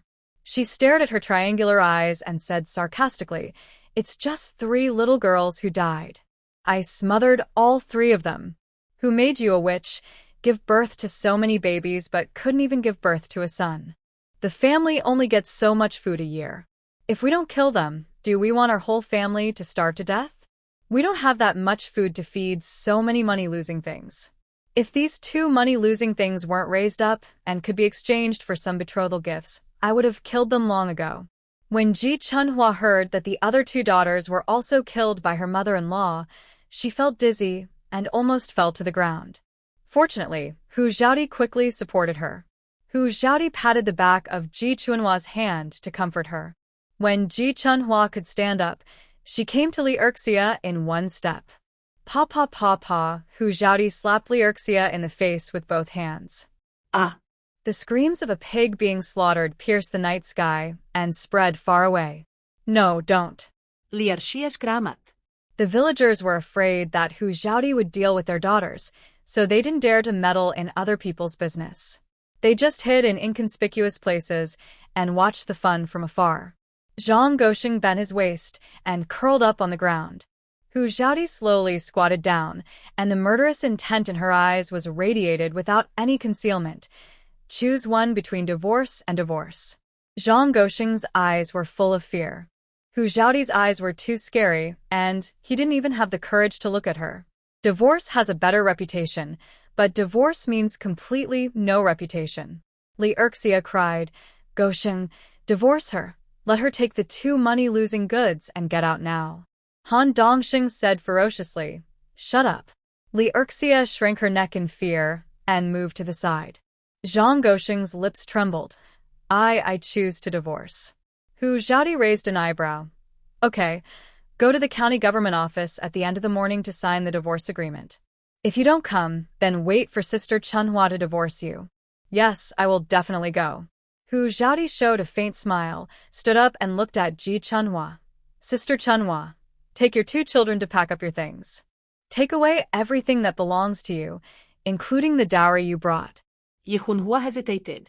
There were several large items in her dowry, such as tables, chairs, benches, wardrobes, cabinets, boxes, etc., which were all dowry from her parents' home. Xiaodi, we didn't drive a bullock cart here, so I'm afraid we can't take it away. Hu Xiaodi said, That's simple. You take the valuables away first. As for those large dowries, they are nothing more than tables, chairs, benches, wardrobes, boxes, and so on. If you can't take them back, burn them and don't leave them to animals. Okay. Ji Chunhua nodded in agreement and pulled the two children into the room. Li Erxia was dumbfounded and screamed heartbreakingly, No, Chunhua, you can't take all the dowry away. If you take the dowry away, how can I and Gosheng survive? Huh? Hu Xiaodi frowned and turned to look at Li Erxia. How did you survive when my sister Chunhua didn't marry me? How you lived before, you will live the same way in the future. No. You can't do this. You have to leave us a way to survive. Get lost. Hu Xiaodi spat out a word coldly and looked at the three brothers of the Ji family. Brothers, you know best what Sister Chunhua's dowry is. You go and move out those big items. Okay. The three brothers of the Ji family agreed and walked into the Zhang family. Soon, the three brothers of the Ji family moved out those big dowries of Ji Chunhua. Wow. There are really a lot. Uncle Ji was afraid that his daughter would be wronged, so he tried his best to ask a carpenter to make a few big items for Ji Chunhua. The original Zhang family was penniless, without even a decent piece of furniture. Ji Chunhua and her two children packed up their belongings and walked out of the house carrying 3 bags. The eldest brother Ji said, Xiaodi, we can take these big pieces back. It would be a pity to burn them. Let's take them back for our parents to use. Hu Xiaodi nodded, Okay, take as much as we can and burn the ones we can't take. The 3 brothers of the Ji family were all strong farmers. They asked Ji Chunhua to find ropes, tie up the big pieces of furniture, and carry them back directly. Hu Xiaodi, Ji Chunhua, Han Dongsheng, and Wu Yinghai took tables, chairs, and benches. 2 little girls were carrying bags. Let's go home. Hu Xiaodi shouted, and the group left Zhang's house. Li Erxia and her son cried and cursed Ji Chunhua for being ungrateful. After 9 years of marriage, they ended up with nothing. Hu Xiaodi picked up a small stone and threw it at Li Erxia as a hidden weapon. The stone accurately knocked out her 2 front teeth. The stone accidentally rolled into Li Erxia's throat. She covered her neck and coughed violently, almost coughing out her lungs. Zhang Goxing crawled to Li Erxia's side and patted her back. Li Erxia was almost dying before she spit out the stone. At this time, Hu Xiaodi and her group had already walked far away. With the help of the moonlight, the group walked neither fast nor slow. After leaving the village, Wu Yinghai asked the question that had been in his heart for a long time. Brother Han, is there a saying of divorcing a husband in our Lingxiao country? Han Dongxing raised his eyebrows and chuckled. No, those words are just to scare the beast of the Zhang family. If he goes out more and sees the world, those words will not scare him at all. Hu Xiaodi smiled lightly. That's right, it's just relying on Zhang Goxing's illiteracy and inexperience to make up stories. This is the difference between literacy and illiteracy.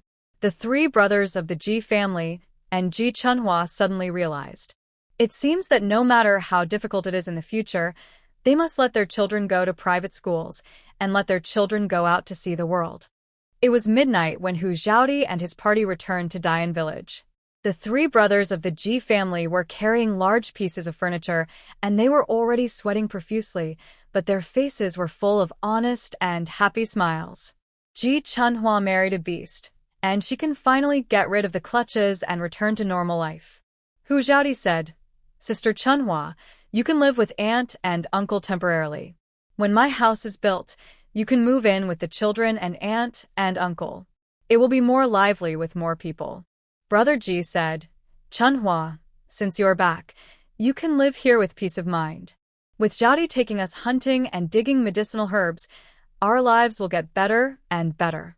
Hu Xiaodi nodded. That's right. In addition to hunting and digging medicinal herbs, we can also grow medicinal herbs ourselves, but this will be after the beginning of spring next year.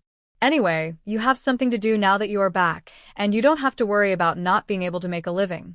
Ji Chunhua was moved. Okay. As long as I can feed 2 children, I am not afraid of any hardship. After the private school is built, let the 2 children go to private school. Sister Chunhua, your good days are still ahead. When do you plan to do it? Hu Xiaodi smiled mischievously. He has been crippled by me. It will be impossible for him to have children in the future. Why didn't I notice? Hu Xiaodi asked with a smile. Brother Han, do you remember that I punched Zhang Goxing in the chin? Yes, I remember.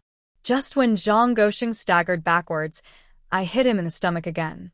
I used a heavy hand that time, and I hit his Guanyuan acupoint. Hu Xiaodi smiled embarrassedly. Okay, let's move these furniture in quickly and take a rest. We still have things to do tomorrow. Several people nodded repeatedly and moved all of Ji Chunlan's dowry into the main room. Hearing the noise, Grandpa Ji and his wife also put on their clothes and came out to help. Hu Xiaodi asked Han Dongsheng and Wu Yinghai to deal with the night in her room, and she went to another empty room with Ji Chunhua and her daughter. Ji Chunhua and the 2 children looked at each other. How could 4 people sleep in one room? Xiaodi, why don't you squeeze in with the 2 children? I'll go get a stool and sit down to take a nap. Ji Chunhua said. Hu Xiaodi shook her head.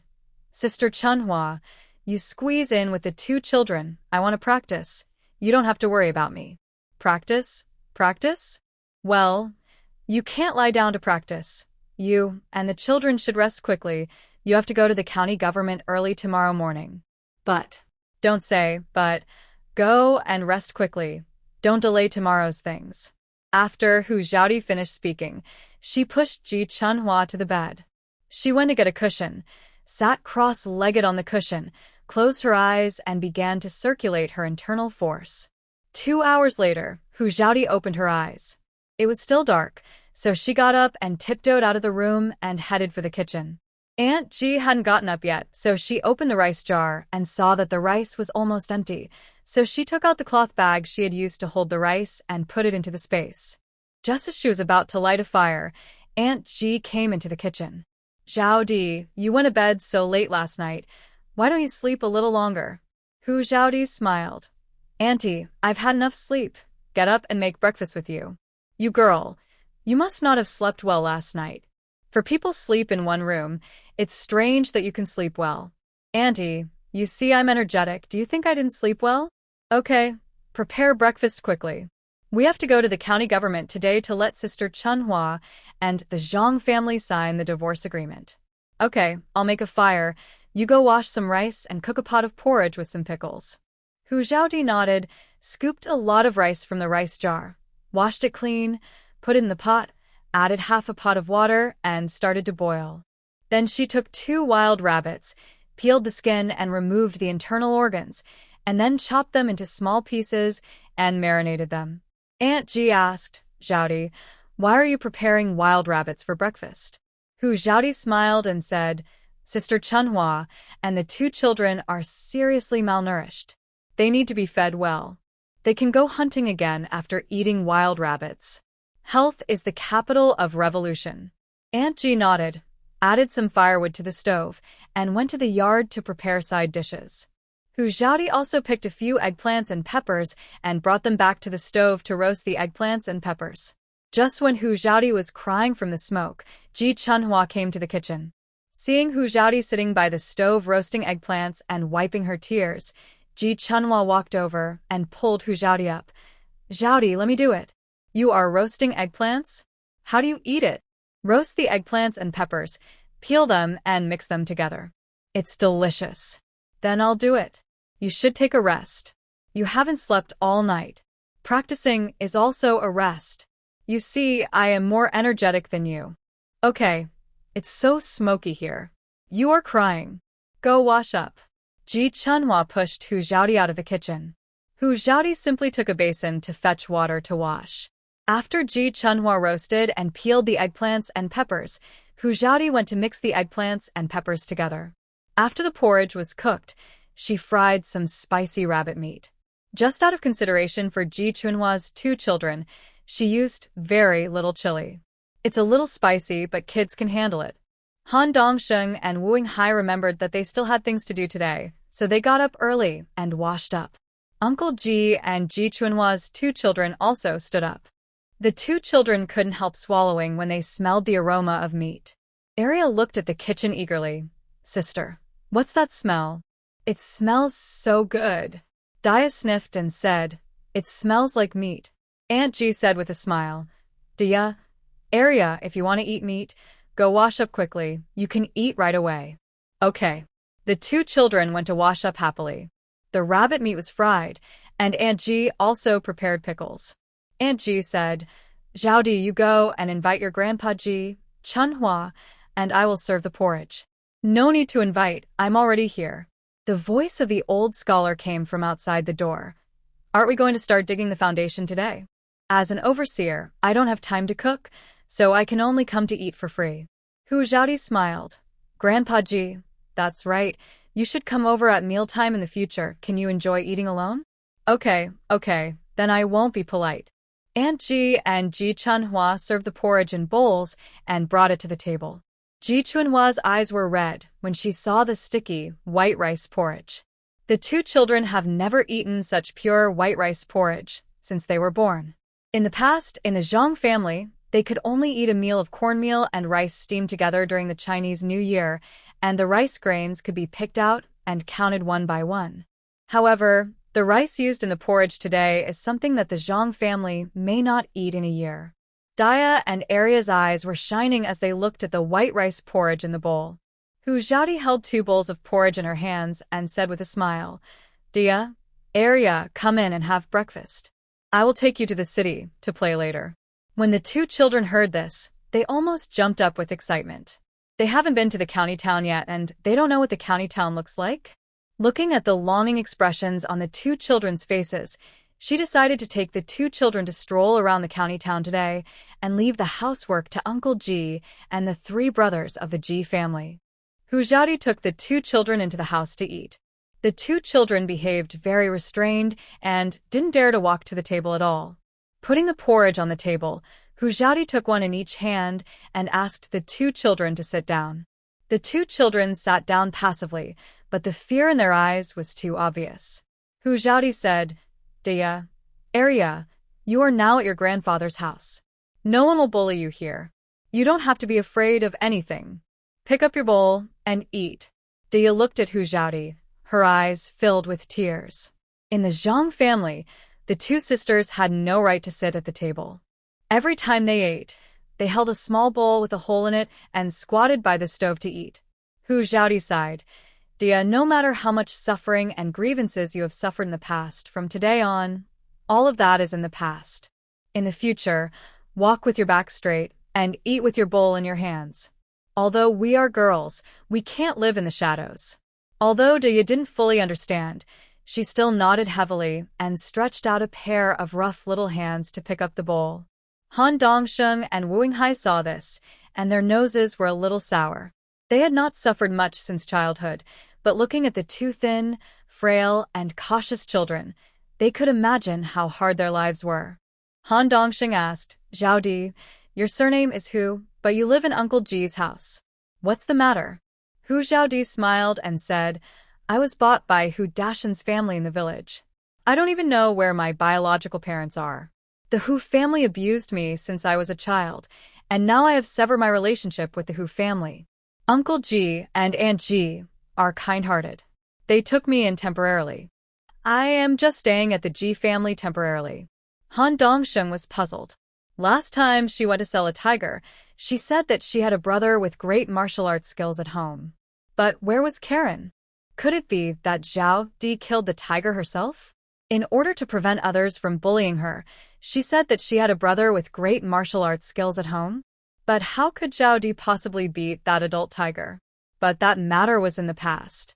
Zhao Di didn't want to talk about it, so he didn't plan to get to the bottom of it.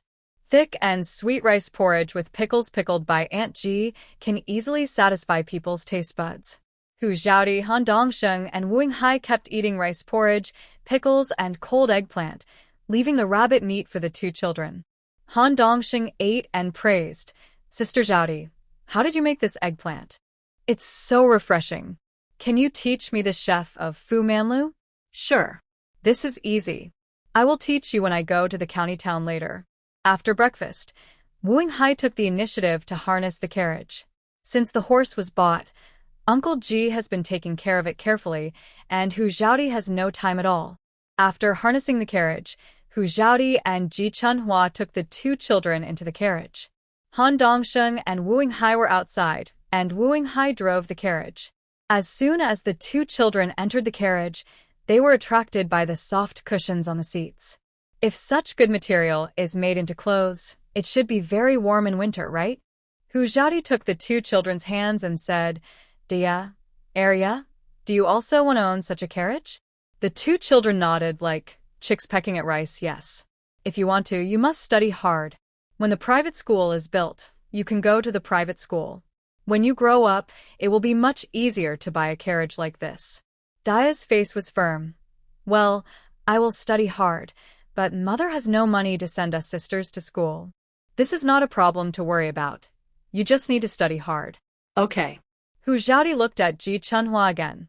Sister Chunhua, do Daya and Arya have full names? Ji Chunhua shook her head. Their names are Zhang Daya and Zhang Arya. Zhang Gosheng and I are illiterate and we don't know how to name them. Then when you get the divorce letter, change the names of the two children. The two children will have your surname and will completely leave the Zhang family in the future. Okay, then I'll ask you to rename the two children.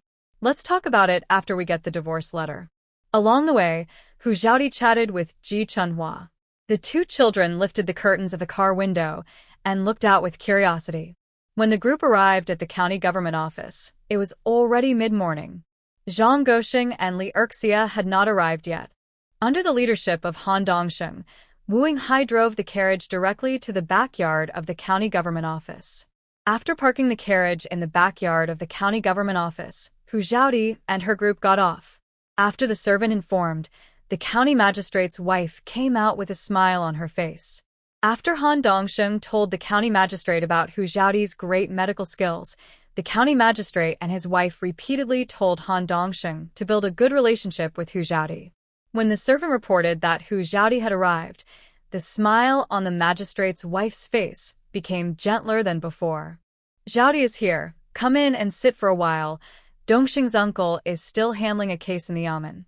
Hu Xiaodi smiled politely and said, Madam, I am here to bother you and the county magistrate again. What do you mean by bothering? I'm happy that you are here. Come in first. After welcoming Hu Xiaodi and her group into the house, the magistrate's wife asked, "Who is Xiaodi?" "Madam, they are the daughter and two granddaughters of Master Ji. We are here to seek justice for them." "What happened?" Hu Xiaodi pulled Ji Chunhua over and lifted her sleeves. "Madam, she married a beast. Apart from the wounds on her arms, there is almost no good meat on her body." The county magistrate's wife widened her eyes. "Oh my God, what kind of beast would beat his wife like this?" Hu Xiaodi pulled the two children over again. "Madam, these two children are also tortured every day. That beast not only beats his wife but also his daughters, just because they are not boys. Sister Chunhua gave birth to 5 children in total, and the other 3 were killed by the beast's mother. My sister Chunhua is only 26 years old, but she looks like she is in her 30s. The county magistrate's wife immediately called a servant. "Go to the hall and report to the master, saying that Miss Hu is here, and she is here with Ji's mother and daughter to complain." "Yes, madam." Looking at the thin Hu Xiaodi and Ji Chunhua mother and daughter, the county magistrate's wife quickly asked the servants to bring snacks. The 2 children did not dare to take a piece, but just looked at the exquisite snacks on the plate and swallowed silently. The county magistrate's wife stood up and took the snacks to share with Ji Chunhua and her daughter. There were 2 pieces left on the plate, so she handed them to Hu Xiaodi. Hu Xiaodi shook her head. "Madam, I don't like snacks." Please stop working. The county magistrate's wife was stunned. What little girl doesn't like snacks? It was obvious that she wanted to leave them for Ji Chunhua's 2 daughters. But she was just a child. And Hu Xiaodi really didn't like to eat. In her previous life, she was tired of those cakes and desserts.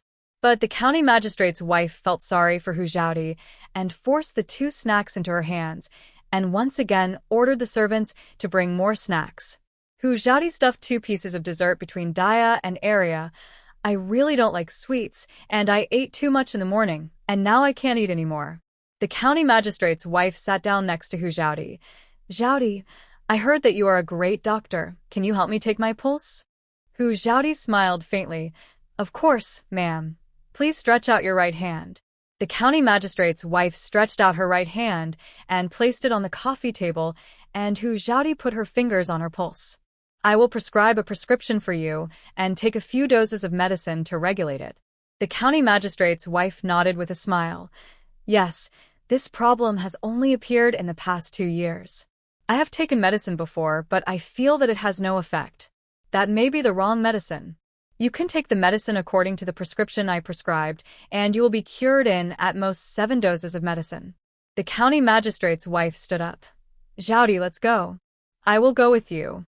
Han Dongsheng and Wu Yinghai also stood up. "We will go too, and we can also be witnesses." Hu Xiaodi smiled and nodded, holding the 2 children, and followed behind the county magistrate's wife. When they arrived at the lobby, Li Erxia and her son were already kneeling in the lobby. Hu Xiaodi signaled Ji Chunhua and her daughter to kneel down as well. After the 3 mothers and daughters knelt down, the county magistrate slammed the gavel. "Who is here? Tell me your name." Ji Chunhua was a little nervous, and she calmed down and said, "Sir, I am Ji Chunhua, from Dawan village, and these 2 children are my daughters." Yes. The county magistrate nodded slightly and looked at Li Erxia and her son. Li Erxia said tremblingly, "Sir, I am Li Erxia, from Daweisha village, and this is my son Zhang Gosheng." When the county magistrate heard the name Zhang Gosheng, he almost laughed out loud. Ahem. The county magistrate continued, "Ji, I want to ask you, who are you suing and why?" Ji Chunhua's eyes instantly turned red. "Sir, I am suing Li Erxia and her son. In order to have a son, they killed their young daughters and killed my 3 newborn daughters with their own hands. They have been beating and abusing me and my 2 children who survived for a long time. Ask you to allow me and Zhang Gosheng to divorce and save the 2 poor children from the murderous hands of this mother and son." Li Erxia and her son were dumbfounded. Didn't they come to sign the divorce? Why is there a murder case involved? Divorce is a small matter, but murder is a big deal. Maybe he will have to pay with his life. Zhang Goxing looked at Ji Chunhua with resentment. How could she say such a thing in front of the county magistrate? Did this vicious woman want him and his mother to die? He really guessed wrong. Ji Chunhua originally just wanted to get the divorce. These were all taught by the county magistrate's wife. It was the county magistrate's wife who really wanted Li Erxia and her son to die. The county magistrate's wife wanted to make friends with Hu Zhaodi, the miracle doctor, and deliberately gave face to Hu Zhaodi to vent Ji Chunhua's anger. Li Erxia glared at her triangular eyes. Ji, you witch. Bah. The county magistrate slammed the gavel heavily and said in a deep voice, Bold and shrewd woman, you dare to insult the plaintiff in front of me. Who gave you the courage? Li Erxia was frightened and almost wet her pants. Sir, I know I was wrong. Humph. The county magistrate snorted coldly and looked at Ji Chunhua. Ji, you said that Li and her son killed your 3 newborn children. Tell me the details of the situation. Ji Chunhua thought of the 3 children who lost their lives, and tears instantly burst out of her eyes. She choked up and said, Sir, Li carried my 2nd daughter into the mountains without my knowledge. When I went to look for her, I only found a torn and bloody dress. My 4th and 5th daughters were suffocated to death by Li and Zhang Goxing just 2 days after they were born. Ji Chunhua burst into tears, suppressing her cries in grief. Li Erxia kowtowed deeply to the county magistrate. Sir, it's unjust. Those 3 children are my granddaughters. How could I kill them? After the 3 children were born, Ji couldn't eat and starved to death because she had no milk to feed them. It really has nothing to do with me and Goxing. Ji Chunhua roared with red eyes. You are talking nonsense. Ever since I gave birth to a girl, you have been making things difficult for me. You didn't give me much to eat. You two are just hanging on to my life and not letting me die. The baby has just been born. Even if I don't have milk, is my family so poor that they don't even have a few drops of rice soup? Li Erxia kowtowed. Sir, I am innocent. After Ji gave birth to the child, I never slacked off. Anyone with a stutter at home always followed her. Bah. There was the sound of the gavel slamming on the table again. The county magistrate narrowed his eyes and looked at Ji Chunhua. Ji, you said that your mother-in-law and your husband killed your 3 daughters. Do you have any evidence? Ji Chunhua was stunned. Where was the evidence? Wu Yinghai took 2 steps forward and clasped his fists, saying, Sir, I can testify for Ji. Last night, Li admitted in person that it was she and her son who suffocated Ji's 3 daughters to death. Han Dongxing also took 2 steps forward and said seriously, Sir, I was present at the time. Li did admit in person that it was she and Zhang Goxing who killed Ji's 3 daughters. Sir, I was also present and can testify for Ji, said Hu Zhaodi. The county magistrate nodded slightly and looked at Li Erxia and her son with a sharp look. Li, what else do you have to say? Zhang Goxing cried out in injustice. Sir, I am innocent. They are in the same group with Ji. Goxing beat her. I didn't expect this vicious woman to turn the tables and falsely accuse me and my son of killing her daughter. The county magistrate touched his chin and looked at Li Erxia leisurely. Oh, do you have any evidence that Ji is not a good wife? If there is no evidence, it is a false accusation, which is aggravated. Li Erxia trembled and turned to look at Wu Yinghai and Han Dongxing. Han Dongxing is more outstanding than Wu Yinghai and looks a bit dandy. Li Erxia pointed at Han Dongxing and said, It's him. She is Ji's adulterer. Zhang Goxing's face changed drastically. His mother forgot that Han Dongxing said the county magistrate was his uncle last night, but Zhang Goxing didn't forget it. In front of the county magistrate, she framed the county magistrate's wife's nephew. Was his mother kicked in the head by a donkey? Han Dongxing was confused. How could he be an adulterer? Are these mother and son crazy? The county magistrate's mouth twitched again, and he tried to hold back his smile and deliberately asked, Dongxing, as far as I know, you were ordered by me yesterday to deliver blue bricks to Miss who built a private school in Dawan Village. You have never been to Dawan Village and Daweisha Village before. When did you hook up with Ji? Han Dongxing pouted nonchalantly. Uncle-in-law, my nephew has been hanging around under your nose all day. It was because you asked me to deliver blue bricks to Dewan village yesterday that I met Ji. I became an adulterer after just one meeting. Now she finally remembered. Isn't it better to point to the man next to him? Why do you have to point to the county magistrate's nephew? This is because he thinks his life is too long. Sir, no, it's not him, it's the one next to him. Liarxiarga. Liurxia slumped on the ground with despair in her eyes. Zhang Goxing's face was filled with disappointment. He wanted to falsely accuse Ji Chunhua of having an affair with a bachelor from the same village. But as soon as his mother opened her mouth, his wish was thwarted and the beads on the abacus were smashed to pieces. Hu Zhaodi and the county magistrate's wife looked at each other and couldn't help laughing. The county magistrate's wife said, "Master, I have seen the injuries on Ji's body. There's almost no good meat on her body. It's too tragic. And the two children are so thin, and there are scars on their bodies from beatings. Master, if Ji and her daughter continue to stay in their husband's house, they will be beaten to death within a year." The county magistrate nodded and looked at Liurxia and her son with an extremely sharp look. "Li, you and your son have harmed the young girl, beat and insulted Ji. The evidence is irrefutable. What else do you two have to say?" Liarxia snarat. She burst into tears and said, "Sir, it's unjust. Those 3 children really starved to death. I didn't do it. Ji was unfaithful to her husband, so my son taught her a lesson. It's natural for a man to teach his disobedient wife a lesson. My son did nothing wrong." The county magistrate scolded coldly. "How dare you? You keep saying that Ji was unfaithful to her husband. Why don't you show me the evidence? I've said that without evidence it's slander, and the crime is even more serious. Tell me, where is the evidence?"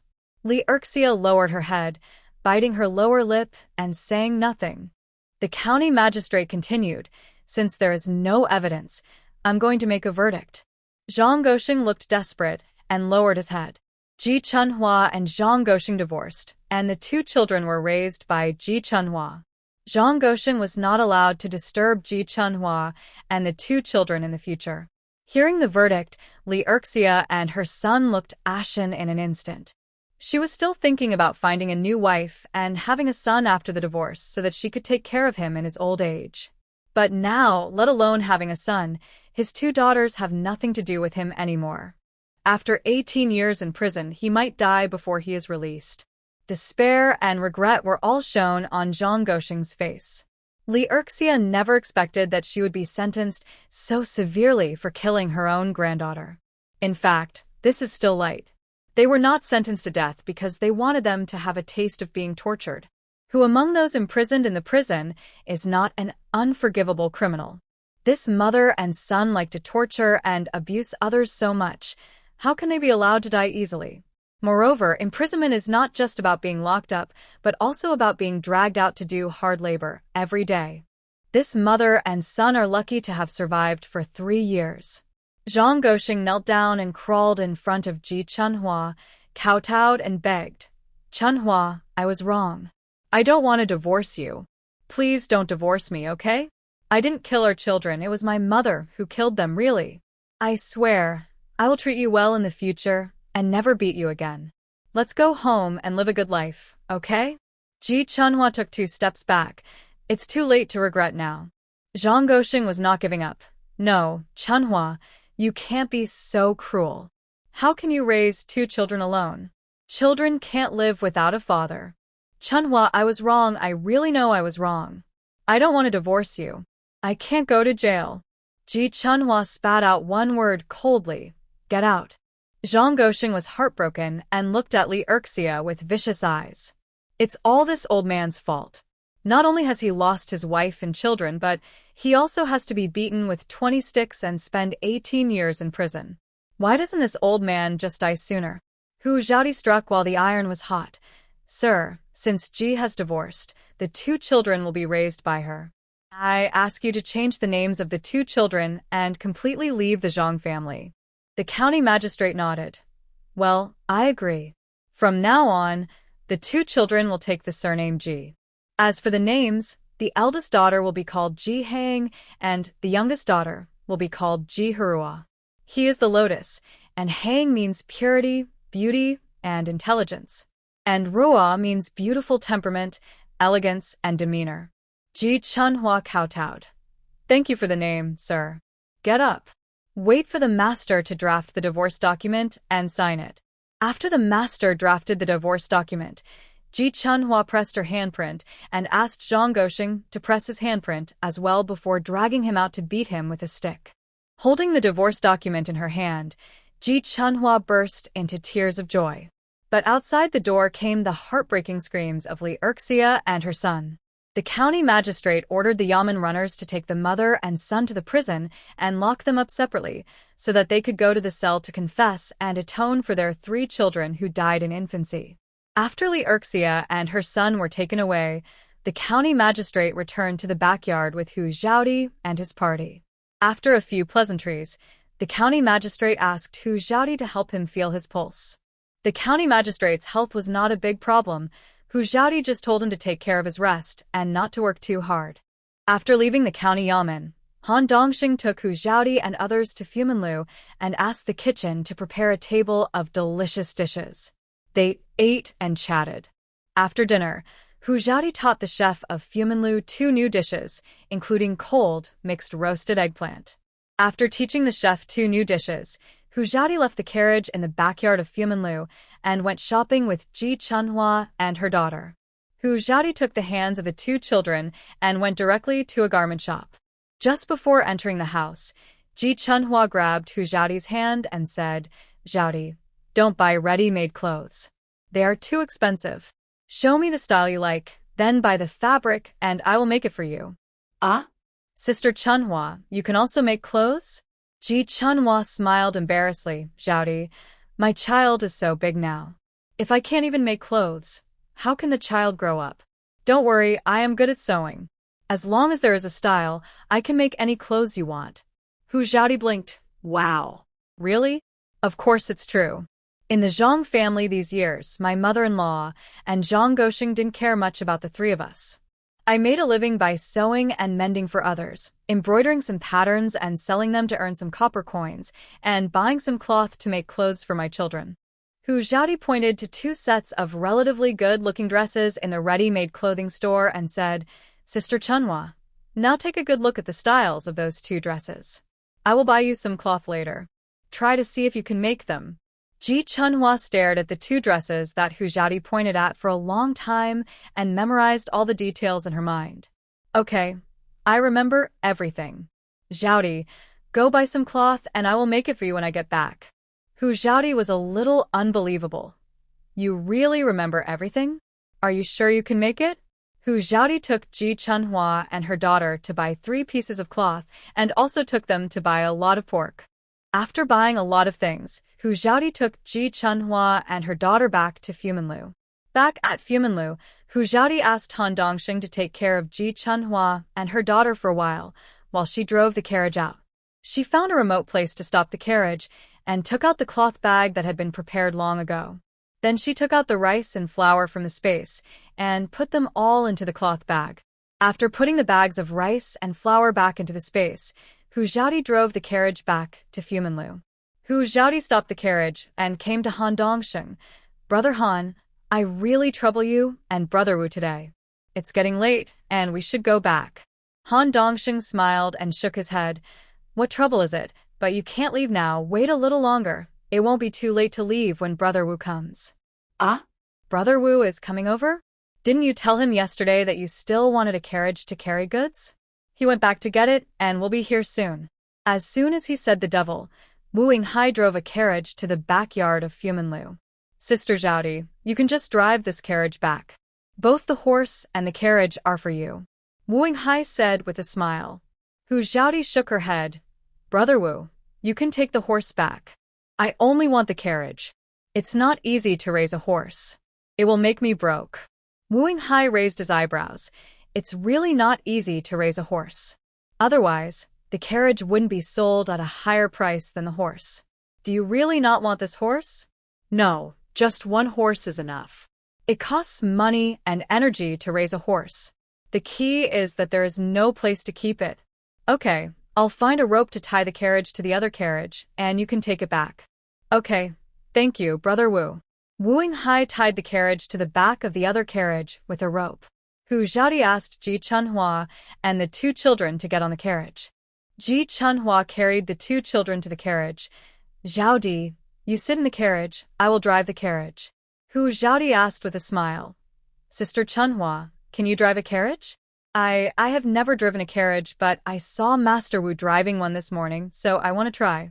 If Hu Xiaodi had not raised horses in the family's old house in her previous life, and had driven a carriage and ridden a horse, she would not have been able to do it. Sister Chunhua, driving a carriage is not like driving an ox cart. It's not that easy. Why don't you sit next to me and learn it first before you drive? Okay. The two children sat in the carriage, while Hu Xiaodi and Ji Chunhua sat outside the carriage to drive the carriage. There were also several bags of rice and flour, 3 pieces of cloth and some fat, and lean pork in the carriage. The two children widened their eyes and poked the bags with their hands. Ji Hurua asked, Sister, what's in this bag? Ji Hang replied, I don't know either. It should be the things that Sister Xiaodi bought. Ji Chunhua lifted the car curtain and said, Dia, you can't call Xiaodi sister. According to seniority, you two should call her aunt. The two children nodded obediently. Mom, we remember it. Hu Xiaodi smiled and said, Sister Chunhua, since they have new names, don't call them Dia and Arya anymore. It's much nicer to call them Xiaoying and Xiaorua. Xiaoying, the bag contains rice and flour, which is enough for us to eat for a while. Ji Hang hadn't reacted yet that the Xiaoying Hu Xiaodi was calling was her. Dia had been calling her for so long that she really couldn't react all of a sudden. Ji Chunhua said, Yes, yes, yes, from now on, don't call them Dia and Arya, just Xiaoying and Xiaorua. Ji Hang smiled sweetly. It sounds nice, mother, my sister, and I will have names from now on. Hu Xiaodi nodded. Yes, you will both have names from now on. Your name is Ji Hang, and your name is Ji Hurua. Remember it. When someone asks you your name in the future, you will know how to answer, right? The two children nodded excitedly. Yes, Aunt. We remember it all. When they returned to the village, they happened to meet Hu Dashan's mother Yang. Yang looked at Hu Xiaodi's carriage with envy and jealousy in her eyes. This little witch had been away from the Hu family for less than a month, and she actually bought a carriage. How much silver did she make? No one in the nearby villages could afford a carriage, including the head of the village. Those were things that only the rich families could afford.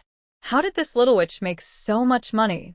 When the carriage passed by Yang, Yang saw the carriage tied to the back of the carriage to pull goods, and her eyes turned red with jealousy. Hu Xiaodi turned her head to look at Yang and saw the jealousy in the old woman's eyes at a glance. The old woman can get out of bed now, and Hu Dashan is probably almost recovered, so should we find some trouble with them? Yang got a piglet to raise, and Hu Xiaodi took good care of it before. It is estimated to weigh 80 to 90 kilograms now. It is a pig raised by herself, so how can the Hu family take advantage of it? No, I have to go to the Hu family's pig pen at night. Even if I don't kill the pig, I have to make the pig that I raised with great difficulty lose several kilograms. Thinking of this, Hu Xiaodi raised the corners of her mouth and smiled a little maliciously. Ji Chunhua looked puzzled. Xiaodi, what are you laughing at? Why do you look a little weird? Oh, nothing, Sister Chunhua. Do you know what kind of life I lived in the Hu family before? Of course I know. Even after I got married, my mother would mention you when she came to see me. Xiaodi, it's better for you to break up with the Hu family. Hehe, do you think that's the end of it? They have abused me for so many years. I have to avenge them, right? They are not my biological parents. I will not let them go so easily. Then how do you want to take revenge? Hu Xiaodi smiled mysteriously. You will know tomorrow. When they returned to the Ji family, Uncle Ji and Aunt Ji came up to them. Grandpa Ji asked with concern, How is it? Did you get divorced? Ji Chunhua nodded with a smile. Dad, they got divorced, but the Li mother and son were beaten with 20 boards and imprisoned for 18 years. Well done. It's good that they didn't pay for the lives of their 3 children who died in infancy.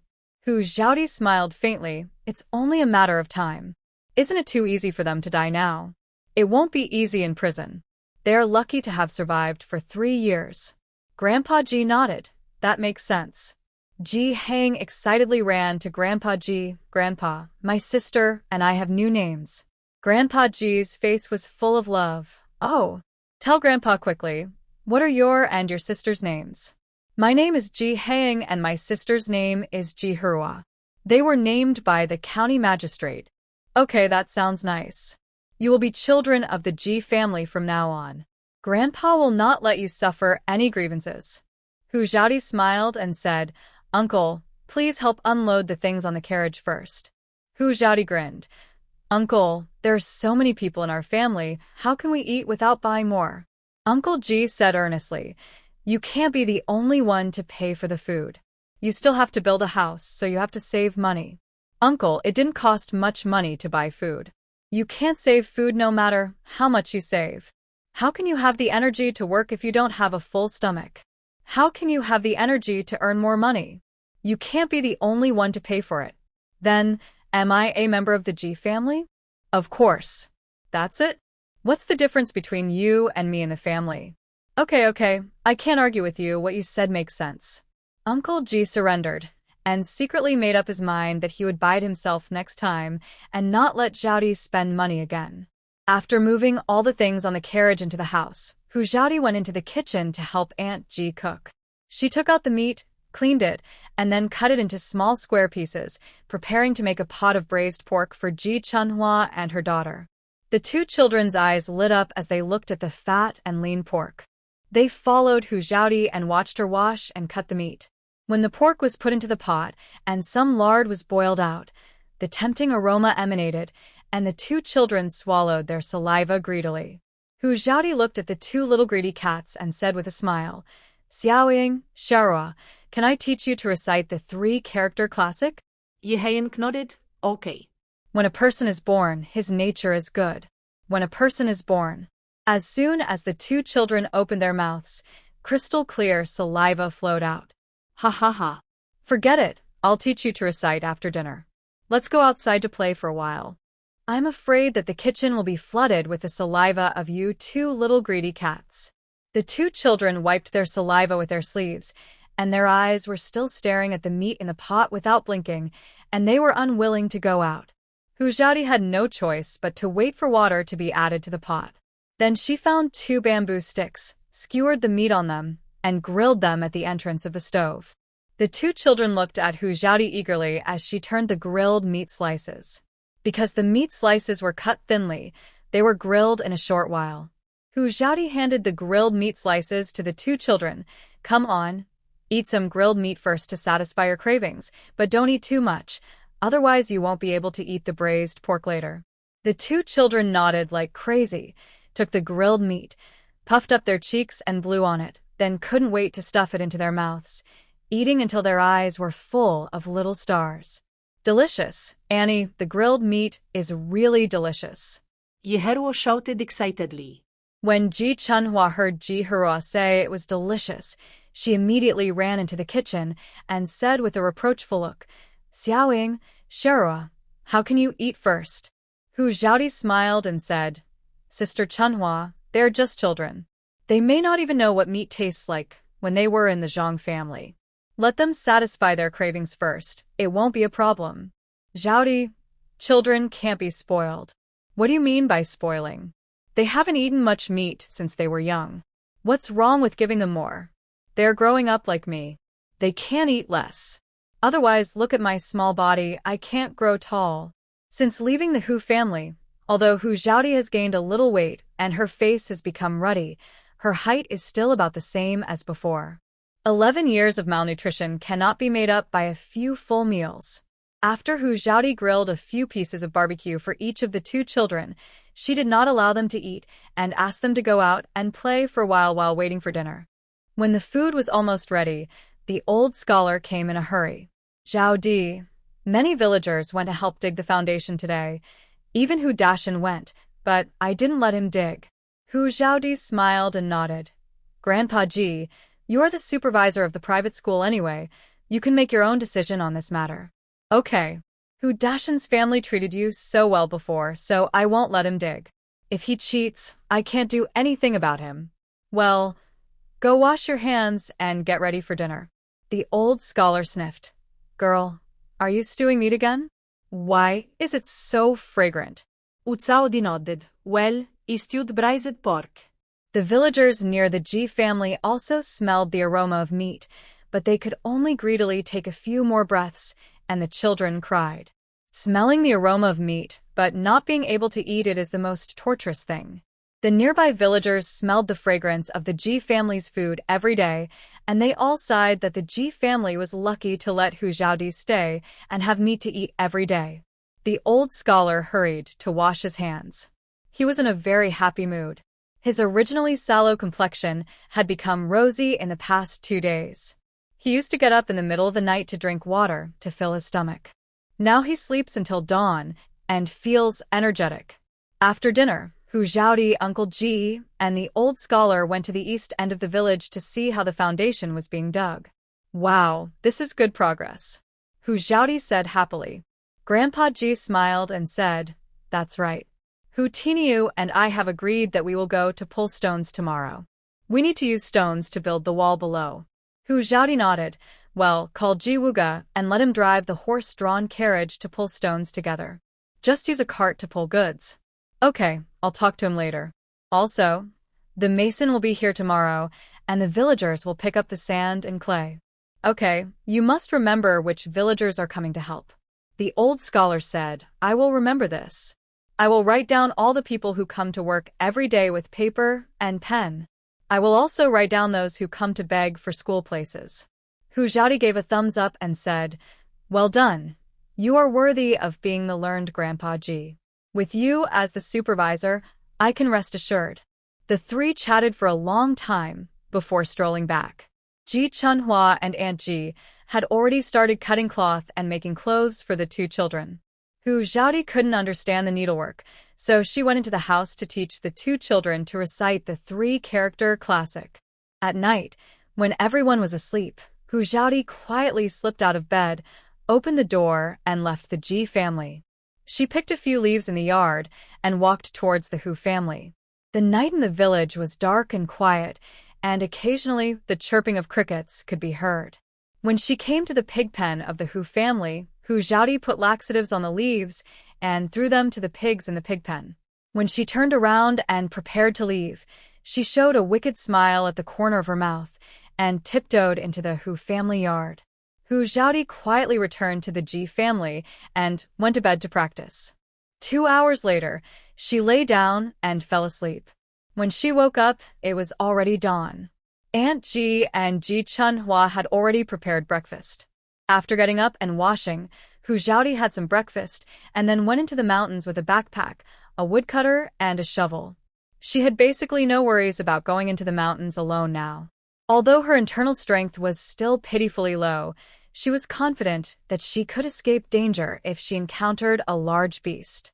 However, her luck today was not very good. She encountered a pack of wolves less than an hour after entering the mountains. It was still the same 8 wolves she had met before. She was confident that she could fight 1 or 2 wolves, but against 8 wolves, it would be like a lamb falling into the mouth of a wolf, with no hair left. She didn't want to kill these 8 wolves. She just wanted to keep them to guard the mountain, because after the spring, she wanted to plant some valuable medicinal herbs in the mountains. With the wolf pack guarding, the villagers dared not enter the mountains at will. And those rare and valuable medicinal herbs, she wanted to plant them in these deep mountains. Wild medicinal herbs will only become less and less as they are dug. Planting some in these deep mountains by yourself. When the medicinal herbs grow to maturity, they can also become wild medicinal herbs. After Hu Zhaodi sensed the breath of danger, she immediately climbed up the tree. When the wolves came around, she was already sitting on a tree branch, swinging her legs leisurely. Hi, wolf cubs. Nice to see you again. The wolves had excellent memories. When they looked up and saw Hu Zhaodi, the wolves, who were originally grinning and full of ferocious eyes, took a few steps back and looked up at Hu Zhaodi with vigilance. This human was too scary. He could make them sleep for half a day, without knowing it. Wolf cubs, I have to keep you to guard this treasure mountain for me. I won't hurt you. You should leave quickly. How could the wolves give up the prey that was delivered to their mouths? The wolves were afraid that she would drug her again, so they retreated far away and surrounded her in the middle, leaving her no chance to drug her. Hu Xiaodi smiled mischievously. Do you think I can't do anything to you if you retreat? You underestimate me too much, don't you? The silver needle was inserted accurately into the triangular area between the wolf's eyes and nose. The skull of the wolf's head is very hard, but the triangular area between the eyes and nose is equivalent to the temple of a person. Once the wolf is hid in this area, it will be dizzy at best, unconscious at worst, or even die. Hu Xiaodi's flying needle skills were hard-trained in her previous life.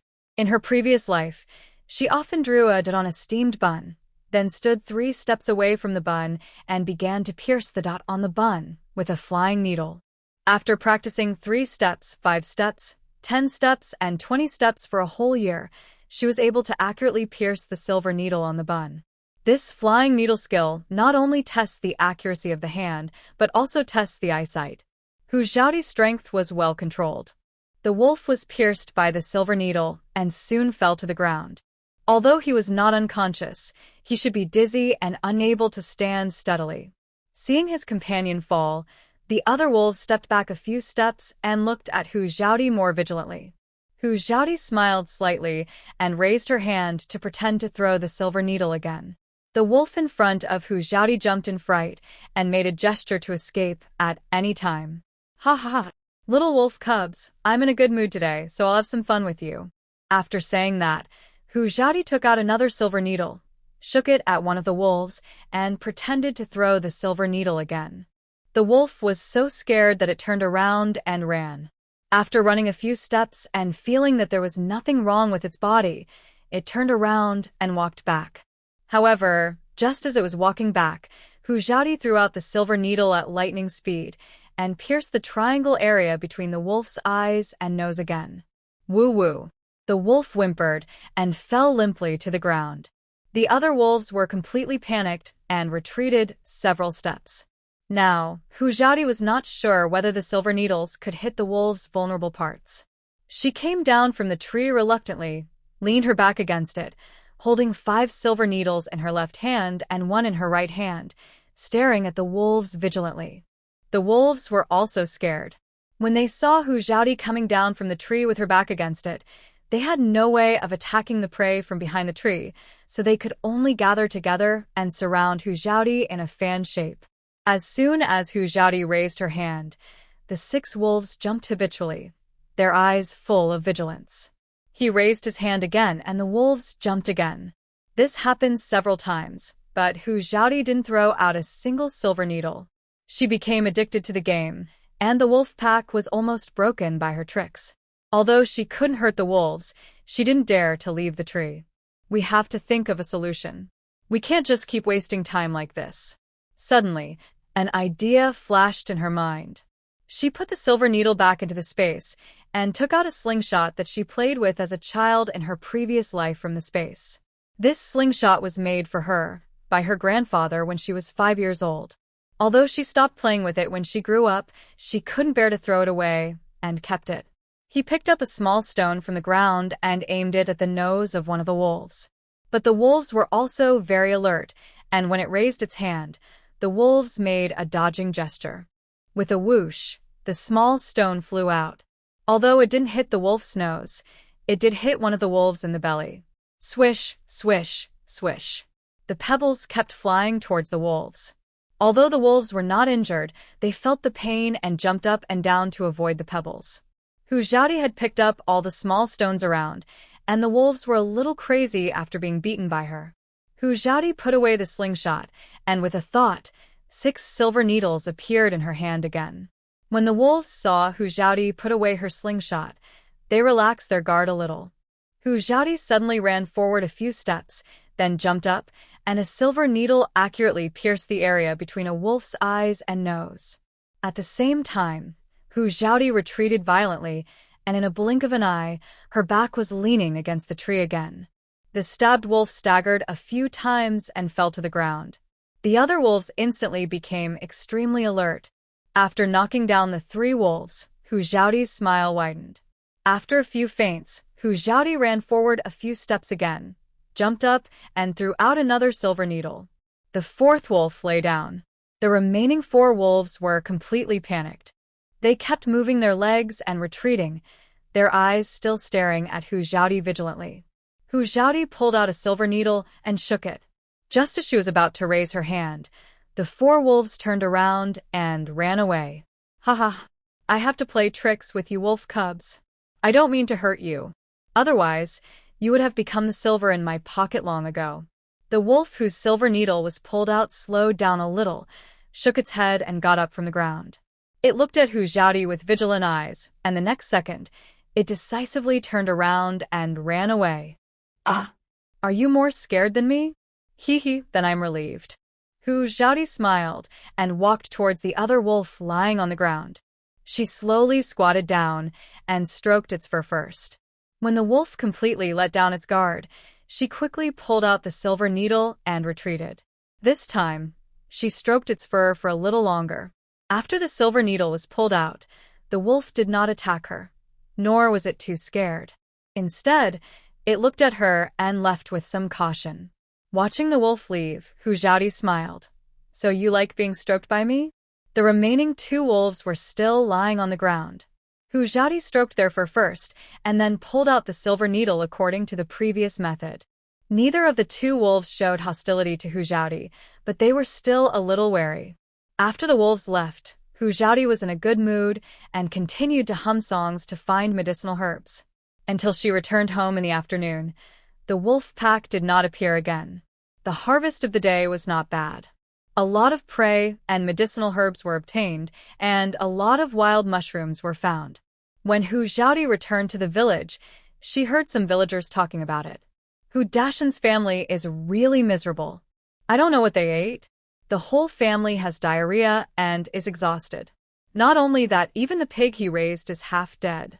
It looks like it won't survive. I think that's all retribution. When Xiaodi was in their house before, they weren't so unlucky. Now that they have severed their relationship with Xiaodi, they have no food to eat and have to make some food randomly. It's strange that they don't have diarrhea. Fortunately, Xiaodi severed her relationship with their family, otherwise they would suffer as well. Listening to the villagers' discussions, Hu Xiaodi almost laughed in her heart. She would not take the lives of the Hu family, but she would never let them have an easy life. They had abused the original owner for 11 years, and they had to pay for this debt slowly. Back at the Ji family, Aunt Ji and Ji Chunhua had already started a fire to cook. Hu Xiaodi asked Ji Chunhua to boil a pot of water first, and she took out 2 pheasants and prepared to bleed and pluck their feathers. Ji Chunhua was shocked. This girl Xiaodi really wanted to eat so much. They just had braised pork yesterday, and today they are going to stew 2 pheasants. Even if all the people in the nearby villages are added together, I am afraid no one can be as generous as Hu Xiaodi. The 2 children were so excited to see that there was pheasant meat to eat. Their eyes lit up. Ji Chunhua said, Xiaodi, you went into the mountains and risked your life to hunt prey. You should keep it and sell it for silver. You just had meat yesterday, and today you're going to stew 2 pheasants. It's too extravagant. Hu Xiaodi looked up and smiled. What's extravagant? Sister Chunhua, I'm 14 years old and still so short.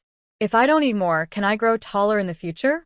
After saying that, she didn't forget to make a face. Ji Chunhua was amused by her. Okay, then you have to eat more meat. Xiaodi, be frugal. Stewing 1 is enough. You still have to save money to build a house. Sister Chunhua, how can stewing 1 be enough? There are so many people. If each person eats 1 piece, there will be nothing left. After the water boiled, Hu Xiaodi found a small bowl, put a little salt and half a bowl of water in the bowl, held the bowl in one hand and the kitchen knife in the other. Ji Chunhua asked with a puzzled look, Xiaodi, what are you doing with the bowl? To catch chicken blood. Chicken blood can also be eaten, can't waste it. Ah? Chicken blood can be eaten? How to eat it? You will know later, chicken blood is not only edible but also tastes good. Not only chicken blood can be eaten but also pig blood and sheep blood can be eaten. Ah? This is the first time I've heard that chicken blood and pig blood can be eaten. Not only can it be eaten, it tastes good and is also good for the body. Ji Chunhua still looked unconvinced. Could the blood be drunk directly? Can it be drunk? Hu Xiaodi smiled, put the bowl on the ground, picked up a pheasant, and bled it. The bright red blood flowed into the bowl, dyeing all the clear water in the bowl red. After one was bled, Hu Xiaodi picked up another pheasant, cut a knife from the neck, and continued to bleed it. After the bleeding was completed, the pheasant was put into a basin, and then boiling water was poured to scald the feathers. Ji Chunhua stepped forward. Xiaodi, you should go and have a rest. Leave the plucking and removing of the internal organs to me. You have been tired all day in the mountains. No, I can do it. Ji Chunhua was strong and picked up Hu Xiaodi directly. Go and have a rest when I told you to. Really? Okay, Sister Chunhua, put me down and I will go to prepare the seasonings, okay? What seasonings do you need? I will prepare them for you. You should go and have a rest now. Hu Xiaodi had no choice but to tell Ji Chunhua the seasonings she needed, and then went into the main room to rest. Anyway, she had nothing to do, so she simply continued to teach the two children to recite the three-character classic. After Ji Chunhua finished cleaning the pheasant, Hu Xiaodi got up to stew the pheasant. After an incense stick of time, the pheasant in the pot exuded an attractive fragrance. The two children were so greedy that they couldn't continue to recite the three-character classic. At this time, Hu Dashin came to the outside of the Ji family's yard with a pale face and weak steps. Smelling the fragrance emanating from the Ji family's kitchen, Hu Dashin was jealous and crazy. Uncle Ji, his uncle, Hu Dashin called out weakly. Ji Chunhua came out of the kitchen and said with a stern face, "My father is not here. What do you want to see him for?" "It's Chunhua. I'm looking for your father, to borrow the ox cart. Our family has a stomachache, and we have to go to the neighboring village to see the village doctor. My father went to the east end of the village, and the ox cart is not there either. He is pulling stones. Why don't you go to the east end of the village to look for him?" Hu Dashin's face was full of bitterness. "Chunhua, I went to the toilet more than 10 times this day. I really have no strength. Can you help me call your father?" Ji Chunhua shook her head. "I don't have time. I have to cook." Hu Dashin was about to say something else, but suddenly he covered his stomach with one hand and his ace with the other hand and ran to the Ji family's toilet. Ji Chunhua snorted coldly. "Bah, you deserve it."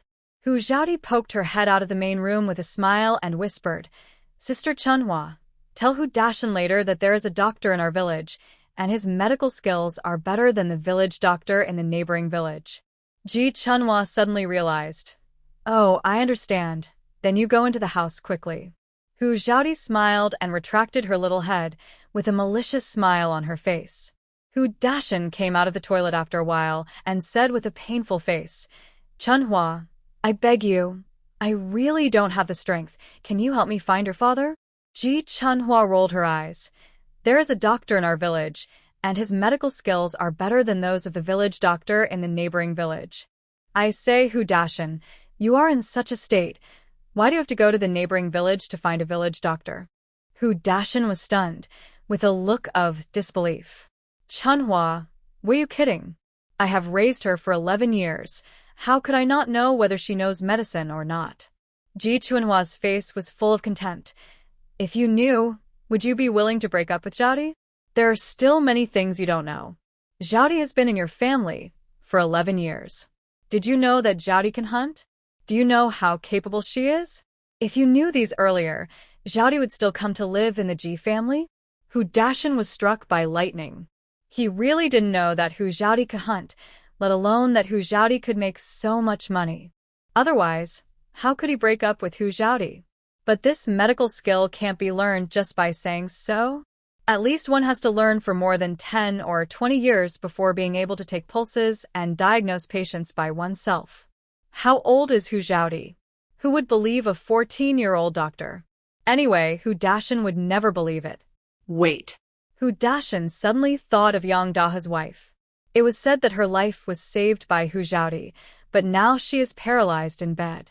I heard from the villagers that when Yang Dahe's wife was sent to the village doctor in the neighboring village, the doctor had no confidence in saving her.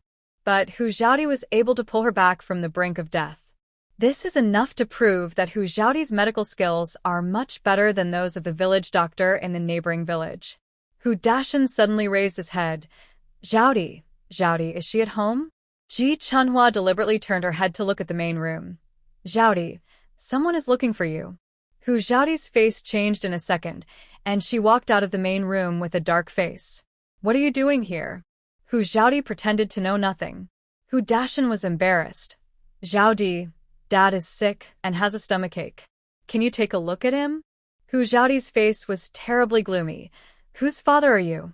I, Hu Xiaoti, have no father or mother, and I don't have any relatives. Where can I get a father? Xiaoti, I was wrong. I said the wrong thing. I'm sorry. Can you help me take a look? I've been to the toilet more than 10 times today. It's not impossible for me to take a look at you, but I will charge a consultation fee, and the consultation fee I charge is not cheap. How much do you want for the consultation fee? Hu Xiaoti glanced at Hu Dashan coldly. It costs 30 cents to take your pulse. If you want to get medicine from me, it depends on what medicine you need. There are expensive and cheap medicines. But I think you have food poisoning. You have diarrhea and are beginning to become dehydrated. You must use special medicines, which are more effective. If you don't use the special medicine quickly, your life may be in danger if you continue to have diarrhea. Hu Dashan was stunned. After listening for a long time, he didn't understand anything except the 2 sentences that it costs 30 cents to take your pulse and that your life may be in danger if you continue to have diarrhea. No, he understood the other sentence about food poisoning. But their family didn't eat anything uncertain today. How could they have food poisoning? Xiaoti, how much does the medicine you mentioned cost?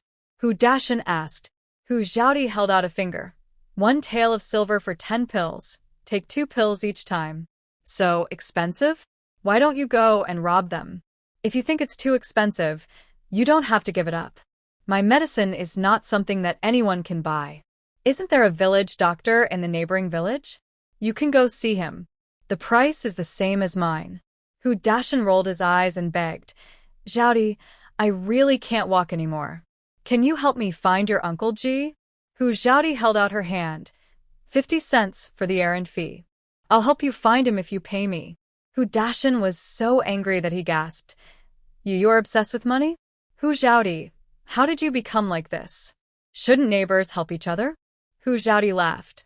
What have I become? Neighbors should help each other, but they should also be divided into groups, right?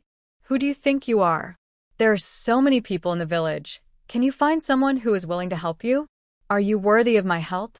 Anyway, I am your elder. So what's wrong with you helping me? Ji Chunhua couldn't bear to listen any longer. So according to what you said, Xiaoti was your daughter for 11 years. So what's wrong with you being nice to her? But how have you treated her in the past 11 years? Now that you are in trouble and want to ask her for help, how can you have the nerve to do that? If I were her, I would have done you a favor by not stabbing you to death. You two are no longer related now, and you still have the nerve to ask her to help you for free? Do you think you are still her father? Pa, what the Hades? Hu Dashan's face turned even paler. Ji Chunhua, your father is the head of the village. He has to take care of everyone in our village. If he doesn't take care of us, why would he be the head of the village? Ji Chunhua smiled with disdain. What's wrong with my father being the head of the village? He didn't say, he doesn't care about you. Why don't you go find him? My father is the head of the village, but Xiaoti and I are not. Why should we help you if you don't pay us? Don't we owe you money? Hu Xiaoti secretly gave Ji Chunhua a thumbs up. She didn't expect that the seemingly weak Chunhua was actually very strong when it came to confronting others. Hu Dashan stiffened his neck and said, Neighbors are asking for money, for such a small favor. Aren't you afraid of being laughed at if this gets out? Hu Xiaoti looked at him with disdain. If others ask me to do such a small favor, I will definitely not ask for money, but not you, because you are a beast and don't deserve my help. You. What do you mean by you? If you want to find it, go find it yourself. If you can't walk, you can crawl. Get out. Gurgle. Hu Dashan's stomach growled. He frowned, covered his stomach with one hand and his ace with the other, and was about to run to the Ji family's toilet. But before he reached the toilet, his pants were wet and a foul odor instantly emanated. Ji Chunhua couldn't help but cover her nose and curse. Hu Dashin, you rascal, if you want to pull it, can't you just roll away? If you really can't hold it in, just stuff a stick bone in your mouth. You come to my house and cause trouble for me. What do you intend to do, you rascal? Hu Dashin's old face turned red with shame. It was too late to run to the toilet now. He didn't care about Ji Chunhua, who was cursing behind him. He covered his ace and gritted his teeth as he walked towards the Hu family. Unfortunately, he had pulled the strings too many times, his legs and feet were weak, and he fell to the ground after only a few steps. Fortunately, the man had not fainted yet. He struggled for a few times and got up and walked forward. Ji Chunhua kept scolding until she could no longer see Hu Dashin's back. Then she stopped and turned to look at Hu Zhaodi. When the two looked at each other, they laughed at the same time. Zhao Di, do you think this is retribution for Hu Dashin's family? They can even get food poisoning, haha. Hu Zhaodi smiled and nodded. Maybe it's retribution. I've done so many bad things that even God can't stand it anymore. Hu Dashin was seen by many villagers on his way home, and they also smelled the stench on him. No one wanted to get close to him, let alone care about him. How could the whole family be in such a state? So they drove the ox cart to the neighboring village to seek medical treatment. Something might happen on the way. And what if he wanted to go to the toilet on the way? He couldn't just solve it on the spot, right? After thinking about it, Hu Dashin changed his pants and came to Yang's room and said, Mom, it's not easy for us to go to the neighboring village to seek medical treatment in our current state, and it's also difficult to go to the toilet on the way. That girl Zhaodi has medicine, but it takes 1 or 2 taels of silver to buy 10 pills. Mom, I don't have the strength anymore. Give me the silver and I'll go find that girl Zhaodi to buy the medicine. When Yang heard this, she struggled to sit up from the bed with no energy. Dashin, you actually believe that little witch? Aren't you afraid that she will give you poison and poison you to death? Mom, she is living in the headman's house now. If she dares to poison, isn't she afraid of paying with her life? Yang said weakly, her eyes red with anger. Dashin, that little witch is obviously trying to blackmail us. 10 pills of medicine cost 1 or 2 taels of silver. What's more, we treated her so badly before. Is she really so kind as to give us medicine that can cure our illness? No matter what, I don't believe her. You should go to Ji Kaiyang to borrow the ox cart. Hu Dashin looked decadent. Mom, I don't have any pants to change. This is my last clean pair of pants. What if this one gets dirty? You let me. How can we go out? And you can see that none of you can even stand up now. How can I send you to the neighboring village? Can you make it to the neighboring village in your current condition? What if something happens on the way? Mother, the only hope now is that the medicine from that girl Zhaodi can work. If you are afraid, you can buy the medicine and let Yaozu's mother take it first. If something really happens to her, we can make that girl Zhaodi lose everything she has. Yang's eyes lit up. Dashin, you are right. Let Zhang take the medicine first, and if she is fine after taking it, we can take it later. Yes, if the medicine of that girl is really effective, we won't have to suffer anymore. The lives of our family are not worth less than 1 or 2 taels of silver, right? Yang rolled her eyes and suddenly waved to Hu Dashin. Dashin, come here. Mother has something to tell you. Hu Dashin approached Yang. Mother, what do you want to say? Yang glanced at the door and lowered her voice. Dashin, Yaozu is grown up now, and it's time to use the money. Zhaodi, that girl has no idea how much money she has now, and she's using it to buy land and carriages. We have to find a way to get all the money she has into our hands.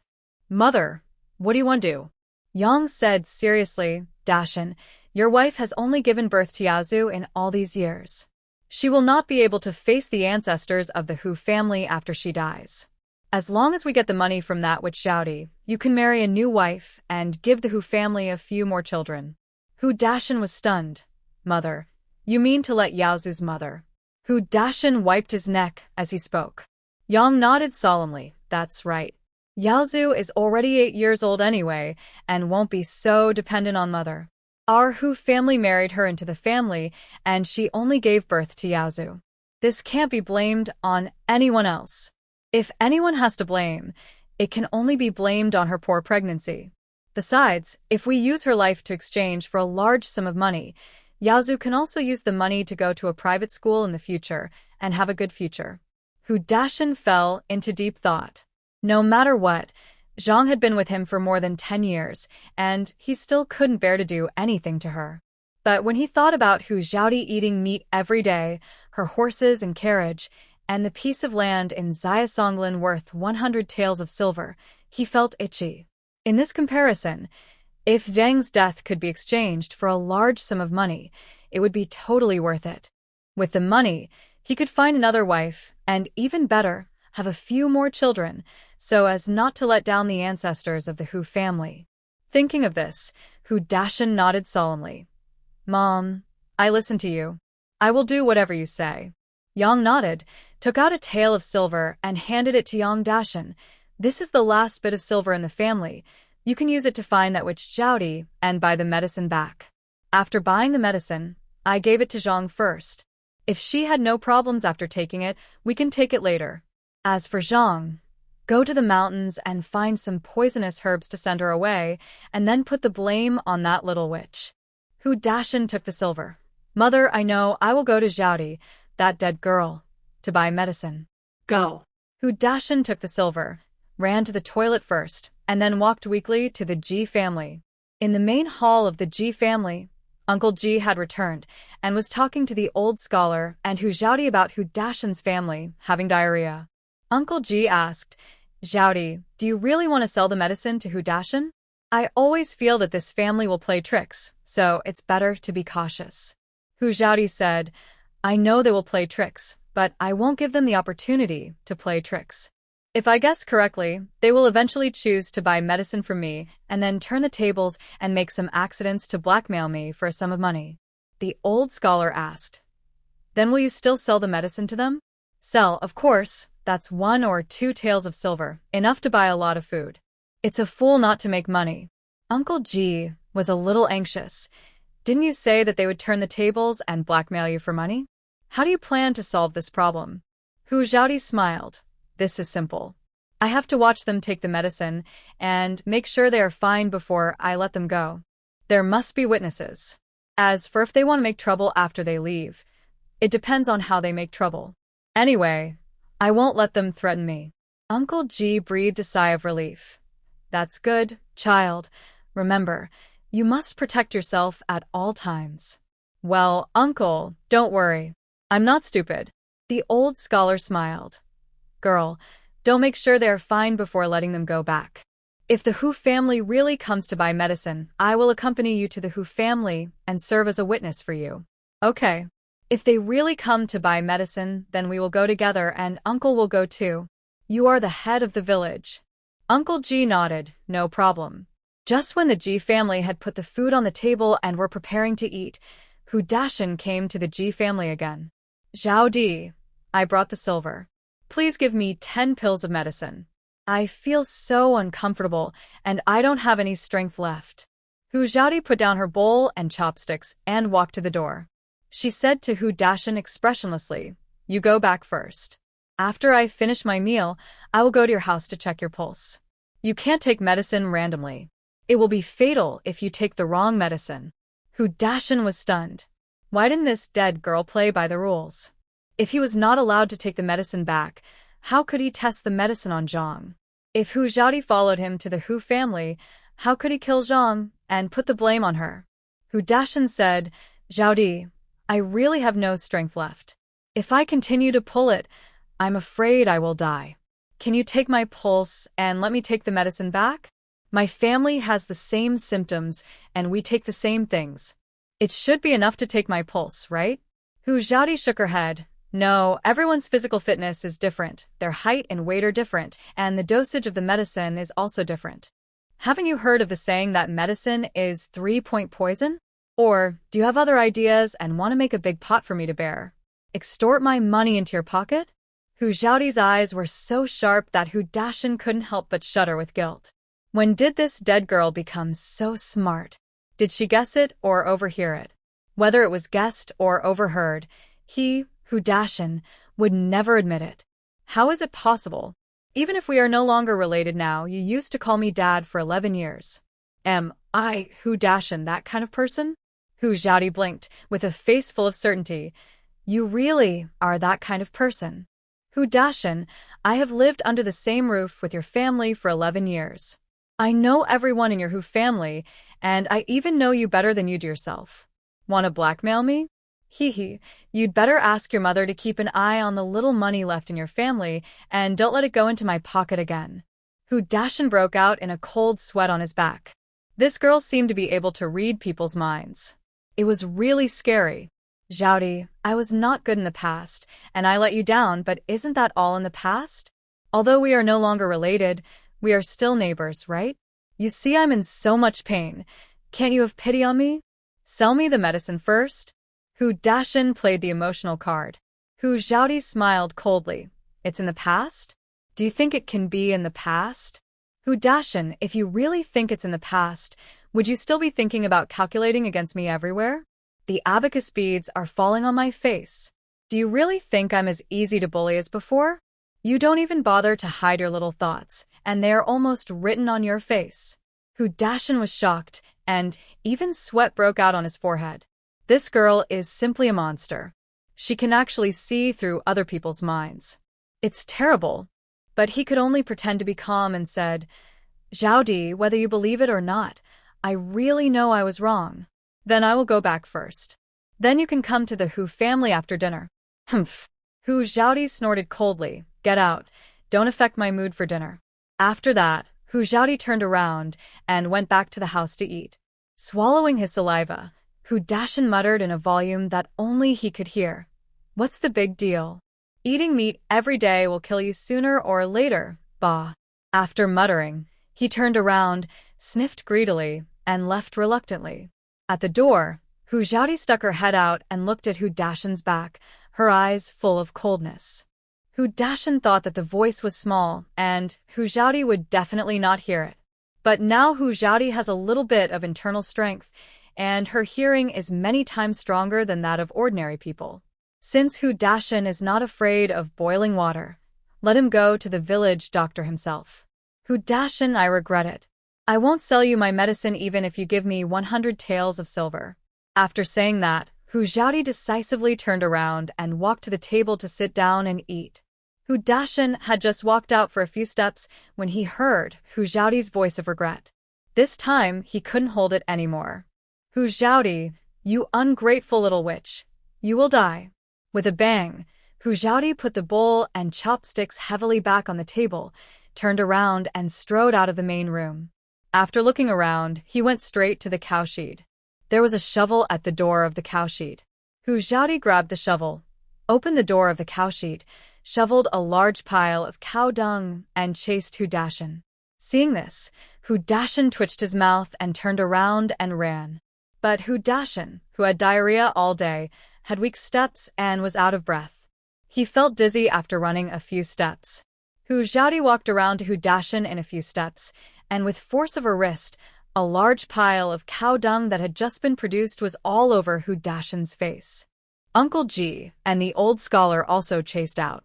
When they saw the large pile of cow dung on Hu Dashin's face, Uncle Ji said with a distressed face, Xiaodi, that cow dung is fertilizer for crops. It's a waste to smear it on his face. Such a large pile is enough to plant 2 crops. Ah. Hu Xiaodi smiled. Uncle, his mouth is too stinky, so I wanted to find something to plug his mouth. Hee, I couldn't find a suitable one for a while, so I shoveled a pile of cow dung, thinking that it would be enough to plug his mouth. Uncle G held back his laughter. Forget it. It's just a pile of cow dung. We can't be stingy. Let him eat it. Ha. The old scholar and the 2 children couldn't help laughing out loud. Aunt Ji and Ji Chunhua also covered their mouths and laughed secretly, their shoulders shaking constantly. Hu Dashin was ashamed and angry, lowered his head and kept jumping, hoping to shake the cow dung off. The cow dung was a bit thin, and although a lot of it fell down when he lowered his head, a part of it was still stuck on his face. Puheli numero. After spitting out the cow dung in his mouth, Hu Dashin roared in exasperation. Hu Xiaodi, don't go too far. Lululu. Hu Xiaodi stuck out her tongue. I went too far. What can you do? You scolding me is not too much? Hu Dashin was so angry that he lost his mind. You all wait. Puff. Hu Dashin used some strength to speak, and he couldn't hold it back and sprayed again, and his pants were instantly wet. It's disgusting. Hu Xiaodi cursed, holding her breath, and ran back to the door of the Ji family's cowshed. Putting the shovel back at the door of the cowshed, Hu Xiaodi turned around to fetch water to wash her hands. Get out of here quickly, or I'll feed you more cow dung. Uncle Ji said, Don't waste my cow dung. Cow dung is a good fertilizer for growing crops. I feel sorry for it if you don't. This rascal is so disgusting that I can't eat now. Hu Xiaodi cried, I can't eat either. I have no appetite at all. Hu Dashin could only go back to the Hu family with a face covered with cow dung to wash. After washing the cow dung off his face, Hu Dashin came to Yang's room. Yang asked anxiously, Dashin, have you bought the medicine? Did you give it to Zhang? Hu Dashin shook his head in despair. No, that little witch went back on her word. She said that even if you gave her 100 taels of silver, she would not sell the medicine to me. Mother, I don't have any clean pants anymore. Even if we want to go to the neighboring village to find a village doctor, we can't do it now. Dashin, why didn't that little witch want to sell the medicine to you? I don't know if she overheard our conversation or guessed our purpose. She didn't want to bring the medicine back to me. Yang cursed weakly. I didn't expect this little witch to be so cunning. That's 1 tael of silver, which can buy a lot of food. Mother, but if we die, who can we leave the money to? Yang was stunned. Son, you still have to find a way. We can't die. If we keep going on, my old bones can't hold on. I don't even have a pair of clean pants now. How can you let me get out? Let your wife find a solution. Hu Dashin nodded and turned to the room where Zhang and Hu Yaozu were. However, Zhang was so hungry that she could only drink water to fill her stomach. She drank too much water with laxatives, and she didn't even have the strength to stand up. Hu Dashin called his wife several times. Zhang forced herself to open her eyes and said weakly, Dashin, save me. Before she finished speaking, Zhang closed her eyes again. Hu Dashin had no choice but to stay at home because his pants were all dirty. He didn't even dare to go out. Ji's house. Hu Xiaodi and the others went out for a walk, came back to reheat the food, and the family finished the meal around the table. Hu Xiaodi shook her head. No, at most they will lose a lot of weight, but no one will die. She controlled the dosage of the laxative very well, which could make the Hu family live a life worse than death, but not to the point of death. At night, Hu Xiaodi thought about it. The Hu family had a hard time recently, and their physical condition might be worse than before. Now that Uncle Ji was the head of the village, she couldn't kill anyone at this time and couldn't affect Uncle Ji.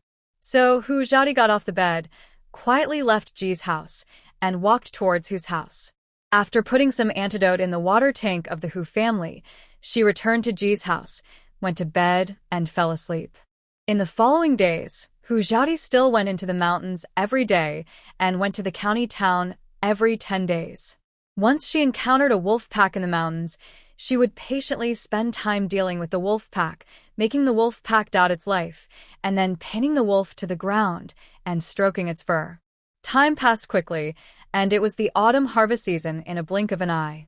The construction framework of the private school has been formed, and it is only a matter of putting up the beams and covering the tiles.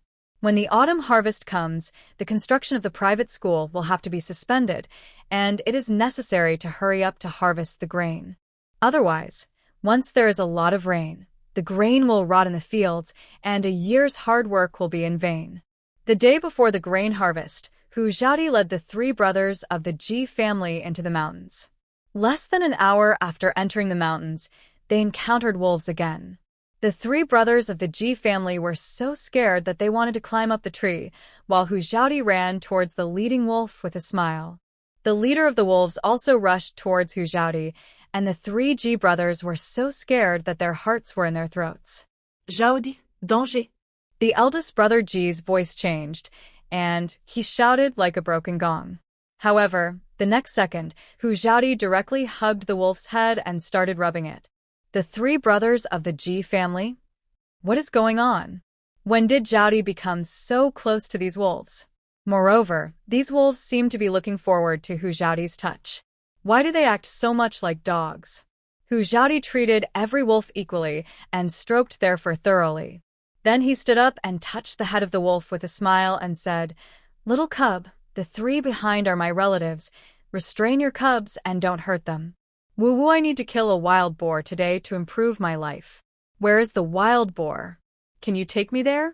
Woo woo, the wolf had responded in a low voice, turned around and took Hu Xiaodi away. Hu Xiaodi turned her head and said, "Brother Ji, you guys follow.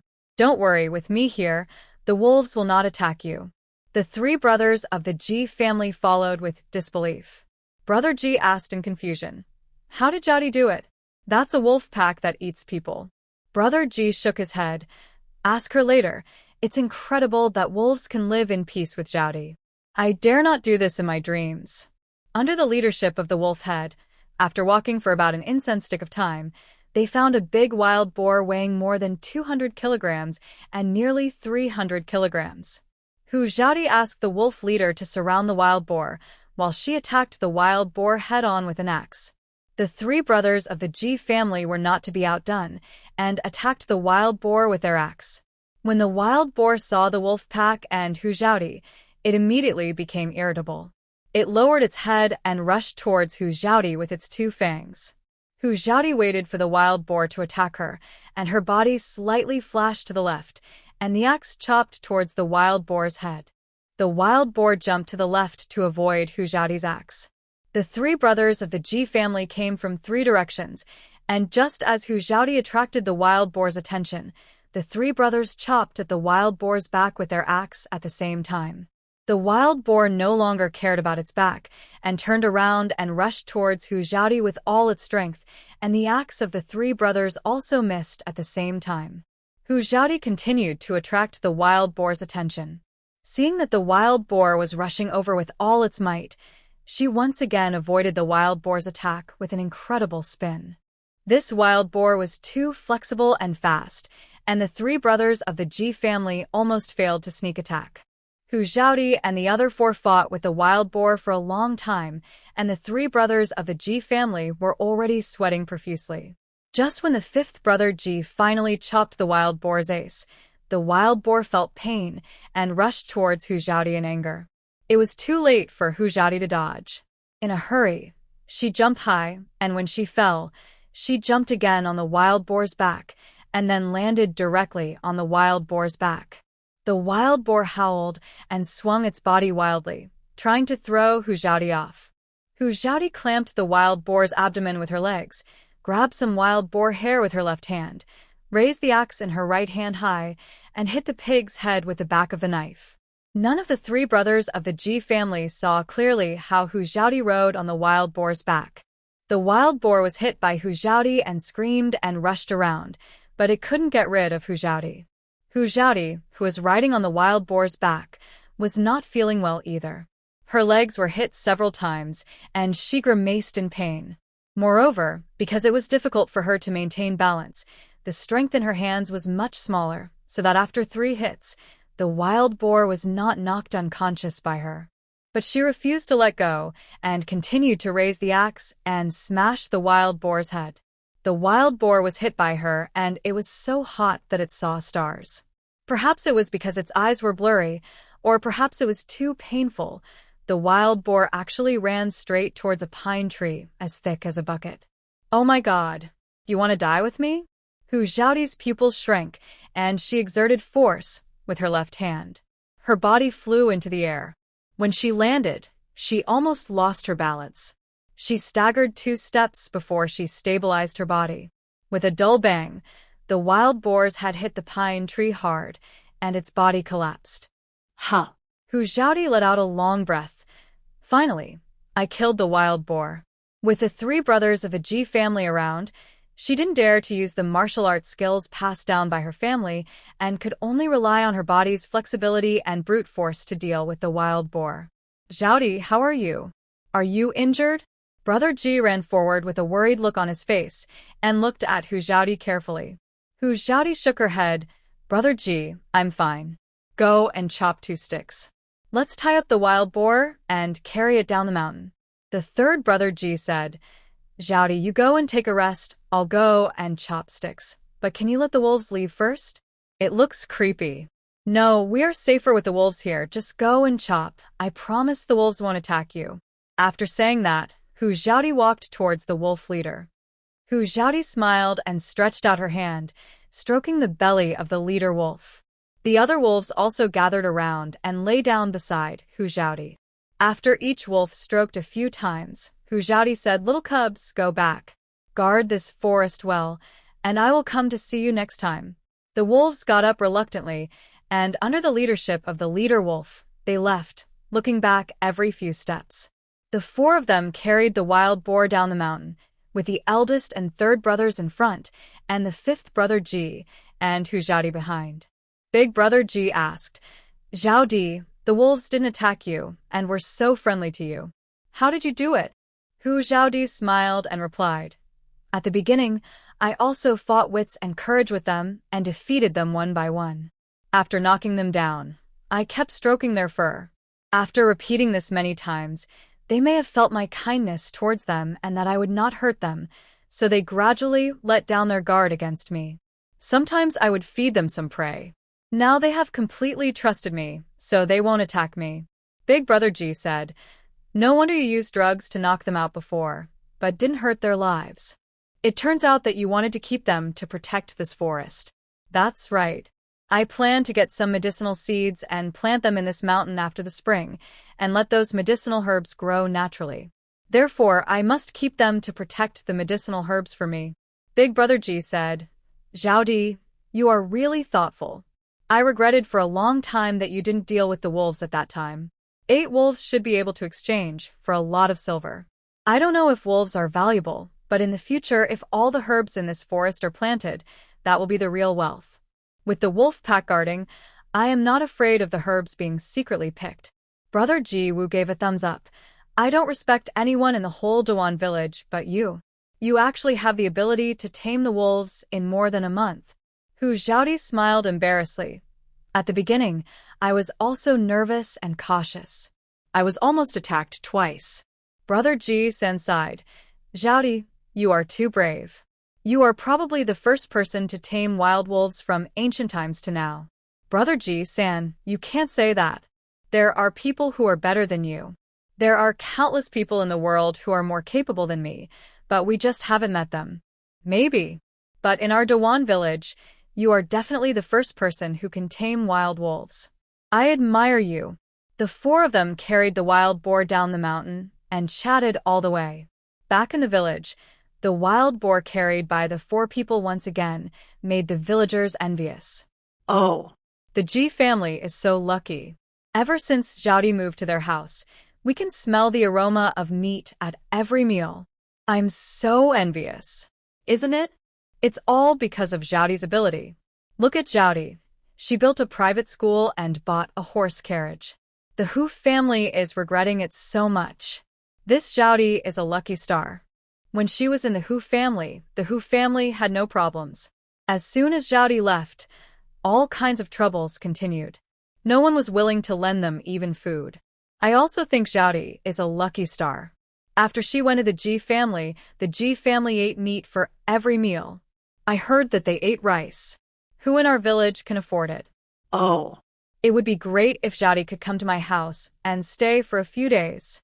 Hu Zhaodi listened to everyone's discussion, the corners of her mouth slightly raised. She said loudly, "Fellow villagers, it's time to harvest food. In order to let everyone have plenty of energy to harvest food, the Ji family will kill pigs today. Anyone who helps build the private school can go to the Ji family to get a pound of pork for free. If it is not enough, you have to buy more. I will sell it at half price. Tell each other." When those who helped build the private school heard this, their eyes lit up with excitement.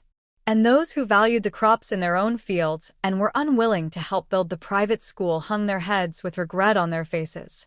Although a pound of pork is not much, almost half of the hundreds of households in the village have 1 or 2 people to help. In this way, Hu Zhaodi will give away more than 50 kilograms of pork. And buying pork is still half price. This is a great thing that falls from the sky. Hu Zhaodi and the 3 brothers of the Ji family returned to the Ji family just in time for lunch. As the four entered the yard, Aunt Ji said with a smile, "Wow, you're lucky to have killed such a big wild boar. Put the wild boar down quickly and wash your hands and eat." Putting down the wild boar, Hu Xiaodi wiped the sweat from her face. "Aunt, wait a minute. Let's bleed the wild boar first, since it just died. Go get a clean basin, put some salt in it, add some clean water, collect the pig's blood and cook it into blood soup. Don't waste it." "Okay, I'll get the basin right away." "How much salt and water?" "I'll do it. And please find the basin." "Okay." The pit that Uncle Ji dug to make a fire and boil water last time was still there. Ji Chunhua brought some firewood to light the fire. Put the big pot on the fire and add water to it. Aunt Ji brought a clean basin, and Hu Xiaodi put some salt in the basin, scooped a large bucket of water into the basin, and then took the basin to collect the pig's blood. Big brother Ji sharpened the butcher knife to an extremely sharp edge, while fifth brother Ji and third brother Ji brought a rectangular wooden table.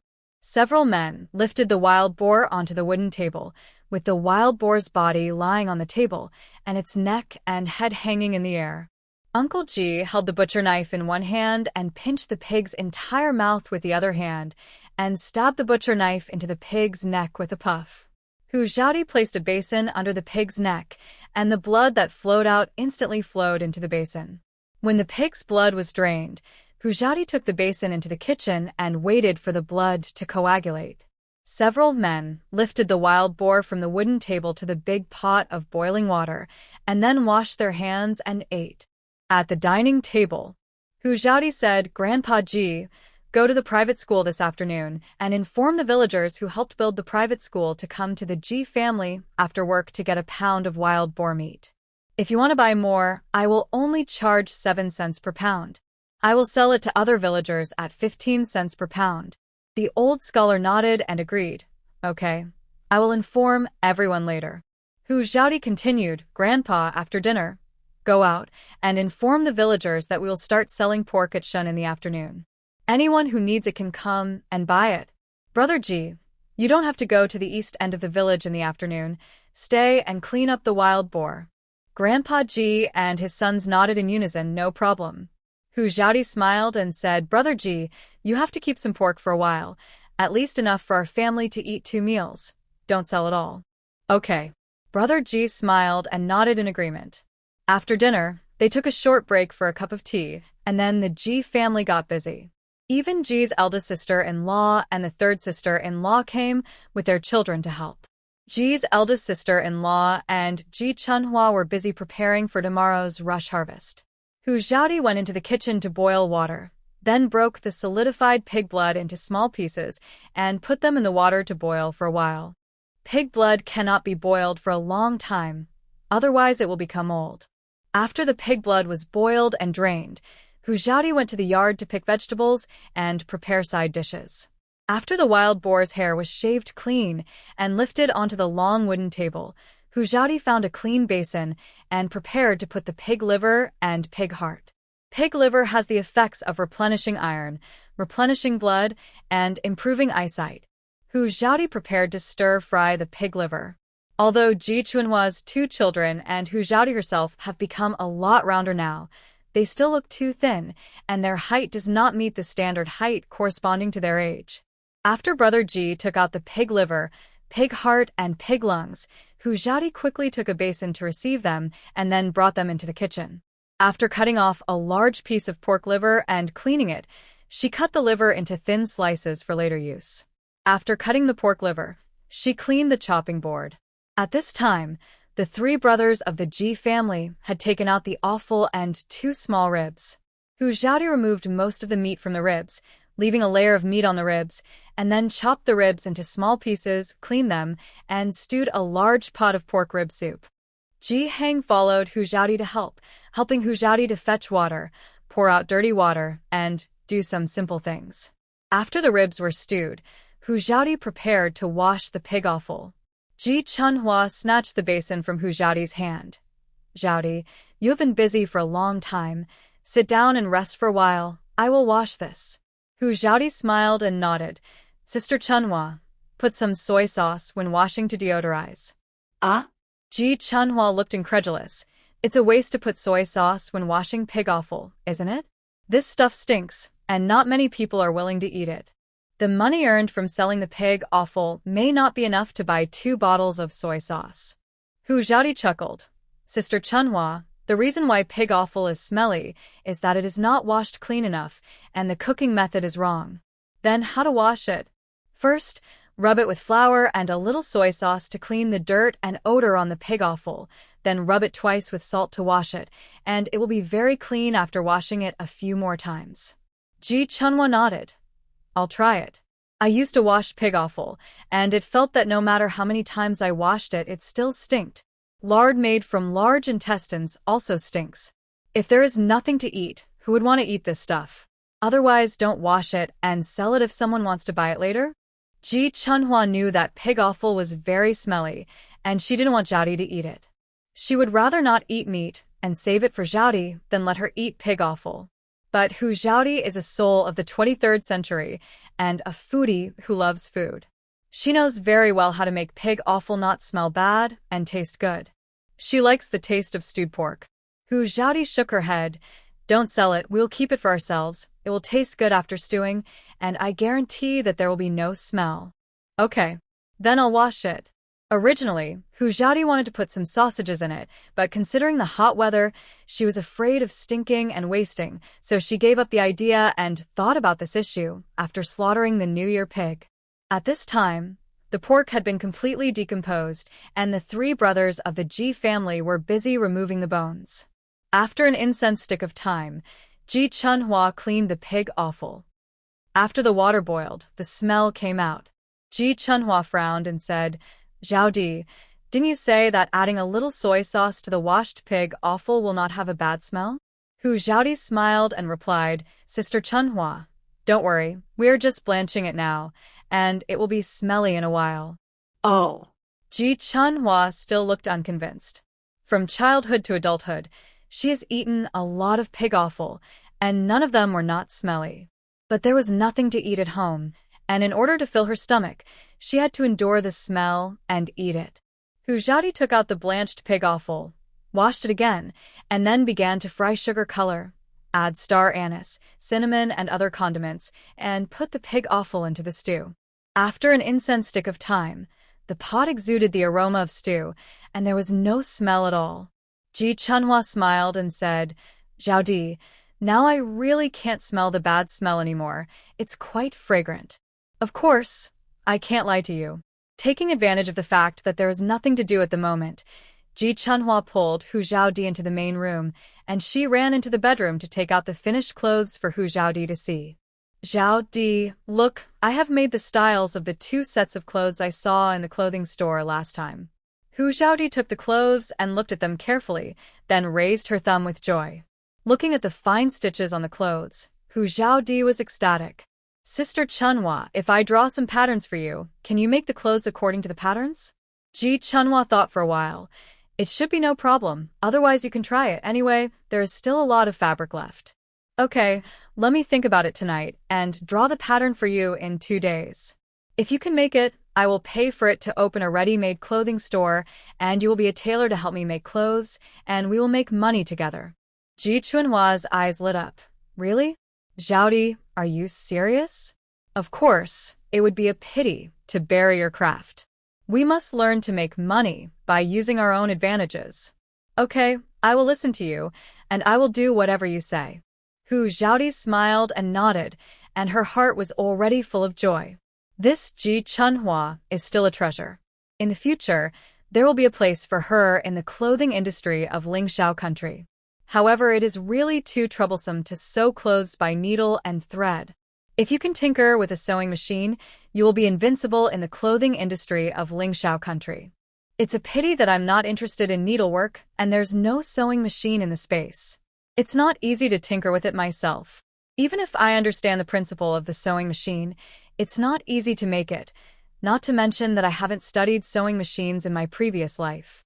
It's difficult. Forget it, I'll study it slowly in the future. Maybe there will be unexpected gains. In the blink of an eye, it was shun time in the afternoon. The long wooden table was filled with wild boar meat and a scale, waiting for the villagers to come and buy. Hu Dashin came the earliest. His family is having a hard time now, and they dare not buy pork. The reason why he came early is that he wanted to buy pig offal to improve their lives. He came to the outside of the Ji family's courtyard, smelled the fragrance wafting from the kitchen, and couldn't help swallowing. He asked a little embarrassedly, "How much do you sell the pig's offal for?" Brother Ji looked up and saw that it was Hu Dashin and answered with a straight face, "We don't sell the pig's offal. It's almost cooked, and our family wants to keep it for ourselves." Hu Dashin twitched his mouth and thought to himself, "Your Ji family eats meat every meal. It's not like they can't afford it. Why do they still eat this stinky pig's offal?" "No. Didn't they say that the pig's offal is almost cooked? How come there is no smell at all?" The Ji family must have deliberately targeted the Hu family and were unwilling to sell the pig's offal to themselves. Most of the hundreds of households in the village couldn't afford meat, and there must be many people who wanted to buy pig's offal. Hu Dashin just didn't believe that the Ji family had already cooked the pig's offal. Not long after, the villagers who helped build the private school in the east of the village came to collect wild boar meat. However, most people felt that one caddy of pork was not enough to eat, and they had to rush to harvest food, and eating meat would make them more energetic. Moreover, Hu Zhaodi gave them an ultra-low price of 7 coins per caddy, so most people bought some more. But no one had any money with them at the moment, so the old scholar took notes with a pen and paper and told them to take the meat back first and give it to Hu Zhaodi when they had money. Of course, there were families with more difficulties who asked about pig offal, but the answer they got was that they were not for sale and had already been cooked. This time, Hu Dashin no longer insisted on buying pig offal. He came to the wooden table and wanted to pick a piece of pure fat to make lard, and leave the lard residue to Hu Yaozu. He pointed at the pig lard and asked, "How much is this lard per caddy?" Brother Ji replied, 20 cents. Hu Dashin frowned. "Why do they only charge 7 cents per caddy for meat, but I have to pay 20 cents for lard?" Brother Ji rolled his eyes and said, "They're here to help build the private school. Did you go to help? My father should have said that people who did not help build the private school would have to pay 15 cents per pound to buy meat. Since lard is so rare, of course it costs 20 cents per pound. It's up to you if you want it or not, but please leave and don't block the neighbors from cutting their meat." All the villagers who helped build the private school looked at Hu Dashin with contempt. "That's right. You think lard is expensive at 21 per pound? If you think it's expensive, don't buy it. Don't you have pigs at home? Go home and kill them yourself. Only Zhaodi is generous. If it were me, I wouldn't sell it to you even if I offered money." "Bah! What the Hades?" "That's right, it's not like your Hu family can't afford meat. When Zhaodi broke off the relationship with your family, she gave your mother 3 taels of silver. Is it all spent now?" Hu Dashin was embarrassed and ashamed. Since Hu Zhaodi left the Hu family, their family has been eating wild vegetables and tree bark for a long time. But Hu Yaozu didn't eat wild vegetables and tree bark, so their family could only take out silver to buy some food for Hu Yaozu. Moreover, the Hu family wanted to send Hu Yaozu to a private school so that Hu Yaozu could truly bring honor to the family. Therefore, Yang did not allow Hu Dashin and Zhang to be extravagant and wasteful, and they had to save the silver for Hu Yaozu to study. Hu Yaozu was still as fat as a ball, while Hu Dashin and Zhang had lost a lot of weight. Hu Dashin didn't dare to buy meat. He had to go back and discuss with his mother. If he bought meat without his mother's consent, he would definitely be scolded. Villagers came to buy meat in an endless stream. Hu Zhaodi generously gave credit to those who had no money. There was another person who surprised Hu Zhaodi, and that was the former head of the village, Yang Dahu. Yang Dahu held a few copper coins tightly in his hand. He also wanted to eat meat and had the strength to harvest grain. But since he was stripped of his position as head of the village, he had no source of income. Although the family still had some spare money, he was reluctant to spend it. He thought that if someone came, he would find a way to buy a wife for his disabled son. Yang Dahu stepped forward, his face reddened, and he asked in a hoarse and unpleasant voice, "Nephew, have you sold the pig offal?" Brother Ji glanced at Yang Dahu and replied coldly, "We don't sell the pig offal. You are late. We have cooked it and will eat it later." Yang Dahu twitched his mouth. You eat meat every meal, so why would you care about that stinky thing? Brother Ji was full of pride. Hey, we really care about it. Don't you smell it? The fragrance in the yard now is the smell of pig offal. Who wouldn't care about it? If you don't care about it, why do you come to buy pig offal? Hu Xiaodi heard Yang Dahu's voice, and a sneer appeared on her mouth.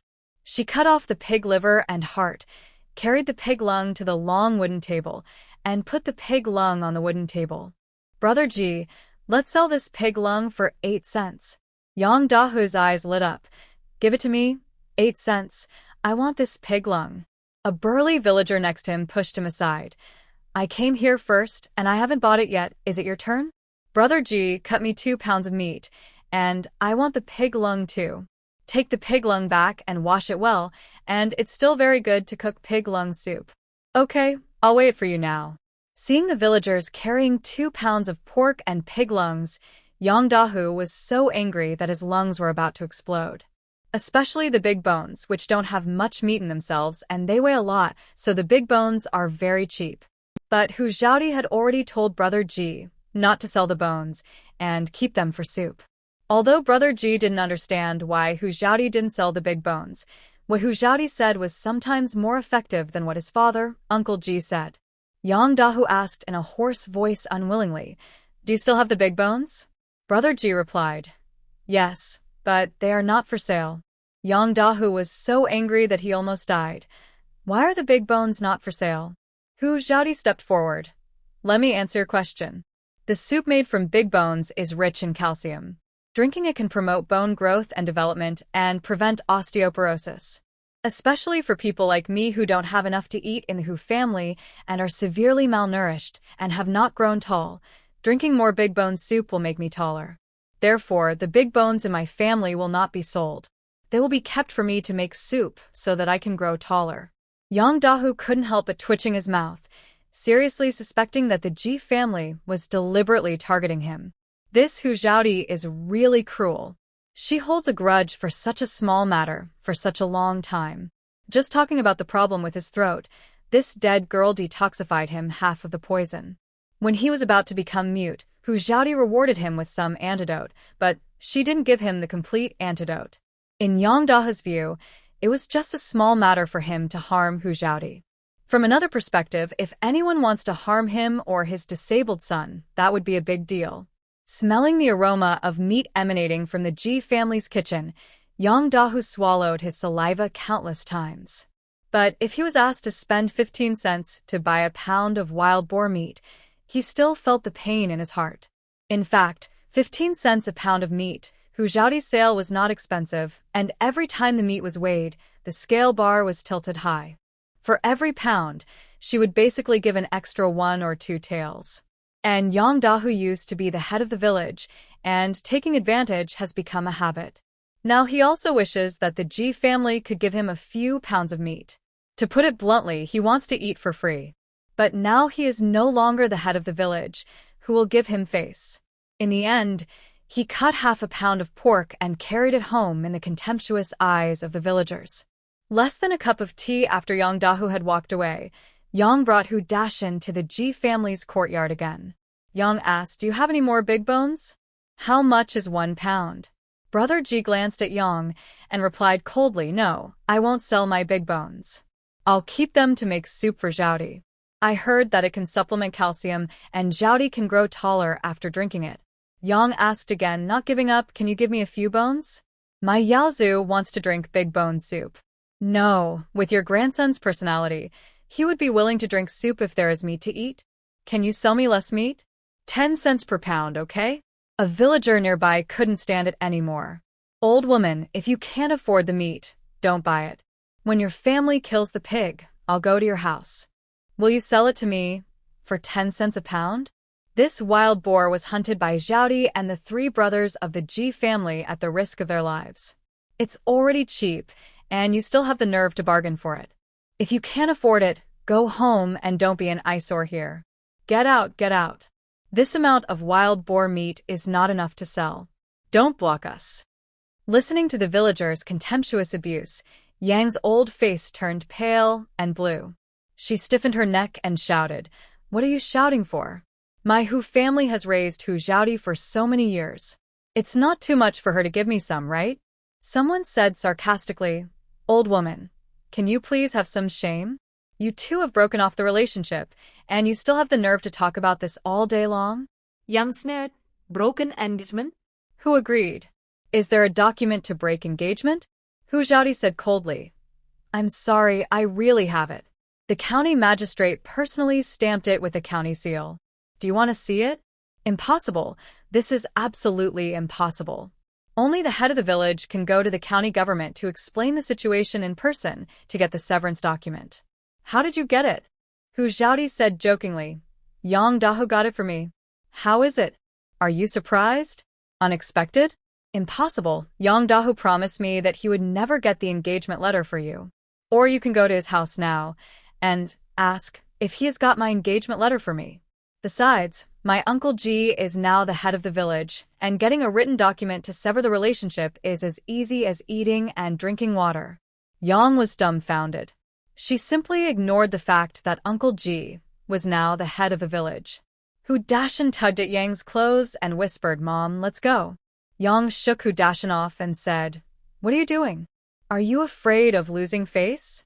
Do you still have the face to lose? How can your face be more important than your stomach?" Hu Dashan lowered his head as low as he could. Yang glared at Hu Zhaodi. "Zhaodi, are you really so heartless?" Brother Ji snorted coldly. "Humph.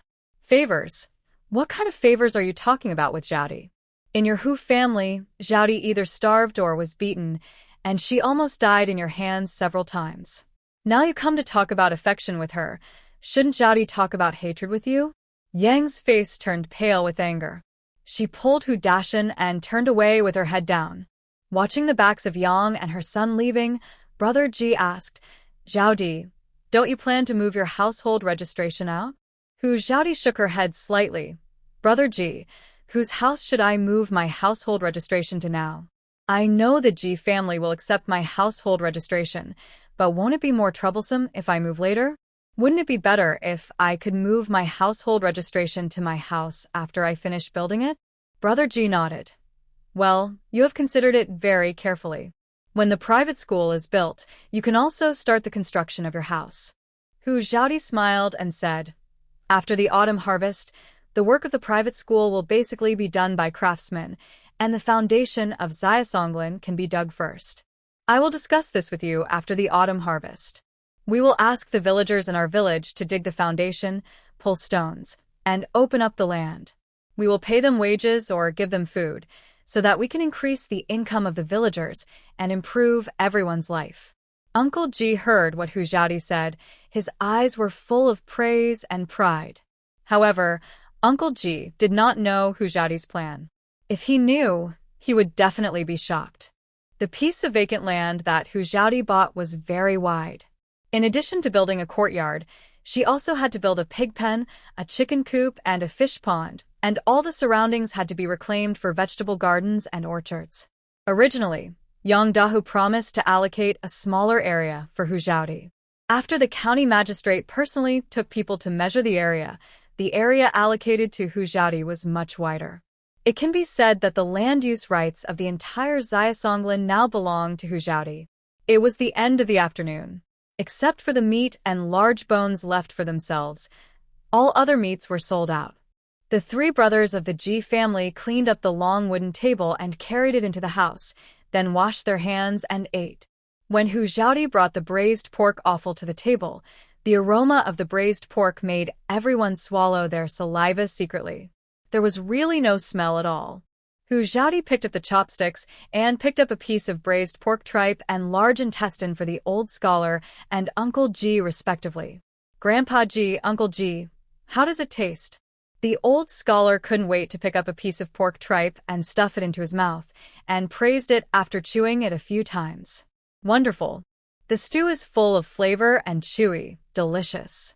Uncle Ji took a piece of pig intestine and stuffed it into his mouth, and couldn't help but praise, "Delicious. This is the most delicious pig intestine I have ever eaten in my life, without any strange taste." Hu Zhaodi smiled and said, "Thanks to Sister Chunhua for washing it clean, Plus the aroma of the stew, it can taste so good. The meal was very rich. Hu Xiaodi also specifically asked Ji Chunhua's 2 children to eat more pork liver and ribs, and each of them had to drink a bowl of soup at the end. The 2 children's mouths were greasy, and their stomachs were bulging. After the meal, the family chatted until dark and then washed and rested. Hu Xiaodi, who had practiced internal strength for 2 hours, fell asleep. The next day, before dawn, Aunt Ji and Ji Chunhua got up to prepare breakfast. The breakfast prepared was mincemeat and vegetable porridge with pickles and white flour buns. The 3 brothers of the Ji family also came to Uncle Ji's house with sickles before dawn. After breakfast, Grandpa Ji harnessed the ox cart and the horse-drawn carriage, and the whole family went to the rice fields to harvest rice. It was the first time for Hu Xiaodi to go to the rice fields, but with the memory of the original owner, she did a good job, just a little slower. The rice fields of the Ji family are almost all connected together, and they cut the rice in a large area. Hu Xiaodi grabbed the rice seedlings with her left hand and swung the sickle with her right hand. There was only a swish sound, and the rice seedlings were broken. After finding the technique, her speed became faster and faster. But compared with the Ji family, who were used to working in the fields, it was still a little bit behind. At a glance, the fields were full of villagers rushing to harvest rice. The rice fields of the Hu family and the Ji family were not far away, and Hu Xiaodi also saw the 4 members of the Hu family. Yang, Hu Dashan, and Zhang were busy harvesting rice, while Hu Yaozu was sitting by the canal playing. The Hu Dashan family was not moving very fast, and even gave people the feeling that they were a bit slow. It was the first time that Hu Yaozu went to the fields with them. In the past, when Hu Xiaodi was still in the Hu family, Yang took him to cook at home. When Hu Xiaodi came back from work, any delicious food had been eaten by Hu Yaozu. When Hu Yaozu was in a good mood, he would leave some for his parents, but he never left any for Hu Xiaodi. Thinking of the original owner's past, Hu Xiaodi wanted to run over and beat Hu Yaozu to vent her anger, but now was really not the right time. 시돌이야. A scream broke the silence in the field. Everyone looked in the direction of the sound and saw Hu Dashan's family of 3 running in the field, and Hu Yaozu was no longer visible around. Yaozu! Yaozu! The 3 Yangs shouted and ran towards the canal. The canal is 1 meter wide, 1 meter and 2 meters deep, with a water depth of about 60 centimeters, and the water flow is a bit fast. Although Hu Yaozu was as fat as a ball, he was short, couldn't swim, and was afraid of falling into the water, so he couldn't stand up at all. By the time Hu Dashan and the other 2 ran to the canal, Hu Yaozu had been washed out about 3 meters by the water. Dashan, hurry up. Go save Yaozu. Yang's face turned pale, her heart in her throat. Hu Dashan threw down his sickle and ran desperately along the canal, hoping to rescue Hu Yaozu as soon as possible. As Hu Yaozu's mother, Zhang was also worried about her only son, so she dropped her sickle and ran along the canal. However, Zhang didn't run far before he stepped on empty air, and with a scream, he fell into the ditch. Hu Dashan turned his head to take a look, without caring about Zhang, and turned back to chase Hu Yaozu desperately. Yang was jumping up and down behind them, cursing, "Zhang, you witch, why are you causing trouble? If you can't save my grandson, I'll kill you." After all, Zhang was taller than Hu Yaozu, but she was too thin. She struggled for a long time before she stood up by the canal. However, she drank a lot of water, which choked her and made her cough. Hu Dashan still ignored Zhang and went straight to chase Hu Yaozu, who was washed away by the water. He ran a long way before catching up with Hu Yaozu and jumped into the canal to rescue Hu Yaozu. Hu Yaozu was already unconscious when he was rescued, and his already bulging belly became even more bulging, like a balloon that was about to burst at any time. Hu Dashan climbed out of the canal, hugged Hu Yaozu and kept shaking him, shouting, "Yaozu, Yaozu, wake up." When Yang saw Hu Yaozu being rescued, she jogged carefully along the canal. When passing by Zhang, he didn't even look at her. His mind and eyes were full of her eldest grandson Hu Yaozu. But no matter how Hu Dashan shook him, Hu Yaozu still showed no signs of waking up. Hu Dashan raised his head and looked around, his eyes fixed on Hu Xiaodi, who was bending over to cut rice. The next second, He picked up Hu Yaozu and ran towards Hu Zhaodi, completely ignoring Zhang, who was still standing in the water, holding the edge of the canal. He even couldn't see the ground because he was holding Hu Yaozu, and he stepped on the back of Zhang's hand. Zhang's face was distorted with pain, but she looked at her unconscious son and endured the pain without crying out. But when Yang passed by Zhang, she was too nervous about Hu Yaozu and didn't pay attention to her feet, so she stepped on the back of Zhang's hand again. Ah!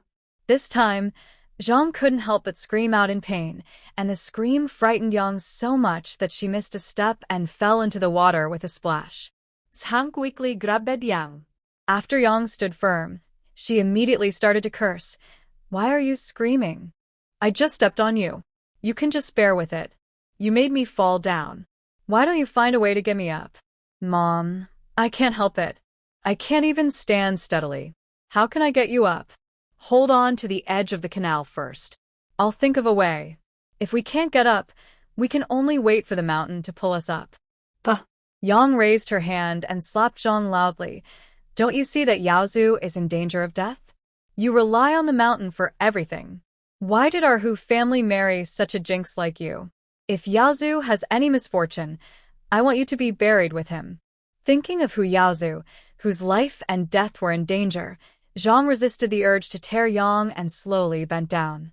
Yang clenched her fists and punched Zhang on the back. "Squat down a little more. How can I climb up so high?" Zhang's eyes were red and tears were rolling in her eyes, but she still bent her legs and squatted down a little more. Yang used her hands and feet and finally pulled Zhang's hair to climb onto her back. Zhang's tears rolled down and fell into the flowing water. She slowly stood up and sent Yang to the edge of the canal. Yang got up from the ground, without even looking at Zhang, and ran after Hu Dashan. "Mom, give me a hand. Can you pull me up first?" Yang said without turning her head. "You figure it out yourself." Zhang's face was full of despair, and her tears fell even more fiercely, but there was nothing she could do. She was just over 1.4 meters tall and couldn't climb up by herself. At this time, Hu Dashan had already come behind Hu Zhaodi with Hu Yaozu in his arms. "Zhaodi, please save Yaozu. He fell into the water." Hu Zhaodi looked at Hu Yaozu, pointed at herself and said, "Do you think my small body can save him? Kneel on one knee and let him lie on your legs to control the water in his stomach." Hu Dashan quickly did as he was told, picked up Hu Yaozu, and put him on his legs. Hu Zhaodi said, "Pat his back." Under Hu Zhaodi's guidance, Hu Yaozu vomited the water in his stomach, but he was still unconscious. Hu Zhaodi went forward to take Hu Yaozu's pulse and saw that Hu Yaozu's pulse was weak and she could hardly feel it. She could only check Hu Yaozu's mouth. After confirming that there was no foreign body in his mouth, she asked Hu Dashan to lay Hu Yaozu flat on the field and began to perform cardiopulmonary resuscitation on him. It would be impossible for her to give Hu Yaozu artificial respiration in her next life. When directing Hu Dashan, Hu Zhaodi's attitude was not good, but Hu Dashan did not dare to complain. When Yang arrived, Hu Dashan was being taught a lesson by Hu Zhaodi and dared not breathe. He silently blew into Hu Yaozu's mouth according to Hu Zhaodi's instructions. Yang looked puzzled. "What are you doing? Hurry up and save my grandson." Hu Zhaodi gave her a cold look. "Come on, I'll get out of the way. You can save him if you can." Yang was so scared that she shrank her neck, not daring to breathe, and could only stare at her precious grandson. After a long time, Hu Yaozu finally woke up with 2 coughs. Yang rushed over immediately. "Yaozu, my grandson." However, she tripped over the rice stubble, and before she could finish her sentimental words, she fell straight on Hu Yaozu. Hu Yaozu, who finally woke up, rolled his eyes and fainted again. Hu Dashan collapsed and yelled, "Mom, what are you doing? I don't ask you to help me at this time, but can you please stop making trouble?" As he said that, Hu Dashan grabbed Yang's arm, pulled her up, and then threw her down on the rice stubble. The rice stubble that had just been cut was still very hard, and it made Yang scream. Hu Zhaodi's mouth twitched again and again, and finally, she couldn't hold back her laughter. Haha.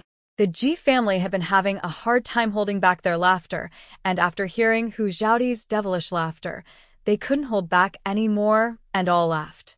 Hu Dashin was embarrassed and annoyed. He was embarrassed because his mother had lost face in front of the Ji family.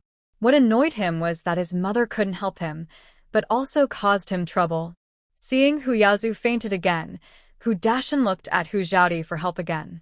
Hu Zhaodi stopped laughing, walked to the edge of the field, took the water bag, tilted her head back, took a sip of water, and sprayed all over Hu Yaozu's face with a puff.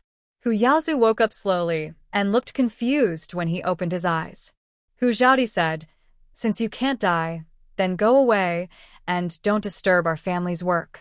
Hu Dashin awkwardly squeezed out a sentence. "Zhaodi, thank you for today. I don't need verbal thanks, get out." Hu Dashin picked up Hu Yaozu, glared at his troublesome mother, and turned to leave. Almost everyone in the family was soaked, and they had to go back to change clothes first. Yang got up from the ground, covered her buttocks, and followed Hu Dashin. The mother and son completely forgot about Zhang, who was still in the canal. It was not until Zhang saw Yang and her son walking away that she yelled at the top of her voice, "Dashin, save me." Hu Dashin turned around and saw Zhang still soaking in the water. He could no longer suppress his anger and yelled at his mother, "Mom, you are really my dear mother." Yaozu's mother fell into the water, and you didn't pull her up. What on earth do you want to do? I won't say anything if you can save Yaozu, but you can't do anything, but you still make trouble for me everywhere. Even if Yaozu's mother doesn't like you, can't you pull her up to harvest rice? You let her soak in the water all the time. If she gets sick, are you going to harvest the food by yourself? Yang, I'm still worried about Yaozu. I think you wish Yaozu would die sooner, or else you'll smash him to death. Yang's tears burst out. Dashin, Yaozu is my grandson. How could I possibly harm him? How could you think of your mother like this? Hu Dashin roared. Then what do you want me to think? Hurry up and pull Yaozu's mother up. Do you really want to harvest the grain by yourself? Only then did Yang reluctantly turn around and walk towards Zhang, cursing. Zhang, you useless waste, you can't even climb up this low. It's a waste of food to live. You might as well just die. However, when Yang cursed and stretched out her hand towards Yang, Zhang's anger was suppressed to the extreme. She reached out and grabbed Yang's hand, pretending to climb up and exerted force, directly pulling Yang into the canal. This time, Yang finally shut up. Zhang was so angry that she pressed Yang to half squat in the water, and she climbed up by stepping on Yang. After she climbed up, she used all her strength to pull Yang up, and the family went home in embarrassment. It was close to the middle of the sea hour. Aunt Ji straightened up and looked at Hu Zhaodi. Zhaodi, are you tired? How about we go back to cook and send it directly to the fields for them later? Hu Zhaodi smiled. Aunt, I'm not tired yet. I've been eating well and sleeping well recently, and my physical strength is much better than before. Let's go back to cook first, and send it directly to the fields for them to eat later. That's good, so that the uncles don't have to run back and forth, and it won't delay the efficiency of work. Our family will definitely be the first to finish harvesting. Back at the Ji family, Aunt Ji lit 2 fires. Aunt Ji was busy washing rice and cooking, while Hu Zhaodi was busy chopping large bones, cleaning them, and boiling soup. After cleaning the large bones and boiling them, Hu Zhaodi went to prepare other dishes. Because they had to be sent to the fields, the dishes prepared by Hu Zhaodi and Aunt Ji were relatively simple, but the portions were large. A big bone soup, a stir-fried pork liver, and a stir-fried vegetable. There was more meat left on the big bone, so Hu Zhaodi didn't stir-fry the meat anymore and would stir-fry it in the evening. When the meat on the big bone was almost cooked, Hu Zhaodi added some radish to the pot. After cooking, it was directly put into a large soup pot with a handle and a lid. The other 2 dishes were put in 2 vegetable washing basins, separated by a square wooden board in the middle, and placed in a basket. Aunt Ji put the steamer full of rice in another basket and placed bowls and chopsticks around the steamer. Hu Zhaodi carried the pot of stewed radish with big bones in one hand and a soup spoon in the other hand. Aunt Ji carried the basket and rushed to the field together. It was really difficult to lift a large pot of big bone and radish soup, so Hu Zhaodi had to secretly use a little internal strength. It took them nearly an incense stick of time to walk to the field. Seeing that Hu Zhaodi was struggling to carry the rice from a distance, Aunt Ji shouted to Ji Chunhua at the top of her voice. Chunhua, come and help Zhaodi carry it. After shouting several times, Ji Chunhua finally heard it. She was about to put down her sickle and run to help Hu Zhaodi, but Ji Wuge was one step faster than her. Ji Wuge ran to Hu Zhaodi, took the soup pot from Hu Zhaodi, and easily carried it to the rice field by himself. Hu Zhaodi shook her hands and shouted, "It's time to eat." The Ji family put down their sickles and went to wash their hands. Hu Zhaodi and Aunt Ji put out the dishes and then busied themselves serving rice to everyone. The lid of the pot was opened, and the rich and tempting aroma instantly emanated. Big Brother Ji said with a smile, "Wow, the radish soup stewed with big bones smells so good." Hu Zhaodi smiled. "Eat quickly. Drink a bowl of soup after the meal, and you will be full of energy later." Third Brother Ji said, "The meal is so rich, it would be a shame to not be motivated enough to cook this pot of soup made by Zhaodi." Ji Chunhua came forward and asked, "Zhaodi, is the Hu family okay when they go back?" Hu Zhaodi shook her head. "I don't know. I saved Hu Yaozu just because I didn't want him to affect my uncle's position as the head of the village. I didn't want him to delay our family's rush to harvest grain. I'm not interested in finding out whether the Hu family is okay after they go back." Big Brother Ji said, "Zhaodi, you have thought too much about it. If Hu Yaozu had any accident, my father, as the head of the village, would naturally come forward, and it would indeed delay the harvest. Hurry up and eat. Anyway, Hu Yaozu went back alive. If he got sick or died after returning, it has nothing to do with us." The Ji family nodded in unison. After eating, taking a short break, and drinking some water, Hu Zhaodi and the Ji family began to get busy again. The three brothers of the Ji family had already started to bundle rice, while Grandpa Ji ran to feed some hay to the horses and cows. Among the vast rice fields, only the Hu family's rice fields were empty, and every household in other villages was harvesting in the rice fields.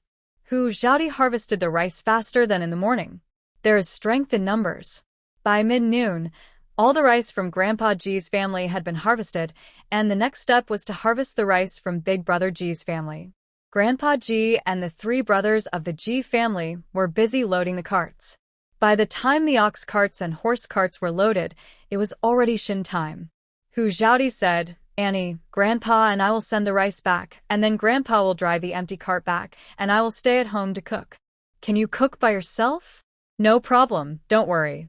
"Okay, take Xiaoying back with you. She can help you." "No need, it's just a few people, I can do it alone." Hu Zhaodi said, turned around, and walked to the side of the road.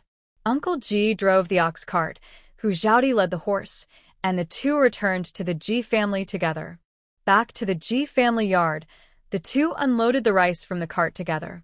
After stacking it under the eaves, Uncle Ji tied the horse reins to the ox cart and drove the ox cart to the field again. Hu Zhaodi went straight into the kitchen and started to make a fire to cook. Although Hu Zhaodi didn't know how to cook rice with an open fire before, she had learned it after watching Aunt Ji cook it several times. Put the rice in the pot and cook until it is half cooked, then scoop it out and drain the rice soup, and then pour it into the steamer to steam it. Hu Zhaodi prepared a rich meal for dinner. There was still the big bone and radish soup, as well as stir-fried pork with peppers, braised eggplant, stir-fried pheasant eggs with leeks, and stir-fried cabbage. As the hour of you approached, all the Ji family members came back. Although everyone's face was full of fatigue, they all had smiles on their faces. After dinner, the body will be very itchy when cutting rice, and it is difficult to fall asleep at night without taking a bath. Hu Zhaodi was about to boil water for a bath when Hu Dashin came in a hurry. "Zhaodi, help. Please save Yaozu and his mother." "What's wrong?" Hu Zhaodi was speechless. Hu Dashin's face was full of anxiety. Yaozu and his mother started to have fever all over their bodies an hour ago, and now it's even hotter, and Yaozu is now having convulsions. Hu Zhaodi twitched her lips. "You came back from the fields early in the morning. People have had a fever for an hour, and you came to me. What are you trying to do?" Hu Dashin's face was full of pleading. "It's my mother. She said that Yaozu and his mother should cover themselves with a quilt and have a good sleep. It will be fine after they sweat. Zhaodi, please, save them."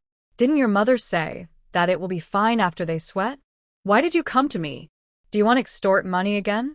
Hu Dashin shook his head guiltily. No, really not. I didn't know they would be so seriously ill. Zhaodi, please, save them. Hu Zhaodi stretched out her hand. It's not impossible to save them. Take out the consultation fee, and the medicine fee is separate. How much do you want? The consultation fee plus the consultation fee is 1 or 2 taels of silver, and the medicine fee is calculated separately. It depends on what medicine the mother and son used.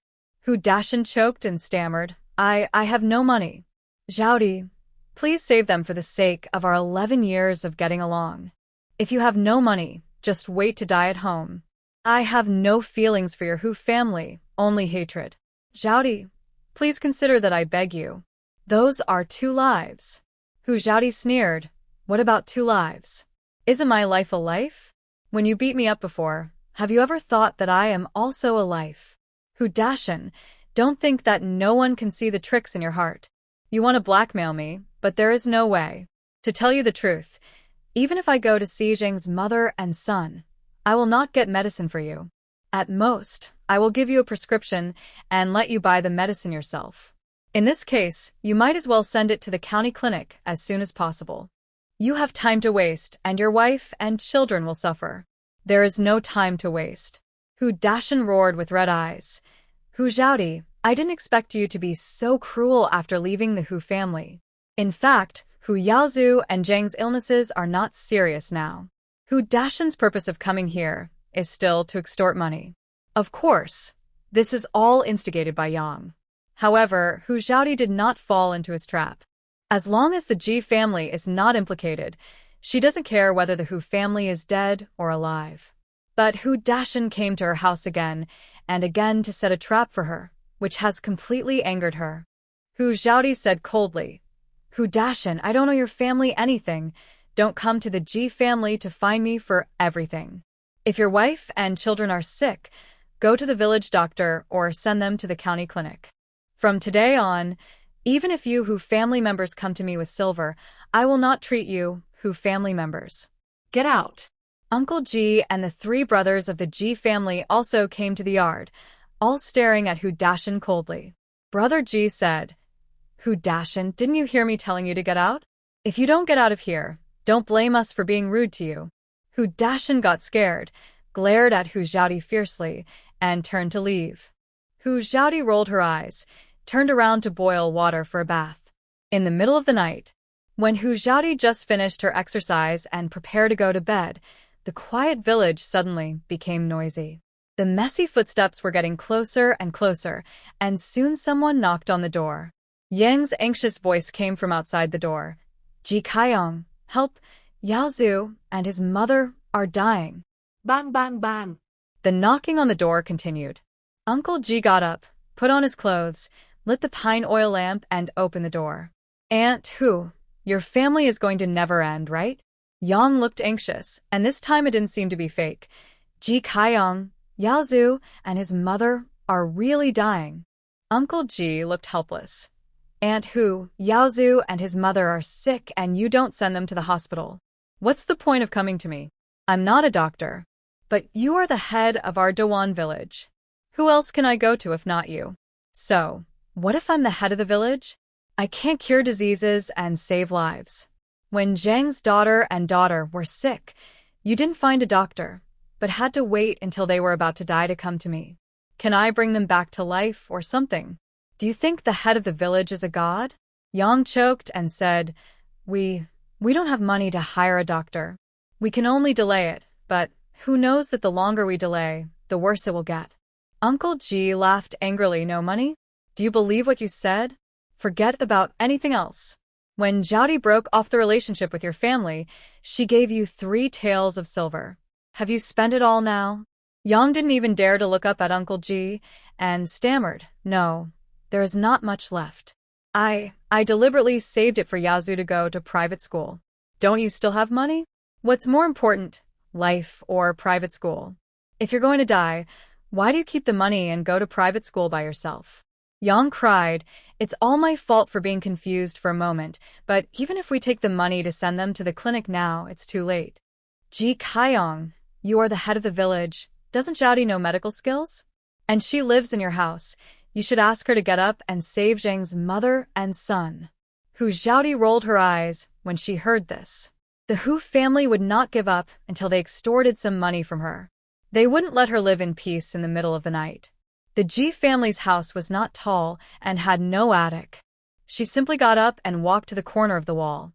After running 2 quick steps, she jumped high, and after using the wall for leverage, she hugged the beam with both hands. She exerted force with her arms, did a standard pull-up, hooked her feet on the beam, and then exerted force on her limbs at the same time, and with a beautiful somersault, she lay steadily on the beam. She stood up and rode on the beam, listening to the noise coming from the main room with her ears perked up. Uncle Ji said helplessly, Zhaodi lives in my house, but whether she is willing to help Zhang and her son is Zhaodi's own business. Even if I am the head of the village, there is no reason to force her. Yang knelt down and cried, Kaiyang, I beg you, please let Zhaodi save Yaozu. He is really dying. Uncle Ji saw that Yang's expression did not seem to be lying, but he still asked again, Are you really not lying? No, I really am not lying. I only have this one grandson. No matter how bad I am, I can't curse him to death. This is the truth. Yang loves Hu Yaozu like the apple of her eye.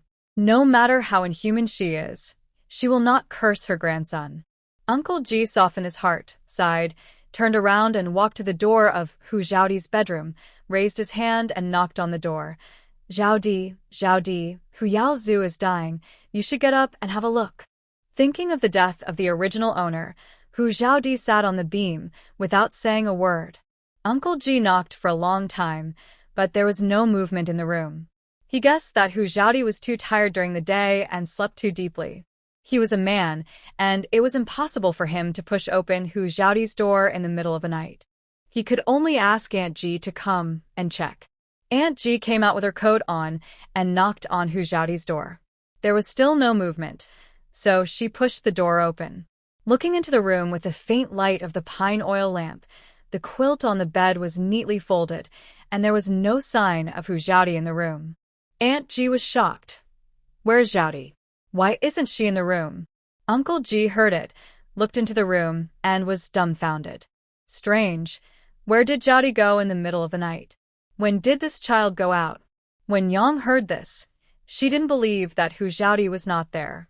She ran into the main hall of the Ji family, squeezed into Hu Zhaodi's bedroom, and looked around.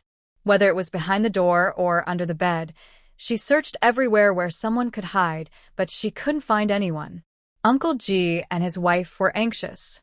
They searched the main room with pine oil lamps, but they still couldn't find anyone. Old man, what should we do? Where did Zhaodi go in the middle of the night? Aunt Ji was so anxious that her voice was filled with tears. I don't know. When I got up, the door was still bolted from the inside, but why wasn't Zhaodi in the room? Hurry, let's go out and look for her. Don't let anything happen. Yang couldn't find Hu Zhaodi after searching for a while. She was worried about Hu Yaozu and could only leave in disappointment. Uncle Ji and Aunt Ji put on their shoes and were about to go out to look for Hu Zhaodi. Hu Zhaodi hurriedly whispered, Uncle, Aunt, don't go out. I'm at home. As she said that, she jumped down from the beam and walked quickly to the old couple. Grandpa Ji and his wife stared with eyes wide open, looking as if they had seen a ghost. Girl, where are you hiding? I was scared to death. Aunt Ji said. Hu Zhaodi smiled and patted the back of Aunt Ji's hand. Auntie, I hid on the beam because I didn't want to get involved in the Hu family's affairs, for fear of getting into trouble. Grandpa Ji looked up at the beam, with a look of disbelief on his face. Girl, how did you get up there? There is no ladder in your room. Hu Zhaodi smiled awkwardly. Uncle, how about I show you? Grandpa Ji was so shocked that he blurted out. Zhaodi, you were not a monkey in your previous life, were you? Pewhee. Hu Zhaodi laughed out loud. Hu Zhaodi swiftly climbed down from the beam and said with a grin, Uncle, I have practiced this. When I went into the mountains and encountered wild beasts, I would not be able to come back if I climbed slowly. Uncle Ji joked, no wonder you dared to go into the mountains alone. With your ability to climb the beams, the wild beasts can only drool at you. That's right. Without some real skills, I really wouldn't dare to go into the mountains. Uncle G suddenly looked serious. Zhaodi, Yang doesn't seem to be lying this time. Hu Yaozu may really be in trouble. Do you want to go and have a look? Hu Zhaodi shook her head. No, uncle, believe it or not. Once I go, if Hu Yaozu can be rescued, the Hu family will not be grateful and will even talk bad about me behind my back. If I can't save him, the Hu family will make me take the blame and say everywhere that I killed Hu Yaozu. So, no matter whether Hu Yaozu can be rescued or not, I won't get any good thing, and I will get into trouble. Uncle G was stunned. It's not impossible. Hu Zhaodi said firmly. It is absolutely possible. Hu Yaozu and Zhang are sick, but they would rather delay than go to the doctor. They come to me again and again, but they are unwilling to spend money on medical treatment. They are just waiting to set a trap for me. How about you go to the county town next time and ask the county magistrate to change your name to Ji with me? Hu Zhaodi smiled and said, Uncle, there is no need to have the surname Ji. We don't have to take your surname to be a family. When my house is built, I will set up my own business and then I can change my name. That's fine. Alas, I can't read or write, and I don't know what name to give me. When the time comes, ask the county magistrate or your grandpa Ji to give you a nice name. Let's talk about it later. It's not right to change your surname now. It will be troublesome to change it again after the house is built. That makes sense. It's getting late. Go back to bed. It's getting late. Hu Zhaodi nodded. Uncle, don't meddle in the affairs of the Hu family. If they don't commit suicide, they won't die. If they want to commit suicide, then let them do as they wish. Okay, go to bed. Uncle G nodded in agreement, carrying the pine oil lamp and returning to the bedroom with Aunt G. Hu Zhaodi also returned to her room, pulled back the quilt, and fell asleep. The next day, the Ji family had just picked up their bowls to eat breakfast when Hu Dashan appeared outside the Ji family yard with a sad face and red eyes. Hu Yaozu was dead, dragged to death by the Hu family. Hu Dashan stood outside the yard and yelled, Hu Zhaodi, you ungrateful witch! Why didn't you save Yaozu? I only have this one son. How could you watch him die? Hu Zhaodi, if you don't save Yaozu, you will die miserably. He was shot even when he was lying down. With a pop, Hu Zhaodi put down her bowl and chopsticks, stood up, and walked out of the hall with a gloomy face. The Ji family also put down their bowls and chopsticks and followed him out, fearing that Hu Zhaodi would suffer. Hu Zhaodi walked quickly to Hu Dashan, raised her hands, and gave Hu Dashan a few big slaps. It's you and your mother I can't bear to see die miserably. You didn't go to the doctor, even though you were sick. You just wanted to set a trap for me all day. Would your son die if you didn't commit suicide? Hu Dashan was stunned, and it took him a while to come back to his senses. You could obviously save Yaozu. Why didn't you save him? Hu Dashan, who came back to his senses, was hysterical. Hu Zhaodi asked back, Why should I save him? Did you give me money? Or, do I owe you a favor? He was your brother, so what if you saved his life? Hu Zhaodi sneered. Former younger brother? What's wrong with saving his life? Doesn't my medicine cost money? Besides, I had nothing to do with this, and you blame me now that he is dead. If I can't save him, you'll blame me for his death, right? Am I your family's professional scapegoat? Hu Dashan stiffened his neck and roared. You are so rich. Do you need that little money to buy medicine? Pa. Hu Zhaodi slept Hu Dashan twice more. Even if I don't need money, I worked hard to earn it. I don't owe you anything. Get lost. Hu Dashan was slapped twice and scolded by Hu Zhaodi again. He could no longer suppress his anger. He raised his hand to hit Hu Zhaodi. But Hu Zhaodi is not someone he can beat whenever he wants now. She grabbed Hu Dashan's wrist and exerted force. Hu Dashan immediately felt that Hu Zhaodi's hand was like a pair of pliers. He couldn't even break free, and his face was distorted in pain. But before he could react, Hu Zhaodi's foot had already kicked him hard in the stomach. With a dull bang, Hu Dashan flew backwards and fell heavily to the ground. You! Hu Dashan raised his head, his face full of disbelief. The Ji family members were all stunned, their mouths opened so wide that a big duck egg could fit in. She was only 14 years old. How could she have such great strength? She could actually kick a grown man like him away. In the eyes of the Ji family, Hu Xiaodi is so awesome. But in Hu Dashan's eyes, Hu Xiaodi was too terrible. Hu Xiaodi's eyes were filled with murderous intent. Get lost. Hu Dashan had never seen Hu Xiaodi with such a terrifying look in her eyes, and he was completely scared.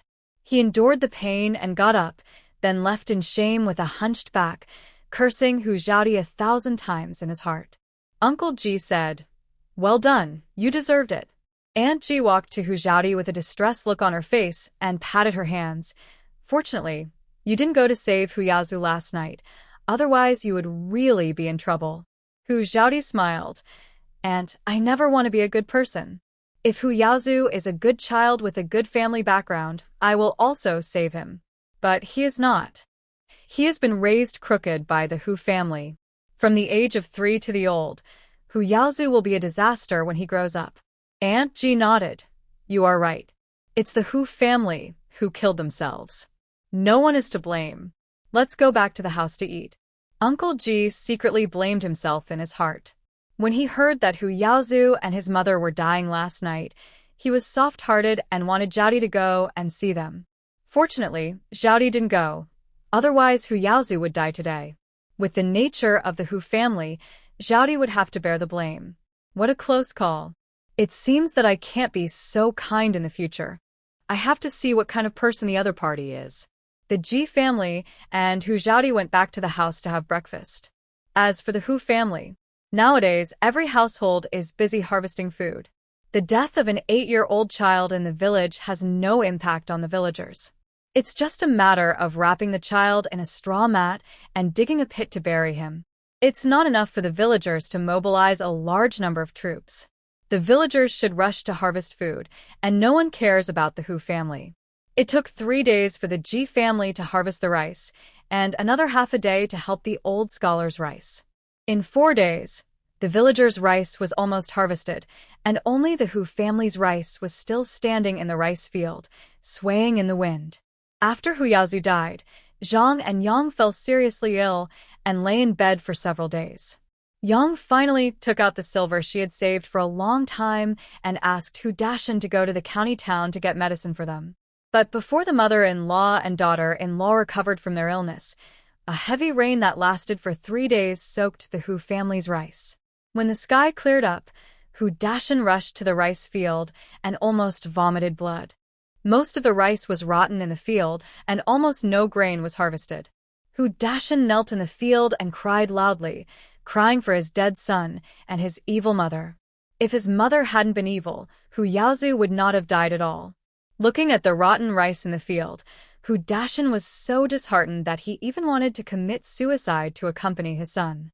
Hu Yaozu was the only child of the Hu family. Now he was gone, and the rice was gone. There were only some corns left, and they didn't know how to get through the year. Maybe it was all retribution? When Yang learned that there was little rice left in the rice field, she vomited a mouthful of blood and was almost out of breath. Hu Dashan was so scared that he pinched her in Zhong and fed her water. After a long time, Yang finally opened her cloudy eyes. The next second, Yang cried out, "Wow! Oh, God! What sin have I committed? Why do you treat our Hu family like this? Our grandson is gone, the rice is gone. How can we survive?" Yang cried heartbreakingly. Hu Dashan, who had reached the limit of his patience, roared with red eyes. "Why are you crying? You still have the face to cry? If it weren't for you, would Yaozu die? If you hadn't pulled the child's mother out of the canal, would the child's mother get sick? If it weren't for you being reluctant to use the money to pay for Yaozu and his mother's medical treatment, would the child's mother be bedridden and delay the rice harvest? Yaozu is gone, and the rice is rotting in the fields. You knew to cry, but are you satisfied with the result now?" Yang forgot to cry because of Hu Dashan's roar. She looked at him in disbelief. After a long while, she murmured, "You blame me? Dashan, you actually blame me? How can I feel good when Yaozu is gone? The rice is rotten, and my heart is bleeding. But all this is caused by you. From now on, I won't give you a penny. Otherwise, I will get sick one day and have to lie in bed waiting to die. Yang's head buzzed, and she was completely confused. This was the first time that her son Hu Dashan and her were separated. Hu Dashan stepped forward and pulled Yang away, found a piece of broken silver in her pillow, and turned to leave Yang's room. When he came to Zhang's room, he carried Zhang, who was still too sick to get out of bed, out of the room. Yang shouted, "Dashan, come back to me. I am your mother. You can't ignore me." However, Hu Dashan didn't even look back and walked towards the county town with Zhang on his back. The villagers have started to harvest corn in the past 2 days. Hu Zhaodi and the Ji family are the same. The whole family is united and working together to harvest the food. In a blink of an eye, half a month passed. All the food of the Ji family was taken back. The men focused their energy on building private schools, while the women stayed at home drying rice. Hu Zhaodi still went into the mountains to hunt and dig medicinal herbs as usual, filling her own small treasury bit by bit. Occasionally, she would hear villagers talking about the Hu family, but she always turned a deaf ear to them and was not curious or inquiring. Half a month later, with the help of the villagers, the private school was successfully completed. On the day of completion, the old scholar smiled with wrinkles all over his face. "Zhaodi, the private school is built. When do you plan to hire a carpenter to make tables and chairs?" Hu Zhaodi smiled faintly. "I don't plan to hire a carpenter. Let's go to the county town to buy it directly, otherwise it will take too much time." "Then when do you plan to buy it?" "I'll go with you, and buy the books by the way. Let's go tomorrow. Let's drive all the ox carts and horse carriages there, and start the class as soon as we get back." The old scholar was stunned for a moment, turned around, and left without saying a word. Hu Zhaodi was confused. "Grandpa Ji, where are you going?"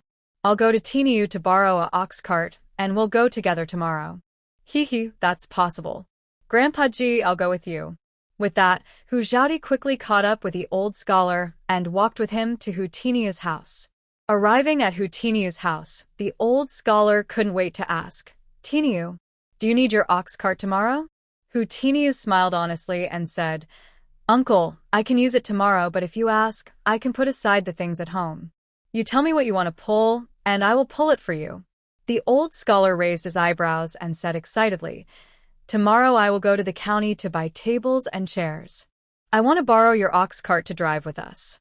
It will be more convenient if we can pull them back in one trip." "No problem. I'll harness the cart for you tomorrow morning, just drive it." Hu Tiniu suddenly thought of something, blinked his eyes and asked, "Uncle, can you drive an ox cart?" The old scholar smiled awkwardly. "I really can't, but it should be no problem for me to lead the ox." Hu Tiniu frowned. "Forget it. You're so old. Going to the county town and back will tire you out. Who will teach the children in our village?" "I'd better go there. It won't delay much." The old scholar smiled. "It would be best if you could come with us." Then it's settled. Meet up at Ji's house tomorrow morning and set off together. "No problem." Hu Zhaodi said, "Uncle Hu, don't forget to bring a rope. Come to Ji's house tomorrow morning for breakfast." Hu Tiniu scratched his head. "Honestly, no need for breakfast. I can just eat something at home. Just come if I ask you to. Don't be so hesitant." "That would be so embarrassing." Hu Zhaodi raised her eyebrows. "Uncle Hu, can I stay at your house for dinner tonight?" "Of course, no problem. I'll ask your aunt to boil 2 eggs for you." "Okay, Uncle Hu, I'm just kidding. You see, you didn't object when I said I'd stay at your house for dinner. I'm lending you the ox cart, and the people as well. What's there to be embarrassed about going to Ji's house for breakfast?" Hu Tiniu was ecstatic. "Okay, I'll definitely go, Zhaodi. You're really a capable person. You're the one I admire most in Dawan village." Hu Zhaodi smiled and waved her hand. "Then we'll go back first. See you tomorrow." "Okay, see you tomorrow." Hu Zhaodi and the old scholar returned to Ji's house for dinner. After dinner, Hu Zhaodi took out the clothing pattern she had drawn a few days ago and showed it to Ji Chunhua. Ji Chunhua's eyes lit up. "Zhaodi, these styles are so beautiful, my God. I can't imagine how good such clothes will look when they are made and worn." Hu Zhaodi smiled and said, "Sister Chunhua, as long as you can make all the patterns I drew, our clothing store will be open for business soon." Ji Chunhua's face was full of fighting spirit. I will definitely make it as soon as possible. I look forward to the opening of our clothing store. Hu Xiaodi clenched her fists and made a cheering gesture. Come on, Sister Chunhua. I believe in you. Ji Chunhua thought for a while and said, Xiaodi, actually my sister Chunlan is also very good at needlework, but she married a good man and didn't suffer much grievance at home. Hu Xiaodi nodded. This is a good thing. She is good at needlework, and you can let her do it with you. Then she can make money, and her in-laws will look down on her even less. Okay, I'll go to her tomorrow and ask her if she is willing to work with me. Well, it would be best if she is willing to join us. If she is not willing, we should not force her. She has her own choice. Ji Chunhua nodded. Okay, I understand. Aunt Ji kneaded the dough before going to bed so that she could make steamed buns the next morning. That night, Hu Xiaodi practiced her internal strength for 2 hours and then went to bed. The next day, early in the morning, Aunt Ji got up to make breakfast. Hu Xiaodi and Ji Chunhua also got up early to help. Half an hour later, a pot of white rice porridge, 2 side dishes, a plate of pickles, and 2 baskets of white flour steamed buns were out of the pot. At dawn, the old scholar and Hu Tiniu arrived at the Ji family. Hu Tiniu had already harnessed the ox cart and drove the ox cart outside the Ji family's yard. Hu Xiaodi quickly took some fodder to feed the ox. Hu Tiniu smiled and said, Xiaodi, I have already fed the grass, no need to feed. It's okay, we eat and the cows should eat more too, because we have to work today. Hu Tiniu still had a simple smile. Okay, come into the house to eat, and we will leave after breakfast. After Hu Xiaodi finished speaking, she put the grass in front of the cow and turned to go into the house. Looking at the rich breakfast of the Ji family, Hu Tiniu's eyes were wide open. White rice porridge and white flour buns are not affordable for everyone. After breakfast, Hu Xiaodi put the medicinal materials she had collected during this period on the carriage and set off for the county town with Uncle Ji, the old scholar, and Hu Tiniu. Ji Chunhua took her 2 children to her sister Ji Chunlan's house. The old scholar sat next to Hu Xiaodi, chatting with Hu Xiaodi excitedly, all about the private school. The old scholar is now full of energy and has high hopes for the private school, looking forward to the private school being full of students who will learn to read and write with him.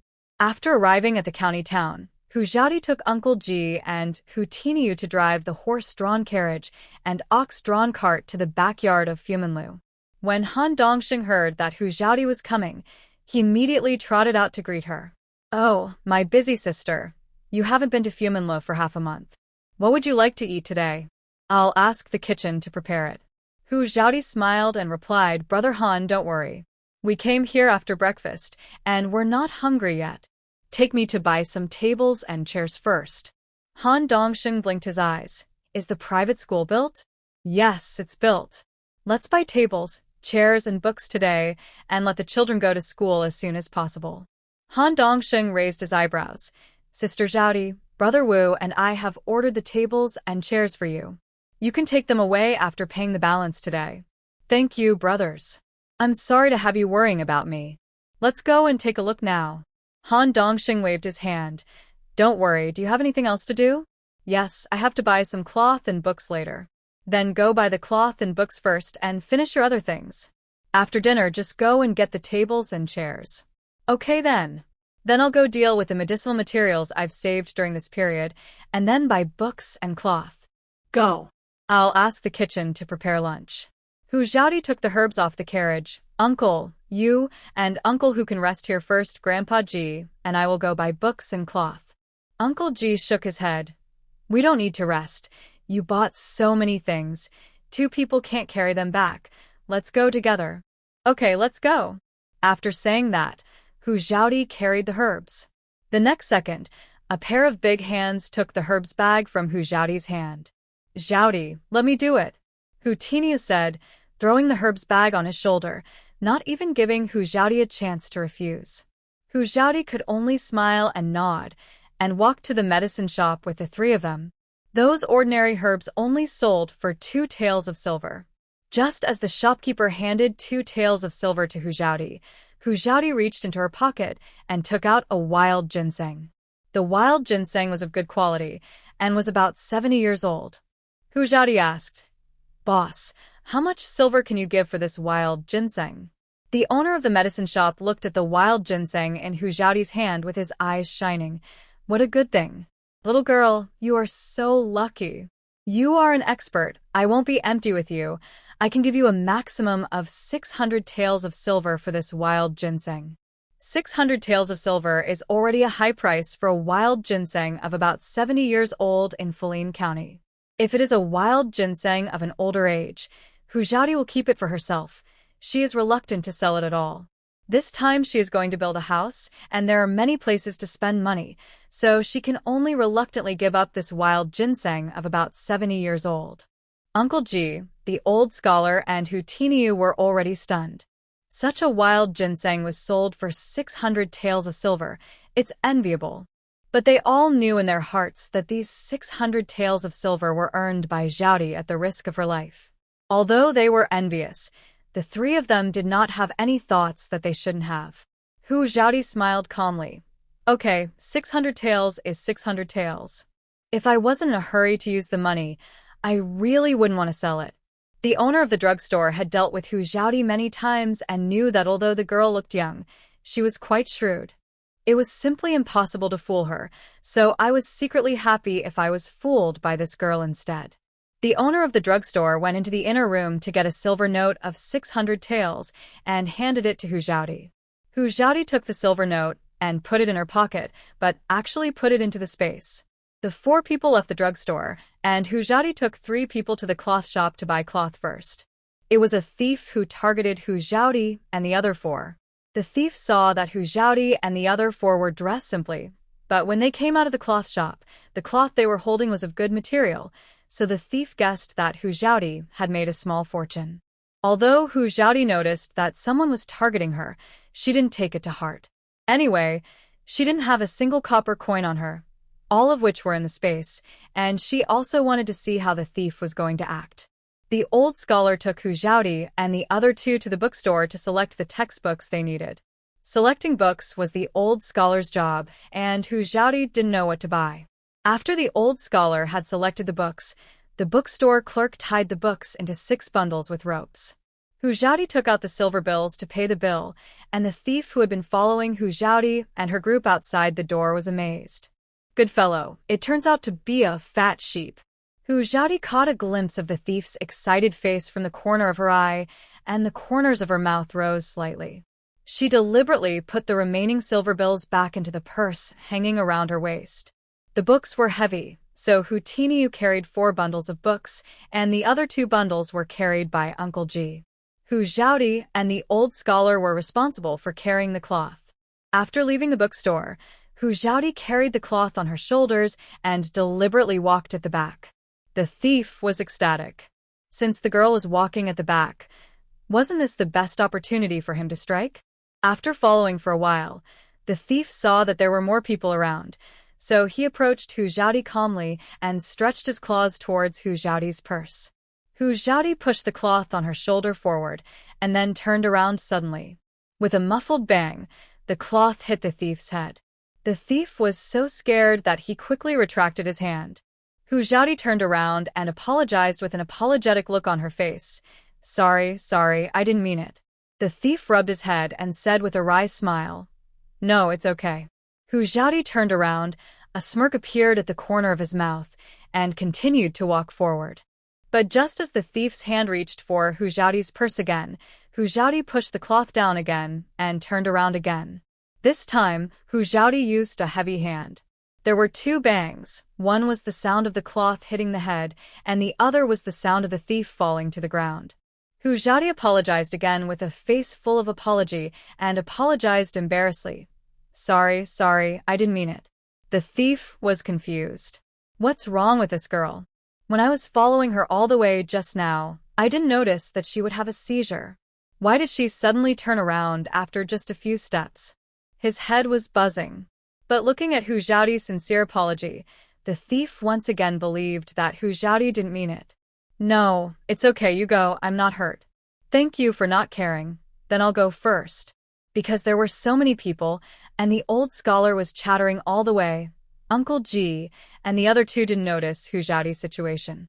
Hu Xiaodi strode to catch up with Uncle Ji and the other two, and the thief quickly got up and quickly caught up with Hu Xiaodi.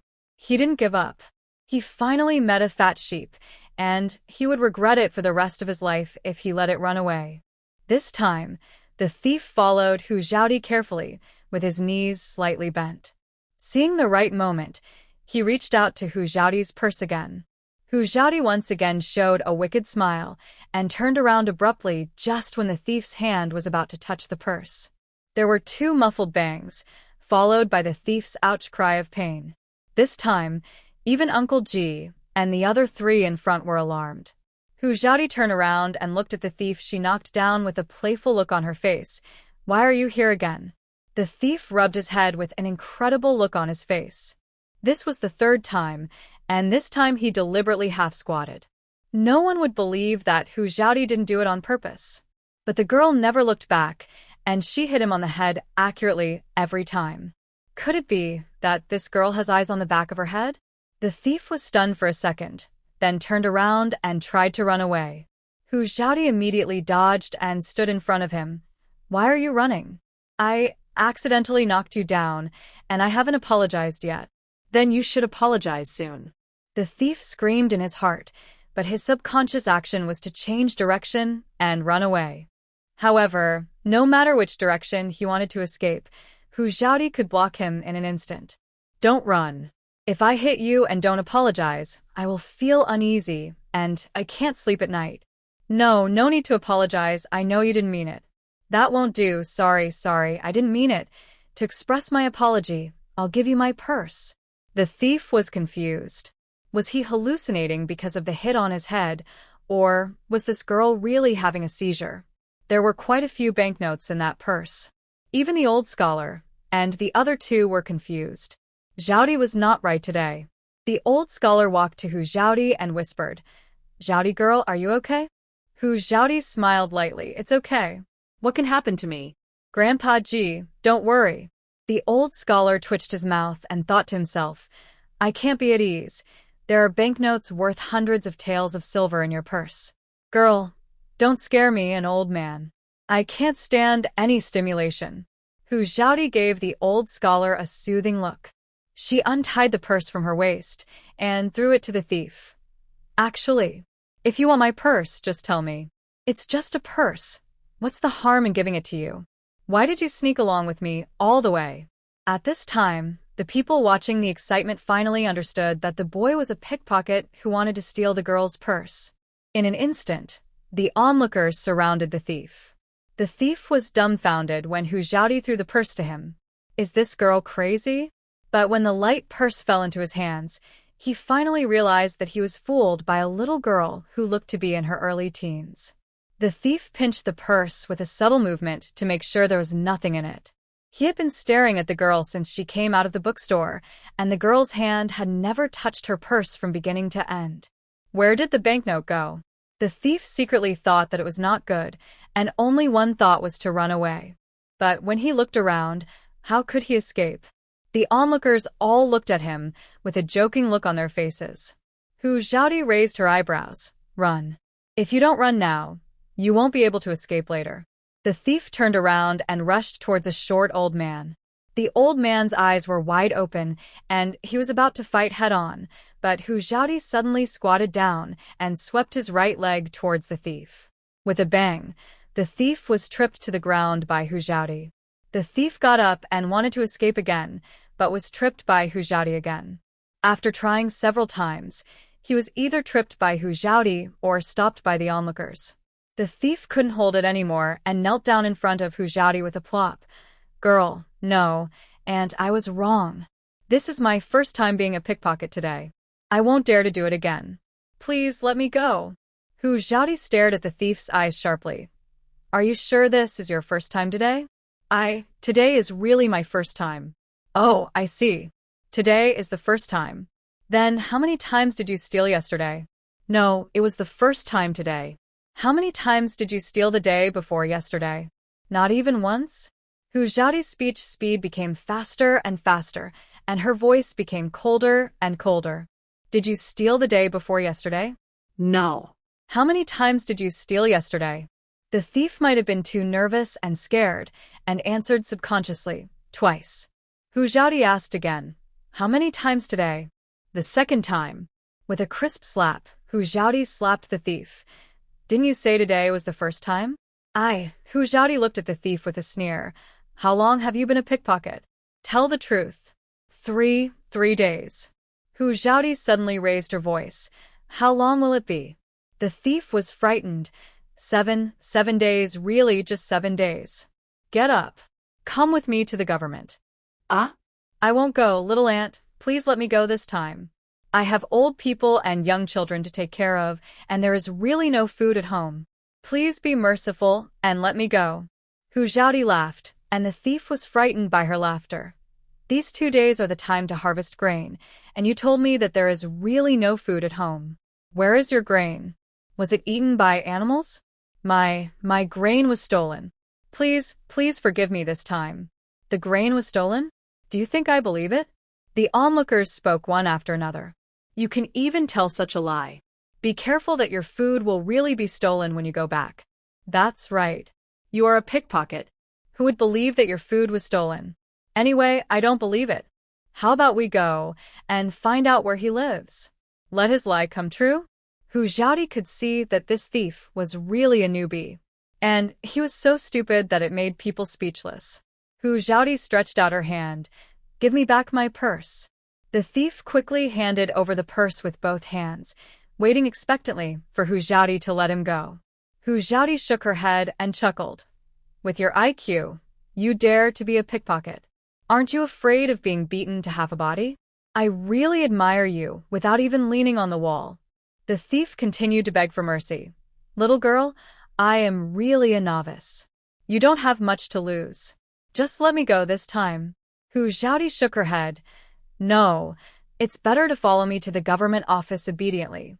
Don't let me do it." The thief's eyes suddenly changed, gritted his teeth, stood up and pounced on Hu Xiaodi. Hu Xiaodi reacted very quickly and kicked the thief in the stomach, knocking him to the ground.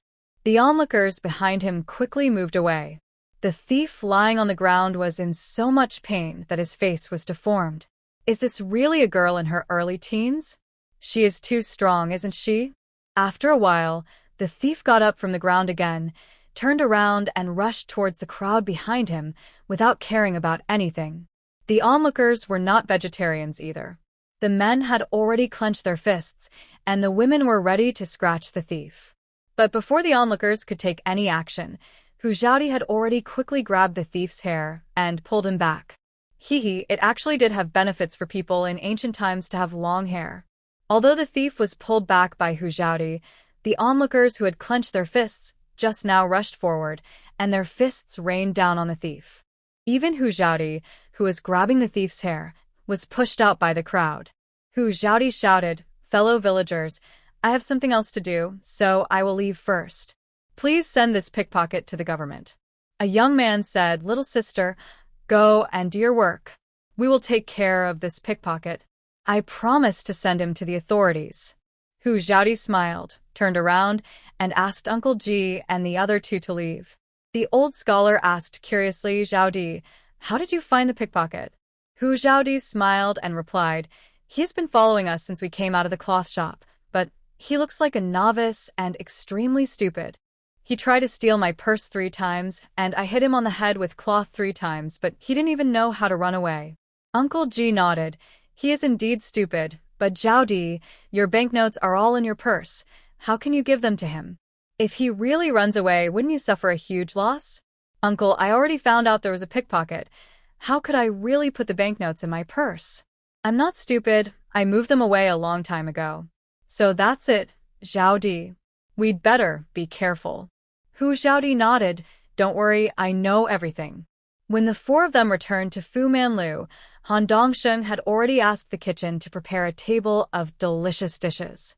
It was dinner time, and the lobby of Fu Manlu was full of people, and the business was booming. Wu Yinghai had already arrived at Fu Manlu and was chatting with Han Dongsheng in the backyard while waiting for Hu Xiaodi. Seeing Hu Xiaodi and the other 3 coming back, Wu Yinghai immediately took them to the private room on the 2nd floor, and Han Dongsheng ordered the waiter to serve the dishes. After entering the private room, Han Dongxing looked at Hu Xiaodi with a flattering expression. Sister Xiaodi, do you have any new dishes to teach my chef at Fumanla today? Hu Xiaodi smiled and shook her head. Brother Han, we are a bit pressed for time today. Can I teach you next time? Okay, of course I can. You don't know, but those new dishes you taught me are now the most popular signature dishes of our Fu Man Lu Wuing Hai said. Sister Xiaodi, Brother Han is so lucky. Now the business of Fu Man Lu is booming. Han Dongsheng looked proud. That's all thanks to Sister Xiaodi. Many customers come for the new dishes. They say that the more they eat, the more they want to eat. Wuing Hai pouted. Sister Xiaodi, how about I open a restaurant too? I'll pay the money and you'll be responsible for teaching the chef to cook. How about we split the profits equally? Hu Xiaodi could see that Wuing Hai was just. I was joking, so he smiled and nodded. I'll think about it. Han Dongxing glared at Wuing Hai fiercely. Brother Wu, you are not kind. Can we continue to be brothers? Wuing Hai looked provocative. With Sister Xiaodi here, you, the younger brother, are dispensable, so don't threaten me with brotherhood. How can a younger brother be more important than a younger sister? Han Dongxing picked up a piece of honey roast goose and put it in Hu Xiaodi's bowl and said with a smile, Brother Wu, don't forget that Sister Xiaodi knew me first. Hu Xiaodi was speechless. Two sworn brothers. You two are equally important in my heart. Can you stop fighting? Okay. The two answered at the same time. At the same time, the two also picked up dishes and stuffed them into Hu Xiaodi's bowl. Hu Xiaodi raised the corners of her mouth and buried her head in eating. After the meal, Han Dongxing packed several more meat dishes for Hu Xiaodi and then drove the ox cart and horse carriage to pull tables and chairs. The tables and chairs were all custom-made according to the special tables and chairs used in the private school, and a total of 50 sets were made. In fact, a private school classroom could not accommodate 50 sets of tables and chairs, but at the beginning, Hu Xiaodi only planned to open one classroom. When she arrived at the place where the tables and chairs were custom-made, Hu Xiaodi paid the balance and began to load the car. 50 sets of tables and chairs and books and cloth were all tied to the ox cart and horse cart. The four people said goodbye to Han Dongsheng and Wuing Hai and drove the car out of the county. The old scholar and Hu Xiaodi sat side by side in the carriage, with Hu Xiaodi holding the reins in one hand and the whip in the other. After leaving the county town, the old scholar suddenly said, Girl, your two sworn brothers are really good and worth making friends with. Hu Xiaodi nodded slightly. Indeed, they are good. Although they both have their own agenda, I also have my own agenda for them, so we are even. If we had no agenda, we wouldn't get together, but your two sworn brothers are really good people. Indeed, otherwise I wouldn't have been in contact with them so often. Well, girl, you have a good eye for people. While chatting along the way, they arrived at Dewan village unknowingly. As soon as they entered the village, 3 carts of tables and chairs immediately attracted the attention of the villagers. Someone asked, Xiaodi, when can your private school start classes? Hu Xiaodi smiled and replied, Uncle, I will organize the tables, chairs, and books in the next 2 days, and the classes will start in 2 days. But the children can start to register tomorrow, and they can go to Grandpa Ji to register. Okay, I will take my son to Uncle Ji to register tomorrow. Xiaodi, I helped to build the private school, so you have to give me a discount on the tuition. Uncle, don't worry, I mean what I say. As long as you help to build the private school, there will be a discount on the first year's tuition. It's just like my wages for everyone. Okay, that's great. The children will be able to go to school in the village in the future. Hu Xiaodi nodded and said, Of course, Uncle, I have a favor to ask of you. What's it? You can bring the children to register tomorrow, and please help me promote it when you are free. No problem, Xiaodi. Do you want to send the tables and chairs directly to the private school now? Hu Xiaodi nodded. Yes, we will send them directly now. I have nothing to do right now. I'll go with you to unload the truck. Other villagers also echoed. I'll go too. This is the private school our children will attend in the future. That's right. If it weren't for Xiaodi, our children would have to go to the county town to attend the private school. Not only is the journey far, but it's also expensive. Come on, everyone go and help. Of course, some people want their children to go to private schools, while others don't want their children to go to school. Those who don't want their children to go to school think that it's useless for their children to go to school. It's better for them to go to the fields with adults to work early to help reduce the burden on their families. Especially for families whose children who are suitable for studying are girls, they never thought of sending their girls to private schools. In their minds, girls will eventually get married when they grow up, and they can help the family with some work before they grow up. When they grow up, they really have no value except for some dowry money. This is why people have always valued boys over girls. Those families who didn't want their children to go to school lowered their heads and left silently. Families who wanted their children to go to school all went to the private school to help with excitement. In fact, when the old scholar was the supervisor of the private school, he would talk about the benefits of reading to the villagers who came to help every day. He even used the words that Hu Zhaodi had used to persuade him to admonish the villagers. Children do not necessarily have to take imperial examinations to study. They can also seek other ways out. All the villagers who built the private school together at that time listened to it. Only those villagers who are unwilling to send their children to school still hold on to the old idea that sending their children to school is a pure waste of money. When we arrived at the gate of the private school at the east end of the village, everyone helped to unload the truck and put the tables and chairs neatly in the classroom. All the remaining tables and chairs were placed in another classroom that was not planned to open. There is a separate room on the far right of the private school, which serves as a lounge for old scholars. After the books were unloaded from the carriage, they were all moved into the old scholars' lounge. After locking the door, Hu Zhaodi and her group returned to the Ji family. Hu Zhaodi asked Hu Tiniu to send the ox cart back and then returned to Ji's house for dinner. Hu Tiniu wanted to refuse, but when he saw the food box that Hu Zhaodi took down from the carriage, he swallowed the words of refusal. The delicious lunch at noon had completely conquered him. As soon as Hu Zhaodi entered the room, Ji Chunhua couldn't wait to pull her sister Ji Chunlon in front of Hu Zhaodi. "Zhaodi, my sister has agreed to make clothes with me." Hu Zhaodi was delighted. "Really?" "Yes, it's true.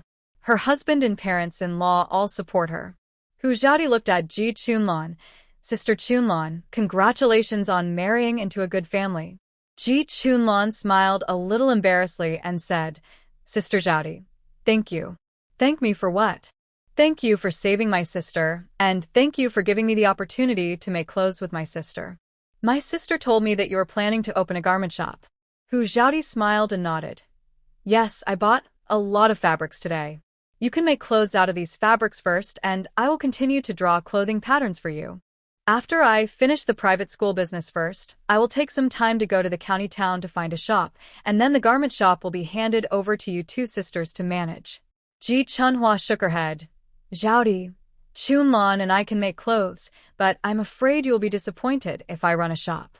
Hu Zhaodi smiled and patted the back of Ji Chunhua's hand. "Sister Chunhua, no matter what we do, no one is born with the ability, but we can learn just like you make clothes. I don't believe you are born with the ability." "Can Chunlon and I do it?" Hu Zhaodi raised her eyebrows. "Do you have so little confidence in yourself?" "Sister Chunhua, I believe you and Sister Chunlon can do it. As long as you study hard, there is nothing you can't learn." Ji Chunhua's face was firm. "Well, I will work hard. And Sister Chunlon, your children can also be sent to the private school in our village." Ji Chunlon nodded. "Yes, I know, my sister has told me. Zhaodi, you are amazing. I am just a little luckier, it's nothing special." Hu Zhaodi said and handed 2 food boxes to Ji Chunhua. "Sister Chunhua, take these to the kitchen to heat them up and eat them later." After dinner, everyone chatted for a while. After arranging tomorrow's affairs, the old scholar and Hu Tiniu went home to rest. When Aunt Ji saw the old scholar and Hu Tiniu leave, she urged Hu Zhaodi to take a shower. After taking a shower, Hu Zhaodi went to bed early to practice cross-legged. 2 hours later, the airflow around Hu Zhaodi suddenly changed. She knew very well that this situation would only occur before her internal strength broke through a level. Feeling that she was about to break through, she immediately gathered her mind and concentrated on breaking through. While she was concentrating on breaking through, the hidden bracelet on her wrist also appeared automatically and became slightly hot. Without Hu Zhaodi's knowledge, her space was also upgrading. It took her a full half hour to successfully break through a level. She didn't know how the levels of martial arts were divided in this era. According to the martial arts level of the previous life, there are 10 levels: warrior, martial artist, martial spirit, martial king, martial emperor, martial master, martial saint, martial emperor, and martial god. And now Hu Xiaodi has broken through from a warrior to a martial artist. The higher the level, the harder it is to break through. She herself did not expect to break through to the martial artist level in such a short time. Just when she was excited about the breakthrough so quickly, her eyes accidentally caught a glimpse of the bracelet on her wrist that was originally hidden and revealed again. And she always felt that the color of the bracelet was more transparent. She put her right hand on the bracelet, probed into the space with her mind, and was surprised to find that the space had become much larger. And a well appeared out of thin air in the center of the open space. Hu Xiaodi blinked in disbelief. When did this well appear? Before, because living things could not enter the space, Hu Xiaodi rarely checked the situation in the space, and basically just used the space to store and retrieve items.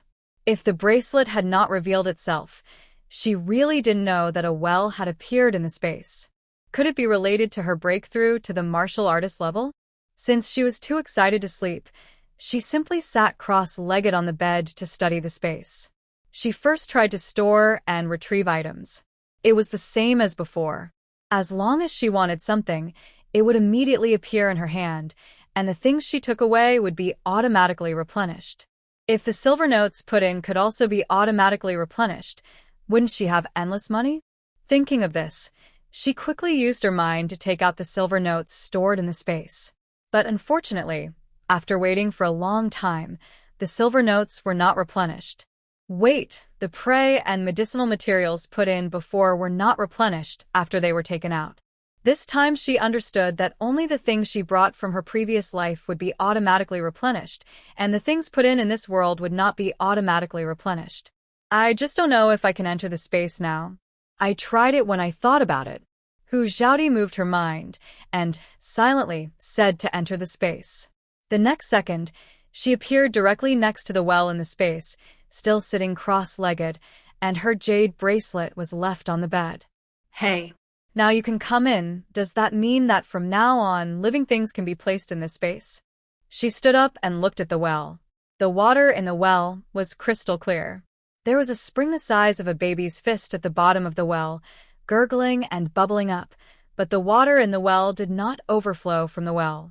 Oh my goodness! Could this be the spiritual spring described in the novel? She turned and went to the 3rd floor of the supermarket, found a water cup, and took some spiritual spring water to taste. The spiritual spring water tastes sweet and leaves a lasting aftertaste.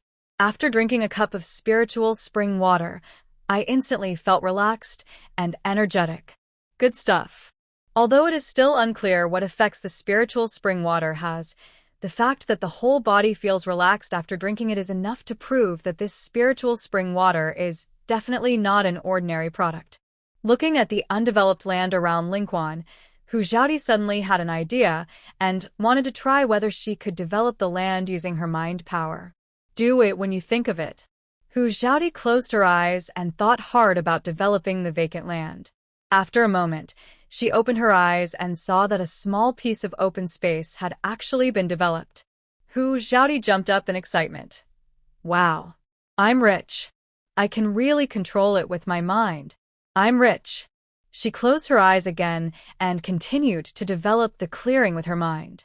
After an incense stick of time, she felt weak all over and beads of sweat appeared on her forehead.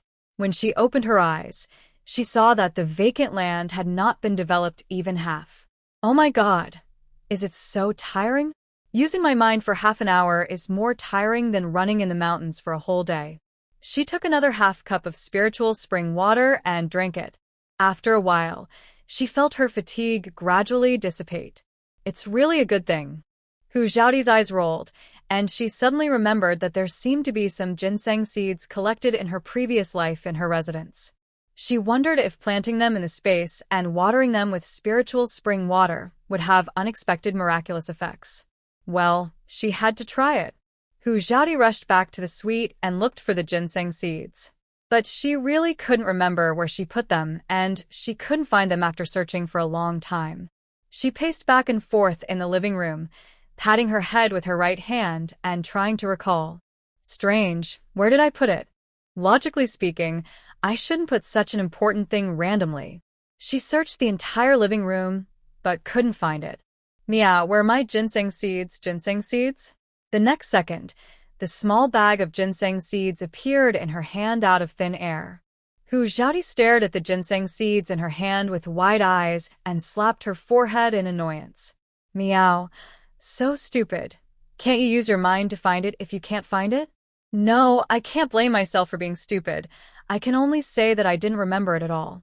She took the ginseng seeds to the spiritual spring, planted about a dozen seeds, and then took some spiritual spring water to water them. She didn't dare to plant too many when she first tried it, for fear of wasting the hard-earned seeds. If she could get miraculous results after trying it, she could plant on a large scale, without any scruples.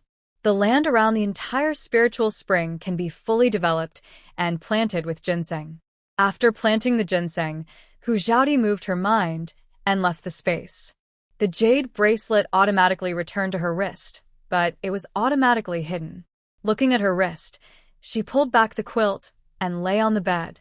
But she was too excited and didn't feel sleepy at all. She tossed and turned for a while, but she couldn't fall asleep.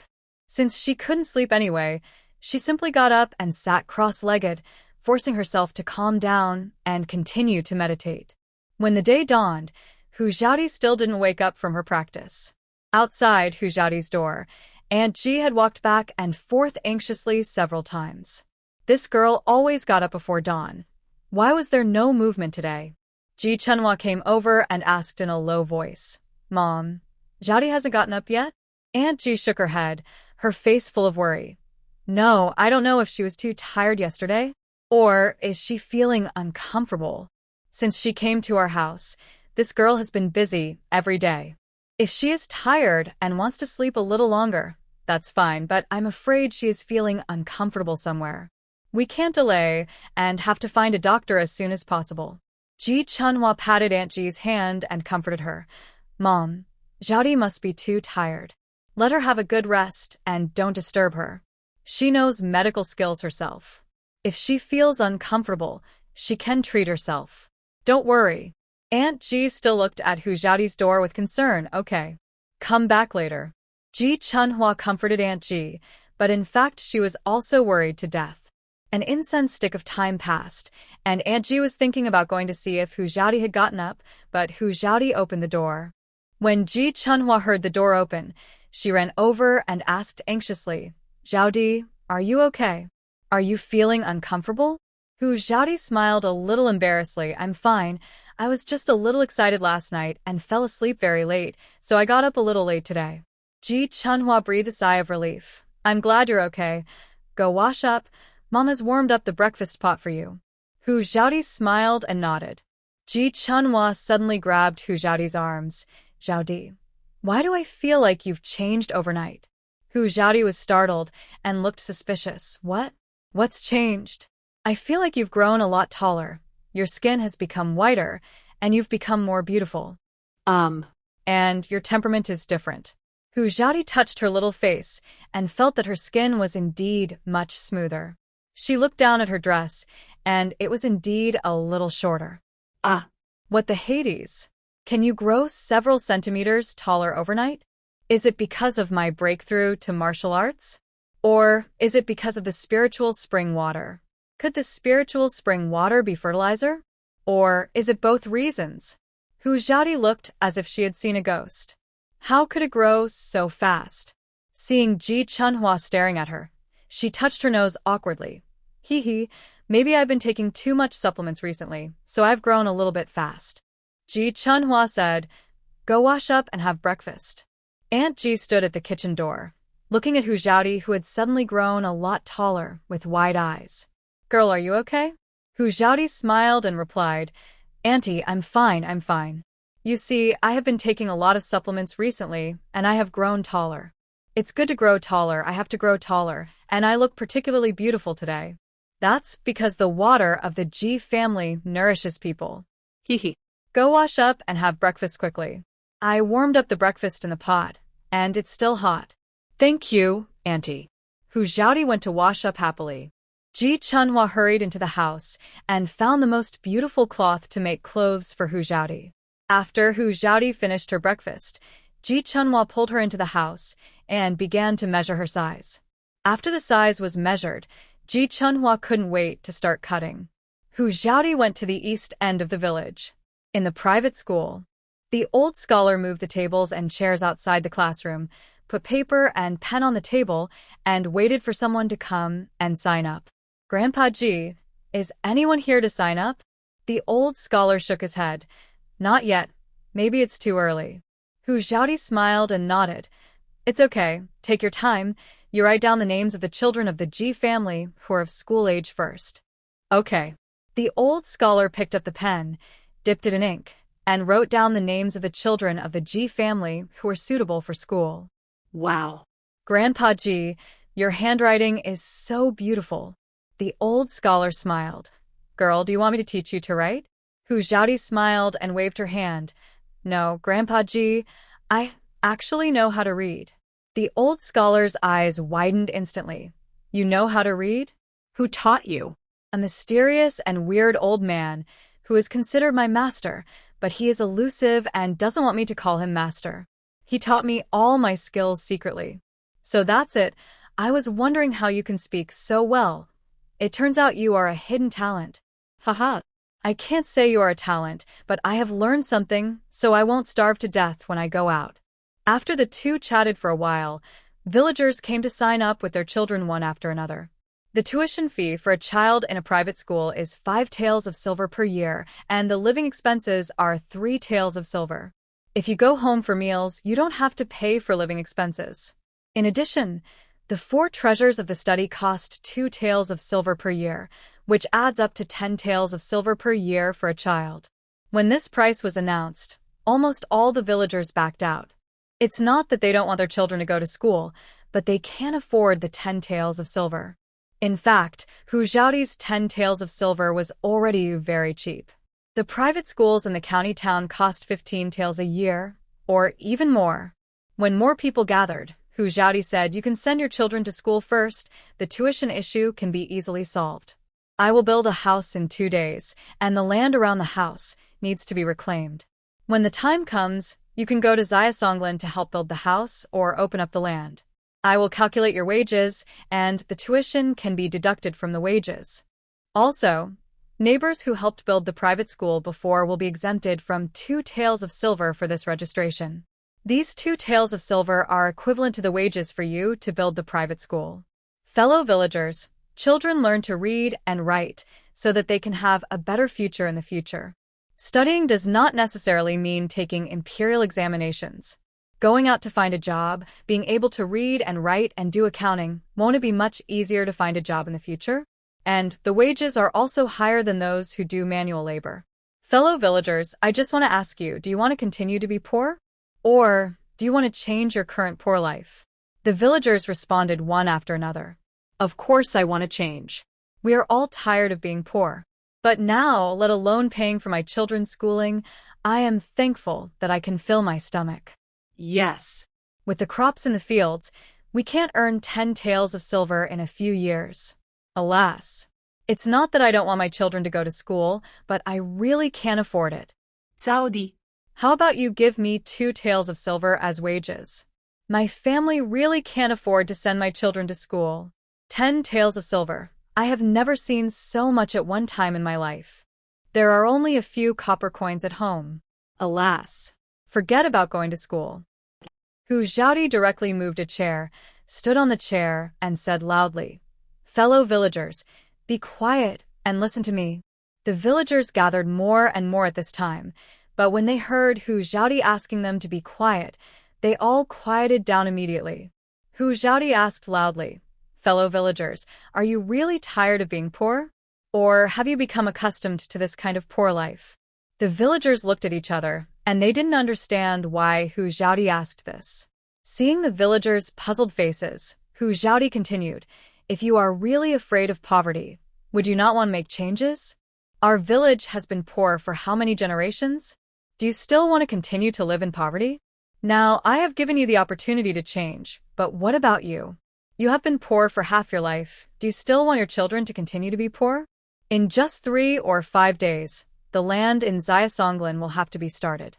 You don't have money now. I don't ask you to pay the tuition now. I can deduct a little from your wages every month.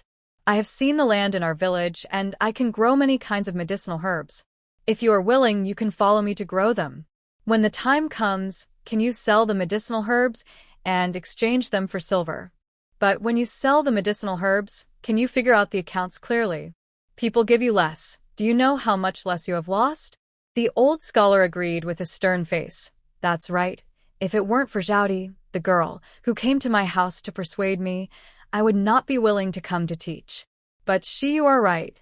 Dewan village is already poor enough. If we don't change, we will still be hungry and cold. Even if your children fail to pass the imperial examinations in the future and go out to work as accountants for others, or do some small business on their own, they will not suffer losses if they can do accounting, right? Hu Zhaodi sighed. Okay, you think about it yourself. Whether your children go to school or not, and whether they have a bright future, has nothing to do with me.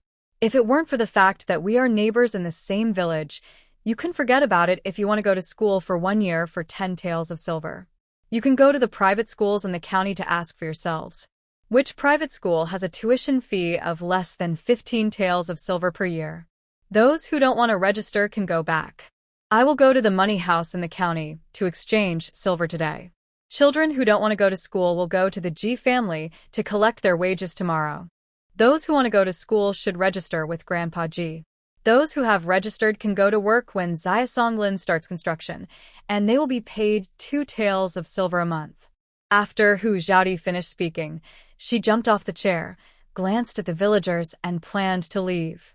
Hu Tiniu suddenly squeezed forward and said, Zhaodi, my 4th boy Zhuang has signed up. He is 8 years old this year, and the tuition will be deducted from his wages. Hu Zhaodi smiled and nodded. Okay, Grandpa G, write Zhuang's name on it. Hu Tiniu smiled honestly, that's great. My Zhuang can also go to school. I hope he can be as capable as Zhaodi in the future. A villager nearby pulled at the corner of Hu Tiniu's clothes. Are you crazy? The tuition is 10 taels of silver a year. When the house over in Xiasonglan is built, where will you earn the money to pay for the child's tuition? Hu Tiniu rolled his eyes at the man. Go away, you're stupid, but I am not. After the house is built, you can follow Zhaodi to grow medicinal herbs. As long as you follow Zhaodi, why worry about the 10 taels of silver a year tuition? Look at the G brothers. Ever since they followed Zhaodi, they have walked in the village with their backs straight. Do you know why? That's called confidence. After Hu Tiniu finished speaking, he deliberately straightened his back, showing a confident look. He may not have believed in Hu Zhaodi so much before, but yesterday, Hu Zhaodi sold a ginseng for 600 taels of silver. 600 taels. If he hadn't been lucky, he might not have earned that much in his life. But it was different with Zhaodi. Although he didn't dare to expect to earn 600 taels, it was definitely not a problem to earn money for his children's tuition. Hu Zhaodi gave Hu Tiniu a thumbs up. Uncle Hu, thank you for trusting me. Don't worry, I will never let you down. Hu Tiniu said a few words loudly without hesitation. Of course, I trust you. Hu Zhaodi smiled, a smile from the heart. Grandpa G, you stay here, I'll go to the bank in the county. The old scholar nodded. Okay, you go. Zhaodi, wait a minute. A villager spoke. Hu Zhaodi turned her head and looked at the villager who called her. Uncle, what do you want to see me for? The villager gritted his teeth. I want to register my son. Zhaodi, I don't have money now. Can the tuition be deducted from my wages? Of course. Just let my grandfather G remember your son's name. Hey, thank you, Zhaodi. You're welcome. Hu Zhaodi turned and left. Those villagers who came to the private school to register but backed out looked at Hu Zhaodi's back as she left, their eyes full of hesitation. Hu Tiniu raised his eyebrows with a smug look on his face. What's wrong with you? If you want to sign up, hurry up, and if you don't want to sign up, go home quickly. Zhaodi has gone to the county bank to exchange silver, so go back and wait for your wages. Oh. Why am I in such a good mood? Oh, It turns out that my Zhuang is going to school. That's great, my Zhuang will be able to read and write in the future, haha. When the villagers heard this, the corners of their mouths twitched again and again. Hu Tiniu was blatantly provoking them. The villagers wanted to save face, and no one wanted to see their children being compared to other children, especially boys. Hu Tiniu continued to stimulate. Why don't you leave? This private school costs 10 taels of silver a year. If you save 10 taels of silver, you can't buy food for 2 years. Go back quickly. If my Zhuang can pass the imperial examination in the future, it will be a great honor for my Hu family's ancestors. If he fails, I will not let him stay in Dewan village to farm. I will let him go to the county town to find an easy job, away from the wind and rain. oh, It's so nice to think about it. Under the stimulation of Hu Tiniu, several villagers gritted their teeth and signed up their children. And Hu Zhaodi did drive a carriage to the county town. This time, she not only bought a lot of study treasures, but also went to the money house to exchange a lot of silver. Not every villager is willing to send their children to school. Hu Zhaodi will not force those villagers who don't want to send their children to school. As long as they help build the private school, they still have to pay them. After finishing the business, Hu Zhaodi went to buy 2 sets of ready-made clothes. She has grown taller without any sound, so she has to change 2 sets of clothes. Although the clothes she bought before have been worn, the materials are good and they can be worn by Ji Hang after washing. Before returning to the village, Hu Zhaodi went to Fuminlu again and told Han Dongsheng when she was going to start building the house. Before dinner, Hu Zhaodi returned to the Ji family. As soon as she entered the yard, Hu Zhaodi heard the excited voice of the old scholar. This Hu Tiniu is really good at stimulating people. Under his stimulation, 16 children in the village signed up, and with the children of the Ji family, there are exactly 20. Hu Zhaodi entered the main hall and said with a smile, Grandpa Ji, we have to add one more. That is Sister Chunlan's child. The old scholar nodded. Okay, I'll add it now. Aunt Ji's voice came from the kitchen. Zhaodi, wash your hands and eat. come. 2 days later, the private school officially opened.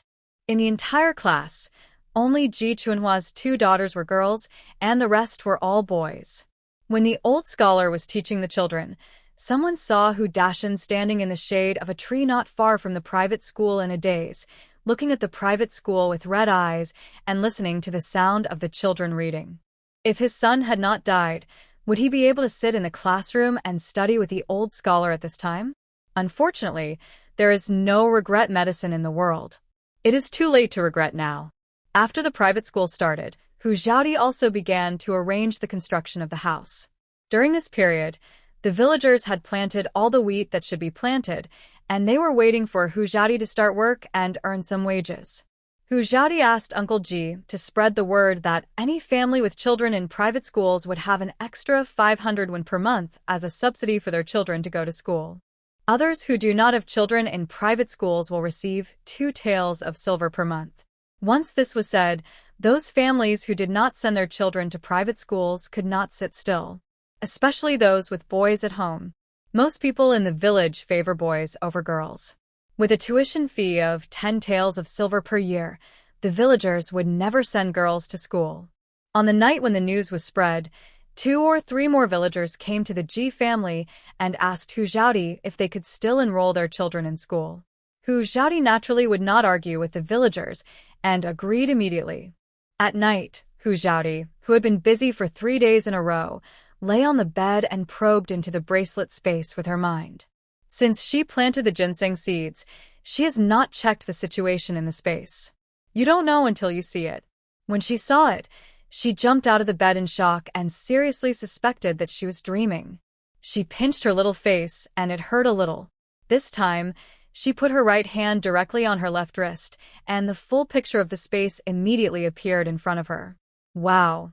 In just 3 days, not only did all the ginseng she planted break through the soil, but the ginseng seedlings also grew to about 10 centimeters high. With a thought, she flashed into the space, leaving only the ancient jade bracelet lying quietly on the bed. Standing next to the spiritual spring, Hu Zhaodi felt unreal. It must be the effect of the spiritual spring. This thing can not only make her taller, but also make ginseng sprout and grow quickly. What a good thing. It can grow so big in 3 days. If all this large area is planted with ginseng, when the ginseng matures, it will be all white silver. Rich. In a few years, I will be the richest woman in the whole Lingxiao kingdom. She quickly closed her eyes and used her mind to open up the wasteland. An incense stick of time passed quietly, and Hu Xiaodi's forehead was covered with dense sweat.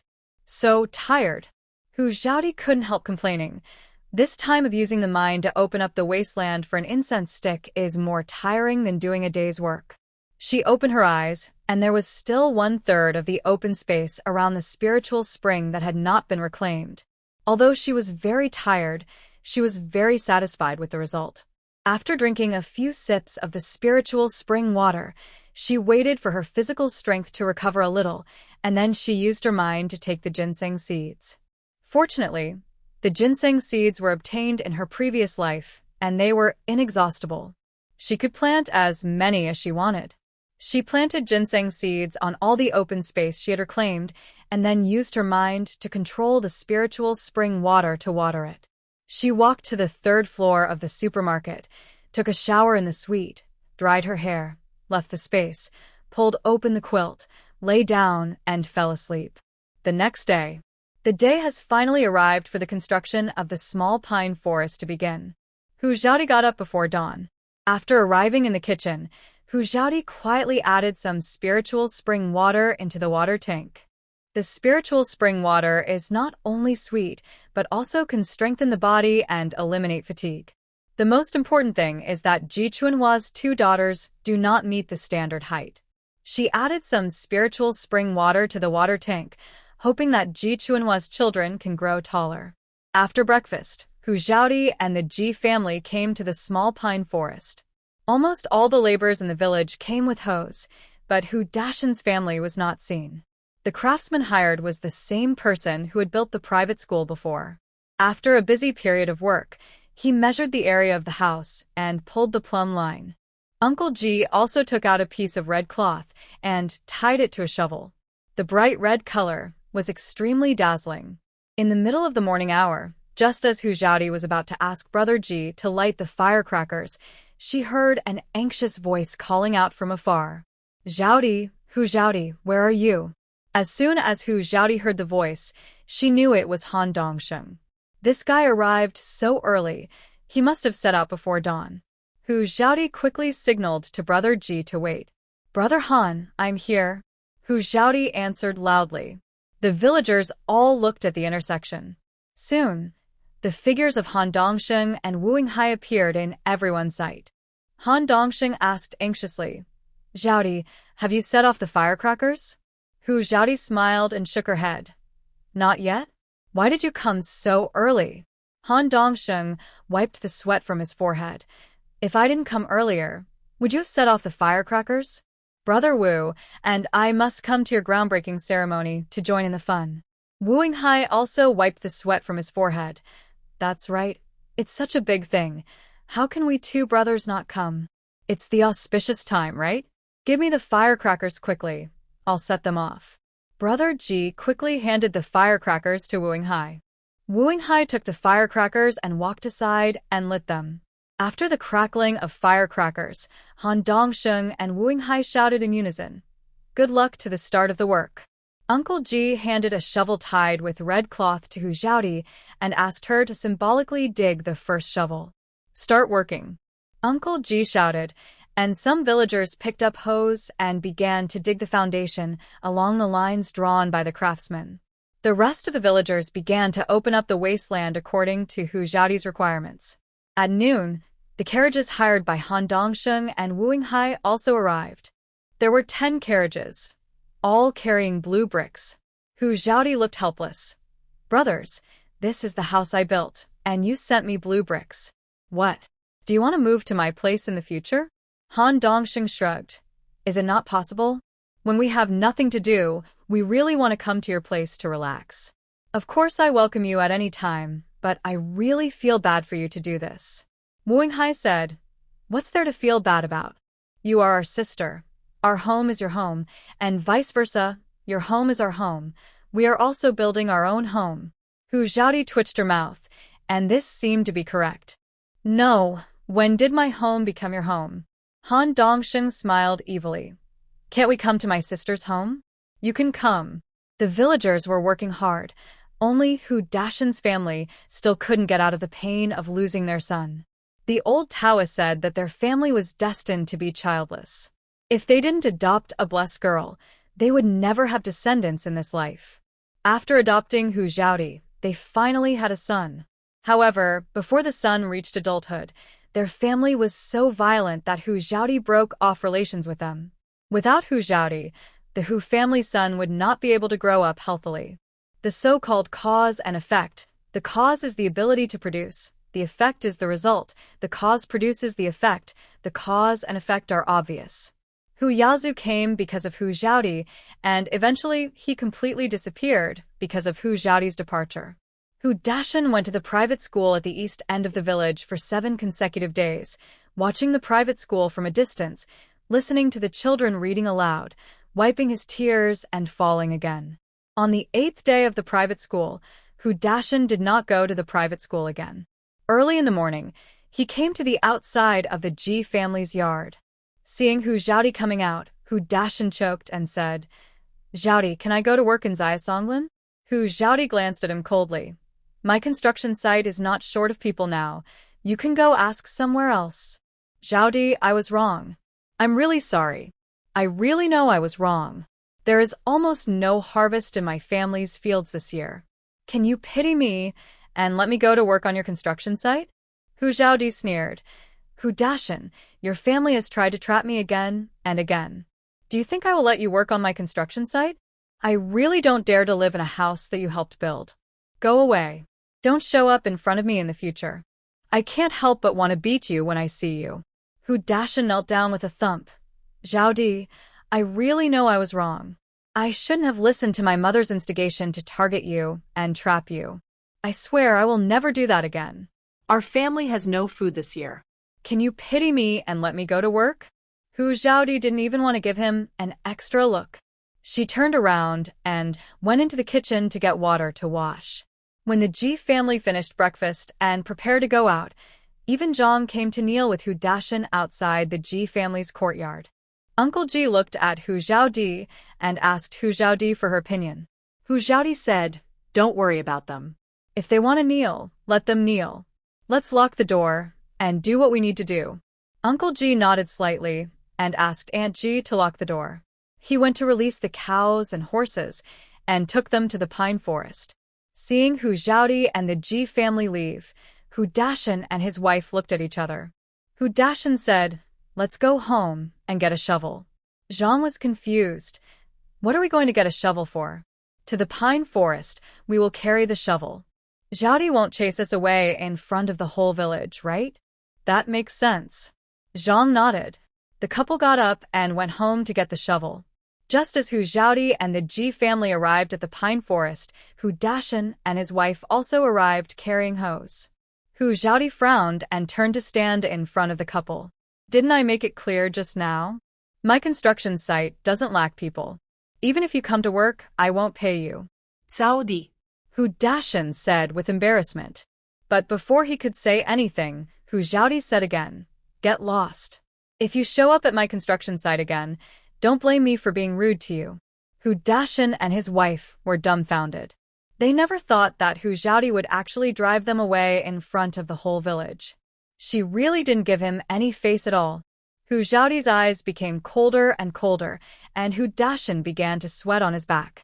Thinking of how he was kicked by Hu Xiaodi and flew backwards, he shuddered and quickly pulled Zhang away. After driving Hu Dashen away, Hu Xiaodi gave Uncle Ji a few words and then went into the mountains alone. The villagers came to help build the house and did physical work, so she had to find ways to make sure the villagers eat better. Only when the food contains meat, oil, and water can we have strength. If we can kill 2 more wild boars, we will sell them to the villagers at the lowest price, as a snack for them. Entering the deep mountains, Hu Xiaodi blew 2 loud whistles. But after walking for a while, no wolves came to join her. Strange. Where did the wolves go? Hu Xiaodi quickened her pace, whistling as she walked deeper into the mountains.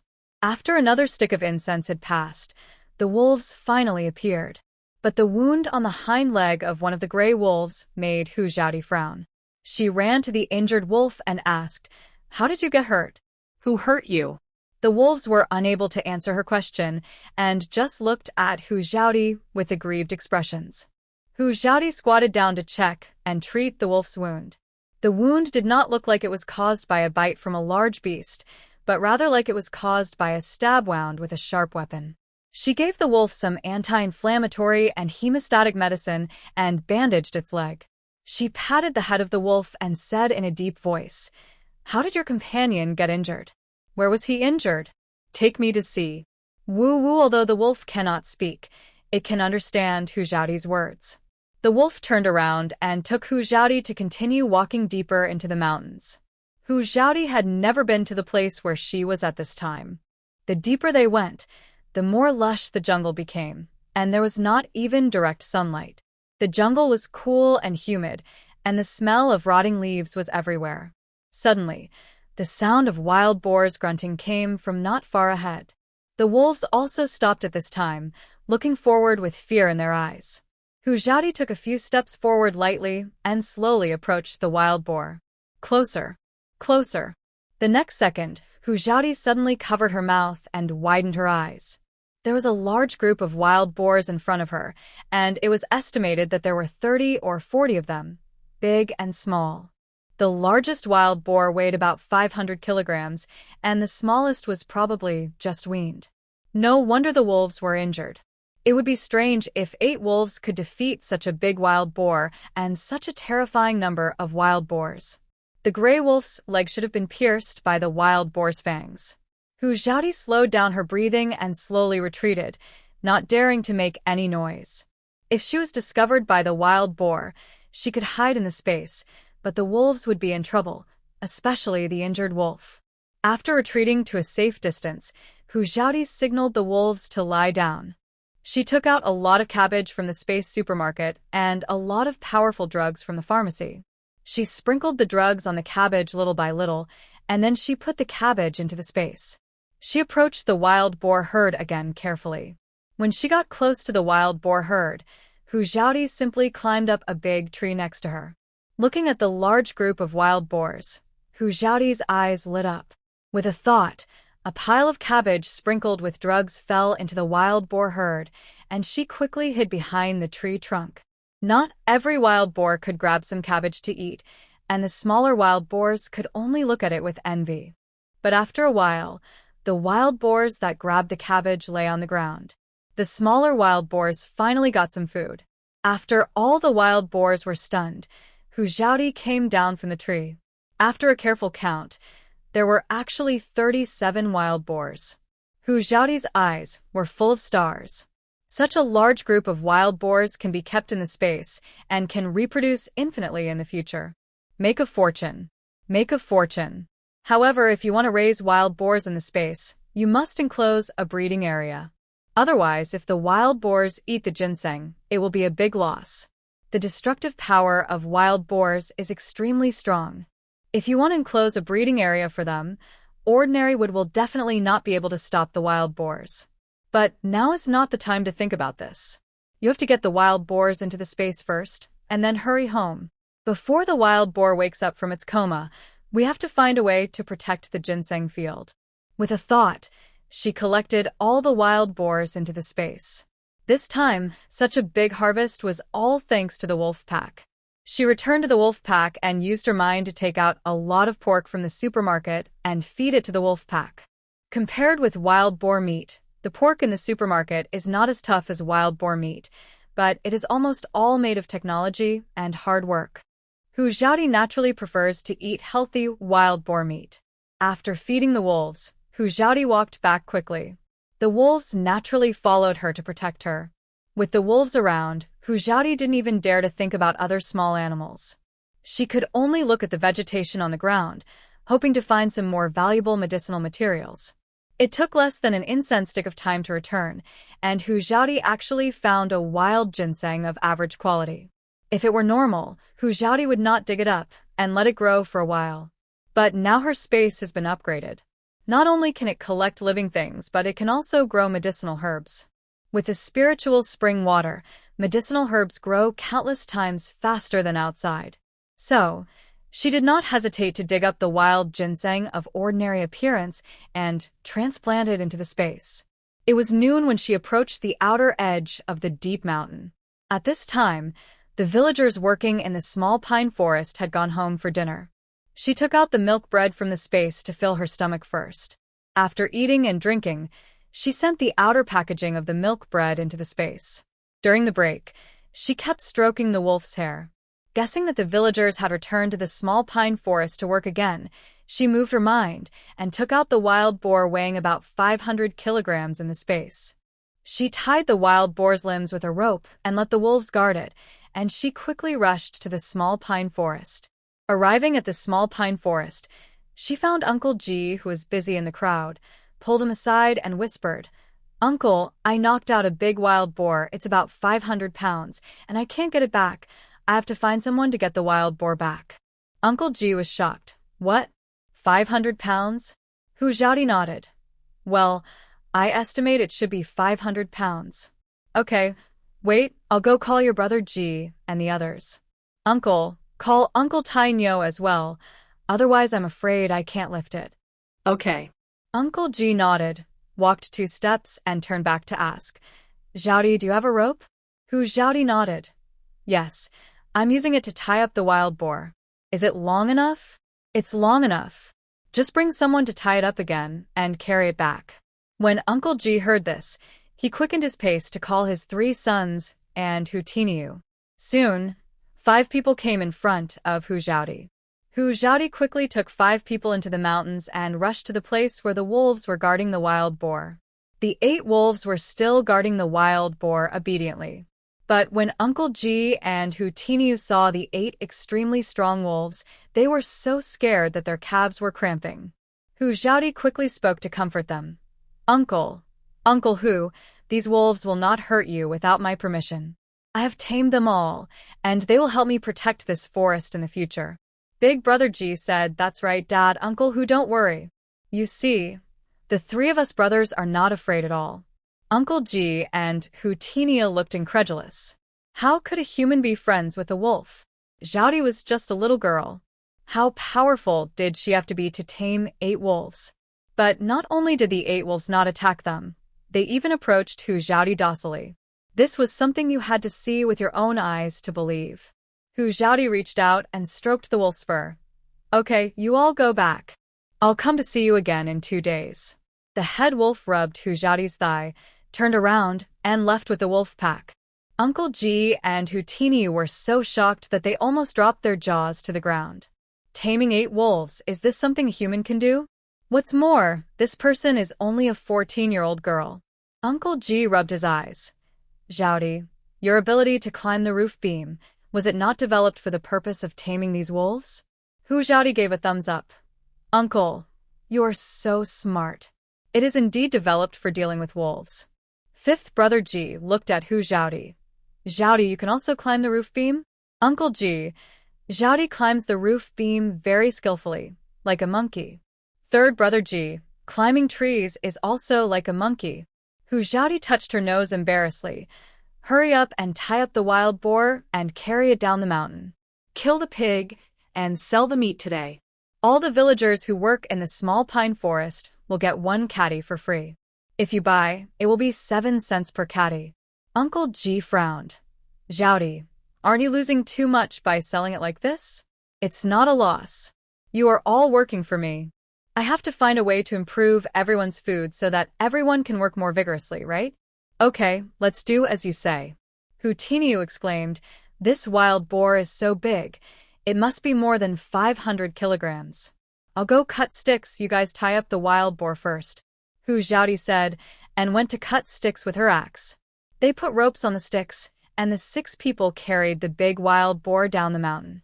Back at Ji's house, the 6 people were busy making a fire, bleeding and shaving the hair. Before bleeding, Uncle Ji couldn't help asking, "Xiaodi, you drugged this wild boar, will we be drugged if we eat its meat?" Hu Xiaodi smiled and shook her head. No, don't worry, uncle. The drugs are still in the wild boar's stomach, and the pork is stewed and sterilized at high temperature, so the drugs have completely lost their efficacy. Then I'm relieved. Girl, go get a basin and prepare to collect the pig's blood. Hu Xiaodi nodded, ran into the kitchen to find a clean basin, added water and salt, and brought it to the yard. The 6 people worked together to lift the wild boar onto the long wooden table, and Hu Xiaodi immediately brought the basin to collect the blood under the pig's neck. After bleeding the wild boar, the 6 people worked together to carry it to the big pot where water was boiling. Hu Xiaodi said, Uncle, you guys deal with the wild boar first. Save some for our family to eat later and sell the rest. Don't sell the big bones and offal. Keep them for ourselves. I have to go to the county town now. Uncle Ji looked puzzled. Why are you going to the county town at this time? It won't be dark by the time you come back. Go early tomorrow morning. Hu Xiaodi replied, No, uncle. I have something urgent to deal with. I can't go tomorrow. Besides, I can ride a horse, and it will be much faster to go back and forth.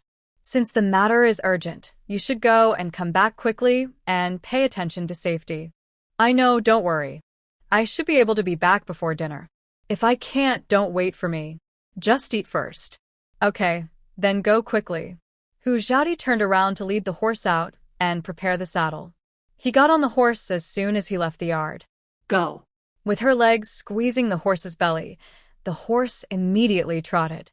Zhao Di, be careful and pay attention to safety. Uncle Ji's voice came from behind. Got it.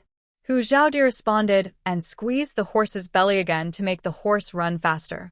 Looking at Hu Xiaodi's elegant and neat back riding on horseback, Big Brother Ji couldn't help but murmured, When did Xiaodi learn to ride a horse? Uncle Ji was stunned. Oh, when did she learn to ride a horse? I have never seen her riding a horse. Could this girl be born with the ability? 5th Brother Ji said, Dad, Big Brother, don't guess. Xiaodi is very capable. There are many things we don't know. Didn't we know that Xiaodi knew medicine before? And she tamed the wolves without us knowing. Oh. If she were really my sister, how great it would be. Uncle Ji smiled. Just be content. Your mother, and I don't have the ability to give birth to such a smart and capable child. Although she is not our Ji family's biological child, she is better than our biological child. You can just treat her as your sister in the future. 5th Brother Ji chuckled. I have treated Xiaodi as my sister for a long time. Okay, get to work. Hurry up and deal with the wild boar. I'll go to the pine forest to notify everyone to come and get the meat. After saying this, Grandpa Ji walked out of the yard with a smile on his face and walked towards the pine forest. On the other side, after Hu Xiaodi left the village, she kept urging the horse and let the horse run wildly. She had to hurry to buy a batch of iron rods to fence the wild boars in the space. Otherwise, when the wild boars woke up, the ginseng in the space would be in trouble. What she didn't know was that there was actually no need to buy iron rods to make a fence. As long as she had a thought, the space would automatically control the wild boar within the specified range. Without her permission, the wild boar could not come out at all. She rushed to the county town as quickly as possible, asked for blacksmith shops along the way, and found the only 3 blacksmith shops in the county town, but she couldn't buy an iron rod that satisfied her. This made her very anxious. With the amazing destructive power of wild boars, if wooden sticks were used to make a fence, it would probably be bitten by the wild boars in less than a day. Even if she asked the blacksmith to make it, it would take more than a day or 2 to make the quantity she needed. Moreover, if she really wanted to make it to order, it would be better to make it into a fence directly. It would take longer to make it into a fence. Oh. I was so anxious. I couldn't kill all the wild boars for the ginseng. She can't bear to do that. Forget it, if I can't buy it, I can only go back and think of other ways. If it doesn't work, I'll just give the wild boar some medicine. They have all been stored in the space. We can't send them back to the mountains. Thinking of this, Hu Xiaodi got on the horse with a bit of disappointment and urged the horse to go home. Returning to the village entrance, Hu Xiaodi suppressed all her feelings of loss.